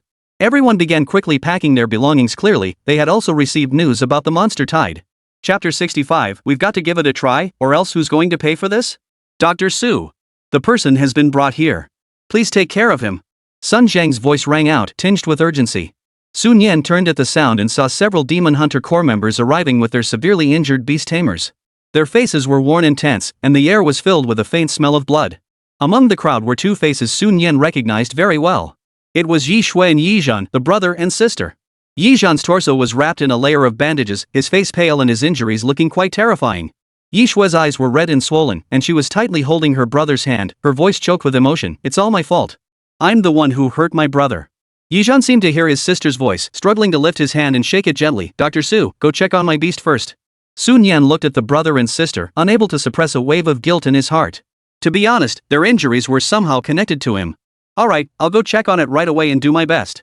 Sun Yan nodded solemnly and hurried toward the tree-like beast beside Yi Zhan, whose aura was weak and listless.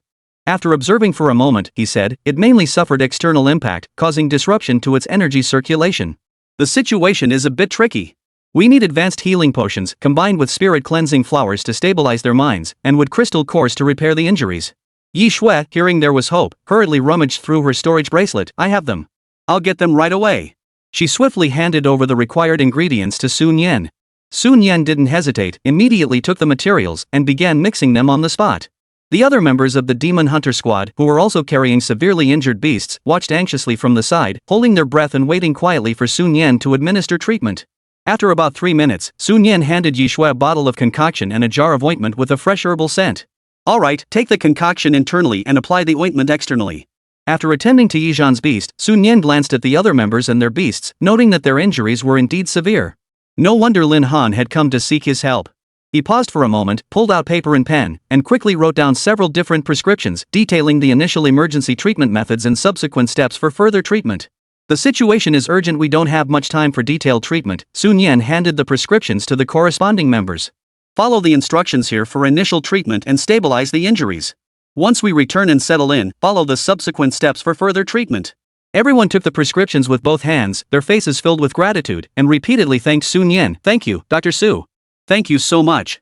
By the time this emergency treatment protocol was completed, nearly 20 minutes had passed unnoticed. Master, we should go now. Luo Shui's cold voice rang out as she glanced sideways. Shu Han was sitting in the passenger seat of a hovercar, waving at Sun Yan through the window. Dr. Su, get in quickly. We need to evacuate immediately. Sun Yan took Luo Shui's hand and climbed into the hovercraft. He knew clearly that all the team members were aware of the situation, and as the team leader, Shu Han must also be fully informed. She hadn't ordered an immediate evacuation, which meant the situation wasn't yet critical. Behind them, the other demon hunters followed Sun Yan's instructions, performed emergency procedures on their beasts, and quickly boarded other vehicles. Sun Jiang saw everyone had boarded, whistled, and snapped his fingers casually. Victory. Let's return triumphantly. From the passenger seat, Shu Han's faint voice drifted over. Triumphant return? I don't feel it.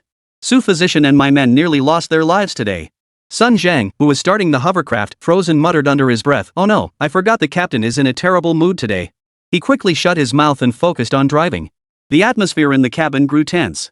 Sun Yan cleared her throat and broke the silence. Commander Chu, how's the interrogation of those attackers going? Shu Han's voice was low and weary. 4 of them. 3 were executed on the spot. Sun Yan's pupils contracted, and Luo Shui, sitting beside him, also widened her golden eyes slightly. Commander Chu, how brutal. 4 people, and 3 were interrogated to death? Shu Han noticed the shocked expressions on Sun Yan and Luo Shui's faces inside, rubbing his temples with a helpless expression. Ugh, what are you thinking about? I didn't finish speaking. They were all subjected to some kind of restriction.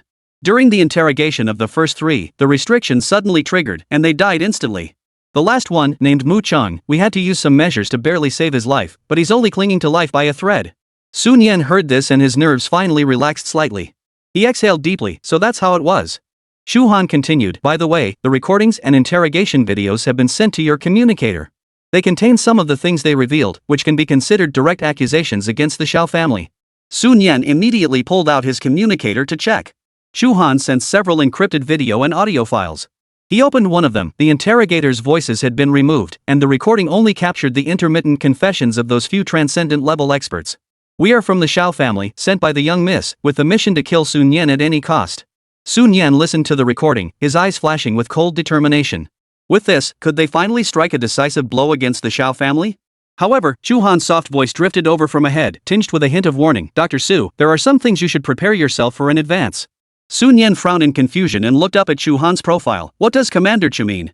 The Xiao family is deeply rooted and has extensive connections, Shu Han said calmly. To completely bring them down with just this, it's difficult. In other words, there are people above who won't let the Xiao family fall so easily at this critical moment. At least, with what you have in your hands, it's not enough. Sun Yan looked up, understanding her unspoken meaning in the eyes of certain people. The Xiao family, with a true spirit-level expert at its helm, businesses spanning the entire Tianyuan city, and the immense benefits they could bring, was far more important than him, a mere first-tier healer. That's right. Others have true spirit-level experts, vast businesses and networks spanning the entire Tianyuan city. What does he, Sun Yan, have? Just a first-tier healer. In the eyes of some people, giving you a token gesture and a half-hearted explanation is already generous. Sun Yan didn't bother to argue further, and the carriage fell into silence. Luo Shui gently wrapped her arms around his arm, seeming a bit uneasy as well. He could, of course, seek help from Senior Bai Shuang. But doing so would mean relying on others' favors to assist himself. He didn't want to owe anyone a favor so easily. Sun Yan sighed, lifted his head, and looked out the window. His voice was soft. We have to try, don't we? He lowered his head, his gaze resting on the sleeping face of Mei Shi in his arms, his eyes filled with tenderness. Otherwise, who will I settle this debt with? His voice was soft but firm. Chu Han's hand paused slightly. He glanced deeply at Sun Yan through the rearview mirror. All right. Then our sorry group will stick with you until the end. At the very least, the brothers who were injured today deserve a reasonable compensation from the Xiao family. Luo Shui, sitting beside Sun Yan, also quietly gazed at Sun Yan's profile with her golden eyes, a ripple of emotion flickering in the depths of her gaze. Chapter 66, worried the master might be in danger, so we'll sleep together.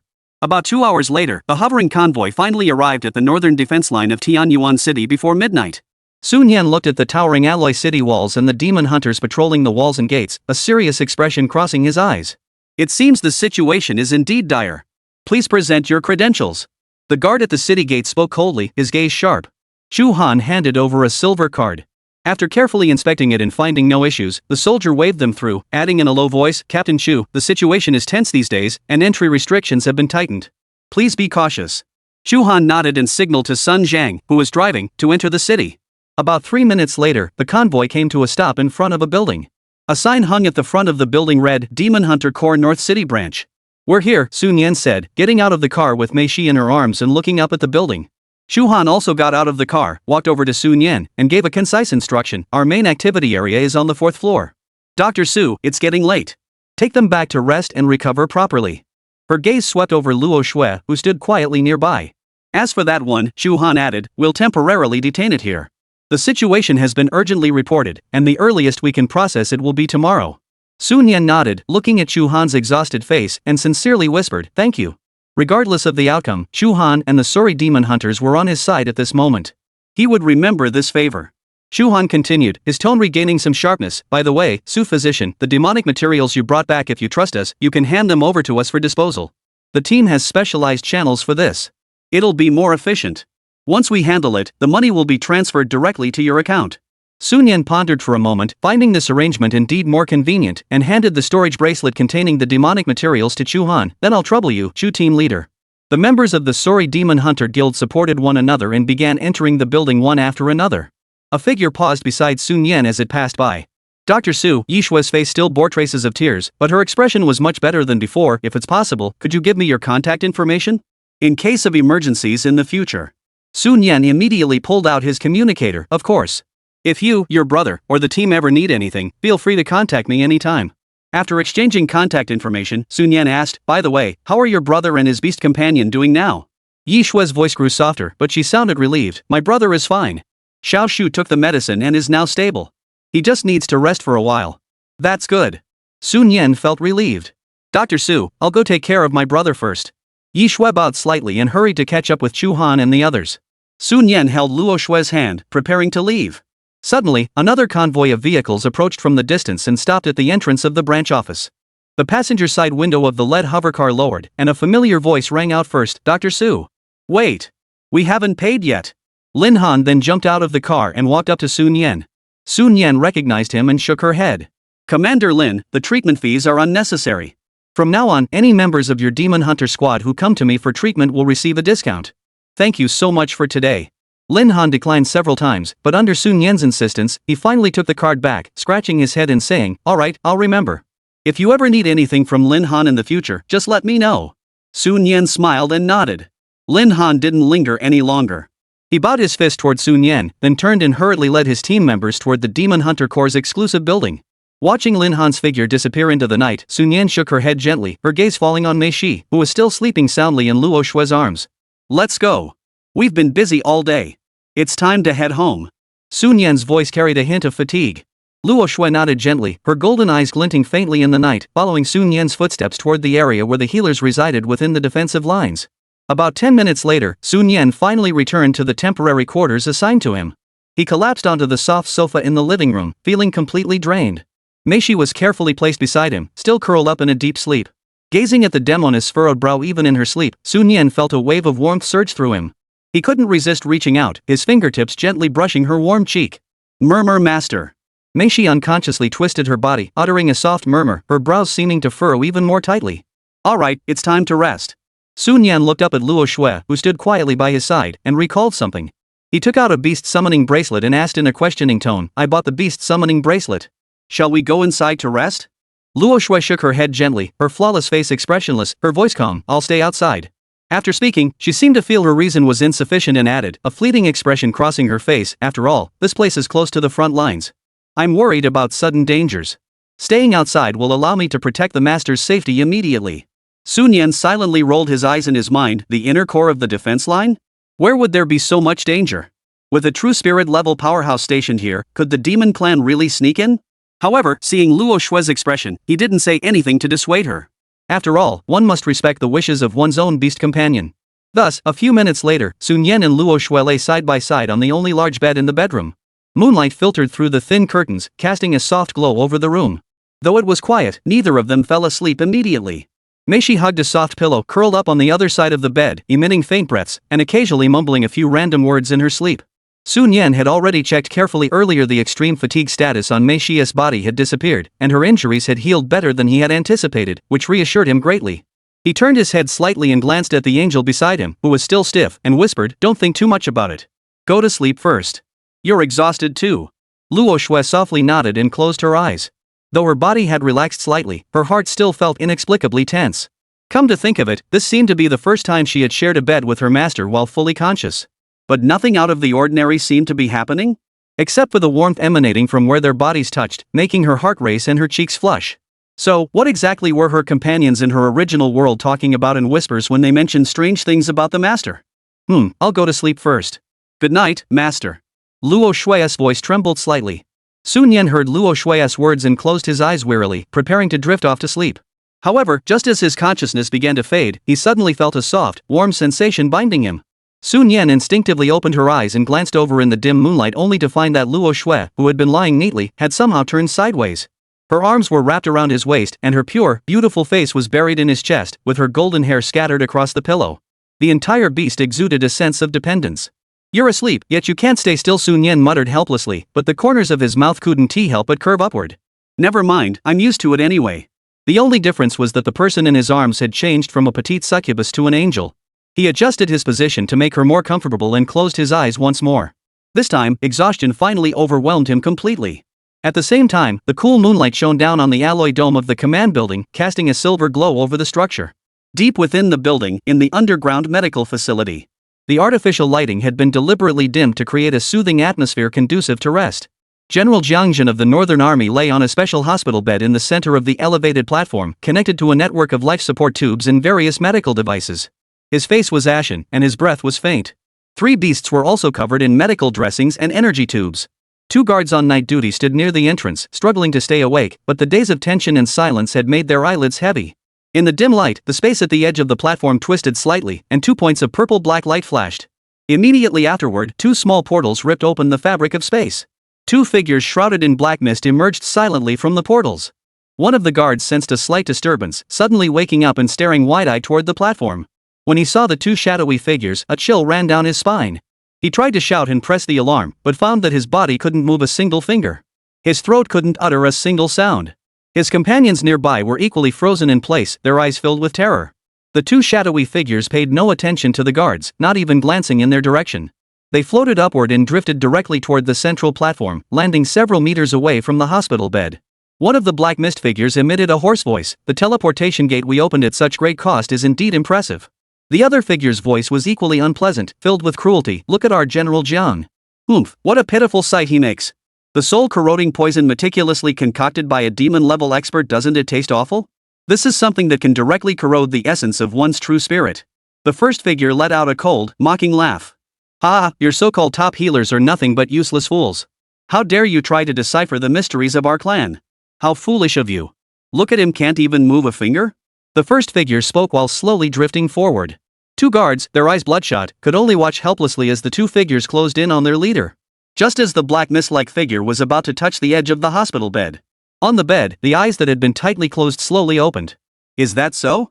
I didn't feel a thing. Chapter 67, Kissing Luo Shui, the Holy Angel. The two black figures' pupils contracted sharply, their expressions filled with horror. They stared at the figure slowly rising from the hospital bed and instinctively tried to step back. You're not injured? Impossible. The report clearly stated you were on your deathbed, with only days left to live. One of the shadowy figures spoke with a trembling voice. Jiang Hong curled the corners of his mouth into a smile. Don't pretend to be so innocent. You rats from the sewers, how dare you show your faces? He took a step forward, his aura spreading out, his gaze sweeping over the two. Let me guess, you're the demon lord of the three-eyed demon clan, aren't you? Kuan Mu? Kuan Tian? The taste of being unable to break through this defense line must be unbearable, huh? As soon as the words left his mouth, Jiang Hong snapped his right fingers. Boom! The nine heavens flame crow appeared behind Jiang Hong, its wings spread wide, spewing scorching flames with a temperature capable of incinerating everything in its path, pouring down upon the two shadowy figures. At the same time, the suspended demon eye stone emitted a faint glow, and a destructive beam tore through the air, striking its target before the flames did. The coiled serpent in mid-air, with its vertical pupils the size of several people, locked onto its targets, causing the two shadowy figures to hesitate. Facing the combined attack, the two shadowy figures exchanged glances and forced down their inner panic. Dark energy erupted around them, forming a barrier as intricate purple magical patterns swirled and intertwined within. The intense energy collision caused the entire space to tremble. Oomph!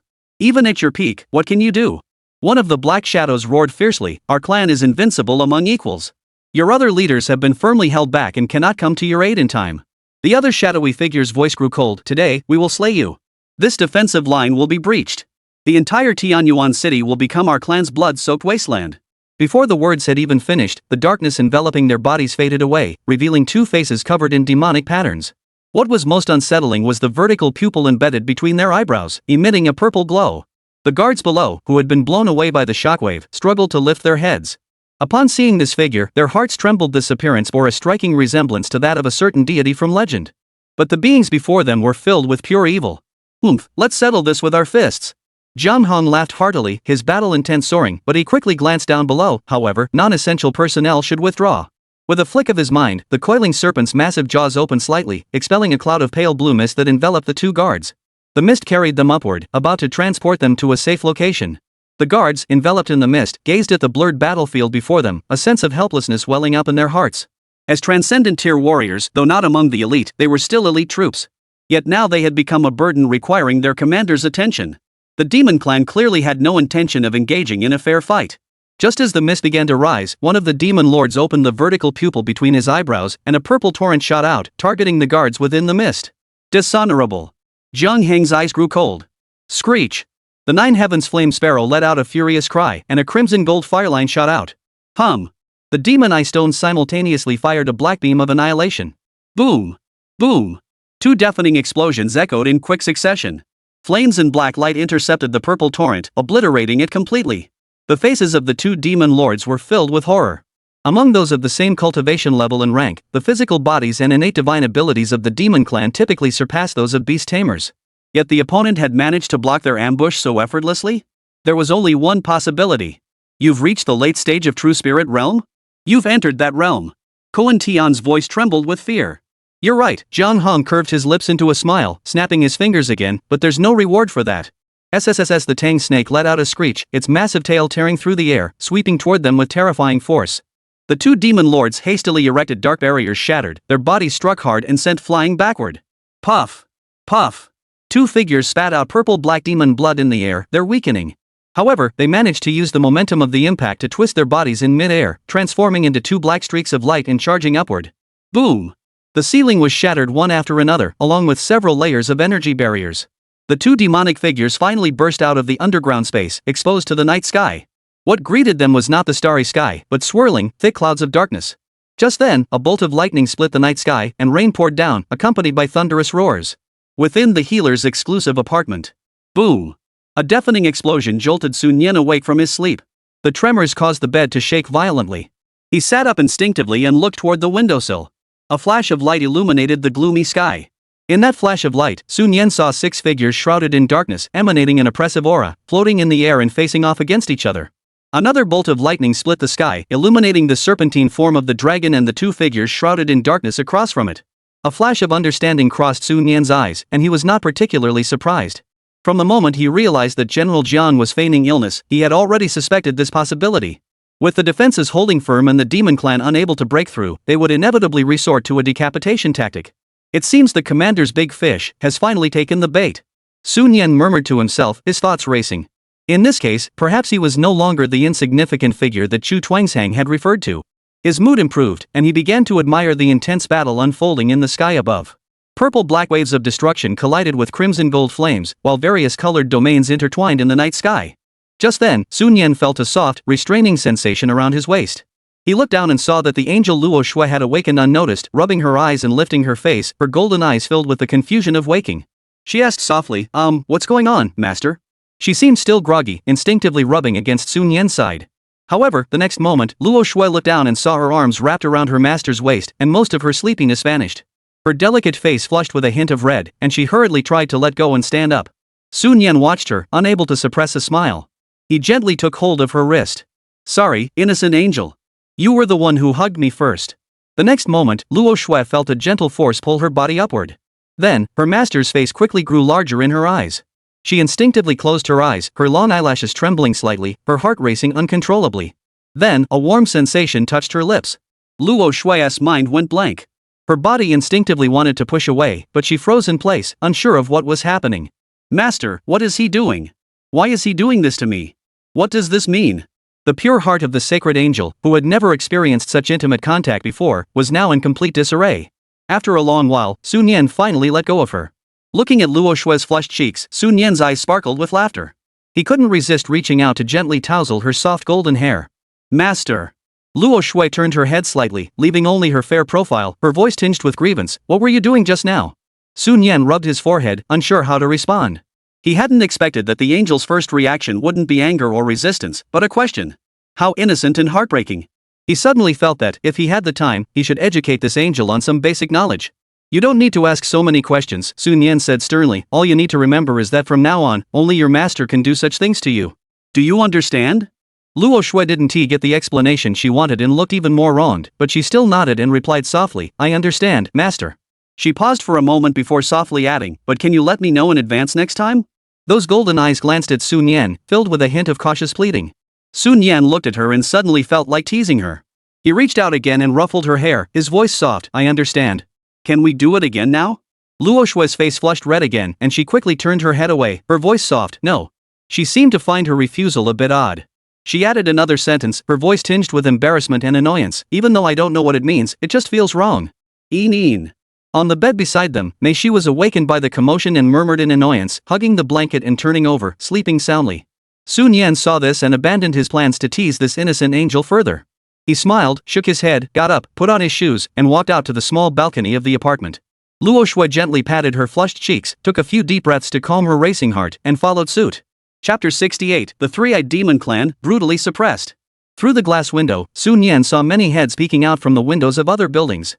Below on the street, a large number of fully armed soldiers had already gathered, closely monitoring the sky. For a moment, various discussions and orders echoed in the air. As for the battlefield in the sky, the outcome had already been decided. The power of those 2 demon tribesmen was undeniable. The torrential power erupting from the vertical eyes between their brows was terrifying, and after activating some kind of berserk state, they became even more ferocious. Sun Yan felt that the heavenly demon he had encountered in the dark mist demon forest earlier wasn't even worthy of tying their shoes. However, the commander was even more terrifying. With each seemingly slow movement, the Tang snake forced the enemy to retreat awkwardly, restricting their actions.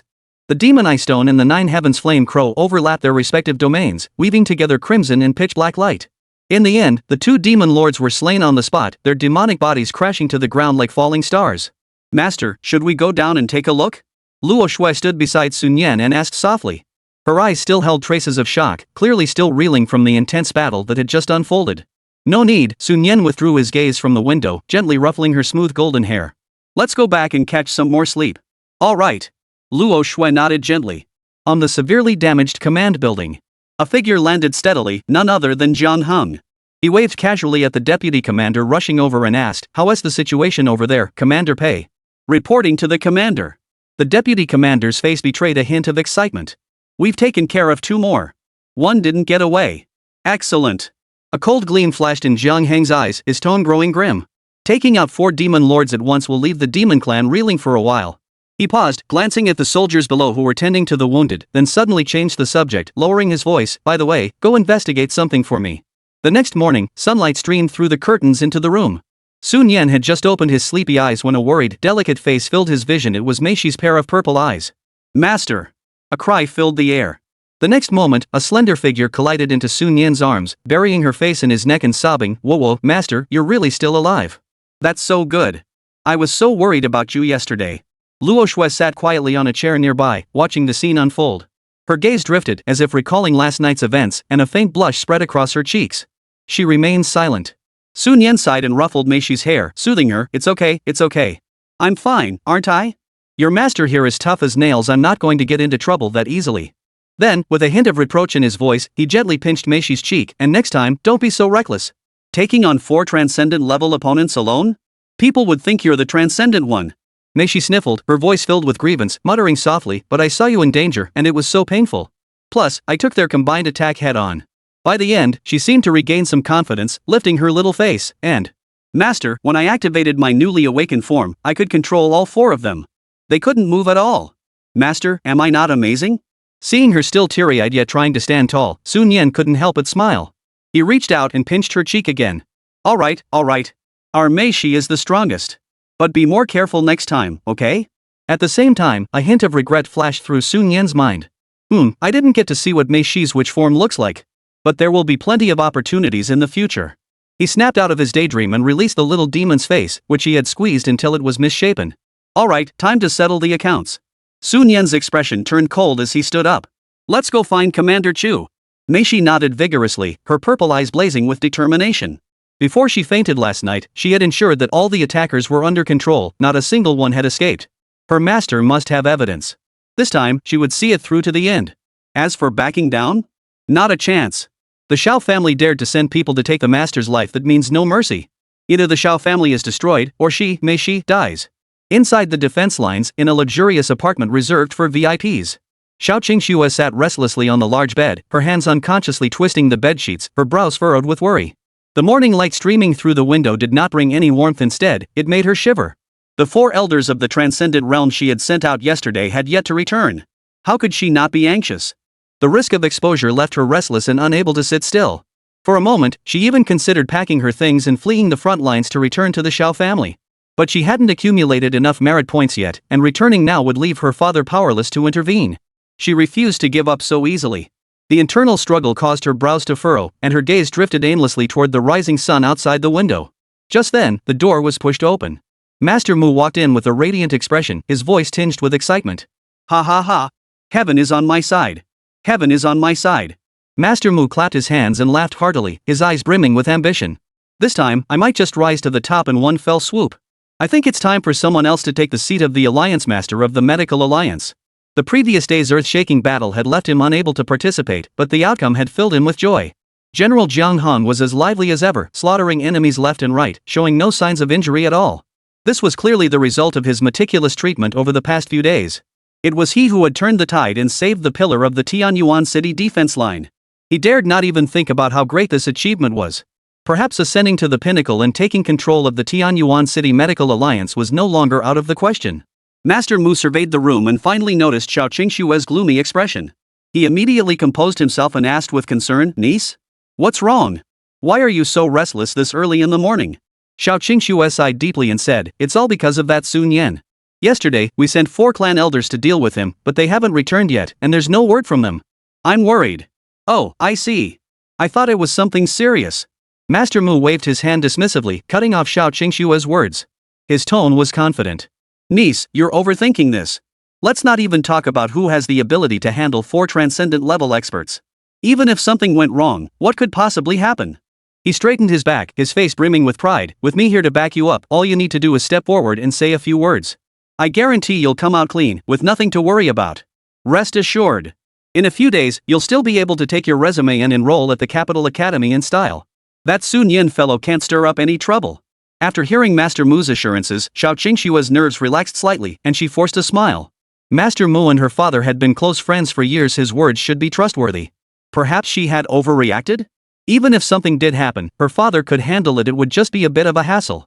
She took a deep breath, suppressing the unease in her heart, and bowed slightly to Master Mu. Thank you for your kindness, Master Mu. Chapter 69. Head to the Judgment Hall. The accusations begin. Just as Xiao Qingshua's heart relaxed slightly, the communicator on her wrist suddenly vibrated. Her heart skipped a beat as she opened it to see her father, Xiao Shanhe, with a grim expression on the screen. What's wrong, father? Xiao Qingxue hurriedly asked, a sense of foreboding rising in her heart. Xiao Shanhe suppressed his anger, his voice low and grim. The old man Mu and the others have failed. Xiao Qingshue's heart sank, but she still clung to a sliver of hope and asked, have they returned yet? Xiao Shanhe's expression grew even more grim. Humph, not only did they not return, they were captured on the spot. Now, the two secret silver-ranked demon hunter groups, Sori and Manhwa, have joined forces to file charges against our Xiao family. For transcendent tier hunters, that's no small matter for the Xiao family. He never imagined they could fail like this. Looking at his daughter's pale face, he uttered his final words, you are accused of attempted murder.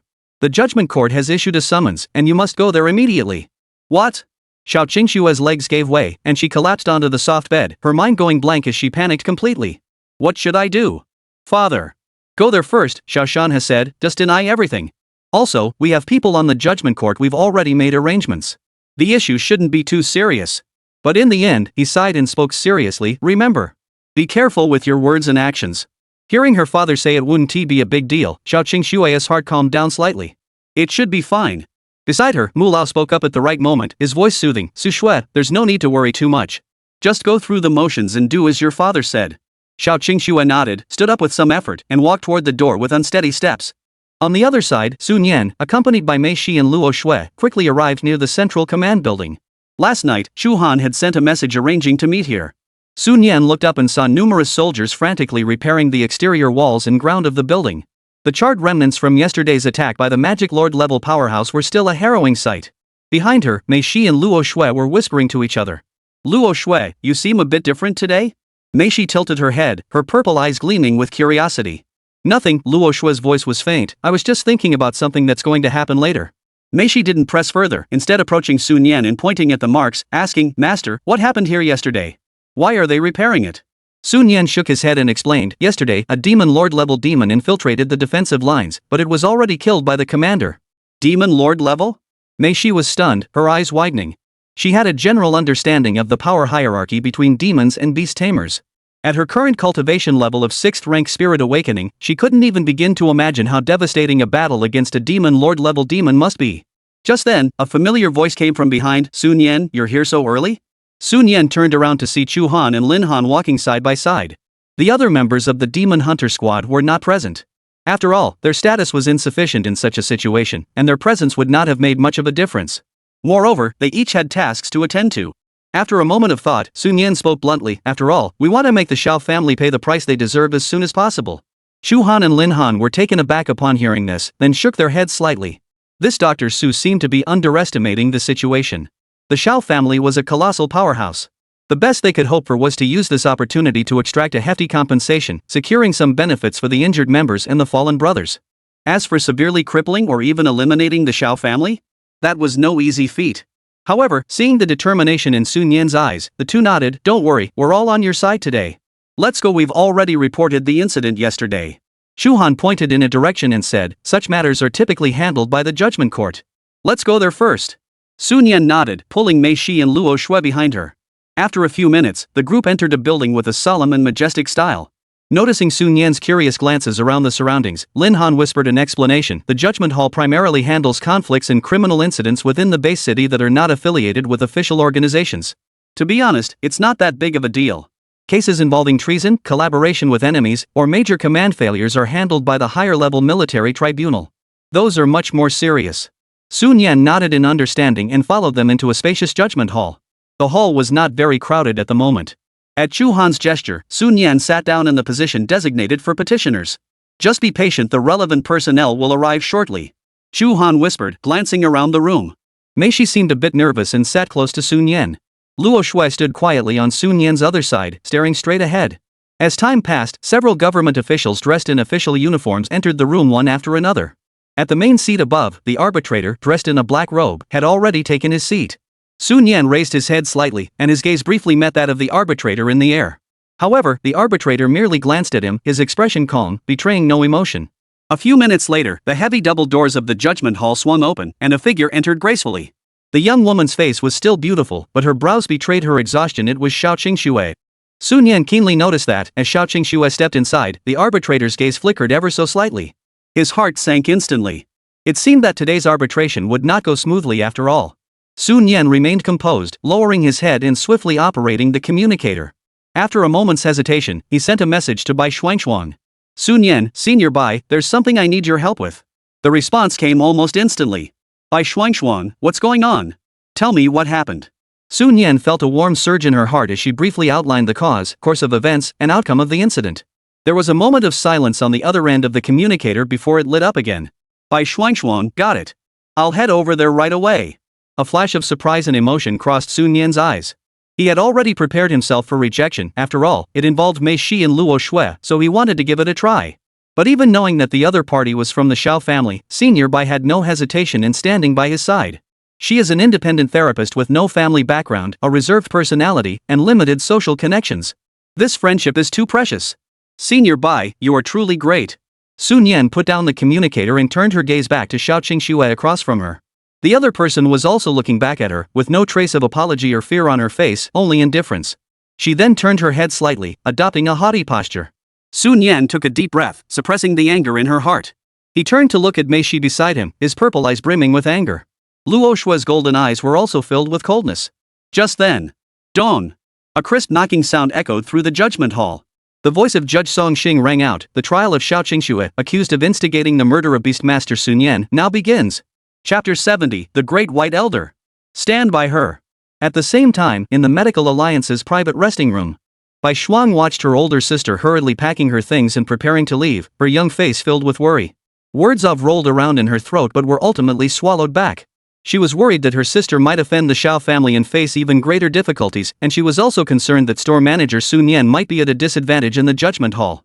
Bai Xuanxuang seemed to sense her sister's gaze, paused her movements, turned to glance at her, and sighed softly, "Don't worry. It's just that in the future, within the Medical Alliance of Tianyuan City, will be marginalized even more by certain people.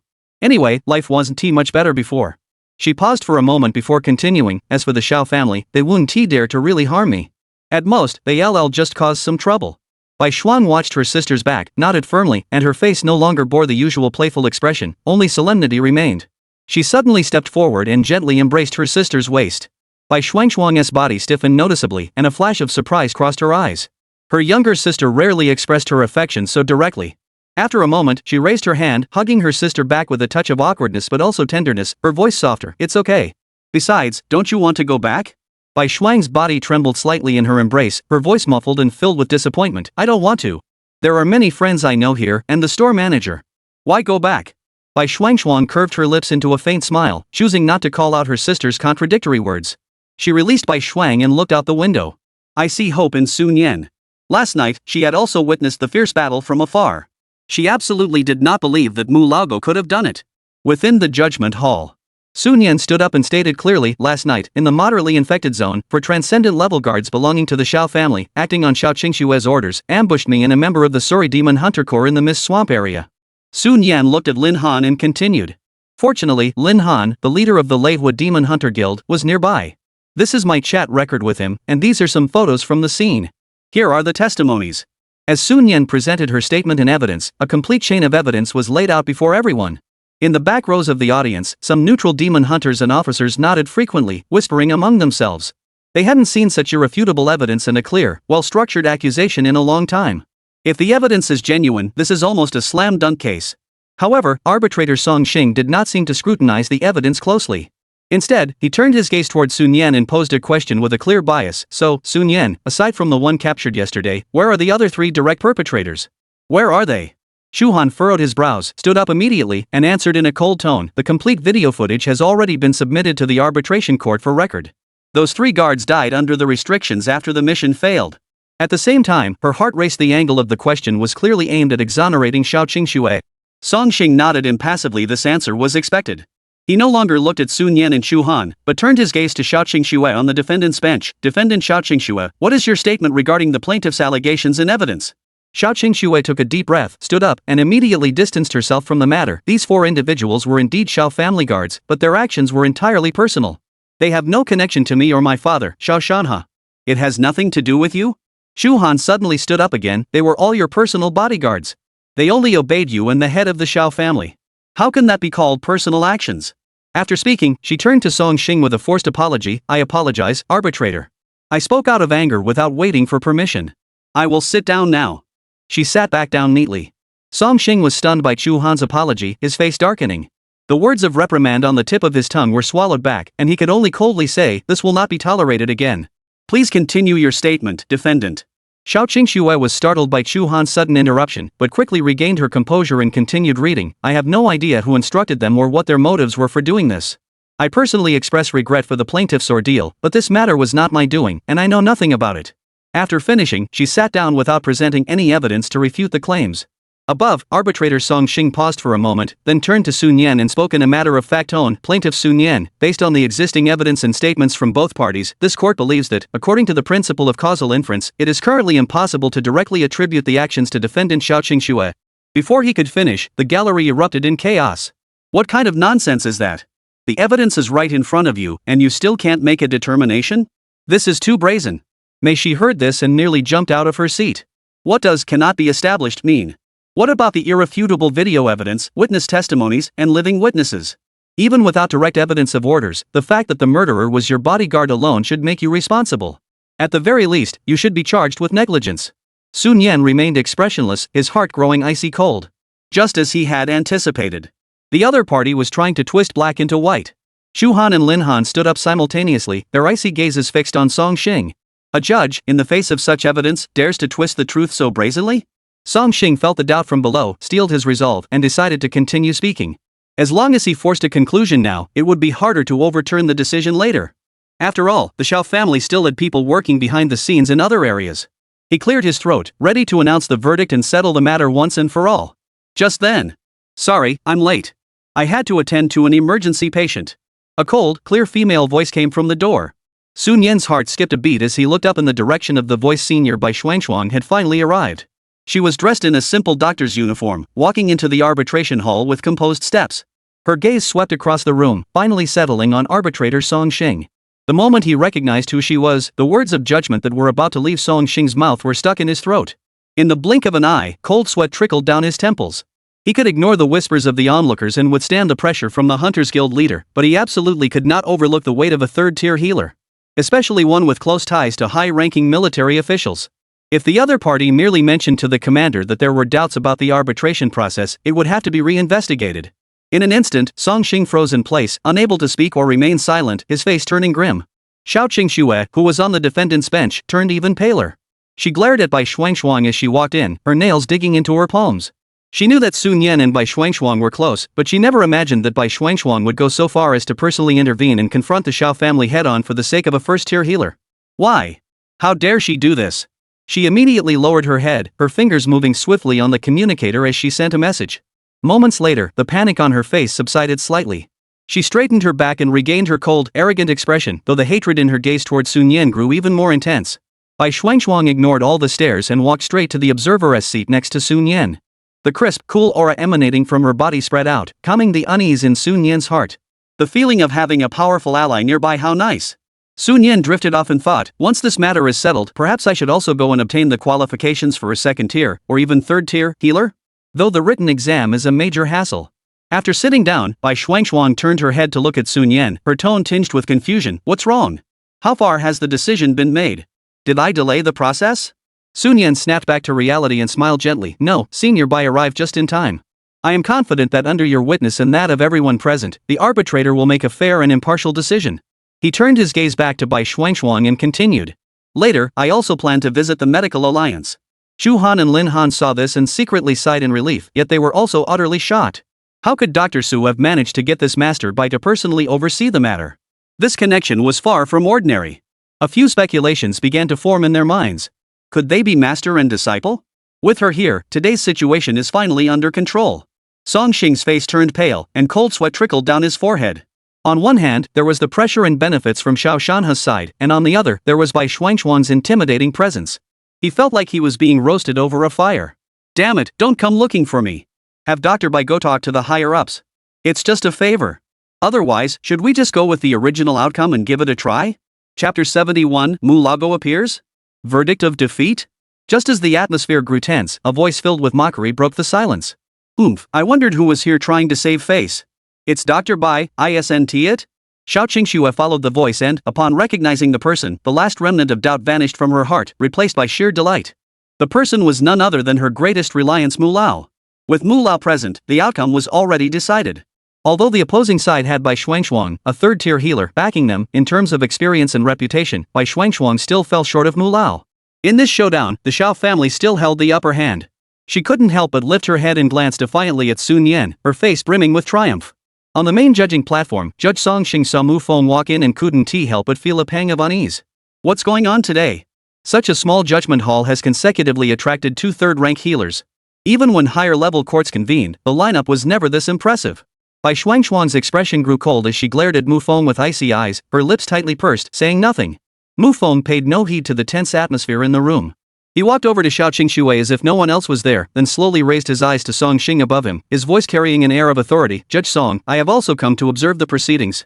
Please ensure that the law is upheld. He emphasized the words in accordance with the law deliberately, and the threat in his tone was clear to everyone present. Bai Shuangchuan's gaze followed suit, locking onto Song Xing, standing in direct opposition to Mu Feng in the judgment hall. Watching this scene, Mei Shi's face flushed red. She clenched her fists tightly and whispered to Sun Yan, Master, things don't look good. Luo Shui remained silent, standing quietly by Sun Yan's side, but her tightly clenched hands betrayed the turmoil within her heart. Sun Yan's voice remained steady, showing no signs of turmoil. It's okay. Even if we don't get a fair judgment this time, I will continue on my own path. He turned his head to look at Mei Shi and Luo Shui, his tone softening. Don't worry. Just give the master a little more time. Mei Shi and Luo Shui exchanged glances and nodded. No matter the outcome, they believed in their master unconditionally. Seeing this, Chu Han and Lin Han, standing nearby, looked worried. They simply couldn't fathom how Dr. Su could possibly turn the tide in such a dire situation. And they were powerless to help now. Silence. Above, Song Xing took a deep breath and brought the hammer down, producing a clanging sound. The court rules, based on the existing evidence and inferences in this case, all claims made by plaintiff Sun Yan are dismissed. It cannot be determined that Xiao Qingxue bears any responsibility. Xiao Qingxue's tense nerves instantly relaxed, and a smile blossomed on her face. She looked at Sun Yan, her eyes brimming with triumph. However, before the smile could fully form on her lips, the doors of the courtroom were pushed open once more. Clang! The sound drew the attention of everyone in the courtroom, who all looked toward the source of the noise in astonishment. When they recognized the face of the person who had entered, the entire court fell into complete silence. For no other reason than the identity of the person who had arrived was simply too striking. Everyone present held their breath. The arrival was none other than General Jiang Hong, the highest commander of the Northern Army of the Demon Hunting Army of Tianyuan City. Moreover, he had just slain 2 demon lords, overshadowing the other 3 commanders in glory. In this moment of silence, Sun Yan's expression did not betray much surprise. He understood clearly, the diagnosis from that day had ultimately piqued the interest of this powerful figure. Moreover, it was clear that the other party had rushed over here immediately after handling the demon clan matter. It seemed that today's matter was settled. Mei Shi and Luo Shui stood on either side of Sun Yan, gripping his arms tightly, their expression slightly tense. They sensed a powerful sense of oppression emanating from this leader. The perception of beast tamers was far more acute than that of humans. After a moment of shock, Bai Shuangchuan glanced between Zhang Hang and Sun Yan, realizing the crux of the matter. Her gaze towards Sun Yan was filled with astonishment. Chu Han and Lin Han were completely speechless. A commander-level figure. Not to mention their secret silver demon hunters, even the golden demon hunters would find it difficult to meet this person. However, amidst the shock, doubts began to surface. Commander Jiang, why is he here? As for Mu Feng and Mu Lao, after the initial shock, their faces betrayed uncontrollable excitement and self-satisfaction. Could it be that Commander Jiang had come here specifically to find him? That must be it. He had accurately diagnosed his condition and treated him with care, allowing him to recover. I never expected it, never expected it. Before I could even pay him a visit, he came looking for me himself. Thinking of this, Mu Feng's heart raced with excitement, but he forced himself to remain calm, plastering a smile on his face as he took a step forward to greet him and strike up a conversation. Above, on the main judgment seat, Song Xing saw Jiang Hong and thought of the unjust verdict he had just rendered, causing cold sweat to trickle down his back as he felt guilty. To his surprise, Jang Hong swept his gaze across the entire courtroom, walked straight into the center, and spoke in a clear voice. I never expected that such a small courtroom would gather 2 third-tier healers today. Truly remarkable. As he spoke, he walked past Mu Feng, who was about to speak, without pausing for a moment. Not even his gaze lingered on him for a single second. Mu Feng's smile froze, and his outstretched hand awkwardly remained suspended in mid-air. Jang Hong sneered inwardly. Those prescriptions that old man gave me have caused me no end of suffering these past few days. The pain was unbearable. Ignoring the curious glances of others, he walked straight to Sun Yan and stood before her, his eyes brimming with unhidden admiration. Commander, good day. Sun Yan remained composed, nodding slightly in greeting. You're quite impressive. Zhang Heng's voice carried a hint of approval. Though I know nothing of healing, your natural talent and insight are truly extraordinary. Even those so-called heirs who have been nurtured with all available resources in large base cities wouldn't necessarily possess your level of insight and achievements at your age. These words sent a ripple of shock through the crowd. Xiao Qingshui's smug smile vanished instantly. She sat in her chair, feeling restless and uneasy. Though she didn't fully understand what was happening, anyone could see that the situation was taking a bad turn. Mu Feng stood frozen in the middle of the hallway, his expression awkward to the extreme, his face alternating between red and white. He couldn't fathom why, despite being the one who had saved General Zhang's life. Why was the other party ignoring him so completely? What terrified him even more was why General Zhang placed such importance on Sun Yan. A highly ominous thought crept into his mind. Song Xing, seated at the main judge's bench, felt his heart racing again after it had just calmed down, cold sweat soaking his back. Over here. Sun Yan gathered his thoughts and spoke. Commander, you flatter me. Perhaps I was just lucky that day and happened to guess correctly.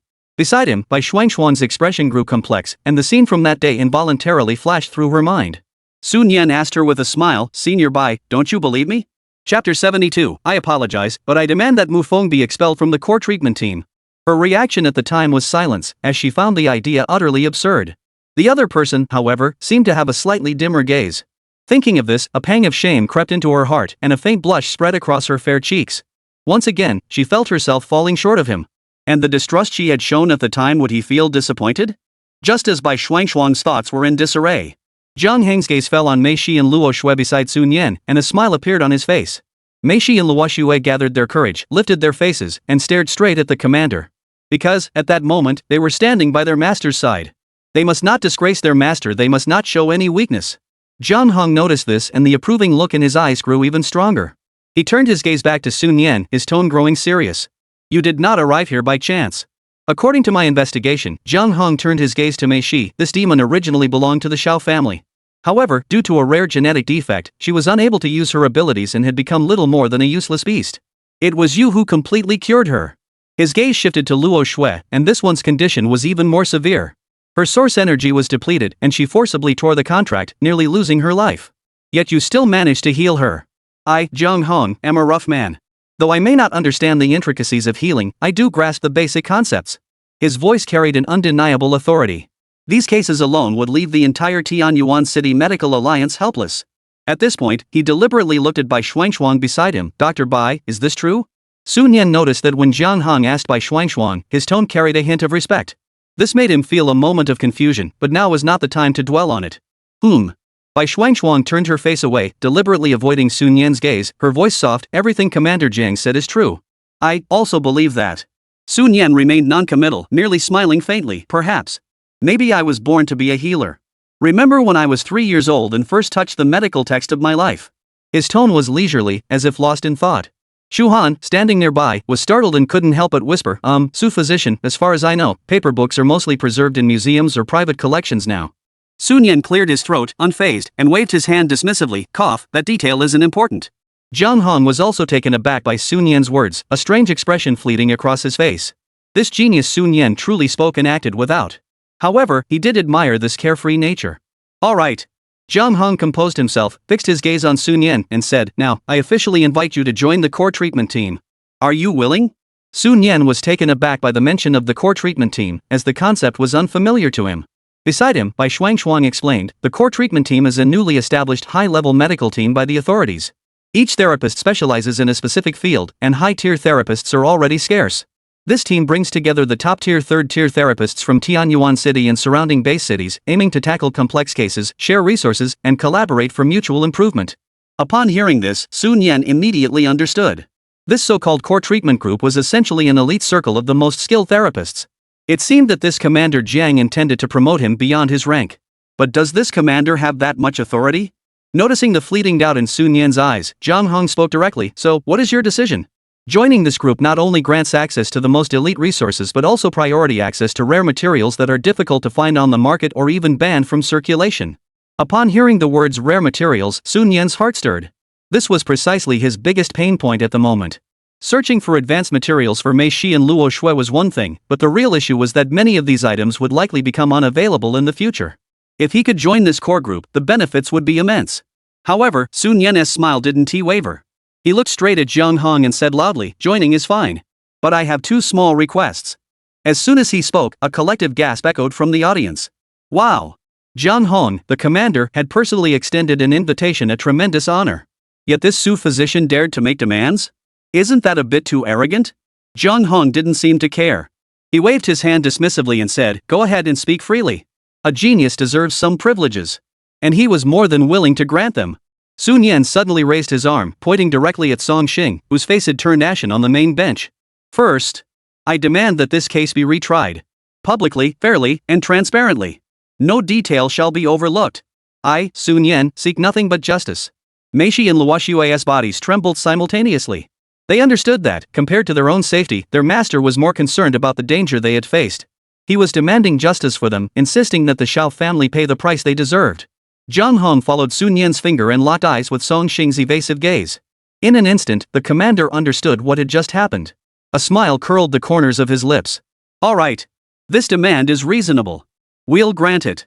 The case will be reheard on another day. However, Zhang Hong swept his gaze across the room with authority. The location must be changed. The courtroom, what do you think? It's more solemn and fair. Thud. Above, on the main judge's seat, Song Xing collapsed completely into his chair. He knew his career was over. A retrial meant a thorough investigation into his previous erroneous rulings. What awaited him was a rigorous investigation. Xiao Qingshue's face turned deathly pale. Her pleading gaze turned to Mu Feng. Now, Mu Lao was her only hope. Mu Feng's face turned ashen, but he steeled himself and stepped forward again. General Jiang. This is highly inappropriate. Sun Yan is merely a first-tier healer. What qualifications does he have to join the core healing team? This is utter nonsense. If word gets out, won't other base cities mock us for having no talent in Tianyuan City, only adding to the ridicule? Zhang Hong raised an eyebrow, his gaze fixed on Mu Feng. He had intended to spare him some face, but since he was so ungrateful, he wouldn't blame himself anymore. After all, a third-tier healer was still quite valuable, and his medical skills were also quite impressive. Qualifications? Zhang Hong's voice carried a hint of mockery. But my illness back then was just an act. Anyway, the demon clan has already fallen for it, and the goal has been achieved. Revealing it now wouldn't matter. Moreover, the other side had probably already caught on and wouldn't fall for such a trick again. What? Faked? This? Mu Feng's cloudy old eyes widened in shock and his face turned pale. He looked at Zhang Hong, then suddenly turned to Sun Yan. The latter was smiling at him with an enigmatic expression. An overwhelming sense of humiliation engulfed him. In the art of medicine he had actually been toyed with by a mere upstart? All his treatments and carefully prepared medicines over the past few days were nothing but a joke. Feeling his pride and dignity as a third-tier healer trampled upon, Mu Feng trembled with anger. He no longer cared about the situation, pointing at Zhang Hong and roaring angrily, ridiculous. Absolutely ridiculous. General Jiang, you're treating the dignity of healers like a joke. This is an insult to the entire healing profession. Zhang Hong had seen it all before. He wasn't easily intimidated. He frowned and fired back with an even harsher accusation, Master Mu.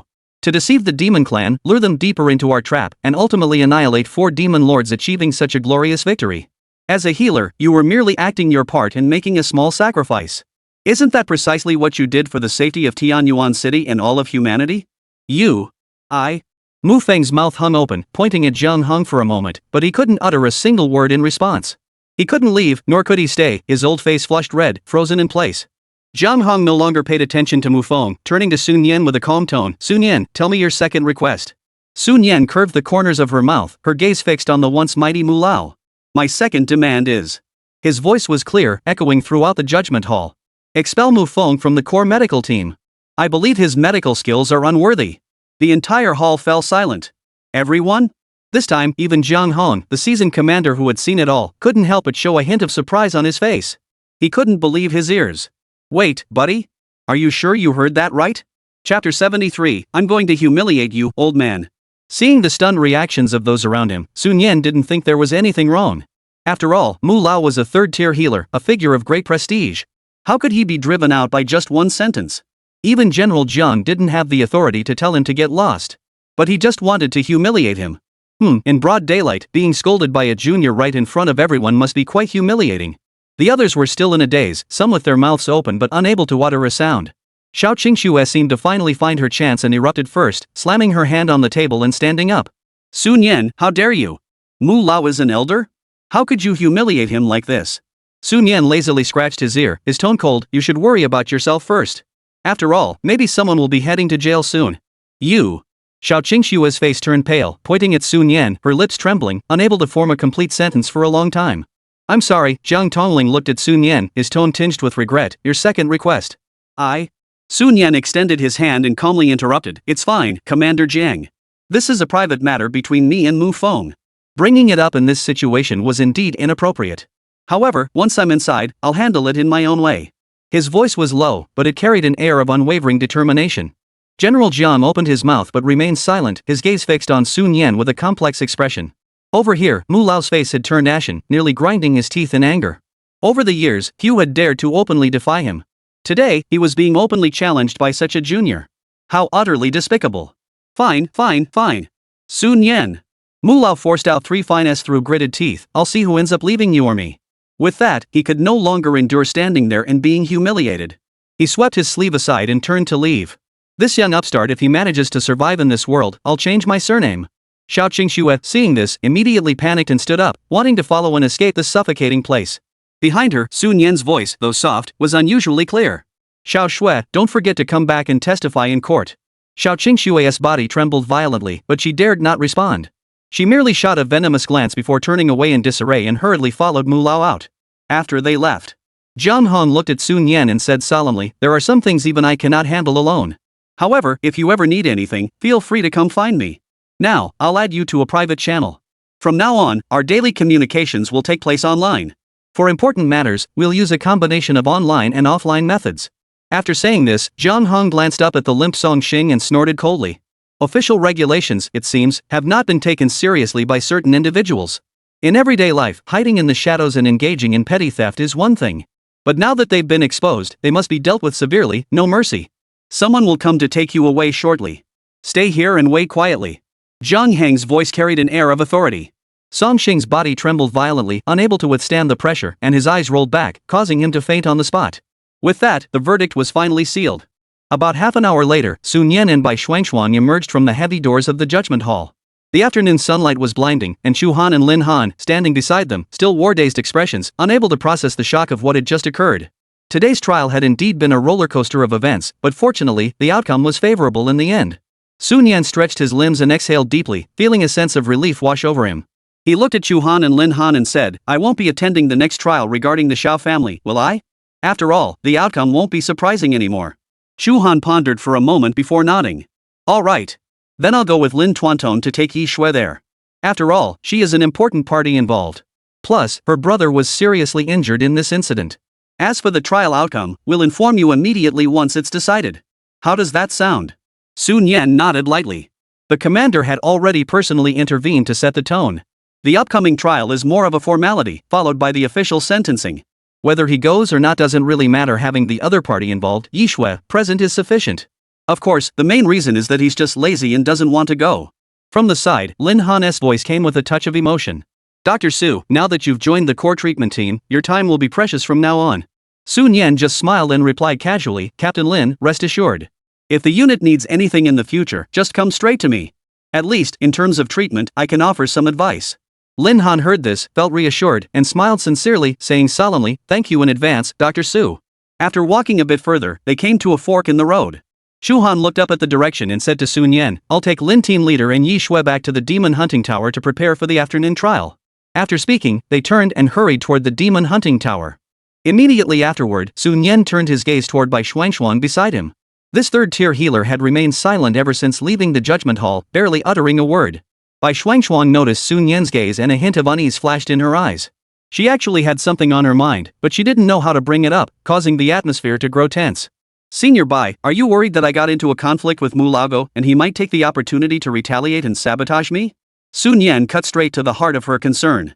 Meishi and Luo Shui, who were standing nearby, also stopped in their tracks and looked over, their eyes filled with concern. Especially Meishi, who felt that the atmosphere had grown somewhat tense.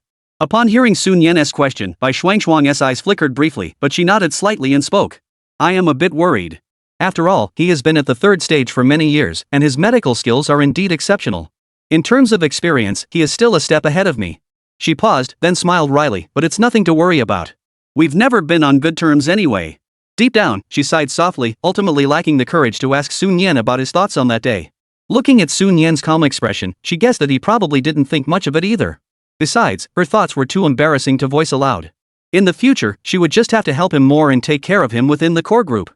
Just then, Sun Yan pulled out the odd, dark red stone from his storage bracelet. He handed it over gently and asked, Senior Bai, you've seen so much in your life. Do you know what this is? Fortunately, there was an experienced third-tier healer right in front of her, so she could ask for his help in identifying it. Beside her, Luo Shui's pure eyes immediately gleamed with astonishment. She recognized the stone. It was the same one she had accidentally picked up long ago. She could faintly sense an unusual aura emanating from within the stone, but she couldn't quite put her finger on what it was. Moreover, inside that underground passage, the stone had exhibited some mystical properties. Meishi also curiously leaned in, her large purple eyes filled with confusion. Huh? What stone is that? When did the master get it? I didn't know about it. Bai Shuangshuang felt a surge of curiosity and reached out to take the stone. Chapter 74, Luo Shui, go out and buy something. Her fair fingers traced the patterns on the stone, examining it closely. Her expression was initially one of inquiry, but as she observed more closely, it gradually turned to astonishment, and finally her eyes widened in shock, her pupils contracting slightly. This object was no ordinary item. The patterns and energy fluctuations on this object. It seems to be some kind of secret key. A key to open a specific hidden realm. Bai Shuangshuang's voice carried a hint of disbelief. A secret realm? Sun Yan caught the crucial word and suddenly widened his eyes. Secret realms? That means this thing can be used to travel to other dimensions. Bai Shuangshuang nodded slightly, her expression growing solemn, then explained, these secret realms are either decaying alternate dimensions that have fallen into ruin. Or they are small dimensional spaces naturally split off from our world during energy tides. Those that are well preserved and rich in resources are as rare as hen's teeth. This thing is said to be extremely valuable, and it is indeed valuable. After all, it is connected to an unknown space. But to say it's priceless is another matter, because whether you can find the corresponding entrance, and whether it's a treasure trove or a wasteland, is purely a matter of luck. Sun Yan processed this sudden information, feeling utterly stunned. He never imagined that the unremarkable stone Luo Shui had casually picked up could have such an astonishing origin. At the same time, his heart skipped a beat. That underground space.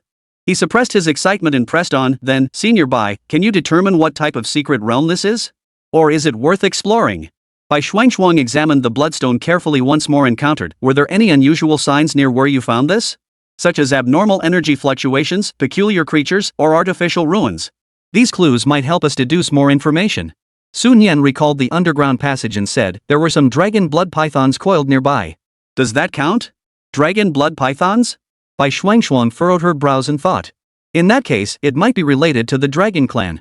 But that's just speculation, we can't be certain. In any case, keep it safe for now. Exploring unknown realms is extremely dangerous and requires thorough preparation.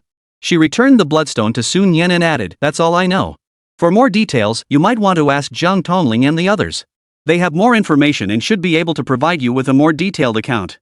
Sun Yan nodded solemnly and carefully stored the bloodstone back into his storage bracelet. At the same time, his thoughts were in disarray. The key to an unknown secret realm was now in his hands? The Dragon Clan. He muttered to himself, his mind racing with thoughts. Alright, Sun Yan, I should get back to work. Bai Shuangshuang spoke softly, her gaze turning toward the direction of the healer's apartment.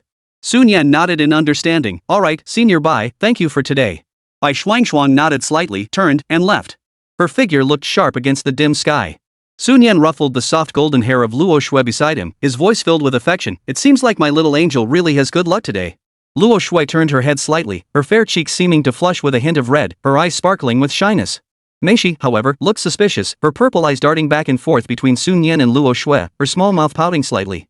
How does it feel? Like there's something more between the master and Luo Shui that can't be put into words. She hadn't been close to the master in a long time, and she was unhappy. Just then, the communicator on Sun Yan's waist buzzed softly. He opened it and found that he had been invited to join an encrypted channel named Core Healing Group. There weren't many people in the channel, only about 20 or so, and their avatars and IDs all exuded a sense of calm and composure. But Sun Yan knew this was likely the circle comprising the majority of third-tier healers from all the base cities. At least, he immediately recognized the familiar account avatar of Bai Shuangshuang. It seemed the two avatars had special insignia next to them. Those must belong to higher-ranking healers. However, the channel was currently silent, with no chat logs. Just then, a private message popped up. Zhang Heng, Sun Yan, please make time to come to the command center tomorrow morning. Since you've just joined the core group, this will be a good opportunity to gain a detailed understanding of the current situation we're facing. Sun Yan paused for a moment before quickly typing out a reply on the projection screen. Sun Yan, got it, thanks, Commander Jiang. I'll be there on time tomorrow. After sending the message, he suddenly remembered the bloodstone. He opened the camera app, took a photo of the bloodstone, and sent it along with a message. Sun Yan, Commander Jiang, could you please take a look at this? Senior Bai mentioned it might be the key to a secret realm. Can you determine what type of secret realm it belongs to? There was a moment of silence on the other end of the communicator before a reply came through, the words filled with surprise. Jiang Heng, a secret realm key? Where did you get this? This is a rare item that's hard to come by. If you're lucky, it could be worth hundreds of millions of Dragon Nation coins. Several hundred million? Sun Yan's eyes widened, and he instinctively looked at the inconspicuous dark red stone again. This thing is worth several hundred million? During the day, Senior Bai hadn't mentioned the specific value, so he had assumed it was mainly significant for its symbolic meaning and might not be worth much in actual value. Thinking of this, he couldn't help but glance at the quiet Luo Shui beside him, reaching out once more with immense affection and gratitude, gently rubbing her golden hair. Luo Shui tilted her head slightly, her golden eyes filled with confusion, unsure why her master was suddenly rubbing her hair again. But sensing the intimacy, she didn't pull away. Just then, Zhang Tongling's message popped up again. Zhang Heng, however, the value depends on what specific secret realm it corresponds to. The resources and danger level inside are the key factors. Bring it along tomorrow, and I'll take a closer look at it for you. Sun Yan pondered for a moment before replying, understood, and put away the communicator.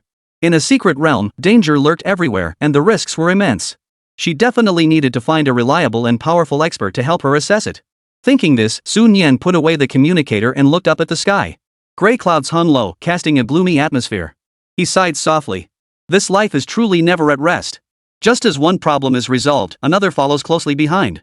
He reached out and naturally took hold of Meishi's soft hand and Luo Shui's cool palm, saying, let's go find a place to eat first, then I'll take you both out to relax for a bit this afternoon.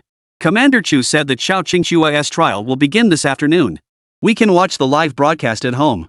Meishi's purple eyes lit up with excitement. Great! Those bastards who dared to plot against our master will finally face their deserved punishment. Let's go, master. Watching her master and Meishi playfully banter, Luo Shui smiled beside them, her eyes reflecting Sun Yan's figure. If only time could flow peacefully like this forever. In the afternoon, after a simple lunch, Sun Yan returned to the therapist's apartment with Meishi and Luo Shui. The three of them leaned against the soft sofa in the living room. In front of them, a holographic projector was broadcasting the live feed of the afternoon's court proceedings. On the screen, Xiao Qingxue sat pale as paper on the defendant's bench, her eyes vacant. Shu Han, the team leader, looked solemn, sitting alongside Yi Shui on the plaintiff's side. Meishi, like a lazy cat, shifted her body slightly and snuggled into Sun Yan's embrace, occasionally rubbing her head against his chest and letting out a contented purr. Enough, you're watching the broadcast. Behave yourself. Sun Yan looked down at the restless little demon in his arms and gently tapped her forehead in exasperation. Meishi stuck out her little tongue, not only refusing to let go of Sun Yan's arm but clinging to him even tighter. She tilted her little face upward, her eyes brimming with natural allure. I'm a succubus, after all being this close to my master feels so good. Sun Yan. A sense of being unable to control himself rose from the depths of his heart. This wasn't just ordinary temptation, it was outright, brazen teasing. He instinctively glanced at Luo Shui sitting on the other side. The angel sat upright, her pure golden eyes fixed on the holographic projection screen, completely engrossed in the broadcast, her profile serene. Sun Yan lowered his head and met Meishi's mischievous purple eyes. Master, what's wrong? She blinked her big eyes, but her body deliberately pressed deeper into his embrace, burying her face in the crook of his neck and gently rubbing against it. Sun Yan took a deep breath, temporarily suppressing the ripples in his heart, and did not immediately scold the mischievous little demon. He turned to Luo Shui beside him and said in a gentle tone, Luo Shui, please go buy some ingredients for refining potions for the master, will you? As soon as he spoke, Sun Yan immediately felt the mischievous little demon in his arms stiffen noticeably. Luo Shui, though slightly puzzled by her master's sudden request, trusted Sun Yan implicitly and immediately stood up. All right, master. What do you need? The next moment, Meishi, who had been wearing a triumphant smile, turned bright red and tried to stand up from Sun Yan's lap. Luo Shui, wait. Let me go with you. You're just a beast tamer, it's inconvenient for you.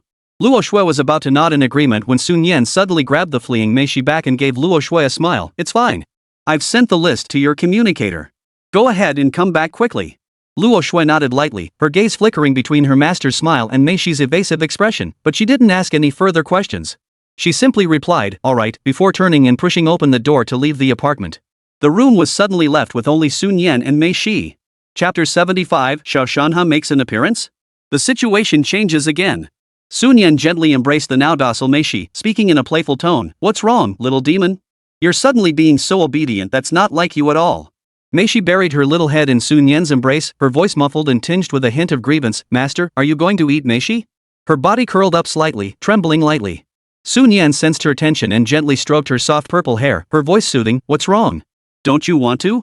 However, at this moment, he was merely teasing this restless little succubus. After all, Luo Shui could return at any moment, and he certainly didn't want to be caught in an inappropriate situation. Upon hearing this, Mei Shi's body trembled noticeably, but she didn't respond immediately, instead lowering her head even further. After a moment, she slowly raised her small face, her long eyelashes trembling slightly, her voice soft. I don't know, I'm so scared. Then, she closed her soul-captivating purple eyes and tilted her neck slightly upward. However, what greeted her was not the expected further punishment, but Sun Yan's affectionate caress. Enough, Sun Yan said with a hint of exasperation. Stop overthinking things. Keep watching the trial. Be more obedient next time. Mei Shi froze for a moment, her purple eyes flashing with surprise and a barely perceptible disappointment. She then leaned back against Sun Yan, emitting a discontented whine. But what can Mei Shi do? It's the instinct of a succubus. To be close to the master and crave the master's scent is natural. Sun Yan looked at the little demon in her arms, who was speaking with such conviction, and sighed. Well, do as you please. But if you keep this up, I can't guarantee what might happen. Mei Shi lowered her head, remaining silent for a long time, her tiny shoulders seeming to droop slightly. After a moment, she murmured in a barely audible voice. Master, you're an idiot. After saying that, Mei Shi really wriggled out of Sun Yan's arms and sat down to one side. She rested her small chin in her left hand, turned her face sideways, and adopted a serious expression as if preparing for a judgment, though her gaze was unfocused. At the same time, she couldn't stop thinking to herself, Master is so stupid. Why didn't you just say it directly? She shouldn't have said it directly. Sun Yan? This little demon's thoughts are pretty hard to figure out. Just a moment ago, she was acting shy? Now she's running off, her mood changes faster than turning a page. Creak. Just then, the sound of someone opening the door echoed. Sun Yan looked up and saw Luo Shui returning. There's a specialized materials market near the therapist's apartment, so the trip back and forth is indeed quick. You're back? Sit down quickly, the trial seems to be almost over. Sun Yan greeted her. Luo Shui nodded slightly and carefully handed over the few packets of basic healing materials and potions she had purchased. Sun Yan took them and placed them aside. These were all part of their daily supplies and could be used at any time. Luo Shui sat quietly beside Sun Yan, her eyes immediately drawn to the projection on the screen. On the projection, the judge had clearly heard both the prosecution and defense's statements and was now reading the final verdict. The defendant, Xiao Qingxue, is found guilty of instigating attempted murder. Given the severe consequences of her actions and her malicious intent, she is sentenced to 10 years imprisonment. The gavel struck heavily, echoing with a dull thud. Defendant Song Xing, as a public official, abused his power for personal gain, with severe circumstances. He is sentenced to 3 years imprisonment and stripped of all his public office positions. The sentence takes effect immediately. On the screen, Xiao Qingxue's face was as pale as paper, her lips trembling but unable to utter a sound. On the other side, Yi Shui clung tightly to her brother's arm, burying her face in his shoulder. Her shoulders trembled slightly as she wiped away tears with the back of her hand. Her silent sobs were heartbreaking. Sun Yan watched the scene unfold, sighing quietly to herself. Only 10 years? Though her future is ruined, compared to the murder she plotted and the harm she caused, this punishment is still too lenient. That day, had it not been for Luo Shui's timely intervention, using the angelic holy sword to block the combined attack at the last moment, he would have surely perished there. And Mei Shi, in order to protect him, had risked her life to block 4 transcendent tier experts, a sacrifice that still caused him unbearable pain every time he thought of it. He absolutely refuses to see them get hurt for him again. Is there any way to eliminate them completely? To act within the confines of a strict prison? That would be too difficult. Just as he furrowed his brows, contemplating the possibilities. In the projection, the heavy doors of the judgment hall were suddenly pushed open from the outside. Bang! The deafening sound shattered the solemn silence of the courtroom, leaving everyone speechless. Everyone's eyes darted toward the source of the noise, and in the next moment, astonishment spread across their faces. The man who entered was tall and imposing, exuding an aura of power and authority befitting his high status. He was none other than Xiao Qingshua's father, the true spirit-level powerhouse Xiao Shanhe. He was the head of the vast Xiao family conglomerate. Even as the center of attention, he remained composed, stepping into this hall that symbolized the authority of the law. Xiao Qingxue was also stunned. She stared blankly at the figure before her. After a moment, hope welled up in her heart, and her voice choked with emotion. "Father? You've come. It's my fault for being useless and causing you." The rest of her words were drowned out by sobs. Inside the apartment, Mei Shi and Luo Shue's bodies tensed instantly. Two pairs of eyes fixed intently on the projection, their pupils filled with shock. The mastermind behind the harm inflicted on their master, was he really going to escape punishment like this? Sun Yan's expression darkened instantly, a surge of anger rising to his head. He muttered under his breath. "Damn it! What the hell is this? Where did Xiao Shanhe get the nerve? The Xiao family does have a true spirit-level powerhouse, but they don't have a star-level expert stationed there. In Tianyuan City, they're far from being all-powerful." He forced down the anger in his heart, feeling the trembling of Mei Shi and Luo Shue's bodies beside him. He took a deep breath and spoke in a calm voice to comfort them. "Don't panic. Let us assess the situation first. Be patient and wait." Mei Shi and Luo Shue heard his words and their tense bodies relaxed slightly, but they were far from calm. They simply didn't want their master to worry about them anymore. In the projection, the judge, after a moment of surprise, quickly regained his composure and demanded in a loud voice. "Mr. Xiao Shanhe. This is the judgment hall. What are you doing here? Could it be that you are involved in this case?" Despite the fact that his opponent was a powerful true spirit realm expert, he stood tall and spoke with unwavering resolve. This was a case personally supervised by a high-ranking official, with extremely strict subsequent reviews. He must, and could only, handle it impartially, with no room for bias. Xiao Shan had ignored the judge's questioning and walked forward step by step, his footsteps echoing clearly on the black silver stone floor, each step feeling like a blow to everyone's heartstrings. This case, he finally stopped near his daughter, his voice echoing throughout the courtroom. "My daughter was not deeply involved. She is merely a student. How could she possibly command 4 transcendent realm experts?" He surveyed the entire room, his gaze finally settling on the judge's bench, where he spoke with unwavering resolve. It was me, Xiao Shanhe, who gave the order." The moment those words left his mouth, the entire court fell silent. Xiao Shanhe was taking the blame for his daughter. Xiao Qingxue wept uncontrollably, gazing at her father's back as he stood before her, unable to speak. "Dad." Just as this dramatic turn of events unfolded, the projection screen suddenly began to violently tremble. Chapter 76, Seeking Compensation. The Hunting Plan. Above, the screen beside the judgment seat suddenly changed, as if another face was trying to connect, but the signal was overwhelmed by intense interference. Whoosh! The screen was engulfed in a deep blue, then plunged into complete darkness, with only the flickering light of the equipment remaining. The apartment living room plunged into darkness, with only the light from the holographic projector illuminating the space, creating an oppressive atmosphere. Luo Shui stood up first, walked to the wall, and turned on the main light in the living room. The soft light dispelled the darkness and eased the heavy atmosphere slightly. "Master," Mei Shi's voice broke the silence, tinged with disappointment. "That hateful woman, isn't there any way to send her to prison?" In her view, a true spirit realm expert who had gone to such lengths to intervene personally must have made thorough preparations. Could this trial continue? While the law is important, in this world where strength reigns supreme, the powerful indeed possess immunity that ordinary people can only imagine. Perhaps, after some compromise, the Xiao family would come out unscathed. Sun Yan didn't respond immediately, forcing her expression to remain calm. He pulled out his communicator and quickly sent a message to Jiang Heng. "Sun Yan, Commander Jiang, what is the situation at the trial site?" The other parties seemed to remain silent for a moment before the message finally arrived. Jiang Heng, Xiao Shanhe admitted in court that he gave the order. "The trial has been suspended, and an emergency discussion is underway." Another message popped up immediately. Jiang Heng, he also proposed to immediately head to the most dangerous frontline region to serve, using the merits of slaying demon beasts to atone for his crimes. As you know, the true spirit realm forces are severely lacking in Tianyuan City at present. The message ended there, clearly giving Sun Yan time to process and think. Mei Shi leaned in to read the message, her purple eyes widening in anger. "Master! How could they do this?" Her voice trembled. Sun Yan shook his head gently, quickly weighing the pros and cons. Xiao Shanhe's proposal was almost impossible for the authorities to refuse. It was a win-win situation. It preserved the scarce high-end combat forces while making the Xiao family pay the price. Jiang Heng's revelation was equally clear: there were only a handful of true spirit realm cultivators in Tianyuan City. If they were to openly arrest one, the risks and consequences would be too great. As for Xiao Qingxue, she would naturally be safeguarded and kept unharmed. Though her future is ruined and her academic status is in jeopardy, she is ultimately free. Is this fair to Sun Yan? Of course not. However, Sun Yan immediately had another thought: Xiao Qingxue being released might not be a bad thing. As long as he can climb high enough, gain enough power and influence, he will have the opportunity to eliminate this threat once and for all. However, this is his personal revenge plan. For now, every ounce of benefit to be gained must be secured. His fingertips tapped rapidly on the virtual screen. Sun Yan, Commander Jiang, I understand your difficulties and considerations. But this outcome is unfair to me and to the innocent Yi Shui siblings who have been dragged into this. The other party remains silent for an even longer time, clearly deliberating. Moments later, the message arrived. Zhang Heng, I understand your feelings. Here's what we can do, you can propose a few reasonable demands within a certain range. I will personally do my best to fulfill them.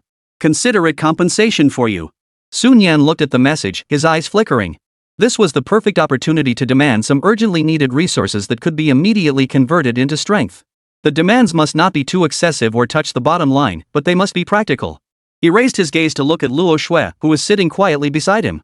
The angel was slightly frowning, clearly also worried about the outcome of the trial. Sun Yan thought for a moment and brought up Luo Shui's information panel. Luo Shui Angel. Talent, Epic 9-star currently at maximum limit. Rank, Spirit Awakening Stage 4. Health, 134. Attack, 202. Defense, 132. Spirit, 135. Agility, 137. Skills, Holy Light Judgment, Sacred Flames, Ascension to Divinity, Light Domain Prototype. Unlock the Divine Spirit Advanced Path. Ascension to Divinity requires Angelic Proof and Sacred Crystal to increase potential limit. That newly appeared light domain, Sun Yan speculated, was the result of Luo Shui's potential erupting during that life or death crisis, forcing her to comprehend it. Her potential is currently capped at Epic 9-star, urgently requiring a breakthrough. Sun Yan's thoughts turned to Mei Shi. She had reached the 6th stage of Spirit Awakening, with her potential upgraded to Legendary 1-star, and also required precious materials to continue breaking through the limit. Succubus Mei Shi. Potential, Legendary 1-star. Rank, 6th stage of Spirit Awakening. Health, 288. Attack, 290. Defense, 288. Spirit, 432. Agility, 288. Skills, Charm, Dark Impact, Desire Corrosion, Dark Domain Flawed, Nightmare Witch's Lament. Unlock the Dark Path Advanced Progression Dark Knight's End, current maximum level is Legendary 9-star. Requires the use of Wailing Siren's True Blood and Nightmare Demon's Heart to further enhance potential. Upon seeing Dark Domain Flawed, Sun Yan's heart stirred. He recalled that it had previously been referred to as Prototype. It seemed that during the brief separation in the underground space, Mei Shi's domain abilities had improved. He didn't delve deeper after all, they were his own beasts.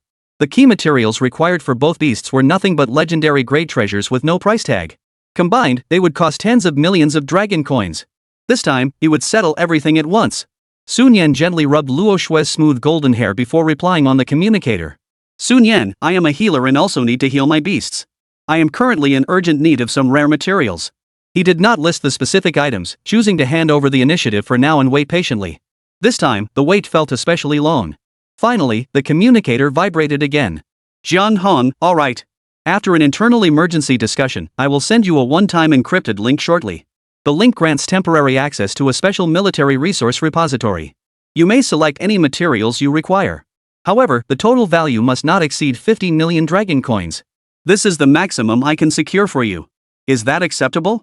Sun Yan was not surprised by this outcome.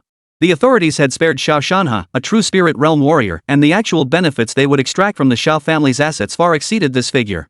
This 50 million quota was merely a small fraction of the total. But it will suffice for now. The next moment, a special encrypted link was sent over. Sun Yan immediately clicked on it. After a series of complex identity scans and dynamic password verifications, the scene before his eyes changed instantly. He found himself in a virtual treasure vault, surrounded by holographic projections of countless rare materials, shimmering with vibrant colors and emitting powerful energy fluctuations. Without hesitation, Sun Yan began searching for and locking onto the targets for Luo Shui, the Angel Seal and the Sacred Crystal. These two items were legendary tier Sacred Spirit class materials, impossible to obtain from the outside world, and essential for an angel's advancement. Next, he quickly retrieved the list of materials needed for Mei Shi, Blood of the Morning Siren, Heart of the Nightmare Demon. These were equally rare and invaluable dark attribute legendary materials. After selecting these core materials, Sun Yan estimated the total cost and found there was still some budget remaining. He quickly selected some high-quality healing potions, several powerful defensive and offensive magic scrolls, and a small amount of emergency recovery potions. Every item was carefully calculated, and the total amount came exactly to the 5 million limit. After confirming everything was correct, Sun Yan submitted the list without hesitation. The virtual treasure vault projection vanished instantly. Meishi immediately came over, gently hugging Sun Yan's arm, her little face filled with sadness. Master, Xiao Qingxue just escaped like that. Meishi feels so heartbroken. Sun Yan rubbed the demonist's head to comfort her and said, don't be sad. At least we have the crucial materials for the two of you now, right? He paused, a fleeting glimpse of coldness flashing in his eyes, and letting her spend 10 years in prison is still too lenient for her. Meishi sensed the hidden intent to kill in her master's words, her delicate body trembling as she lifted her head and asked, what does the master mean? Sun Yan curved the corners of his mouth into a smile and finished her sentence, why not find an opportunity to send her on her way? It'll be over and done with. Meishi's eyes lit up, and even Luo Shui, who had been listening quietly beside her, flashed a hint of agreement in her golden eyes. Xiao Qingxue had escaped punishment, and she too felt frustrated and unjustly treated, but she didn't want to voice it and add to her master's burden. Luo Shui furrowed her brows slightly, cautioning with a hint of wariness, but, Master, we must be extremely careful. We absolutely cannot leave any traces behind. If we're discovered. Of course we can't rush, Sun Yan nodded. Plan carefully before acting. We'll wait for a foolproof opportunity. Luo Shui nodded slightly, but the trace of worry between her brows had not completely faded. Just then, a ding sound rang out, and the communicator buzzed again. Sun Yan opened it to see a message from Chu Han. Chu Han, Dr. Su, I'm deeply sorry. I never expected such an accident to occur at the last moment. Every word was filled with deep regret. Sun Yan replied swiftly. Sun Yan, Commander Chu, there's no need to blame yourself. Such things are unpredictable. General Jiang has already discussed it with me, and I've come to terms with it. Chu Han remained silent for a few seconds before hesitantly sending the next message. Chu Han, that's good. By the way, Yi Shui is feeling very down, and her brother sigh. Sun Yan read the message and sighed inwardly. She could let it go because she held the compensation and her revenge plan in her hands. But in Yi Shui and her brother's eyes, this was likely nothing more than blatant collusion of power, trampling justice underfoot. Next time they meet, she must find a way to comfort and explain, but those thoughts must never be mentioned. Since she had decided to take that path, she must be cautious to the extreme. Ding dong! The crisp sound of the doorbell broke the silence in the living room. Luo Shui immediately stood up, walked to the door, peered through the peephole, and opened it. Moments later, she returned holding a metal briefcase sealed tightly and marked with military insignia. Master, Luo Shui placed the case on the coffee table in front of Sun Yan. The materials you ordered have arrived. Chapter 77, I love my master the most. Sun Yan took a deep breath and gently opened the specially made metal case in front of him. As the box lid opened, a soft glow appeared. What caught the eye were several transparent containers placed in shock-absorbing grooves, filled with an energy field. Within one of the transparent, sealed devices, a feather emitting a holy aura floats quietly, suspended by an invisible force, the angel's proof. Beside it, another container held a golden transparent crystal stone, shimmering with a sacred aura, the sacred crystal. Lu Shui's gaze was drawn to it. Her pure golden eyes betrayed an instinctive longing. She instinctively leaned forward, then restrained herself, merely blinking gently. Sun Yan felt her heartbeat quicken and reached out to gently rub her golden hair, his voice soothing, don't rush. Just wait a little longer. On the other side, Meishi, seeing that Sun Yan hadn't immediately taken the materials meant to enhance her qualifications, pouted her lips slightly, her expression tinged with a hint of grievance. However, she only hummed softly, not daring to voice her complaint. I'm still so upset. Why did the master give it to Luo Shui first? She muttered to herself. Sun Yan temporarily ignored the cold aura emanating from the little demon, composed herself, and reached into her storage ring to retrieve the apparatus for preparing the potion. The key to this preparation lay in guiding and fusing two sacred energies of the same origin, a process that was relatively simplified and did not require overly complex steps. He focused intently, handling the equipment with care, guiding the energy contained within the angel's proof and the sacred crystal in the container to slowly merge, then adding several other auxiliary materials to harmonize the mixture. Time passed silently. After about half an hour, a cup of advanced potion, emitting a golden halo with specks of light swirling inside, was finally completed in his hands. Before him, Luo Shui, who had been waiting quietly all along, no longer bore her usual composed demeanor. She stared intently at the potion, her golden eyes sparkling with anticipation. Sun Yan exhaled gently, beads of sweat forming on his forehead. Clearly, this process had taken a significant toll on his mental energy. He handed the potion to the angel. Thank you, master.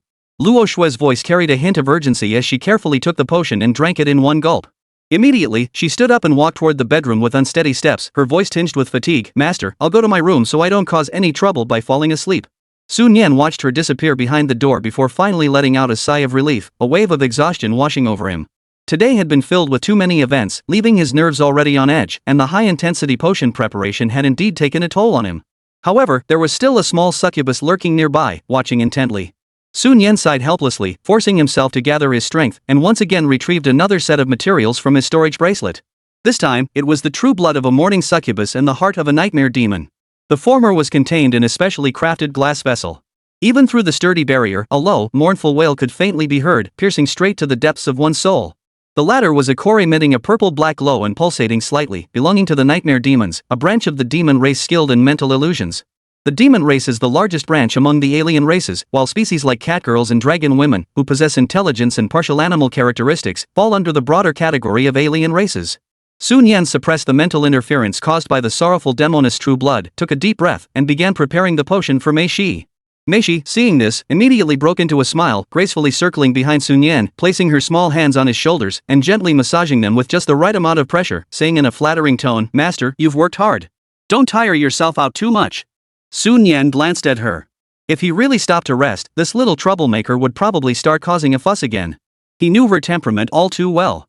Meanwhile, Mei Shi watched her master manipulate the materials emitting strange energy with curiosity, slowly moving closer. Her soft body was almost pressed against Sun Yan's back, and certain soft sensations were transmitted to him. Sun Yan paused in his movements. This was just what he needed, a double distraction, both physical and mental. However, relying on his experience, Sun Yan managed to complete the setup after about an hour.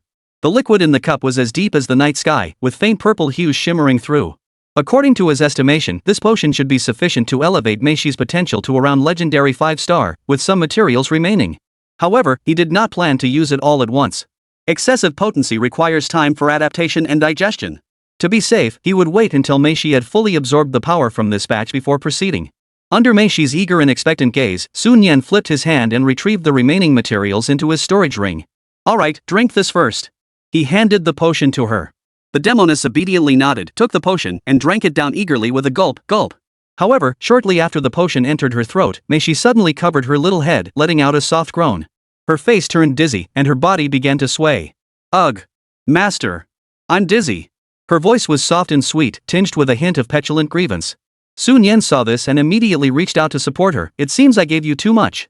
With your current physical condition, it's a bit too much for you to digest." He gently lifted her slightly weak hand and half-supported, half-carried her toward the bedroom.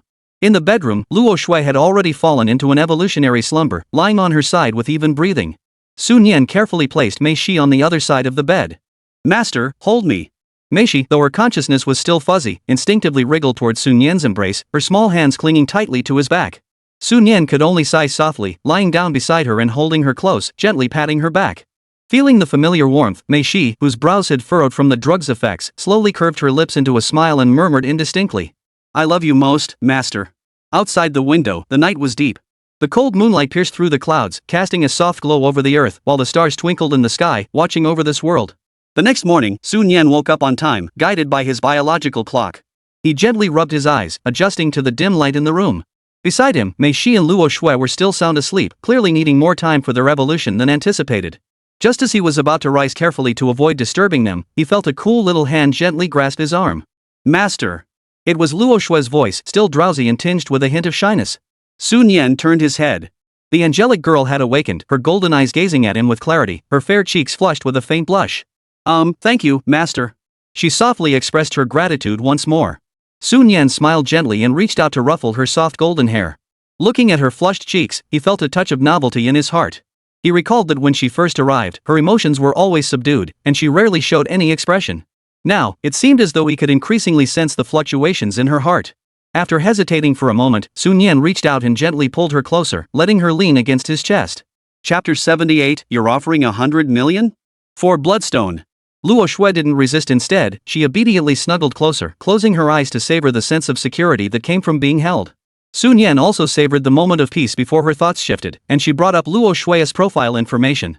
Luo Shui Angel. Talent, Legendary 1-star. Rank, Spirit Awakening 4th tier. Health, 210. Attack, 300. Defense, 211. Spirit, 213. Agility, 210. Skills, Holy Light Judgment, Sacred Flames, Ascension, Light Domain Prototype, Seraph Liberation.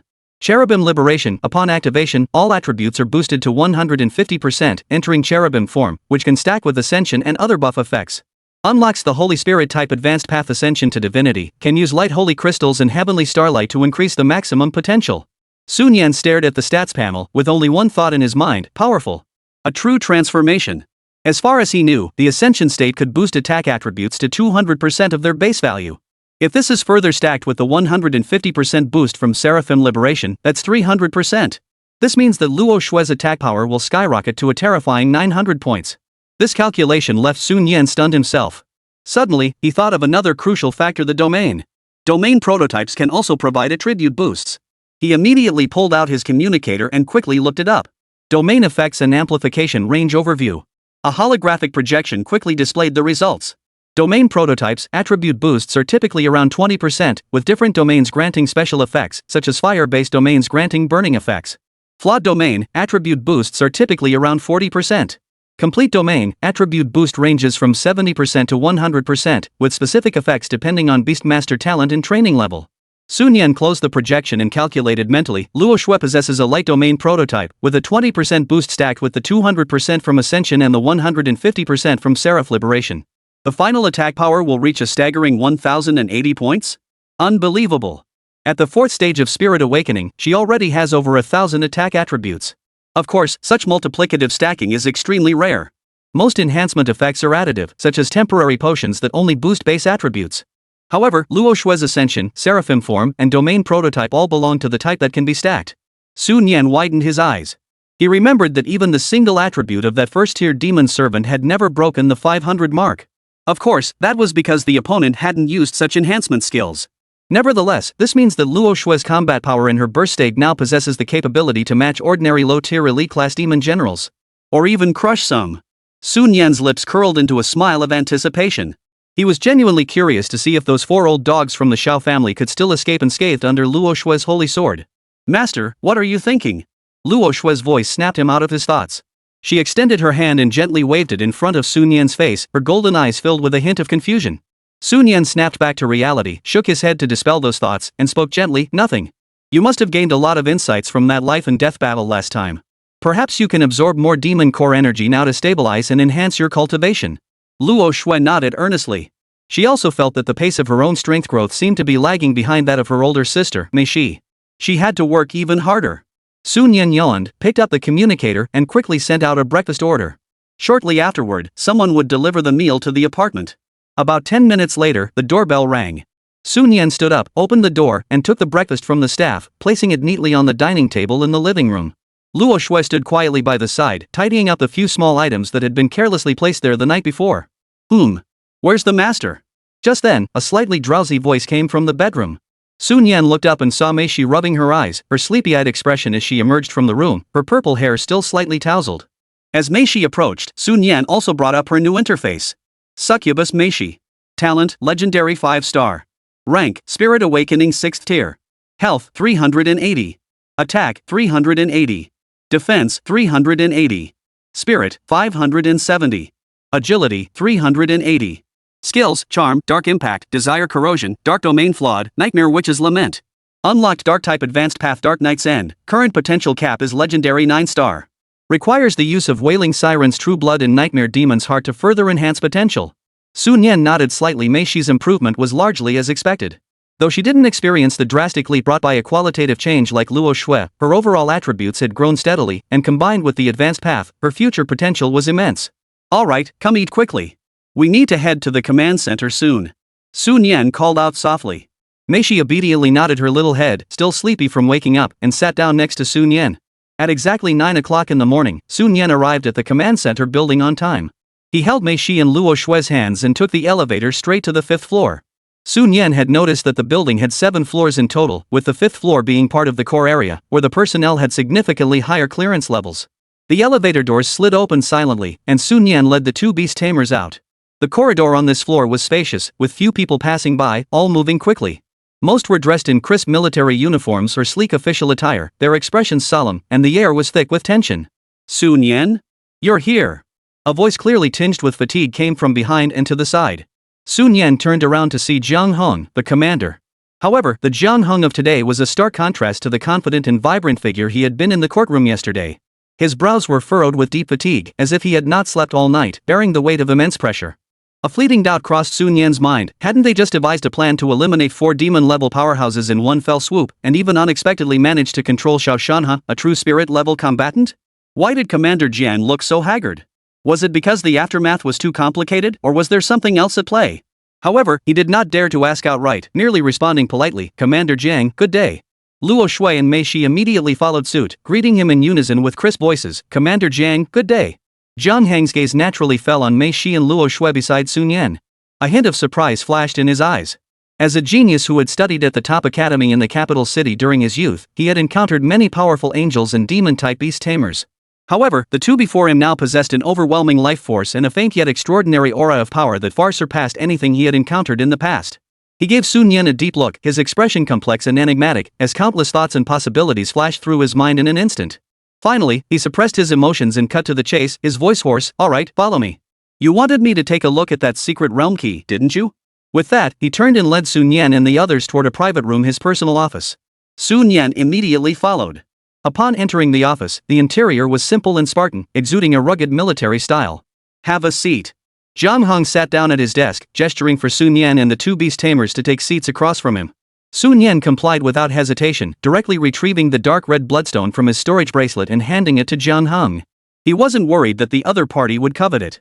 If this item were truly valuable enough to prompt a true spirit-level powerhouse to disregard their status and act, then Senior Bai Xuangshuang's reaction yesterday would not have been so calm. Zhang Hong took the bloodstone, placed it in the palm of his hand, and examined it intently. A faint blue glow flickered in his eyes, and a thread of energy swirled around his fingertips as he gently brushed the surface of the stone. Sun Yan unconsciously clenched her fists, waiting for the outcome. To say he wasn't nervous at all would be a lie. After all, this object is of immense value. Zhang Heng's brows furrowed, his expression growing serious. After a moment, he spoke slowly, his voice heavy with gravity, "This item is indeed of considerable value." Sun Yan's heart leaped with joy. The little money grabbers Mei Shi and Luo Shui beside her also lit up with anticipation. While examining the bloodstone, Zhang Hong analyzed, based on the energy feedback, this key is likely connected to a fragment of an alternate world that hasn't been completely destroyed and still retains some vitality.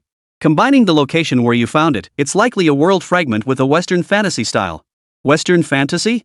Sun Yan quickly searched her mind for information about this term. Elves, dragons, dwarves, magic, and all sorts of fantastical beasts?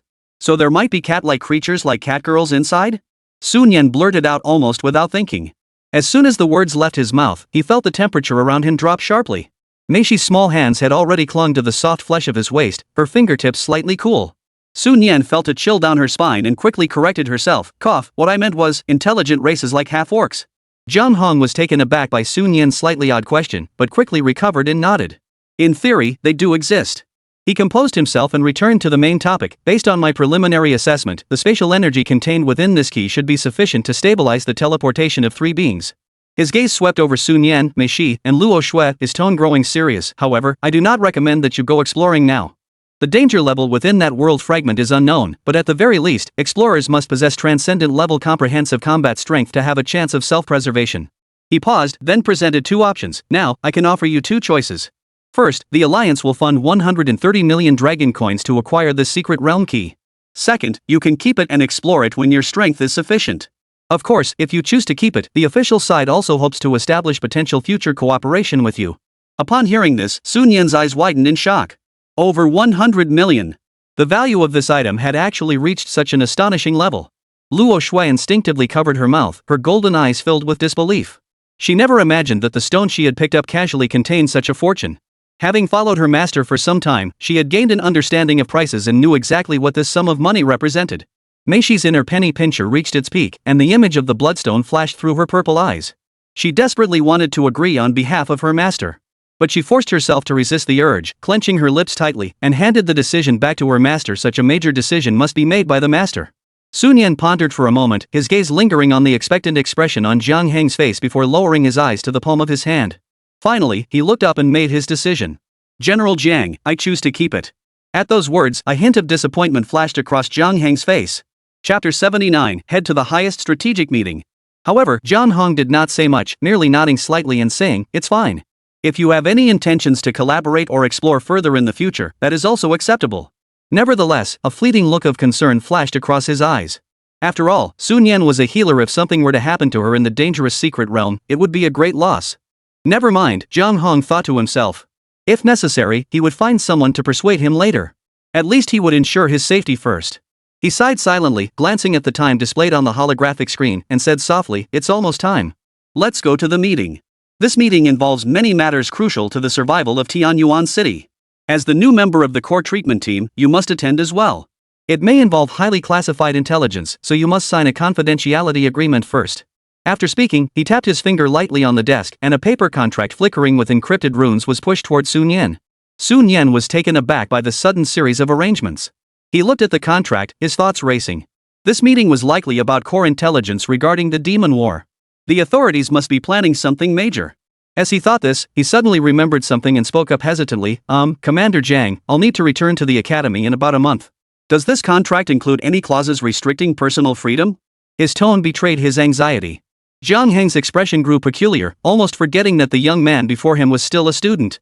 If that's the case, this seems to be the first student in Tianyuan City to be dragged into the highest level strategic meeting before even entering university.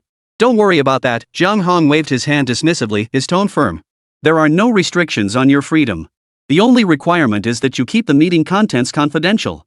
Sun Yen finally exhaled in relief, no longer hesitating, and signed his name in the designated spot on the contract. Jiang Hong nodded slightly, tucked away the contract bearing the weight of responsibility, and stood up, gesturing for Sun Yen to follow. Let us go, the meeting is about to begin. Sun Yen took a deep breath, a sudden wave of tension washing over him as he faced the unknown. He instinctively gripped the hands of Mei Shi and Luo Shui beside him and followed Jiang Hong out of the office.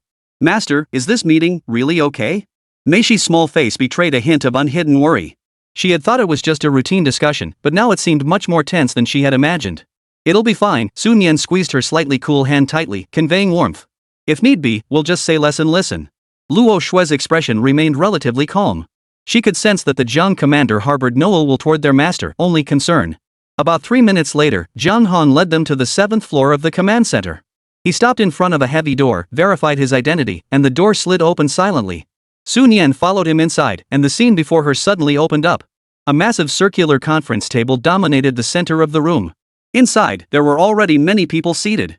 Most were military officers in crisp uniforms, some wearing the uniforms of the Xianyao military department, while others wore uniforms with the distinctive insignia of the other 3 major military departments. At a glance, it seemed that representatives from all 4 military branches were present. The one in the Xianyao military department uniform was likely the deputy commander of the Xianyao military department. Above, seated in the main position, was a middle-aged man with an imposing presence, his gaze calm yet commanding, emanating an intangible sense of pressure. That is Su Shiking, the commander-in-chief. Jiang Hong whispered this to Sun Yen's ear before walking toward his own seat and taking his place. Sun Yen, upon hearing this, couldn't help but widen his eyes. The commander-in-chief? A being rumored to be a star-level powerhouse, appearing before them so suddenly? This seems a bit sudden. As they entered, several pairs of eyes swept across the meeting room, briefly lingering on Sun Yen and the 2 beasts by his side, examining them before quickly moving on. Sun Yen's exploits had been heard of by the higher-ups present. A genius healer, after all, worthy of attention, but not the focus at this moment. Sun Yen composed himself, took a deep breath, and scanned the round table, quickly locating the seat near the end with his name on it. Mei Shi and Luo Shui clearly sensed the tense atmosphere in the air, looking particularly nervous. Every person in the room was at least a 3rd-tier powerhouse, and the invisible pressure made it difficult for them to breathe. However, they forced themselves to remain calm and followed Sun Yen closely to his seat. Sun Yen, you're here too? A cold voice sounded beside him. Sun Yen turned to look and saw it was Senior Bai Xuanchuang. The meeting had not yet officially begun, so low conversations were permitted. At least, Sun Yen could hear whispers about him coming from several directions. Senior Bai, what a coincidence. Sun Yen was a bit surprised, as Bai Xuanchuang's seat was right next to his. Bai Xuanchuang shook her head gently and whispered, it might have been arranged by Commander Jiang specifically. Sun Yen nodded in understanding. The other party was likely concerned that he was new and might not be accustomed to the atmosphere of such a high-level meeting, so they had arranged for the familiar Senior Bai to sit beside him for support. Bai Xuanchuang suddenly hesitated, then spoke with a hint of concern, by the way, I heard about the ruling on the case involving your beast master yesterday. Well, just try to look on the bright side. In her view, such an outcome was far from fair for Sun Yen and his beast. The military might offer compensation later, but based on her understanding of Sun Yen's personality, this genius valued fairness above all else, and the safety of his beast. Sun Yen shook his head gently, a hint of sadness fleeting across his face, saying nothing more. Some thoughts and plans didn't need to be spoken aloud at that moment. It wasn't that he didn't trust Senior Bai, he simply understood the principle that speaking too much could lead to mistakes. Perhaps in the future, he could try to mention it and seek some advice. After all, the relationship between the Xiao family and Senior Bai is also quite strained. He didn't know why either. Just then, Sun Yen felt a cold, piercing gaze fixed on him. He looked up in the direction of the gaze. There he was, Mu Laogo, that old dog. Compared to before, Mu Feng's expression was noticeably haggard, with bloodshot eyes. It's easy to imagine what kind of public backlash this once glorious third-tier healer must have faced after the Judgment Hall incident. The higher he had boasted before, the harder he must have fallen now, completely becoming a laughingstock within the circle. Moreover, as a member of the friendly Xiao family, which had suffered such a tragedy, he must be feeling even worse. Sun Yan completely ignored his venomous glare and shifted his gaze to the others around the round table. A quick count revealed that, excluding the main commander Su Shiking at the head of the table and himself, there were 15 people seated around the round table. Chapter 80, since you say so, I'll go to the front lines. On the other side, Bai Shuangshuang noticed Sun Yan's gaze and began to introduce him in a low voice. The 4 major military divisions each sent a commander and a deputy commander. There was also one more person, the leader of the strongest demon hunting group in Tianyuan City, the Dawn Demon Hunting Group, Qi Lai. The remaining 5 were third-tier healers, including her and Mu Feng. And an elderly man dressed in plain gray robes. That's Lin Lao, Bai Shuangshuang said, pointing to the gray-robed elder. He's a rare spirit master who can create scrolls and items imbued with special powers, effective even against true spirit realm beast tamers. Her tone carried a hint of sigh. To be honest, aside from us healers, who rely on the vast foreign material repository and accumulated experience to develop, the rest of the auxiliary professions face significant challenges. Other auxiliary professions like spirit pattern masters and rune forgers face significant challenges. They require substantial investment but yield slow results, making them a thankless profession. Master Lin is one of the few remaining masters in Tianyuan City capable of crafting high-tier spirit pattern artifacts.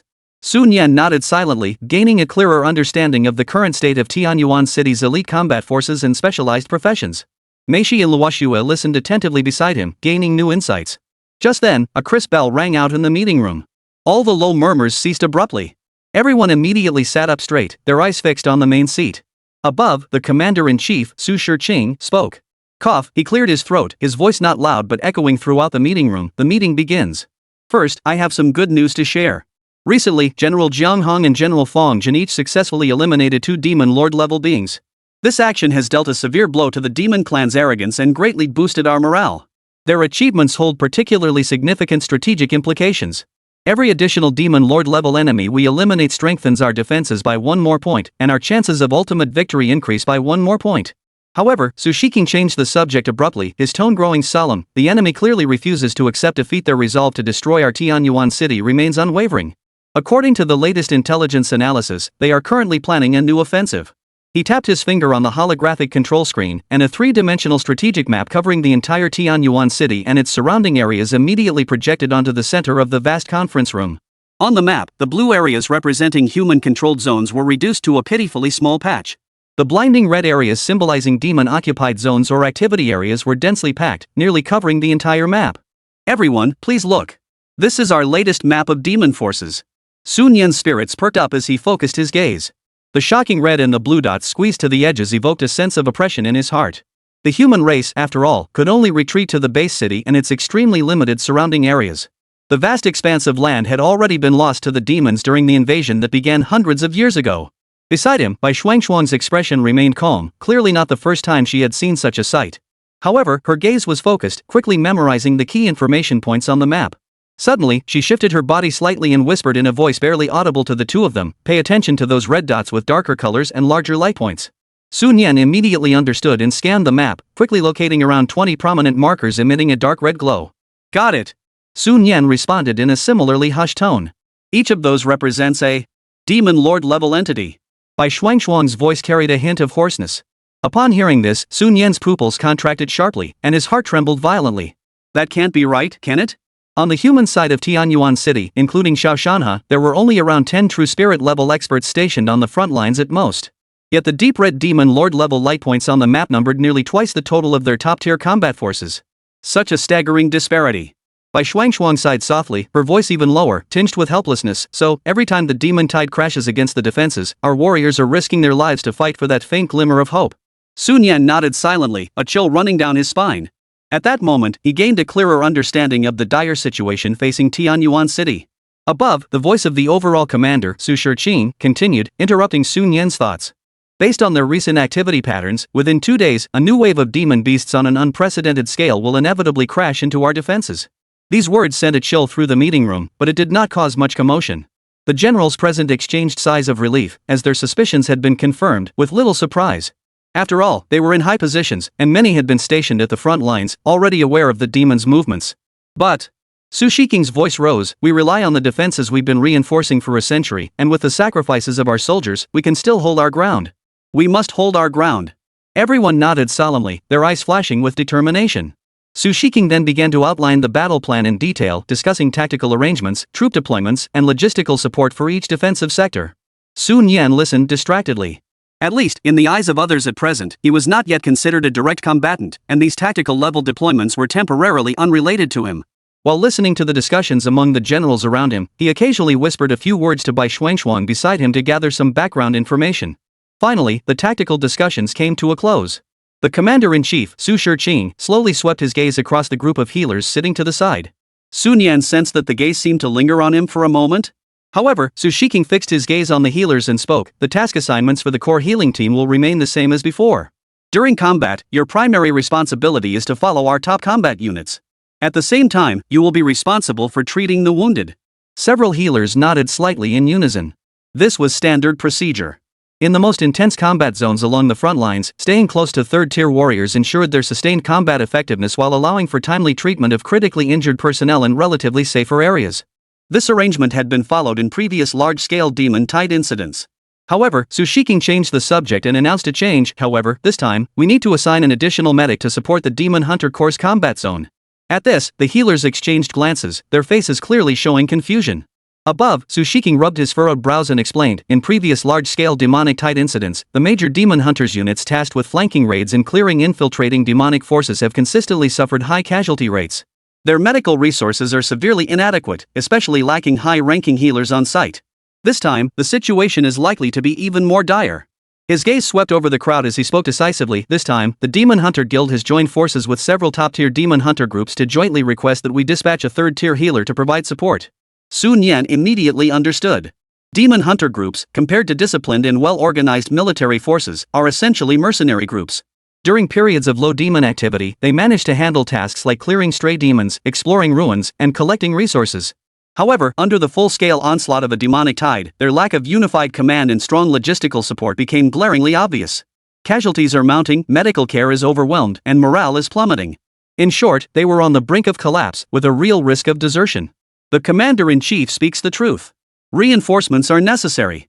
The true spirit-level powerhouse representing the demon hunters of Tianyuan City, Qin Lai, the leader of the Dawn Demon Hunters, was the first to speak in agreement. After all, as a top-tier combatant, he would also have to follow other commanders into the main battlefield. And his brothers were fighting fiercely on the flanks, desperately in need of a strong rearguard. Around the round table, several third-tier healers exchanged glances, their eyes darting about, none willing to volunteer to take on this arduous task. The reason was obvious, the Demon Hunter Corps' operational area was chaotic and far less safe and comfortable than staying by the side of a commander-level powerhouse, where they would be respected. Moreover, asking these esteemed third-tier healers to lower themselves to treat mere mortal tier, or even spirit-awakened tier demon hunters and their beasts? Deep down, they felt it was a waste of resources and beneath their dignity. Moreover, staying by the commander's side meant that every critical rescue was an opportunity to build connections. They all see it clearly. Su Shiking's gaze slowly swept over the healers, his brows furrowing as the air in the meeting room grew tense. Just as the silence hung heavy, a cold voice broke the silence. Poof. Mu Feng forced an ugly smile, pointing his finger at Sun Yan. Commander Su, in my opinion, there seems to be someone among us who would be quite suitable.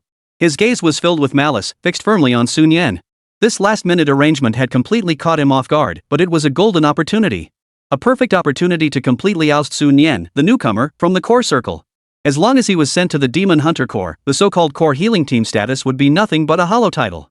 Moreover, a low-level spirit-awakened beast tamer, caught in the chaotic front lines, could meet an untimely end at any moment. Eliminating this thorn in our side would also allow us to clean up our own affairs. Apart from Bai Xuanshuang's face turning pale, the other three-tier healers, after a moment of shock, nodded in agreement. Better the friend die than me. Such a clearly thankless and high-risk task should naturally be passed on to the newcomer. Sun Yan's expression grew icy. This old dog is determined to go head-to-head with me until the end. It seems that during the Judgment Hall incident, I truly hit his sore spot and completely shattered his defenses. Commander Su Shiking's gaze swept over the crowd, but he did not immediately take a stance, seemingly waiting for a clearer consensus. Or perhaps he was observing Sun Yan's reaction. Jiang Heng broke the silence first, speaking in a solemn tone, "No way. Absolutely not. Sun Yan is only at the 6th stage of spiritual awakening. His own strength is too weak. Sending him to the front lines to support the demon hunters? That's no different from sending him to his death. Upon hearing this, several commanders nodded in agreement. However, the healers remained silent, their eyes darting around nervously. Bai Xuanxuan, seeing this, stepped forward. Commander Jiang is right. Sun Yan's strength is still too weak. Going to the front lines is far too dangerous. This mission should be taken by me. The other healers, upon hearing this, immediately relaxed, their faces showing relief. Since Bai Xuanxuan had volunteered, they no longer had to go. It's fine. A calm voice interrupted Bai Xuanxuan's words. Sun Yan pushed back her chair and stood up abruptly. Under everyone's gaze, he faced Mu Feng's icy stare and spoke aloud. It's just going to the front lines with the demon hunters to provide support, right? I, Sun Yan, will take this mission. The moment those words left his mouth, the entire conference room fell into complete silence. Everyone was stunned, including Su Shiqing in the main seat. They had assumed that Bai Xuanxuan had volunteered, and the matter was settled. They never expected this young Sun Yan to step forward on his own and voluntarily take on this arduous task. Stares of surprise and scrutiny focused on Sun Yan. Even the overall commander, Su Shiqing, flashed a hint of surprise in his eyes. This youngster isn't playing by the rules. Is it youthful arrogance, or does he have something else in mind? Sun Yan. Sit down. Bai Xuanxuan grew impatient, disregarding the occasion, her voice tinged with concern and reproach. This isn't the time to show off. I'm at least a transcendent realm cultivator and can still protect myself on the front lines. What about you? In her view, Sun Yan's actions were nothing but impulsive behavior, or a lack of understanding of the brutality of the front lines. When the true demon tide arrived, everything within sight was shrouded in purple-black demonic energy, blotting out the sky and blocking out the sun. The scene resembled the descent of hell. A beast master at the opening of the spirit realm couldn't even ensure their own safety. How could they support others? What's even more terrifying is that the demonic creatures are cunning and ruthless. They target the protected individuals on the battlefield, especially the precious healers, and hunt them down first. Many first and second tier healers were killed in the chaos by high-ranking demons, dying instantly. Sun Yan turned his head, and his gaze met Bai Xuanxuan's eyes in the air. He saw the concern and worry in her eyes. Chapter 81, Arranging Guards, Transcending to 6th Tier Mortal? Sun Yan shook his head gently, offering no further explanation. He turned around and looked at the overall commander, Su Commander, with a calm expression, his voice clear. Let me go. A 3rd tier healer should be deployed to a more critical position. I am currently only a 1st tier healer. Although I am honored by the commander's trust and have been brought here, perhaps I would be better suited for a place that needs basic healing support rather than staying by the commander's side. The reason I refer to the commander is because Zhang Heng is the commander-in-chief. Matters concerning the core healing team are undoubtedly the commander's responsibility. At the very least, it should be Zhang Heng who requests it and the commander who approves it. Upon hearing this, the entire crowd fell silent and a look of surprise flashed across everyone's eyes. Even the 3rd tier healers who had previously remained composed were no exception. They never imagined that this young man had such a broad perspective. He had voluntarily stepped forward to take on such a demanding and dangerous frontline task. Behind him, Luo Shui's pure eyes filled with deep concern, but she bit her lip tightly and did not speak to dissuade him. This was the master's decision, and she should support it unconditionally. Meanwhile, Mei Shi's eyes sparkled with eager anticipation. Go to the front lines? That means she could finally fight the demon clan to her heart's content. Usually, she just followed her master around, running here and there, never getting a proper chance to fight. This time, could she finally prove herself? Moreover, the recent perilous incident had made her realize that she must become stronger. Only then could she truly protect her master. Sun Yan's gaze swept calmly over the silent crowd around her, and a cold smile involuntarily curled at the corners of her lips. None of these people were willing to step forward and take responsibility. But that's just fine. What he saw was an excellent opportunity for Mei Shi and Luo Shui to grow quickly. Staying in the safe rear, how much real combat experience could they gain? Magic cores cannot forge powerful beast tamers. Only by stepping onto the front lines and undergoing the baptism of blood and fire could they truly transform. Moreover, he believes in their abilities. Moreover, Commander Chu and Commander Lin are currently fighting alongside the demon hunters. Being with these trustworthy seniors also gives him greater peace of mind. Sun Yan had a very favorable impression of them, at least they were genuinely caring toward him. Above, Commander Su, seeing no objections in the hall, paused briefly before making a decisive decision. Let's proceed with this plan. I will assign a transcendent level officer to accompany you shortly. Ensure your safety and avoid venturing too deeply into the front lines. The others nodded in agreement, clearly satisfied with this compromise.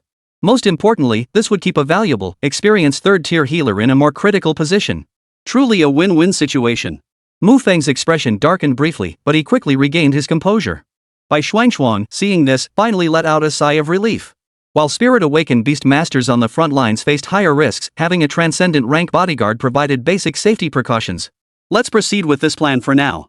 Dismissed. Su, the commander, announced. After the dismissal ceremony, everyone began to exit in an orderly manner. Sun Yan let out a sigh of relief. Although heading to the front lines was exactly what he wanted, the thought of Mu Laobo still being around made him feel a bit annoyed. When most of the others had left, Bai Shuangshuang quickly walked over to Sun Yan, her expression solemn and clearly worried. Sun Yan immediately understood the purpose of Bai Senior's visit. The other party must have thought he was too impulsive and reckless. She wanted to have a serious talk and persuade him to change his mind.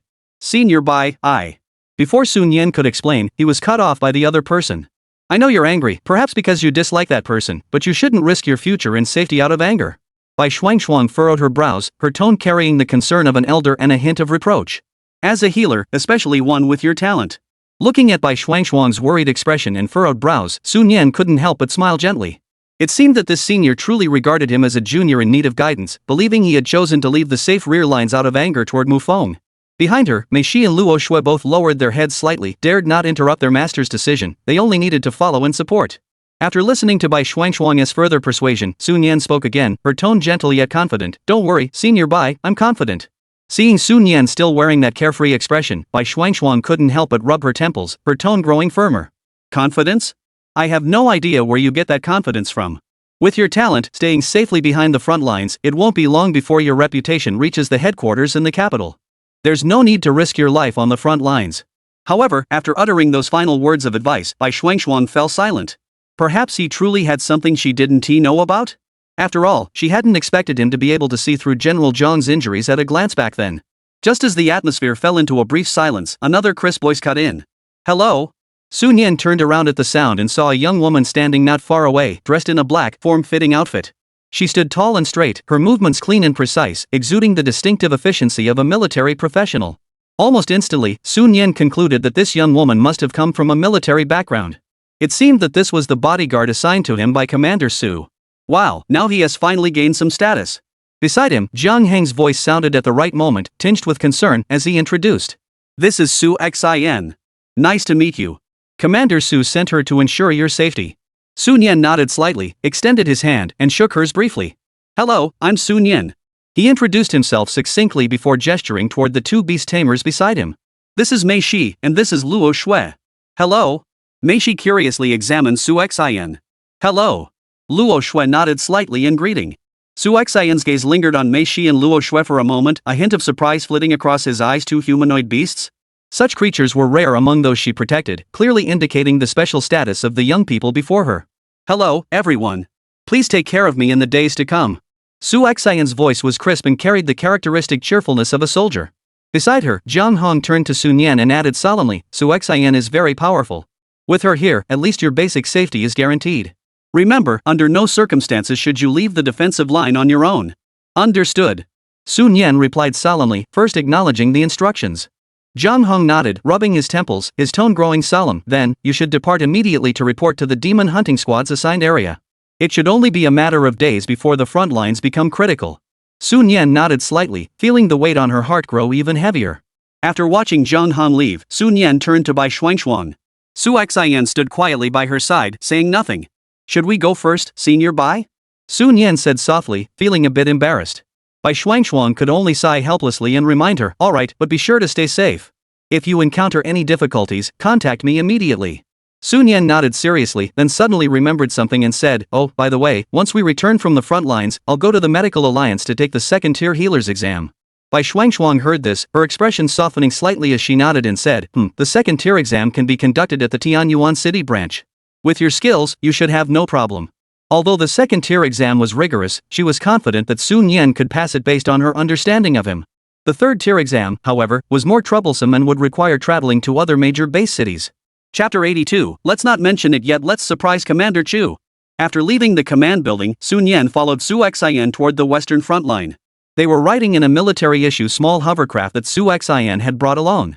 Sun Yan had actually been wanting to buy a vehicle for transportation, but recent events had kept her too busy to make time for it. Plus, he could always hitch a ride whenever he went out, so the matter was put on hold. Since the western region of Tianyuan City had been completely cleared and secured, there was no need to station heavy troops there. The main force of the demon hunters was now stationed at the junction of the northern and western regions, ready to mobilize and provide support to the front lines at any moment. Along the way, Sun Yan's most striking observation was there were far fewer people. The streets and camp areas were much quieter than before. It seemed that most of the combat forces had indeed been deployed to the front lines. Sun Yan looked up, his gaze fixed on Su Xian, who was intently controlling the hovercraft from the driver's seat. Curiosity arose in his heart, and he asked, "By the way, Su Xian, would it be okay to ask about your combat strength level?" After all, he was responsible for her safety, so it made sense to know more about the situation. Beside her, Mei Shi and Luo Shui also lifted their faces, curiously looking over. They were equally curious about the combat capabilities of this military officer who would be responsible for protecting their master and would be spending every day with them. Su Xian paused for a moment before speaking succinctly, "Me? I'm okay, I guess. I used to lead a combat squad." Her voice was calm. "As for my strength, I'm currently at the 6th rank of the Transcendent Realm." She glanced at Sun Yan through the rearview mirror and added, "However, if necessary, I can hold off or deal with late-stage demon generals." Wow! Mei Shi couldn't help but widen her purple eyes. The older sister responsible for protecting them was actually this strong. Although she felt her own strength had improved significantly recently, Mei Shi still had some doubts about exactly which level of enemies she could confront. Luo Shui nodded calmly, feeling much more at ease. With such a powerful guardian, the master's safety was now one step closer to being guaranteed. Sun Yan was also slightly surprised. Possessing the combat power of the 6th stage of transcendence, and even capable of briefly holding off a late-stage demon general? This strength definitely qualifies as elite. Among the people he knew, only a handful could reach this level. "Have you led a team before?" He caught the key information in Su Xian's words. She used the past tense. It seems that this security officer, Su, was once a military officer who led a team? Upon hearing Sun Yan's question, Su Xian's fingers tightened around the steering wheel, his eyes flickering for a moment before he slowly nodded, his voice growing lower. "Yes, I led a small team 3 years ago. Later, during that disastrous retreat, we were surrounded by the demon clan." Her voice paused, tinged with a deep calm. "The entire team was lost. Only I survived, severely injured, by sheer luck." By the end, her tone carried a barely perceptible sigh of regret. She then refocused on the road ahead and fell silent. Sun Yan, who had been ready to listen to the story. "Well, this story is indeed epic, but it ends too abruptly and tragically." The other person clearly didn't want to talk about this painful past anymore. Sun Yan was momentarily at a loss for words, a vague sense of guilt welling up in his heart for having touched upon someone else's wounds. Noticing Sun Yan's stunned gaze, Su Xian instead gently tugged at the corners of her mouth, flashing a faint smile, and said nothing more. She herself was also surprised to bring up the topic. Perhaps it had been so long since she had spoken of it that the memory surfaced unconsciously in that moment. It was something that should have remained buried deep within her heart. Mei Shi and Luo Shui exchanged glances, sensing the heavy atmosphere in the car, and instinctively moved closer to Sun Yan. Just then, Sun Yan's communicator in her pocket suddenly buzzed, breaking the silence in the car. "Someone sent a message?" Sun Yan sighed in relief and quickly pulled it out to check. "Bai Shuang? Manager, you're so mean. You're such a jerk." Sun Yan was puzzled. What's this kid up to now? Did he take the wrong medicine? Or is he just bored out of his mind? "Sun Yan?" He replied with 3 question marks to express his confusion. The other party paused for a moment before the message popped up again. "Bai Shuang, store manager, you went to the front lines without even telling me." Seeing those words, Sun Yan finally understood why the little brat was upset. What an odd focus. He pondered for a moment before tapping out a reply on the screen. "Sun Yan, time is tight, the task is urgent. Understand?" There was a moment of silence on the communicator before a message finally came through. "Bai Shuang, humph. The store manager should be careful. I heard the death rate for healers on the front lines is extremely high. Be extremely cautious. Don't be reckless." Sun Yan read the message and couldn't help but curve his lips into a smile. It seems this youngster is still worried about his safety. After all, he was still a child at heart and felt embarrassed to express his concern directly, so he pretended to be angry and beat around the bush. Sun Yan put away her communicator and didn't respond further. In truth, he had considered sending a message to Chu Twangshang and the others to let them know. However, going there suddenly might just give them a pleasant surprise. On the other side, inside the therapist's apartment, Bai Shuang watched her older sister Bai Shuangshuang, who had just returned from a meeting and was rushing off to the northern front line, and couldn't help but pout, looking unhappy. Bai Shuangshuang looked at her sister's pouting expression, finding it both amusing and exasperating. She reached out and gently rubbed her cheek, her face filled with affection. "What's wrong? Who made my little Shuangshuang unhappy?" Bai Shuang shook her head and muttered, "Nothing." Then she lifted her head and said seriously, "Sister, be careful on the front lines. I'm telling you, when those big shots are fighting, the farther away you are, the better. Don't get caught in the crossfire." Bai Shuangshuang was amused by her sister's caution, sighed lightly, and patiently explained, "I'm not going to the front lines for the first time, silly girl. We healers aren't going to charge into battle. We usually stay in the safe zone behind the front lines. Unless it's a coordinated operation with the commander, we'll follow the group, but they'll also arrange for security to ensure our safety." After finishing, she looked at Bai Shuang's still frowning face and asked in return. But you refused to go back to the city when I told you to, insisting on staying here at the front lines. Now you're worried? Bai Shuang lowered her head, her voice tinged with hurt. I stayed here because if the front lines really fall, then my sister will definitely. I'm in the city. Bai Shuang interrupted her, her tone tinged with exasperation. Silly girl, what are you thinking? If the front lines really can't hold, we'll organize an orderly retreat. Those defending the main city who would be so foolish as to fight to the death. She tapped Bai Shuang's forehead. If that happens, you'll be stuck here alone, and I'll have to figure out how to get you out safely. That's even more trouble. Bai Shuang. It seems like that makes sense? She seemed to be moved by her own words. Chapter 83, Arrival at the Silver Dragon Frontline, Welcome Ceremony. Northwestern Frontline, Silver Platform. Chu Han stood there, gazing down at the breathtaking scene before him. A purple-black fog as thick as ink swirled and churned, intertwining with dark clouds, creating a scene straight out of the apocalypse. Oppressive and deathly silent, the only tones present. She turned her head, her gaze following the winding silver dragon at her feet, the defensive line built with the blood and sweat of countless lives from Tianyuan City. It stood firm, blocking all external threats, the last line of defense for the city behind her. Sun Zhang stood beside her, his hands touching the transparent protective force field, his voice filled with sorrow. This time, I wonder how many more lives will be lost. The Sori demon hunters have 63 members. After this battle, how many will return? The sorrowful words dissipate in the wind. The seasoned veterans on the platform lower their heads upon hearing this, their faces heavy with grim determination. The newer members who had joined recently felt less deeply affected, but they were still caught up in the somber atmosphere, looking somewhat dazed. Shu Han glanced at him, his voice devoid of emotion but tinged with a warning tone. If you say any more of that demoralizing nonsense, I'll throw you down myself and let the Sori demon hunters start with 62 members first. Sun Zhang immediately deflated, stammering in defense. No, Captain, I just have a sharp tongue. I'm making progress, you know. Look, the guild finally assigned me a second beast companion, and I'm working hard to bond with it. Shu Han's voice remained indifferent. Then get moving. The resources of the squad aren't just blowing in on the wind. Sun Zhang felt as though he had been granted a pardon, nodding repeatedly and dared not provoke the captain further. He slunk back 2 steps. Just then, a familiar voice came from behind. Captain Chu, is your Sori squad also observing from above? Shu Han turned around at the sound and saw Lin Han leading several core elite members of his unit to the upper section of the defensive line. It should be resolved within the next couple of days. We came up early to get a better sense of the situation. Shu Han's voice carried a hint of gravity. Lin Han walked over to her side, also gazing toward the distant mist, and shook his head gently to comfort her. There's no need to be too tense. Our responsibility lies in the flanking area, where our primary tasks are harassment and containment, not the main assault.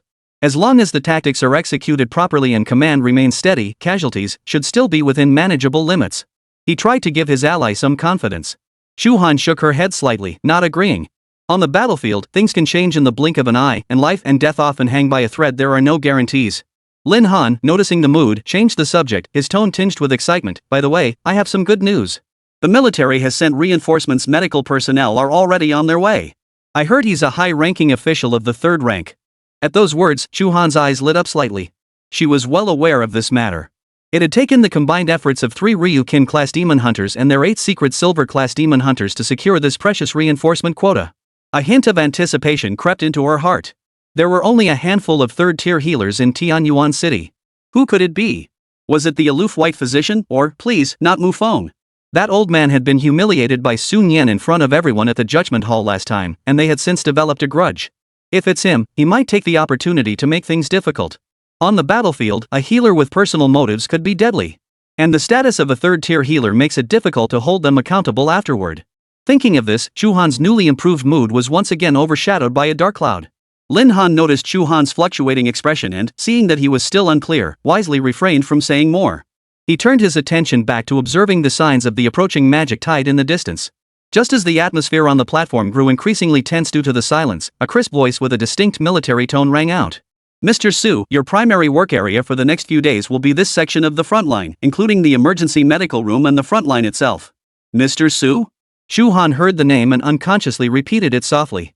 Among the 3rd-tier healers in Tianyuan City, there didn't seem to be anyone surnamed Su? She looked up in confusion, following the sound. A female security guard in black military attire was leading the way. Behind her, a familiar face was curiously surveying the surroundings of the security perimeter. Shu Han's pupils contracted sharply. Dr. Su? How could it be him? How did he become a 3rd-tier healer? Beside her, Sun Zhang and Lin Han also widened their eyes in disbelief. Dr. Su? The 3rd-tier healer who had been sent here was actually Sun Yan. How old is he? The two exchanged glances instinctively, seeing shock and confusion in each other's eyes. Sun Yan also noticed several familiar faces on the silver platform, smiled, and waved naturally to greet them. What a coincidence, Commander Chu, Commander Lin. I was just thinking about getting familiar with the area before coming to find you. It turned out that when he had just gotten off the car, Su Xian, who was in charge of reception, had said he would first take him to familiarize himself with the work location. Thus, the group boarded a dedicated elevator and arrived directly at the top platform of the defense line. Standing atop this majestic defensive line, Sun Yan couldn't help but marvel at the extraordinary world he found himself in. In his previous life, such a massive defense line, dozens of meters tall and incredibly sturdy, would have posed insurmountable challenges just in terms of materials alone.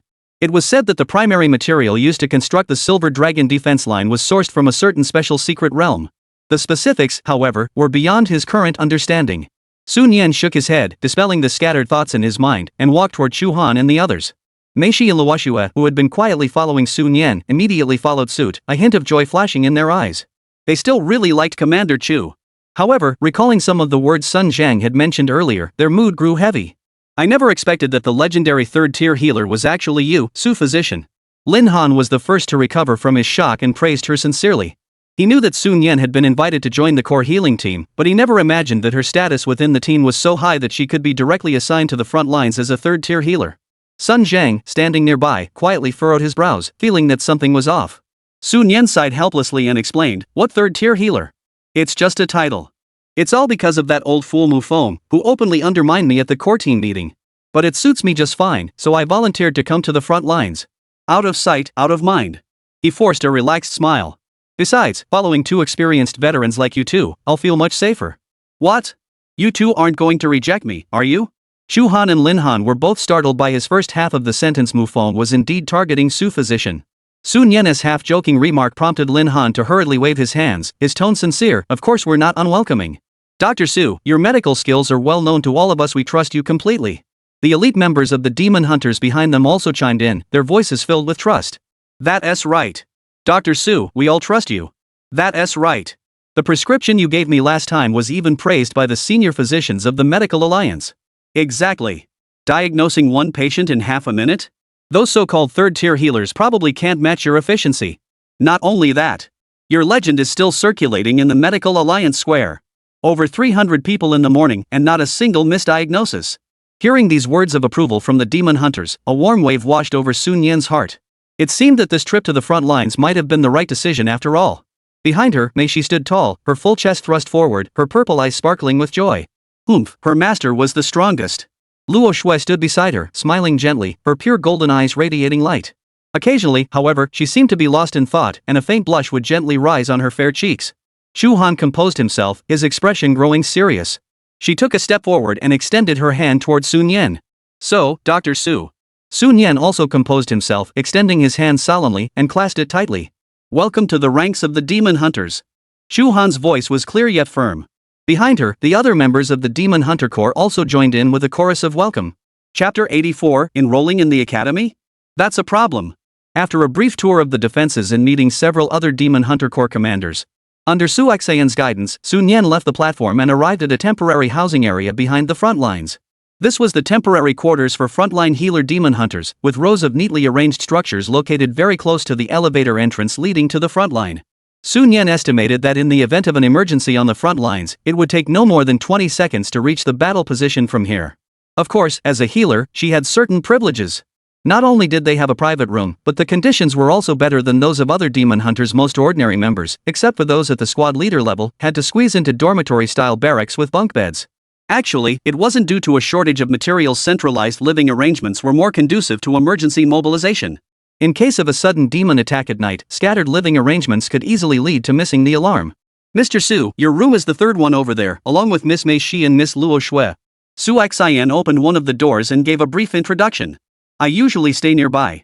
If there's any emergency or you need anything, feel free to come find me." Sun Yan nodded. "Alright, thank you for your trouble. You can go rest now." Su Xian saluted sharply and stepped out of the room. As a security guard, her duty was to ensure safety. The room was small but clean and tidy. Sun Yan sat down on the simple army cot, took a deep breath, and rubbed her slightly aching temples. He surveyed the room's furnishings, a bed, a table, 2 chairs, and a few storage cabinets, nothing more than the bare necessities for survival, with no entertainment devices in sight. Of course, there was a bathroom and a place to shower. Very simple. Sun Yan sighed softly. Even now, he still felt a strong sense of unreality. Just this morning, he had been in the core treatment group's meeting room, attending a meeting. And now, in the afternoon, he was already standing at the front lines of the Northwest defense? This speed was simply too fast. To be honest, his original plan was simply to follow Chu Han's demon hunter squad to a relatively safe area outside the city to level up, help the squad members with healing, and gain some practical experience. How did he end up becoming the head of the Medical Alliance in the Demon Hunter Corps defense zone in Tianyuan City? This wasn't something he had self-proclaimed. Rather, he had been officially assigned here due to his current title as a third-tier healer.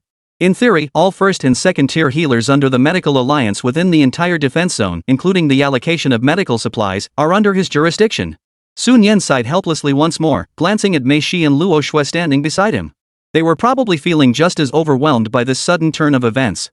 However, Mei Shi's eyes sparkled with excitement, her purple eyes brimming with anticipation for battle, showing not a trace of panic. Luo Shui remained quiet, but her expression was calm, simply looking at him with concern. Sun Yan silently dismissed the thought. It seemed that only he was worried. Master, when can we go fight? Mei Shi couldn't contain herself anymore, rushing over to Sun Yan and wrapping her arms around his arm, gently shaking him with a voice tinged with playful grievance. Sun Yan ruffled her smooth purple hair and soothed her, "Wait a little longer. The longer we wait, the stronger our defenses will be, and the greater our chances of victory." Mei Shi obediently nodded her little head. But the next moment, her body trembled violently, and she let out a startled cry, "No! Master, don't touch Mei Shi's horns." She tried to turn her head away. Sun Yan was somewhat surprised to notice that the pair of delicate purple curved horns on the little demoness's head seemed to have grown slightly longer than before. He recalled that her purple hair had once completely covered them, but now they were slightly exposed, exuding an unusual allure. "Bear with it, let me study them." Sun Yan, driven by curiosity, couldn't resist gently pinching the cool tip of the horn again. Ugh! Mei Shi let out a soft moan, collapsing limply into Sun Yan's arms. Her small face buried in his chest, her voice trembling with playful reproach, "Master, you're so mean.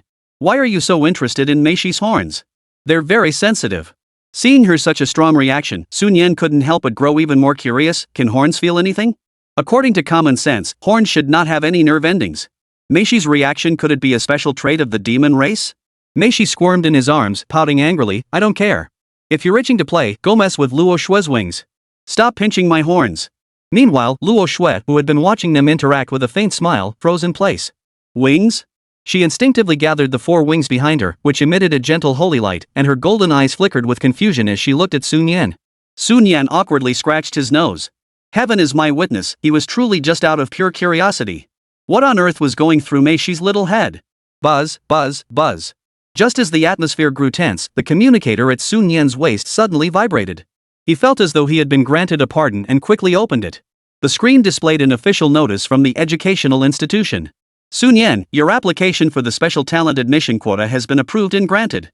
Please log into the designated system within 3 days to submit your college preferences.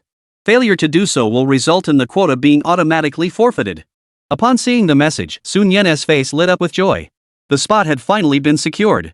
As long as he filled out his college preferences, he would be able to leave Tianyuan City in about a month and head to a college with better resources for further studies. However, the next moment, his smile froze on his face. He suddenly remembered a crucial issue: submitting college preferences required returning to the school within the city for identity verification and processing. But he was now the head of the Medical Alliance in the Northwestern Frontline District. He bears the heavy responsibility of ensuring the medical care for hundreds of demon hunters.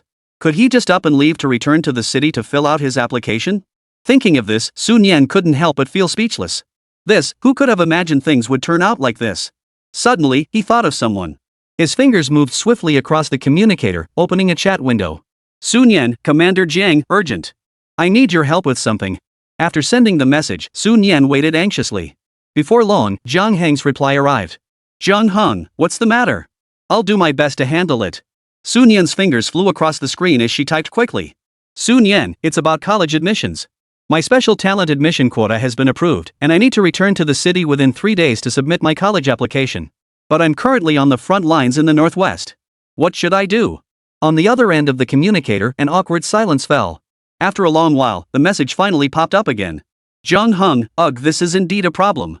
The thing is, I can't help you with this either. Zhang Heng, alright, I'll immediately contact the frontline commander and explain your situation. I'll see if there's any special arrangement they can make for you. Wait for my update. Seeing that Zhang Hong was willing to help, Sun Yan sighed in relief and nodded slightly. I guess I'll have to settle for this for now. However, he soon discovered a new problem: he hadn't decided which college to apply to. Although he knew the names of several top-tier colleges, which one would best align with his future career path? Which one would offer him the most advantageous resources? He had no idea. Sigh. Sun Yan rubbed his aching forehead and sighed helplessly. What a mess. He whispered, Meishi, can you massage my shoulders?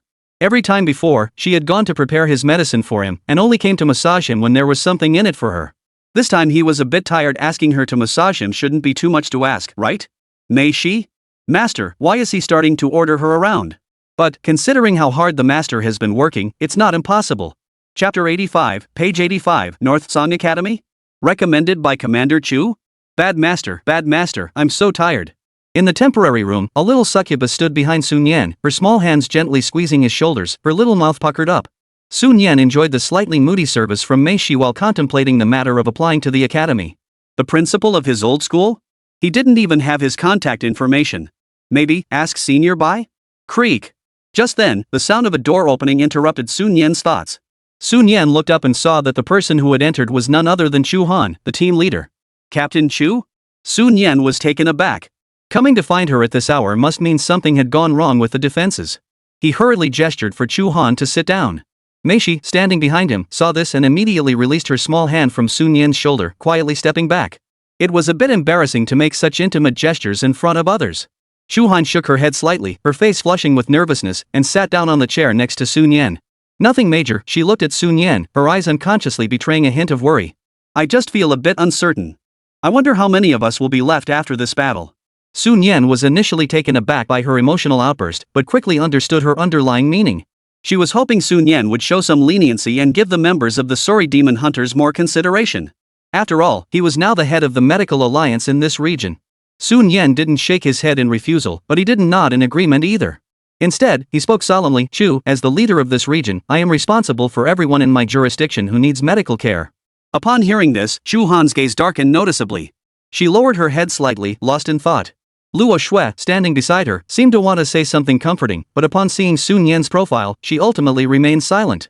However, Sun Yan changed the subject and added, however, within the scope of my abilities, I will definitely do my best to assist the Sorry Demon Hunters. Though she said this, Sun Yan secretly felt that Chu Han was overthinking things this time. What was this about prioritizing some and not others? His goal was to heal everyone who could be healed. A mere few thousand-strong defense line? He, Sun Yan, could handle it alone.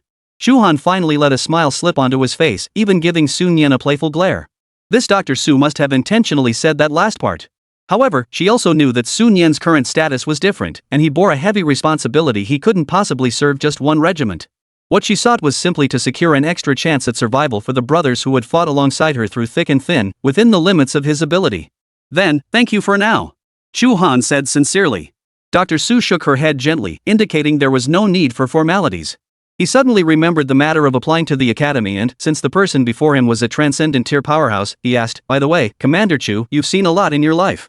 Do you know of any top-tier Beastmaster academies in the capital base city? He specifically mentioned the capital city because its resources were undoubtedly the best in the northern part of the Dragon Nation. Since he had the option to choose, he naturally wanted to pick the best platform. Upon hearing this, Chu Han was initially taken aback, then a fleeting expression of unclear emotion crossed his face as he fell into a brief silence. She looked at Sun Yan's young face and after a moment, nodded slowly. I do know quite a few. Sun Yan's eyes lit up, and he immediately shifted aside to make more room for Chu Han, the meaning clear, please sit down and tell me more. Chu Han paused for a moment before realizing his intention, unable to help but smile slightly as she moved closer. Meishi and Luo Shui also curiously leaned in, pricking up their ears to listen. After all, they might have to accompany their master in the future, and it was only natural to feel a sense of longing. Chu Han pondered for a moment, his voice tinged with reminiscence and a hint of unspeakable emotion. In the northern war zone of the Dragon Kingdom, there are 36 base cities. When it comes to Beastmaster academies, the Kyoto base city is undoubtedly the top-ranked institution. Among them, the 5 great academies are the most prestigious. The 5 great academies? Sun Yan had heard of them, but knew little about them, so he listened intently to Chu Han's insights. The specifics, you can learn about them gradually. However, based on your situation. Chu Han turned his head and looked at Sun Yan seriously. Personally, I recommend you consider the North Song Academy. First, she explained, the proportion of students from our Tianyuan city and surrounding base cities is relatively high at Baitsong Academy. Since you're new to the capital and unfamiliar with the area, you might find it easier to connect with fellow students from your hometown there. Of course, Shuhan also understood that such support would merely be a bonus for Sun Yan, who had entered the academy through a special quota. He would naturally receive special attention from the academy. Her gaze then fell on Luo Shui, who was listening quietly, and her tone grew serious. Second, and most importantly, Northsong Academy holds the methods to access special realms like the Angelic Sanctuary and the Abyss Rift. She lowered her voice deliberately. These realms are remnants of space fragments left behind by the angelic and demon clans, containing vast amounts of rare resources that are highly compatible with their bloodlines. If you can excel at the academy and secure the qualifications to enter, it will provide immeasurable assistance in enhancing their potential. This information is highly classified and extremely difficult to find online. As for the drawbacks, Shuhan paused. The Northsong Academy's overall ranking has declined slightly in the past 2 years among the 5 major academies. However, this might actually be an advantage for you. The competitive pressure is relatively lower, and with your rare and highly promising contract partners an angel and a succubus, you're likely to receive preferential treatment from the academy once you're admitted. Sun Yan nodded repeatedly, finally feeling a surge of interest. This was exactly what he wanted. Going to a top-tier academy is all about accessing better resources, isn't it? As long as he could prove his worth, he would receive the academy's full support. Now, relying on himself to find materials to enhance Mei Shi and Luo Shui's qualifications was becoming increasingly difficult. Mei Shi's advancement materials relied on serendipity, while Luo Shui's were purely a matter of luck. For higher-level advancement materials in the future, the domain entrance controlled by Baitsong Academy is undoubtedly a crucial pathway. Thank you, Shu Team Leader. This information is crucial. I'll definitely give it serious consideration. Sun Yan scratched the back of his head, his expression sincere. He had approached this with a try-it-and-see attitude, but unexpectedly received some decent advice. However, a hint of doubt arose in his heart. How did Chu, the team leader, know so much about the inner workings of the Capital Academy, especially about the Angelic Abyss Realm, which was rarely mentioned online? Commander Chu, Sun Yan asked with a hint of curiosity, I get the feeling you know a lot about those top-tier academies in Kyoto. As he spoke, he instinctively reached for his communicator to check if Zhang Hong had replied. Chu Han's response was even more silent than before, even tinged with a hint of melancholy. Nothing, she avoided Sun Yan's gaze, her voice drifting away, I just happened to hear about it by chance. Chu Han rose gently. What needed to be said had been said, and what needed to be done had been done. She felt it was time to leave, and she would feel more at ease after making another round of patrols along the front lines. Chapter 86, Applying to Beichang Academy and Discovering a Mysterious Past. Sun Yan watched her receding figure, furrowing his brows slightly, but did not pursue the matter further. Everyone has their own past and wounds they prefer not to mention. If the other person doesn't bring it up, there's no need to dig up old scars. I'll go first. Shu Han left those final words, turned, and pushed the door open to leave. Mei Shi was still lost in her daydreams about Sun Yan going to study in the capital, her purple eyes sparkling with excitement, and she didn't notice the slightly heavy atmosphere when Shu Han left earlier. If the master goes to Kyoto, is Mei Shi still pretty powerful there? She couldn't help but wonder. After all, she had always heard people talk about how prosperous the Kyoto-based city was, and she had never been there before. Luo Shui watched Shu Han disappear at the door, her golden eyes filled with thought. Sun Yan looked at Mei Shi's eager expression and smiled, shaking his head. Don't worry. Once this battle is over, I'll feed you properly, and you should be able to reach Legendary 9-star. He clearly remembered that Zhang Heng's first tamed beast was only at the half-step Legendary rank. With Mei Shi's current terrifying Legendary 5-star potential, she would be an absolute top-tier existence anywhere. Mei Shi heard this and immediately nodded happily, her little face brimming with excitement. Luo Shui, standing beside her, smiled gently, but a hint of melancholy flashed in the depths of her eyes. Her starting point was high, but she was only at Legendary 1-star now, and it felt like she was starting to fall behind her master's pace. Humming. Just then, Sun Yan's communication device on his waist began to vibrate. He hurriedly picked it up. The screen didn't display a text message, but a new communication request? The sender was none other than Commander Su Shiking. Sun Yan's eyes widened. He had assumed the other party would communicate via text message like Zhang Heng. It seemed that this commander-in-chief valued efficiency above all else.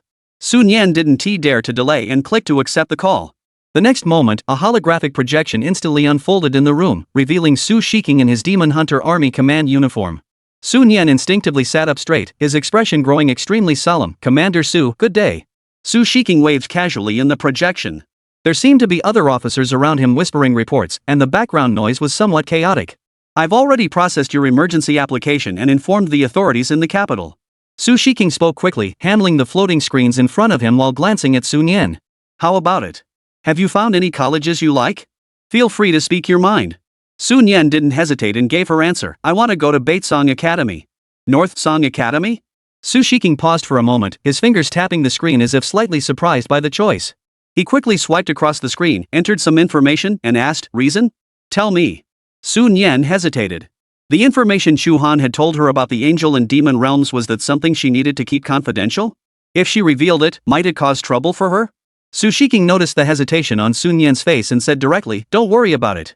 At my level, what do you have to worry about? Just say it." Su Nian finally snapped out of it. Right, the other person was the commander-in-chief of the demon hunting army of Tianyuan City. The highest military authority in the entire Tianyuan City. Such insider information about academy resources was hardly classified for him. I heard that the North Song Academy controls a special dimensional portal that can help angels and succubi these special beasts advance in their cultivation, Sun Yan said frankly. For their future growth, I think that's the most suitable choice. Meishi and Luoxue, standing behind him, both flashed a brief look of surprise. Meishi even instinctively raised her hand to wipe the slight redness from the corner of her eye, muttering softly, "Stupid master."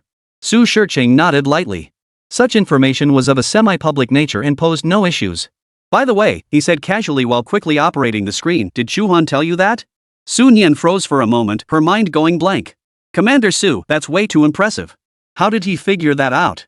He could only admit it honestly. Su Shiking's voice suddenly took on a hint of sighing. Come to think of it, she was also a student at Baitsong Academy back then. Oh, wait, she didn't graduate and came back. Su Nian was completely stunned upon hearing this. Xu Tuantong was a student at Beijing Baitsong Academy? How is that possible? In his impression, Chu Han had always been the leader of a local demon hunting group in Tianyuan City, known for his formidable strength and generous nature. Though respected, he was ultimately just someone who risked his life in this medium-sized base city to survive. How could she be a student at the top academy in the capital? And she has been here for all these years?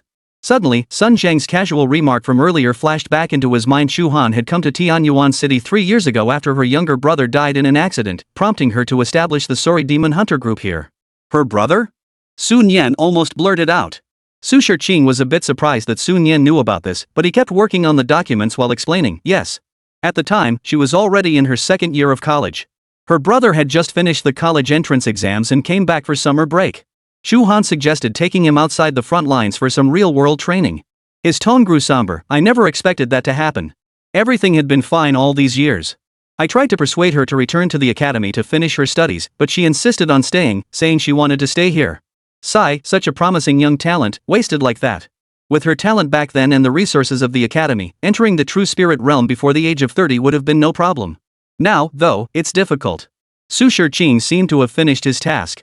He tapped the transfer option on the screen and finally said to Sun Yan, "Alright, your application materials have been submitted. Just wait for the review notice from the capital.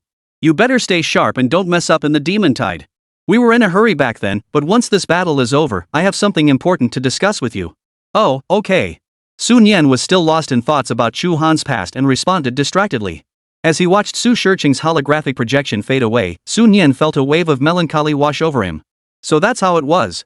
Everything made sense now. No wonder Chu Han's beast taming skills were so impressive. He vaguely recalled that the Shadow Wolf King was an epic tier beast. His combat power was also astonishingly strong, having once single-handedly held off 2 demonic beings who had fallen to the epic rank due to unforeseen circumstances. Given her talent and background, she shouldn't have settled for a demon hunting squad in a medium-sized base city. It was because of her younger brother's unexpected death that she chose to stay and protect and atone in this way. Sun Yan sighed softly, her voice tinged with emotion, and reached out to gently rub the soft purple hair of Meishi beside her. Meishi sensed her master's low spirits, snuggled closer, and gently wrapped her arms around his arm, pressing her small face against his arm. "What's wrong? Are you sad again?" Sun Yan's mood was actually fine. It was more a sense of sorrow after hearing about someone else's past.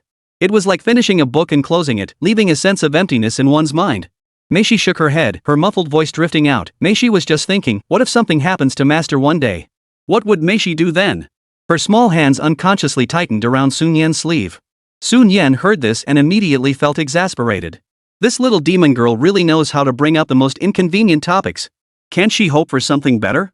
Luo Shui couldn't help but cover her mouth and giggle, gently urging, Meishi sister, stop saying such unlucky things. However, a trace of worry flashed across her eyes. What if the master really? What would she do then? She shook her head, banishing the terrifying thought. No, the master is so powerful he'll be fine. Meishi also realized she had spoken out of turn. She pouted her lips, buried her face deeper into Sun Yan's embrace, and rubbed against him, her tone tinged with a hint of playful apology.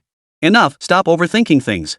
Sun Yan patted Mei Shi on the back and gave Luo Shui a reassuring glance. While there is still time, everyone should rest up. The demon tide could erupt at any moment. Every bit of mental energy you can recover is crucial. Mei Shi clung tightly to Sun Yan's arm, lifting her small face and gazing at him with her purple eyes. Then I'll sleep holding onto my master tonight. Beside them, Sun Yan's expression froze, and he instinctively glanced at Luo Shui. He saw the angel's fair cheeks flush slightly, and she shifted her gaze away awkwardly. This little demoness is being way too direct. That's dangerous. Outside the door, the sky had been completely shrouded by night. Moonlight shone down on the endless silver dragon defense line, casting a faint silver glow and adding a touch of grimness. Shu Han stood alone on the defensive line, lifting his gaze. In the distance, waves of monsters surged through the darkness, slowly closing in. Not far away, scattered patrol soldiers stood in silence, scanning the area ahead under the beams of searchlights. At that moment, the shadows around her shifted slightly, and another figure appeared. It was Lin Han. He too was gazing into the darkness ahead, his expression complex. How is it? What did Dr. Su say? Lin Han's voice was low, almost carried away by the wind. Shu Han didn't turn around, just kept staring at the darkness, her tone flat. What else could he say? He agreed to do what he can within his capabilities. She paused, her tone tinged with a hint of resentment. I told you not to bother asking. You know his personality. He keeps his personal and professional life strictly separate. If it weren't for him constantly bringing it up, she wouldn't have gone at all. Recalling those events, she nearly lost her composure. Lin Han smiled lightly, pretending not to notice the emotion in her words. You have the same thought in your heart, don't you? Otherwise, with your temperament, why would you really go through all this trouble? But Shu Han snorted disdainfully, no longer looking at him, her gaze returning to the surging magic tide as she murmured to herself. I only hope everything goes smoothly this time. If the Silver Dragon defense line breaks, there won't be enough space left on the outskirts of Tianyuan City to build another such barrier. She didn't want to leave this place. Under the moonlight, the two figures on the defense line appeared tiny, just like the soldiers around them. Chapter 87. If you kill Sun Yan, I might consider it. On the northern front, a silver building stood alone in the barren wasteland beyond the defense line. On the platform at the top of the building, two figures walked side by side. Nearby, soldiers in crisp uniforms hurried back and forth, scanning the area ahead and monitoring the slightest changes in the concentration of magical energy in the air. With Lord Xiao personally stationed here, we will definitely defend Tianyuan City without a hitch. A man in a crisp military uniform walked slightly behind, his voice loud and clear, filled with respect for the powerful. Up ahead, the middle-aged man with a stern expression Xiao Shanha had a hint of melancholy lingering between his brows. He forced a smile and nodded slightly. Everything is for the people of Tianyuan City. Alright, Lord Xiao, you've worked hard today. I'll take the night watch, and you should go rest first. The military-clad man said thoughtfully. Alright. Xiao Shanha nodded and turned toward his resting room. As soon as he pushed open the heavy door, his communicator vibrated and a call request appeared prominently. Xiao Shanha quickly composed his weary expression and answered the call.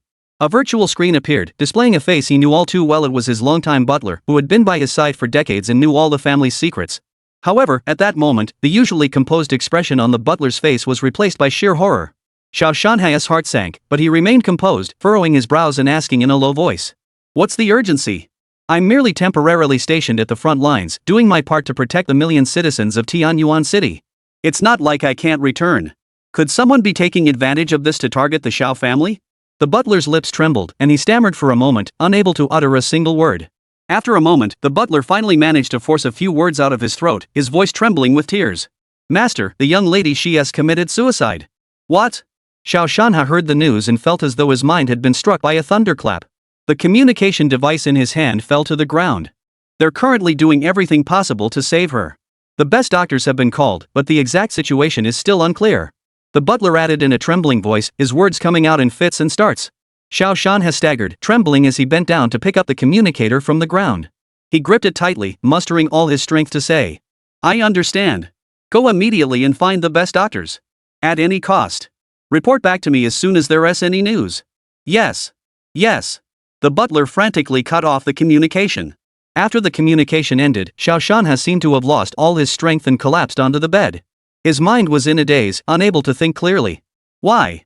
His daughter, who had always been obedient and sensible, though a bit headstrong, had come to such a desperate state that she would attempt suicide? Was it because he had failed to handle the matter properly? Or did she feel she had dragged him down, dragged the entire Xiao family down? But it shouldn't have anything to do with her. He had already voluntarily relinquished 20% of the Xiao family's assets and come here to the front lines to atone for his sins. The matter should have ended there. Why choose such a desperate path? And now, he can't even go back to see her once. He is trapped here on this cursed front line, monitoring the movements of the demon clan. A surge of hatred consumed his reason. Sun Yan. Jian Heng. You all deserve to die. He clenched his fists and spat out each word with force. Suddenly, his senses detected an anomaly. He snapped his head up and fixed his gaze on the corner of the room. There, a gray mist was silently, eventually taking the shape of a blurry human figure. He, Xiao family head, it's been a while. A voice that was neither male nor female echoed from within the gray mist. Xiao Shanha's expression hardened as he entered combat mode, shouting harshly, "Damned demon clan! Who gave you the audacity to sneak into this place? Do you not fear that I will kill you on the spot and scatter your bones to the winds?" Before he could finish speaking, his hands were already wrapped in a layer of icy light. Utilizing the power of the contract beast, his intent to kill was clear. The fact that I can stand here unscathed is the best proof, isn't it? The shadowy figure formed from the gray mist was indistinct, with only the mist around it trembling slightly. Xiao Shanha fell silent, his gaze sharp, fixated on the shadow, his hands glowing brighter as he prepared to strike. At the same time, powerful mental energy spread out, closely monitoring every movement inside and outside the room. And, by the way, I heard everything you just said. The shadow drifted forward a step, drawing closer to Xiao Shanha, its voice hoarse. You lost your wife at a young age, and now your only daughter was nearly driven to death by these hypocritical humans. Xiao family head, are you truly content with this? Xiao Shanha fell silent, his voice heavy. I am the guardian of Tianyuan City. I must take responsibility for these million citizens. Responsible? Poof. The shadow let out a soft laugh and casually tossed a black, block-shaped object at Xiao Shanha's feet. Then I shall not disturb you in fulfilling your duty, Xiao clan leader. Before the words had even finished, gray mist swirled, and the shadow vanished into thin air, leaving no trace behind. Inside the room, only Xiao Shanha's breathing could be heard. He had ultimately refrained from delivering that final blow. He stared intently at the black block on the ground. After a long while, he stiffly bent down and picked it up. It was cold to the touch, a disposable communication device. Finally, a flash of ruthlessness flickered in his bloodshot eyes. Trembling, he typed a single line on the device's crude screen. Kill Sun Yan, who just joined the core treatment team. I'll consider it. The moment the message was sent, he crushed the communication device with all his strength. The device turned into a thin cloud of black mist and vanished without a trace. His voice echoed through the room. This is just using someone else's knife to kill.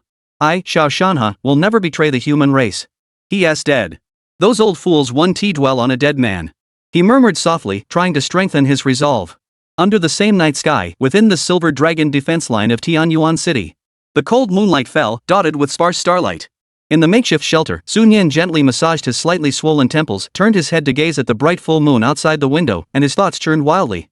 Beside him, Mei Shi clung tightly to his arm, her little head resting on his shoulder, sleeping soundly with a faint smile on her lips, occasionally murmuring in her sleep.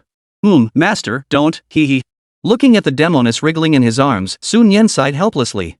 Turning his gaze to the other side, Luo Shui appeared much calmer. She lay on her side, her arms wrapped around herself, breathing evenly, her long eyelashes casting a faint shadow. Sigh. Sun Yan sighed again, carefully prying open the succubus's arms and sitting up. Damn it, I'm still a bit nervous. According to intelligence, the demon clan's attack is expected within the next 2 days. Just a short while ago, he had only wanted to be a lazy store manager. Master? A soft voice rang out, still sleepy from waking up. Sun Yan turned his head and noticed that Luo Shui had woken up unnoticed, sitting up and rubbing her sleepy eyes. Did I wake you? Sun Yan glanced at Mei Shi with a hint of apology. Luo Shui shook her head gently, walked over to Sun Yan, and said with concern in her golden eyes, It's okay, master. If you can't sleep, we can go out for a walk and get some fresh air? She tilted her head slightly, revealing a smile. Chapter 88, The Imposter Strikes, attempting to assassinate Sun Yan. Sun Yan looked at her smile, and his irritation dissipated slightly. He nodded gently. A few minutes later, the two of them strolled through the Silver Dragon defense line, in an area with relatively few people. Moonlight flowed like water, casting a soft glow over Luo Shui's golden hair, making her beauty seem almost unreal. Sun Yan walked beside Luo Shui, feeling the night air, and couldn't help but sigh softly. Suddenly, a cool sensation brushed against his arm. Sun Yan turned his head and saw that Luo Shui had quietly wrapped her arm around his, pressing her body closer to him, her pale cheeks flushed. Luo Shui? Sun Yan felt the warmth on his arm and couldn't help but widen his eyes, momentarily at a loss. Luo Shui lowered her head, her voice reaching Sun Yan's ears. The master has seemed preoccupied and restless these past few days. Sun Yan shook his head. Some things, you never know how heavy they are until you try. He sighed, his voice tinged with fatigue.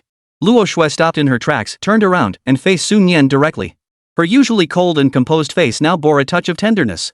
Master, it's okay. She lifted her head, looking straight into Sun Yan's eyes, her voice clear. No matter how worried you are, things won't get better because of it, right? She tilted her head slightly and continued, "Besides, you're not alone, master. Me and Sister Meishi will always be by your side. I'm not as weak as I used to be."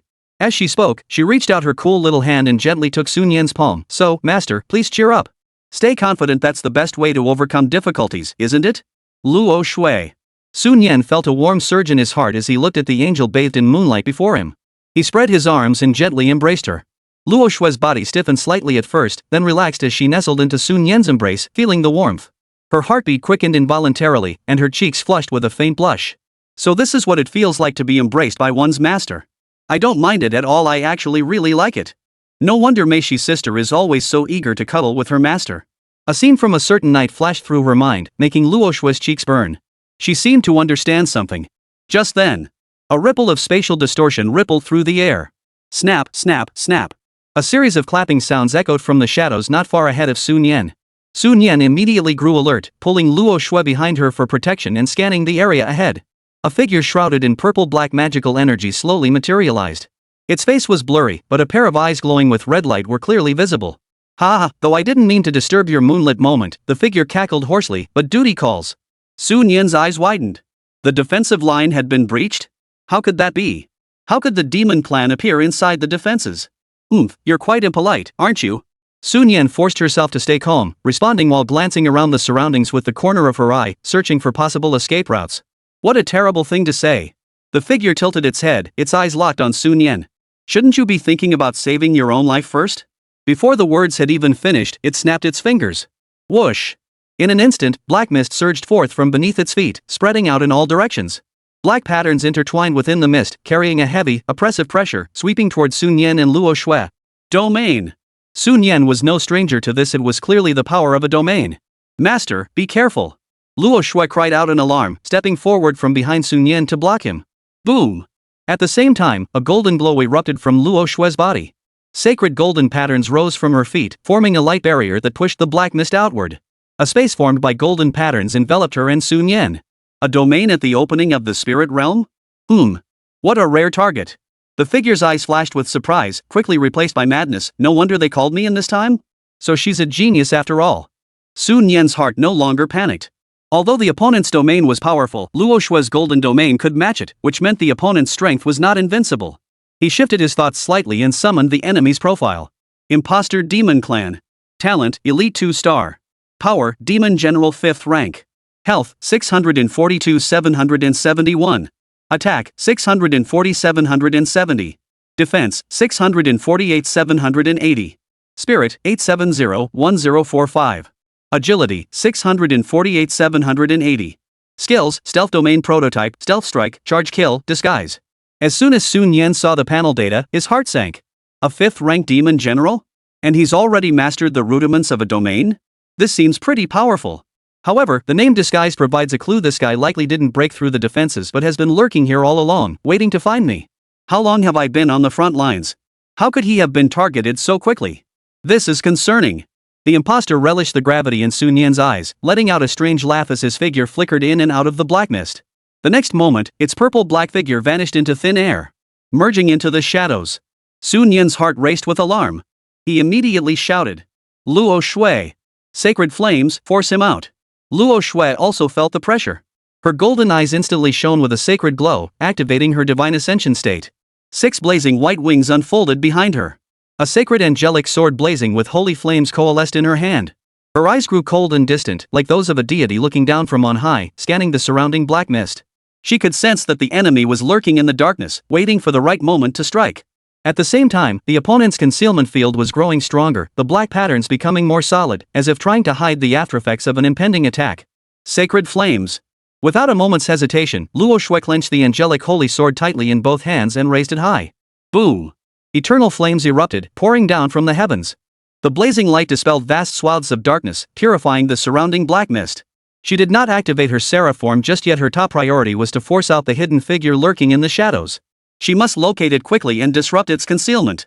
Wherever the golden flames passed, the black mist dissipated, and the space previously occupied by darkness was swiftly compressed. Suddenly, whoosh! A purple-black shadow emerges from the shadows not yet engulfed by the flames.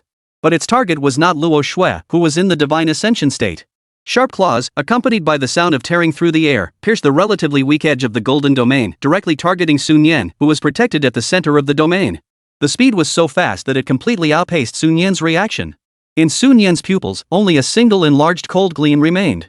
Outside the intense battle, dozens of meters away from the battlefield, another black figure hovered mid-air. Its palm was pointed toward the direction where Sun Yan and Luo Shui were, with its fingers spread wide, maintaining the concealed domain and desperately blocking the energy fluctuations within. It glanced at the silver defensive line, where no one had yet noticed anything amiss. As long as they could eliminate Sun Yan within the concealed domain, they could retreat unscathed. Quite a commotion. But we can still hide for now. Chapter 89, Seraphim Form. Luo Shui's first full power attack. Master, be careful.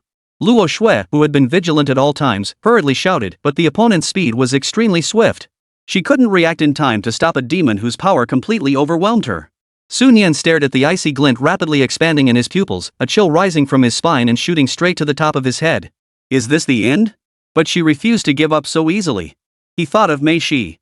If she were teamed up with Luo Shui, this demon wouldn't even be a hindrance. In that split second of life and death, a clear sound rang out in his mind, and some invisible shackles were broken. A surging mental force erupted uncontrollably from his body. Following that was excruciating pain deep within his mind. The imposter, who was about to strike, felt his heart skip a beat. What's going on? How could a mere spirit opening level beast tamer make me feel this kind of pressure? He was filled with shock and doubt. However, the arrow was already on the string. He had no choice but to release it. A fierce glint flashed in his eyes as he plunged his claws downward with all his might.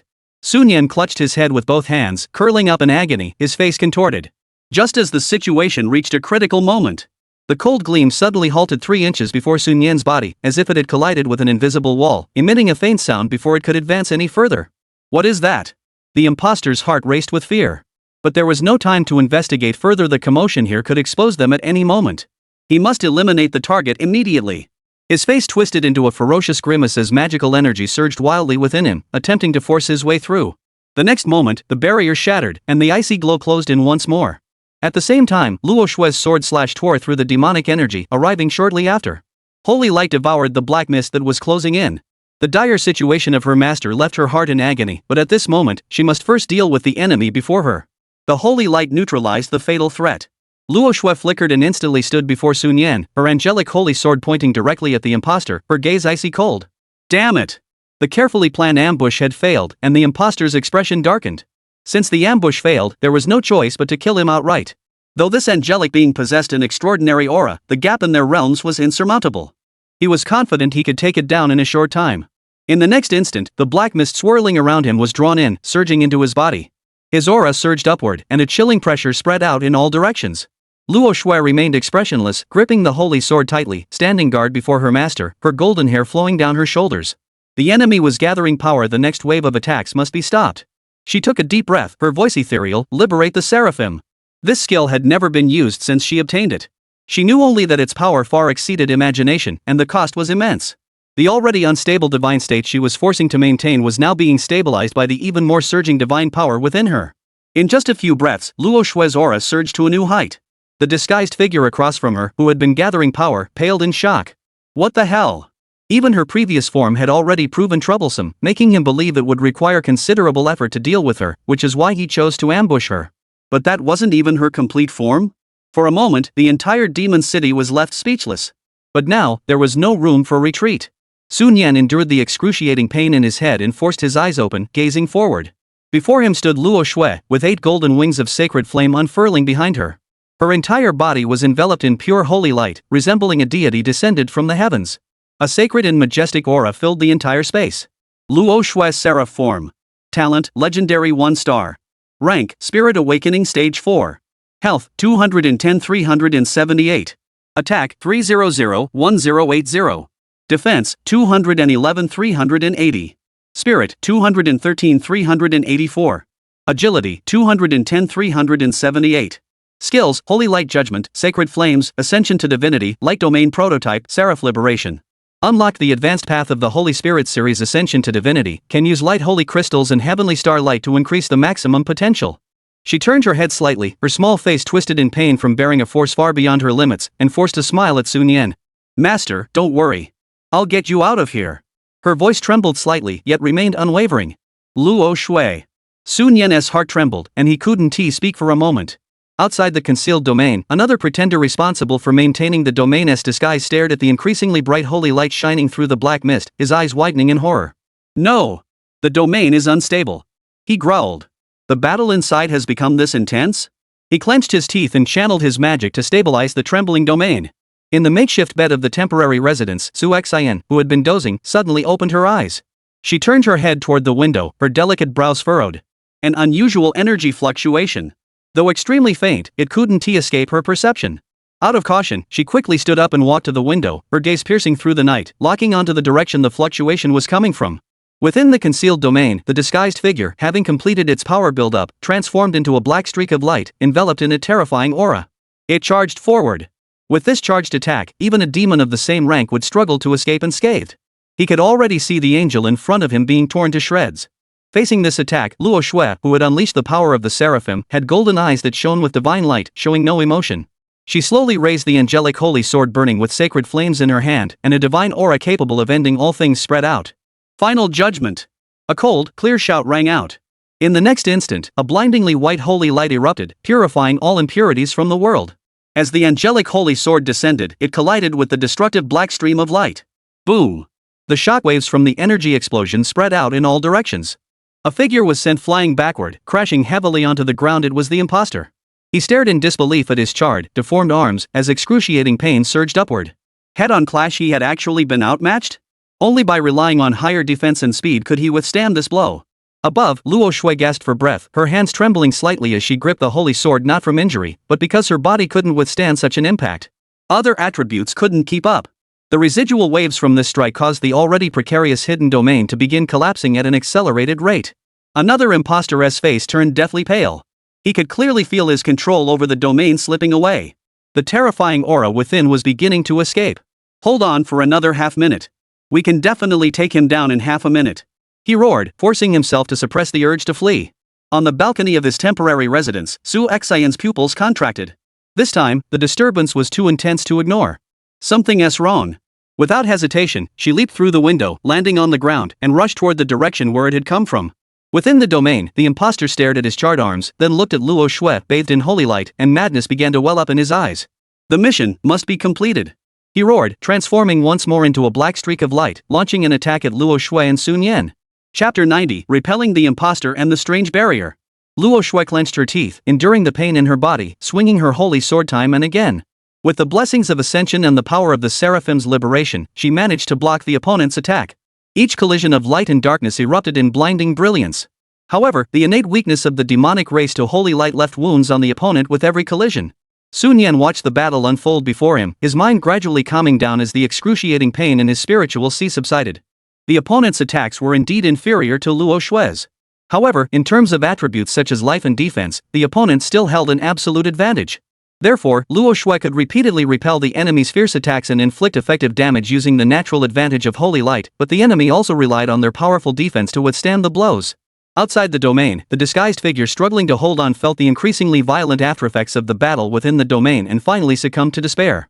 He clenched his teeth and decisively abandoned the domain, his form transforming into a shadow as he fled into the depths of the darkness without looking back. We've been exposed. There must be a powerful enemy approaching. Escape. That was the only thought in his mind. Just as he was fleeing for his life, a figure appeared silently ahead of him, blocking his escape route. Sun Yan gathered his thoughts, and at that moment, the surrounding domain power weakened by more than half. Combined with Luo Shui's continuous purifying holy light, it was almost completely eradicated. At the center of the battlefield, the imposter, who had been about to launch another attack, froze in place, his mind going blank. His comrades, something's wrong? The domain is gone? Luo Shui sensed the enemy's momentary lapse in concentration, and her golden eyes flashed with a cold gleam. In the next instant, a blazing white sword light, condensed and focused, tore through the black mist and struck the enemy's vital neck. Put! A jet of purple-black blood spurted into the sky. The imposter let out an agonizing scream, clutching his neck with both hands as he staggered backward. This strike hit the vital spot. Sun Yan, seeing this, finally let out a long breath of relief. The enemy had finally let their guard down. Even in a life-or-death battle, they could still be distracted. Moreover, cries of alarm were already echoing from the direction of their temporary shelter in the distance. Clearly, the intense battle here, no longer shielded by the domain, had alerted others. Half a minute later, Luo Shui, despite the pain in her body, swung her sword again. The holy light sword she sliced through the air, severing the imposter's arm, which fell to the ground. Impossible. I'm a 5th-rank demon general. The imposter let out an incredulous scream, completely unable to comprehend why he had been defeated. The fear of death overwhelmed everything. He no longer lingered in battle, his body erupting with his final strength, transforming into a faint streak of light, fleeing recklessly toward the darkness in the distance. As long as he could escape. Angel Luo Shui watched the figure disappear, about to give chase, but realized her speed couldn't match his. More deadly still, the exhaustion from activating the Seraph's liberation surged through her. The wings of light behind her vanished instantly, and her divine state plummeted. A wave of weakness drained her strength. Ugh! She let out a muffled groan, her body going limp, and she plummeted from mid-air. The next moment, a warm presence caught her body securely. Master! Luo Shui weakly opened her eyes and saw Sun Yan's anxious face, forcing a reassuring smile. Then everything went black, and she fainted completely. Did she overexert herself too much? Sun Yan held her unconscious body, sighing with both heartache and helplessness. Wait, what was that barrier that appeared when she faced that fatal blow just now? He carefully sensed it, but his body showed no abnormal reactions. Everything that had just happened was merely an illusion. At the time, he had only felt an excruciating pain in his head, followed by complete darkness. Sun Yan shook his head, temporarily pushing those questions aside. Just then, a figure appeared ahead, and an anxious female voice rang out. Dr. Su. Are you okay? Sun Yan looked up to see Su Xian holding a barely breathing demon in one hand, frantically examining him from head to toe to ensure his safety. Take me back first, then calm down the Hunter-S guild members who were startled. Sun Yan pointed wearily toward the distant flickering lights approaching in the distance. About 10 minutes later, Sun Yan sat on a chair in his room, with Mei Shi standing beside him, her eyes red and swollen, her face filled with self-blame. Luo Shui lay on the bed beside him, frowning. Chu Han and several other Demon Hunter Guild leaders stood solemnly on the other side of the room. Some of the faces were unfamiliar to Sun Yan, but judging from the aura emanating from them, they were all highly skilled. Dr. Su, what on earth is going on? Chu Han spoke first, her voice filled with tension. Although she had noticed it slightly later, the sudden surge of energy on her way there had sent a chill down her spine. This was at least at the transcendent realm level. Upon arriving at the scene, she saw nothing but chaos and Sun Yan holding an unconscious angel. Looking at the concerned faces before him, Sun Yan sighed softly. There are demonic tribe imposters infiltrated within the defensive lines. While Luo Shui and I were moving within the lines, we were ambushed by them. Fortunately, Su Xian detected them in time and came to rescue us, otherwise, the consequences would have been unimaginable. For tomorrow's surveillance and search operations, everyone should rest first. I need to discuss the details with Su Xian privately. Upon hearing this, the few company commanders exchanged glances. Though they still harbored doubts, they eventually withdrew one after another. Chu Han gave Sun Yan a meaningful look, then glanced at the unconscious Luo Shui before turning to leave last. The door closed, leaving only Sun Yan, Su Xian, and the sobbing Mei Shi in the room. Mei Shi could no longer contain herself. She burst into tears and threw herself into Sun Yan's arms, burying her face in his chest and trembling uncontrollably. Wah, wah, wah. It's all Mei Shi's fault. I'm useless. I didn't protect my master, and I didn't protect Luo Shui either. Sun Yan gently rubbed her head and comforted her softly. It's okay. It's not your fault. Look, Luo Shui and I are both fine now, aren't we? This matter truly couldn't be blamed on Mei Shi. Blaming him seemed a bit off as well. Who could have imagined that, on the eve of a major battle, there were still demonic assassins lurking within the defenses? Wah, wah, wah, it's all Mei Shi's fault. She's just too weak. Mei Shi remained immersed in self-blame, tears falling from her eyes. Suddenly, she lifted her head, her tear-stained eyes fixed on Sun Yan, and said in a choked voice, Master is also at fault. From now on, Master must never leave Mei Shi's sight. Not even for a step. Even if it's time to sleep, Mei Shi will hold on to Master in sleep. That's the only way it's safe. Su Xian stood beside her, frowning, his gaze carefully scanning Sun Yan. Dr. Su, she finally spoke, her voice tinged with curiosity, those two imposters, one of them was defeated by you? When she arrived, she had only seen Sun Yan holding the unconscious Luo Shui and the remnants of the battle on the ground. Linked to the severely injured imposter she had captured, this deduction left her stunned. 2. Sun Yan paused upon hearing this, then quickly realized Luo Shui only dealt with one of them. Su Xian nodded slightly, forming a hypothesis. One was responsible for using a stealth field to conceal the battlefield, while the other carried out the assassination, a classic demonic assassination duo. At this thought, a cold sweat broke out on her back. Just a moment more, and this Dr. Su would have. However, what followed was sheer astonishment at the combat prowess displayed by Sun Yan and his angelic beast. An angel at the spirit awakening stage had defeated, and even severely wounded, a 5th-rank demon general in disguise in a direct confrontation? This completely overturned her understanding. She forced herself to calm down. The immediate priority was to handle the aftermath. I've already reported this urgently, Su Xian said solemnly. We'll investigate thoroughly to see if there are any other hidden motives behind this attack or any loose ends. Sun Yan nodded. It can't hurt to investigate further. Then, Su Xian changed the subject abruptly, his tone firm. Additionally, to ensure your safety and that of Luo Shui, I will be staying here tonight as well. Sun Yan? The crying succubus froze, lifting her little head to look at Su Xian. Chapter 91, Awakening of Talent? The Troubled Demoness. Looking at Sun Yan and Mei Shi's surprised expressions, Su Xian's face flashed a hint of unease, but her expression quickly hardened. That's right, I'll be staying here tonight. Her tone was firm. After speaking, she shot Sun Yan a glance, her eyes filled with resentment. If you hadn't been attacked, would I have had to protect you so closely without any regard for propriety? Sun Yan finally snapped back to reality and carefully considered the proposal. This arrangement was indeed safer, but it was a bit odd, wasn't it? Moreover, there were no extra beds in this temporary lodging. Mei Shi, however, was clearly unhappy, pouting her lips in displeasure. This was clearly her private space with her master. Of course, it was also Luo Shui's. Now that someone else is suddenly moving in, how could she possibly do certain things in the future? Just thinking about it made her feel uneasy all over. Su Xian saw that both of them looked so distressed, so he softened his tone and offered to step back. I can sleep on the couch. It's only for a few days anyway. This attack really scared her.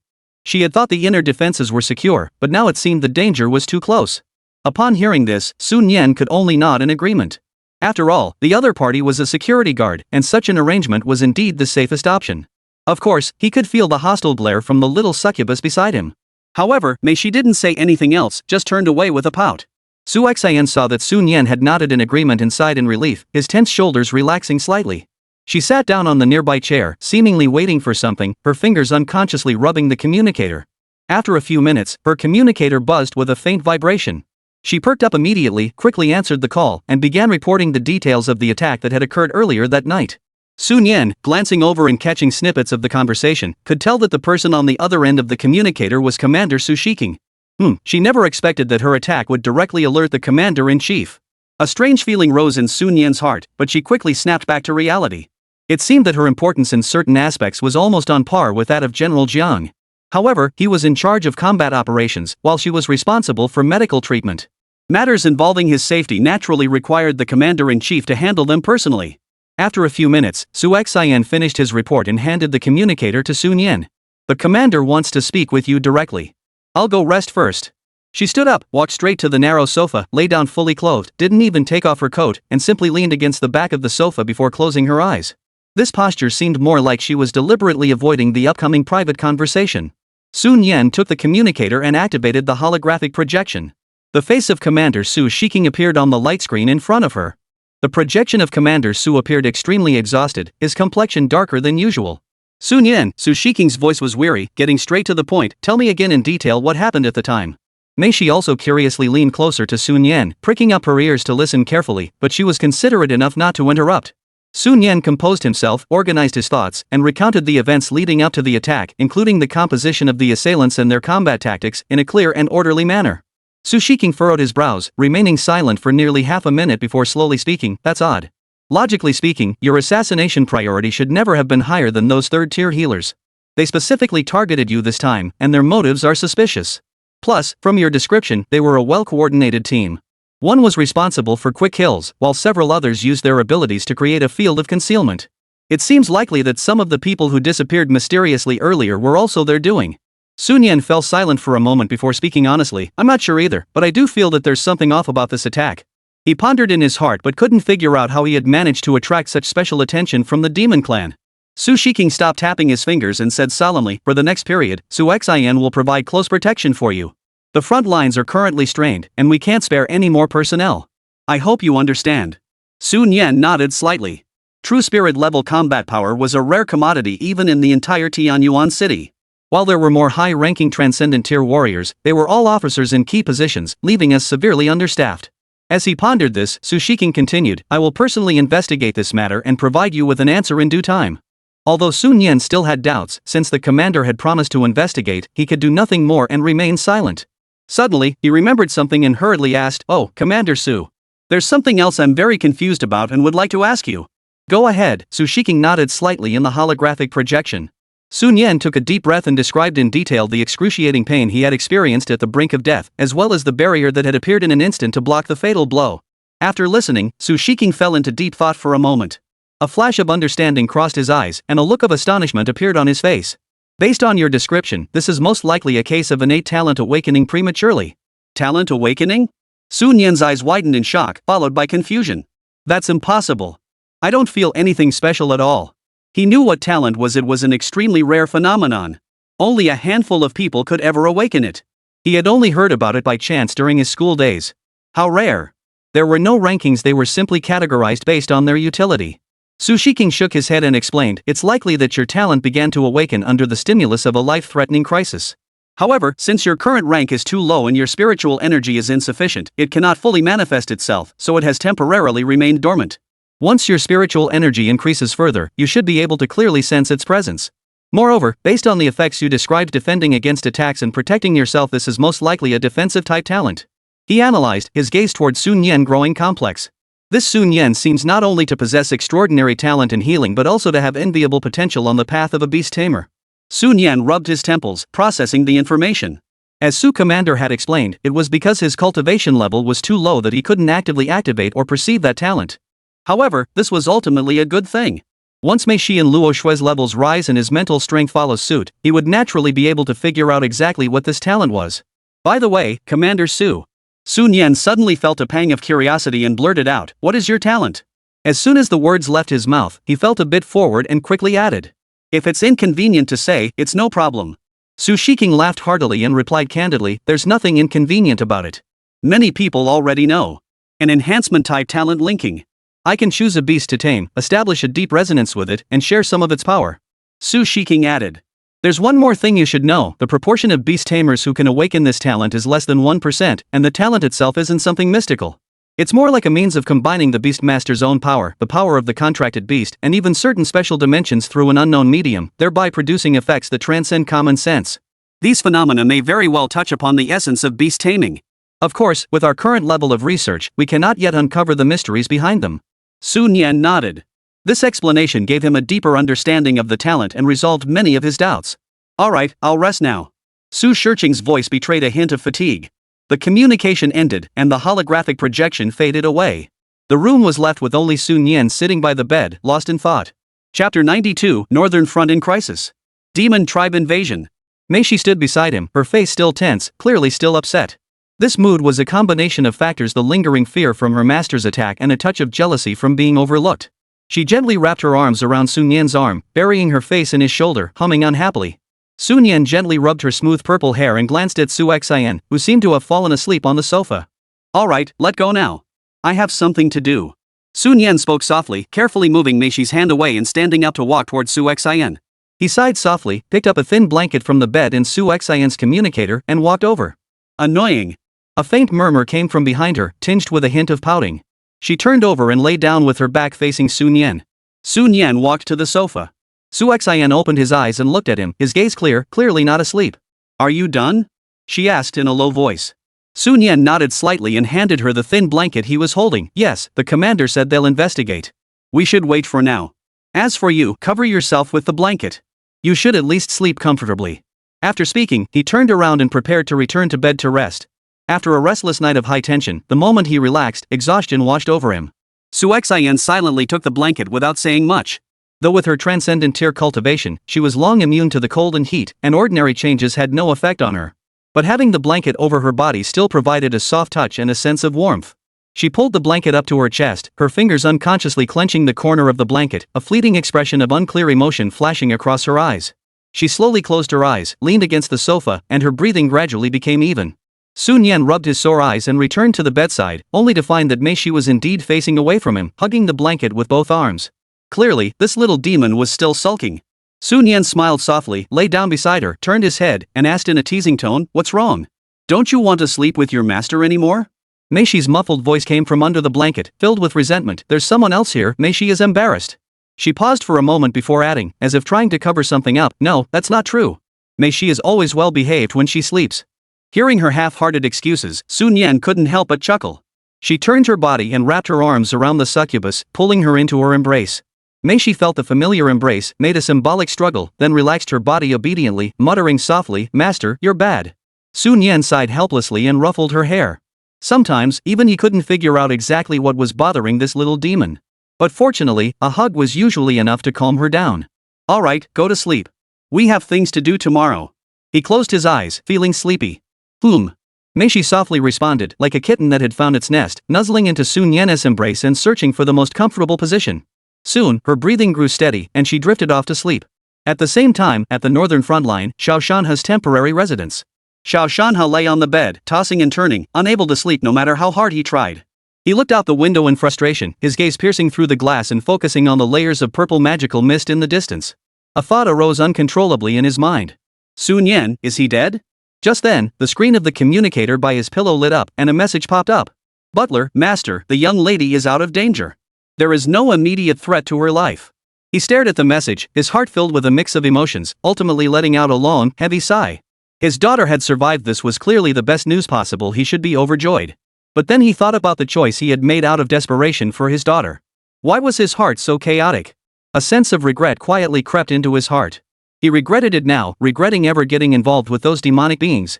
Just as his mind was in turmoil, the shadows in the corner of the room began to twist and condense. A figure slowly emerged from the mist, its entire body shrouded in demonic energy, its features indistinguishable. Xiao Shanha suddenly sat up, his gaze fixed on the black mist. He knew that the demonic being had come back for him. What are you here for? He forced himself to speak, his voice icy cold. Have you eliminated him? At those words, the mist surrounding the black figure twisted, and a hoarse voice echoed. Eliminate?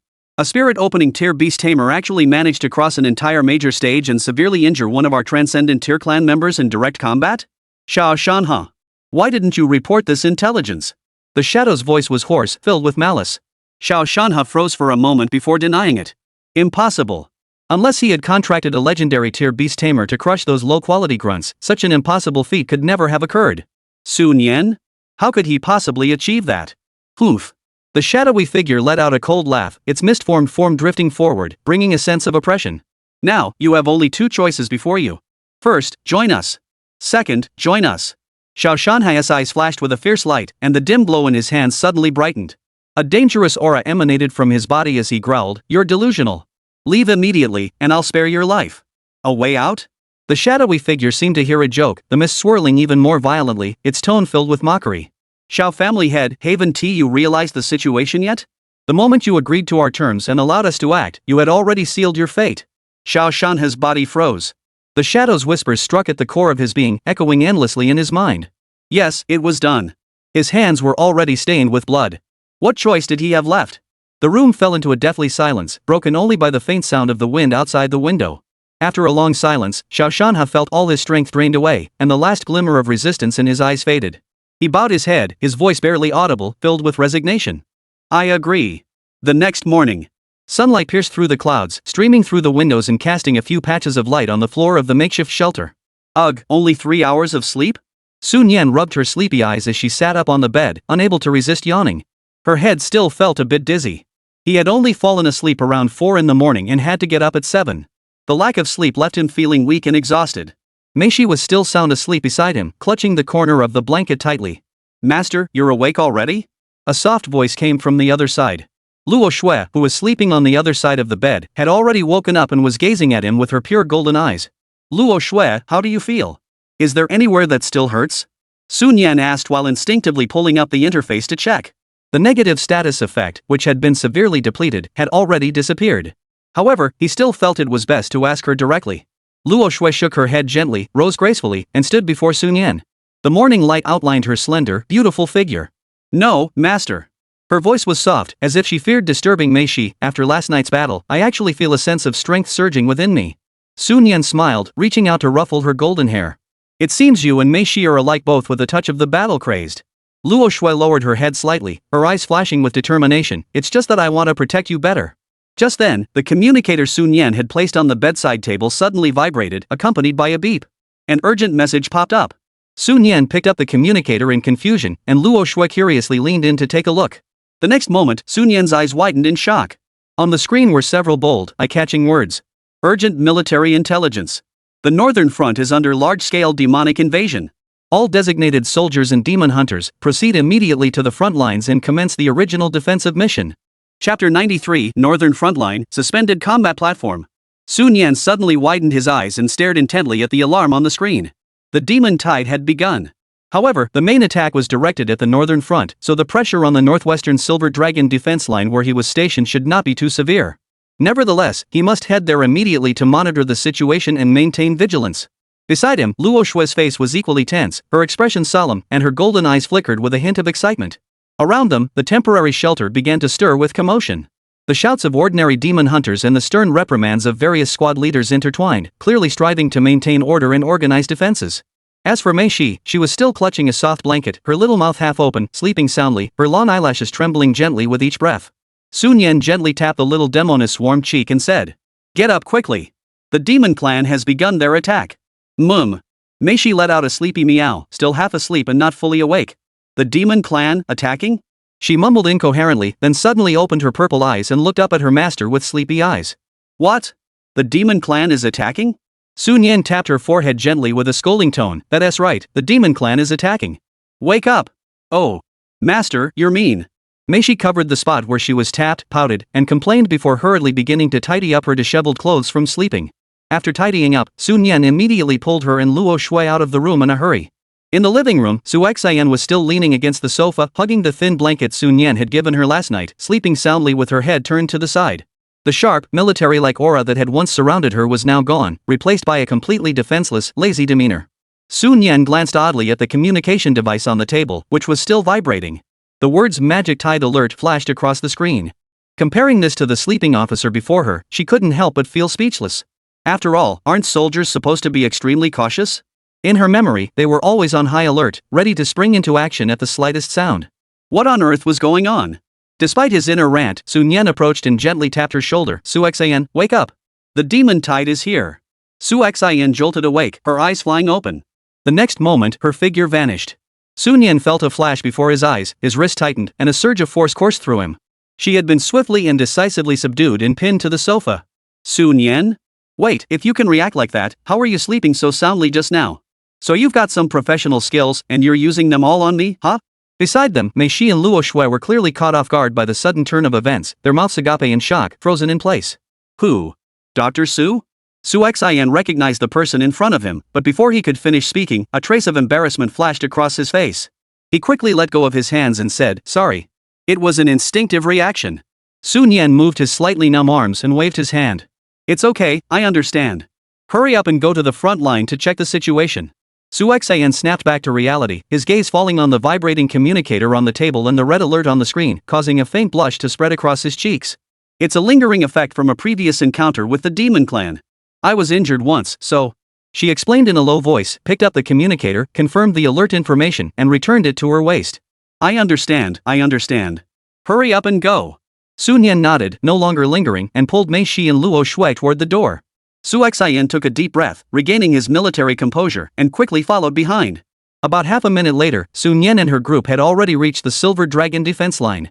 Looking out through the transparent energy shield, they saw scattered demonic creatures spreading out across the barren wasteland, charging toward them with deafening roars. Though their numbers were likely much smaller compared to the northern front, the sheer density of their ranks was still enough to send a chill down one's spine. At that moment, the area several hundred to several thousand meters in front of the defense line had turned into a series of battlefields. Most of the demon hunters had already charged forward with their beasts, engaging in fierce combat with the demons. They have not yet reached the front lines. The sounds of battle cries, beast roars, and clashing energies intertwined into a chaotic din. Though the atmosphere is tense, there is no immediate major crisis. Xiao had already regained his composed demeanor, standing beside Sun Yan as he observed the battlefield and explained, the northwest defensive line is not typically the main assault direction for the demonic forces. Only when the main demon tide is blocked by the northern defense line will some demon forces be squeezed and diverted to our side. As she spoke, she pulled out her communicator and activated the holographic projection function. With a hum, a brutal battlefield scene unfolded before them. Mei Shi and Luo Shui curiously gathered around the projection, while Sun Yan also fixed her gaze on it. In the holographic projection, the northern front resembled a hellish landscape. Hordes of demons were furiously attacking the Silver Dragon defense forces. The scale was so vast that it was almost dozens of times larger than what Sun Yan had seen before. And ahead of the surging tide of demons, dozens of floating platforms shimmering with a metallic sheen hovered above the battlefield. On the platforms, fully formed beast-riding legions were deployed. These legions worked in perfect coordination, using the platforms as a base to hold the surging demonic tide at bay hundreds of meters beyond the defensive line. What is this? Sun Yan's eyes widened in shock. He had assumed that against the demonic tide, humanity could only rely on beast tamers summoning beasts to confront them head-on with their flesh and blood. However, he quickly recalled the reports he had read this was a war weapon developed by humans using secret realm technology. Though he didn't understand the specifics, the principle was similar to hovercraft, though the load-bearing capacity was incomparable. Capable of carrying a large number of beasts for intense combat, such a level of hovering combat platform must cost an astronomical sum.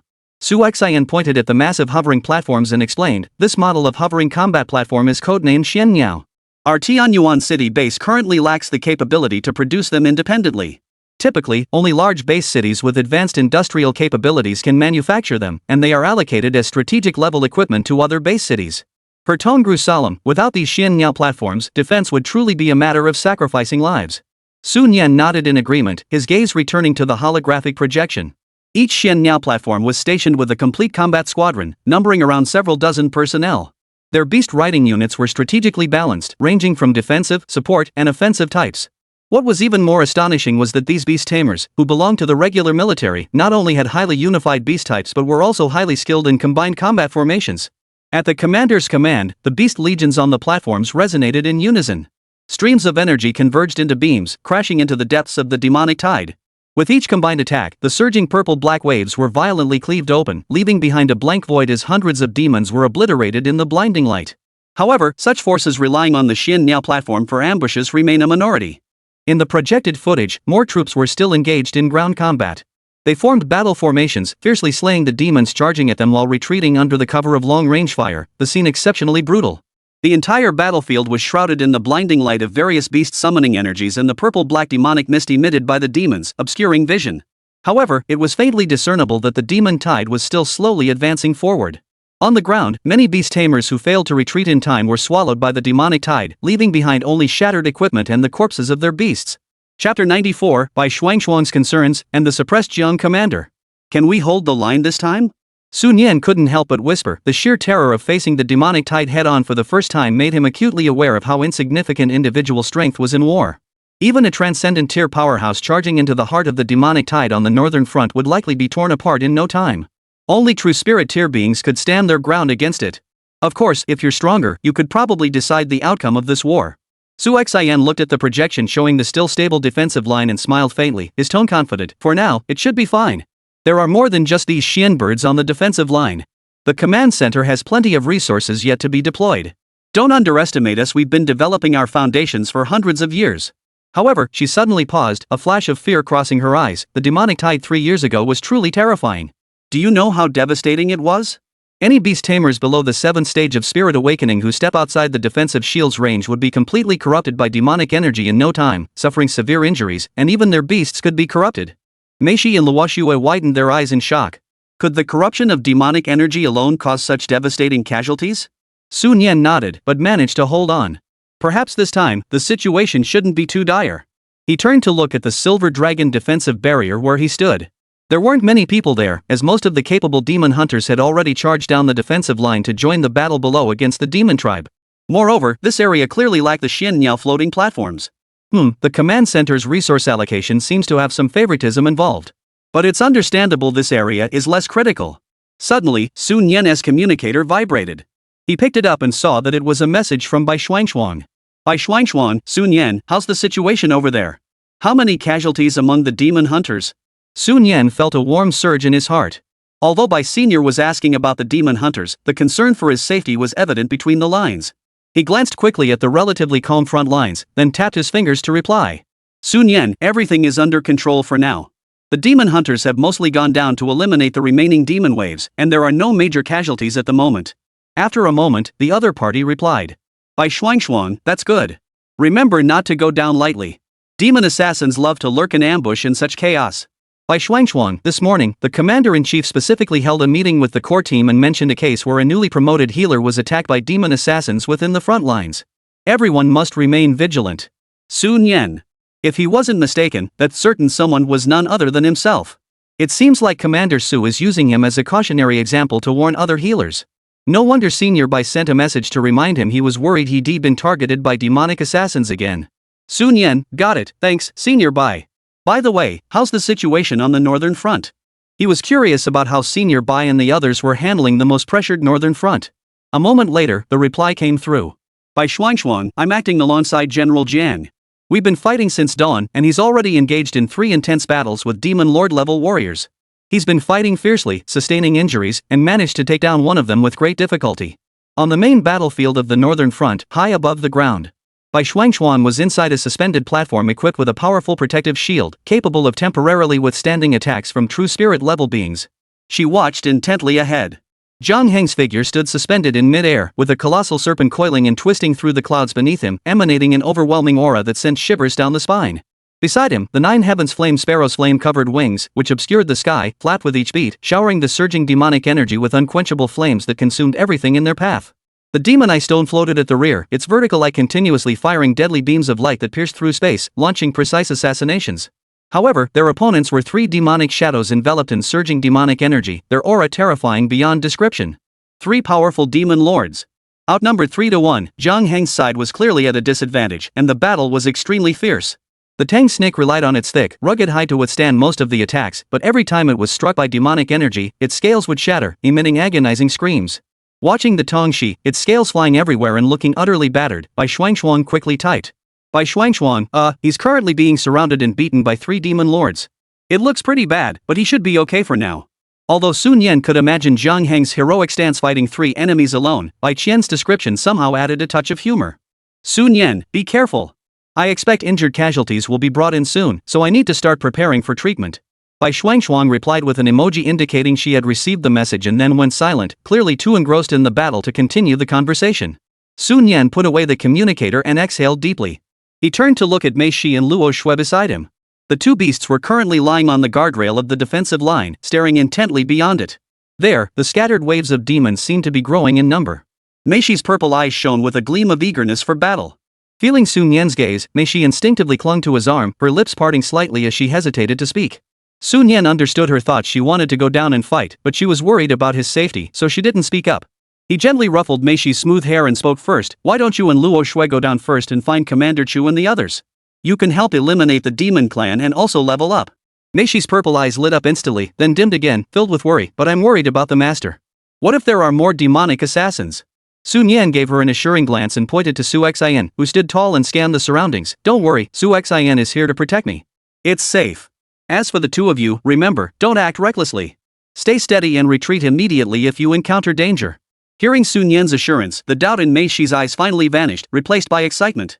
She grabbed Luo Shui's arm and said, Master, we'll go first. Be careful. Luo Shui glanced at Sun Yan, her eyes filled with concern, but before she could say anything else, she was pulled away by the impatient Mei Shi and rushed toward the exit leading to the battlefield below. Sun Yan looked up and saw 2 figures darting out, their crimson and blazing white wings unfurling instantly, like 2 streaks of light heading toward the front lines. With the ability to fly, they held a significant advantage against the ground-based demon tide. Watching their receding figures, Sun Yan's heart settled slightly. After a moment of thought, he lowered his head and sent a message to Chu Han. Sun Yan, Commander Chu, how's the situation over there? The other party took a while to respond, clearly indicating that the battle was in full swing. Chu Han, not bad. We've already taken down hundreds of them. Just a few team members were injured, so we're planning to send the wounded back first. Sun Yan replied immediately. Sun Yan, got it. Send the injured to the designated area behind the front lines. I'll work with the other healers to treat them as quickly as possible and get them back into combat. As for whether they can be fully healed? As long as the healing materials are available, it's no problem for him. I should also mention the matter involving Mei Shi and the others. Sun Yan, and Chu team leader, Mei Shi and Luo Shui have also gone down to eliminate the demon tribe. I've told them to meet up with your team first and follow your unit's actions. Don't worry, they're no slouches in combat and won't cause any trouble. At that moment, on a battlefield approximately several kilometers outside the Silver Dragon defense line, the Shadow Wolf King let out a low growl and swallowed a severely wounded demon general in one gulp. Beside him, a healing elf glowing with green light spread its tiny arms, maintaining the wood domain and continuously providing buffs to its allies within the area. Nearby, members of the Suri Demon Hunter Corps had formed a battle formation, holding back the sparse demon tide. The area they were responsible for was relatively open, with demons not too densely distributed, making the pressure manageable. Chu Han held a red longsword, engaging in a fierce battle with an ordinary demon general. Beast tamers generally have average individual combat strength, and even she would find it difficult to kill an ordinary demon general alone. However, it was merely a stalemate. Once the shadows arrived, eliminating it would be straightforward. Upon receiving the message, she forced the demon general back with a single strike, stepped out of range, and glanced at her communicator. Recalling the strength Mei Shi and Luo Shui demonstrated at the front lines, coupled with Sun Yan's training over the past few days, their combat capability should be adequate. Having two more powerful allies would certainly be advantageous. Chu Han, alright, have them come over directly. I'll keep an eye on them, but tell them not to wander off and stay close to the group. After replying, she put away the communicator, her eyes narrowing as the long blade in her hand flashed with a gleam, swinging down with a single strike. Chapter 95, What an arrogant and self-important leader. Sun Yan saw Chu Han's decisive response and felt a weight lift off her chest. She finally put away her communicator with a sigh of relief. Just then, a slightly aged voice sounded from behind. Su, the last batch of healers from the Medical Alliance have arrived. Should you return to the scene to assess the situation and arrange for follow-up tasks? Sun Yan turned around at the sound and sought his deputy on the northwest front line, Dr. Li Qing, a seasoned second-tier physician with a kind and compassionate expression. They had met the previous day and were already familiar with one another. Sun Yan's gaze swept across the front line below, where he could already see the first batch of injured demon hunters being held back by their comrades. He nodded decisively. Alright, let's go back first. Dr. Li nodded slightly, running his fingers through his gray beard, showing no trace of disdain for this young commander who had been suddenly assigned to the front lines. Although the other party appeared much younger than Bai Shuangshuang, the youngest third-tier healer in Tianyuan City. But Li Cheng knew well that at this stage, caution was always better than regret. He didn't want to become a target for the young man to establish his authority by underestimating him. He turned around and led Sun Yan and Su Xian toward a specific area in the rear section of the defense line. That was the designated healing zone. Sun Yan followed closely behind him, with Su Xian trailing after them, his eyes darting warily around every corner. Soon, the three of them arrived at the slightly chaotic treatment area. There were about a dozen healers dressed in the Medical Alliance's signature white robes. Most of them had weathered faces, their years of experience etched into their features. The youngest among them was already a composed middle-aged man. These individuals represented nearly the entire healing force that the Northwest Front could muster. Their numbers were far from sufficient compared to the demon hunters' forces, the ratio was barely 1 to 100. In the event of significant casualties, this small force would be utterly ineffective. Most of them are first-tier healers, with only a few, including Li Qing, having reached the second-tier level. Dr. Li, you're back? Everyone stood up and greeted Li Qing with respect. Li Qing waved his hand and stepped aside, making way for Sun Yan behind him. The others looked puzzled, clearly not recognizing the young stranger. Some speculated, could this be Dr. Li's junior, brought along to gain experience on the front lines? At this thought, they couldn't help but feel a newfound respect for Sun Yan. However, Dr. Li's subsequent introduction left them wide-eyed. This is Dr. Sun Yan, the overall director of medical affairs for the Northwest Front Line. Put.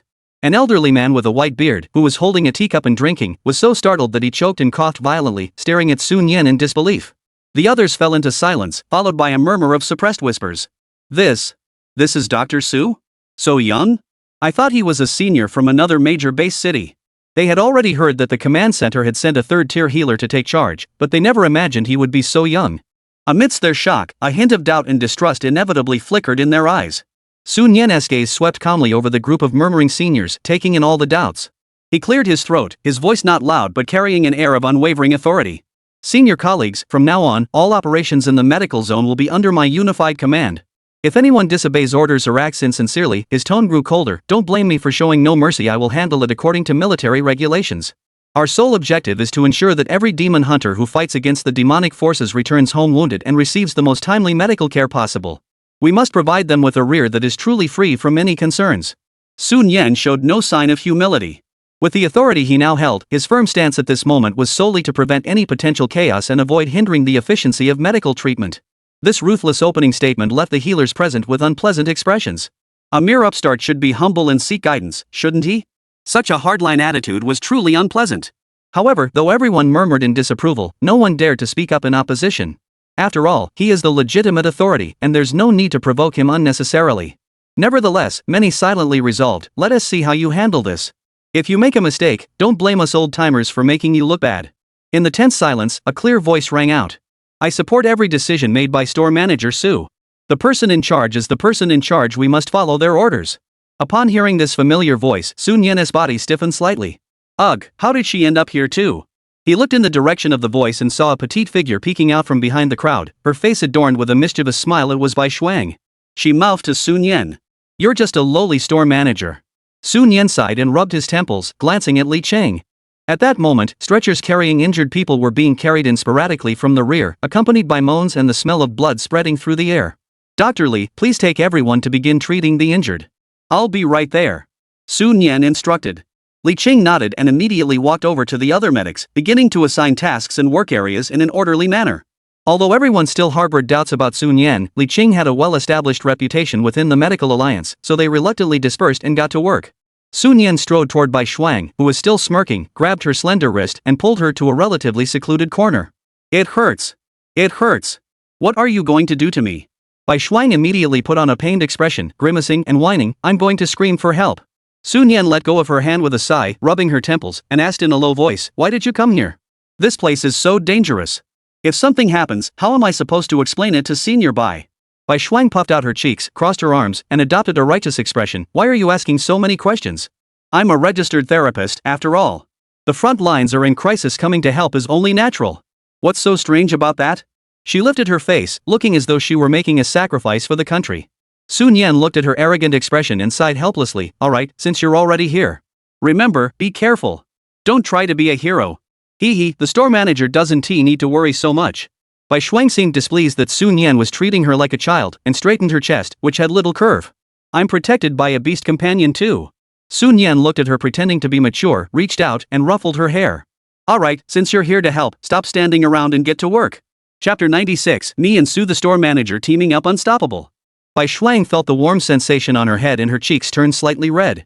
Smack! She quickly slapped away Su Nian's hand and muttered, I know. The store manager is so bossy.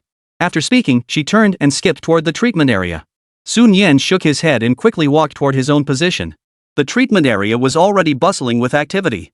More and more injured beasts were being brought back, their agonized screams mingling with the urgent shouts of the demon hunters. The air was filled with the smell of blood and disinfectant. Other healers were rushing back and forth among the injured, their voices overlapping in a constant chorus. Hurry! Abdominal laceration, over 30 centimeters deep, suspected internal organ damage. This claw wound is too deep. The edges are blackening, with signs of ongoing toxin corrosion. Dr. Lee, please come take a look at this. Irregular breathing, vital signs rapidly deteriorating, I'm not sure what's happening. Looking at the long line of demon hunters and the therapist's frantic efforts, Su Nian finally realized how severely lacking the healing resources were. He no longer hesitated and immediately sat down at an empty treatment station. Those who had been waiting anxiously in other lines, upon seeing a new healer take a seat though he was overly young. Some decided to give it a try and switched lines to stand before Su Nian. Su Nian sat upright, looking at the demon hunter at the front of the line. His face was covered in dried purple demon blood, and his eyes were filled with desperation. Summon your injured beast. Su Nian spoke calmly. The demon hunter dared not delay, raising his hand immediately. The beast summoning ring glowed, and a thunder leopard nearly 2 meters tall appeared on the ground. However, at that moment, its once majestic fur was now covered in large patches of ominous purple-black, and its aura was weak and listless. After all, despite the prolonged healing, Su Nian could immediately discern the telltale signs of demonic energy corruption. He already had a rough idea of the remedy, but to ensure absolute safety, he summoned the interface. Thunder Leopard. Quality, Rare 9-star. Rank, Spirit Awakening 7th Stage. Health, 73. Attack, 101. Defense, 70. Spirit, 70. Agility, 70. Skills, Speed Boost, Bloodlust, Lightning. Secondary negative status, Demon Chi Infusion Severe, exposed to high-tier demonic energy corruption. Current treatment plan, Demon Cleansing Flower, Purifying Spirit Water, combined with Advanced Life Restoration Potion. Specific usage instructions. Su Nian glanced over and understood immediately. The condition was indeed critical, but for him, the treatment plan was clear and straightforward. He made no explanation, his fingertips dancing swiftly across the holographic projection screen. The prescription was instantly generated and sent to the pharmacy in the rear. Alright, go directly to the pharmacy to retrieve the medications and use them as instructed. Su Nian spoke swiftly. The demon hunter, his face covered in purple blood, stared at Su Nian in disbelief. Was that even a minute? Without using any diagnostic instruments, without asking about the details of the injury or symptoms. He just casually prescribed the medicine like that? That's way too careless. Su physician, this. The demon hunter stammered, his face filled with hesitation. Su Nian furrowed his brows, about to explain. Just then, the demon hunter's companion nudged him with an elbow and whispered in a low voice. You idiot! You don't even recognize Dr. Su? He is the legendary doctor from the Medical Alliance Square. He diagnosed over 300 cases this morning with 0 mistakes. Upon hearing his companion's reminder, the purple-blooded demon hunter slapped his forehead hard. When he looked at Sun Yan again, his expression shifted from suspicion to sheer joy. "You're that Dr. Su. My goodness." Sun Yan pointed to the projection nameplate next to the treatment station, which read, Northwest Frontline Medical Alliance Director, Sun Yan. He spoke calmly, "The sign is right here. The prescription has already been sent. Don't waste time, hurry up and go." The purple blood demon hunter wanted to say more to express his admiration, but Sun Yan cut him off, leaving him no choice but to nod repeatedly, express his gratitude profusely, and rush off with the thunder leopard to the pharmacy. Those waiting in line behind witnessed the scene, especially upon hearing Su Shen's name, causing the crowd to grow excited. They summoned their own beasts, waiting for Sun Yan to treat them. Just then, a voice rang out from behind Sun Yan. The shopkeeper's efficiency seems lacking. How could this patient take 2.5 minutes? Trash. Trash. Sun Yan's body stiffened. He turned his head and saw Bai Shuang, who had somehow brought a small stool and was sitting not far behind him. She was resting her chin on her hands, blinking her big eyes innocently at him, with a faint smile on her lips. "Sun Yan? What is this little brat doing here? Aren't you supposed to be treating the injured? Why are you sitting here?" Sun Yan asked impatiently while pulling up the next patient's file and entering the prescription on the holographic screen. Bai Shuang smiled mischievously, swinging her legs. "Oh, I did the math carefully. If I treat a patient myself, it takes about 10 minutes. But you, the store manager, are so fast diagnosis and prescription only take half a minute.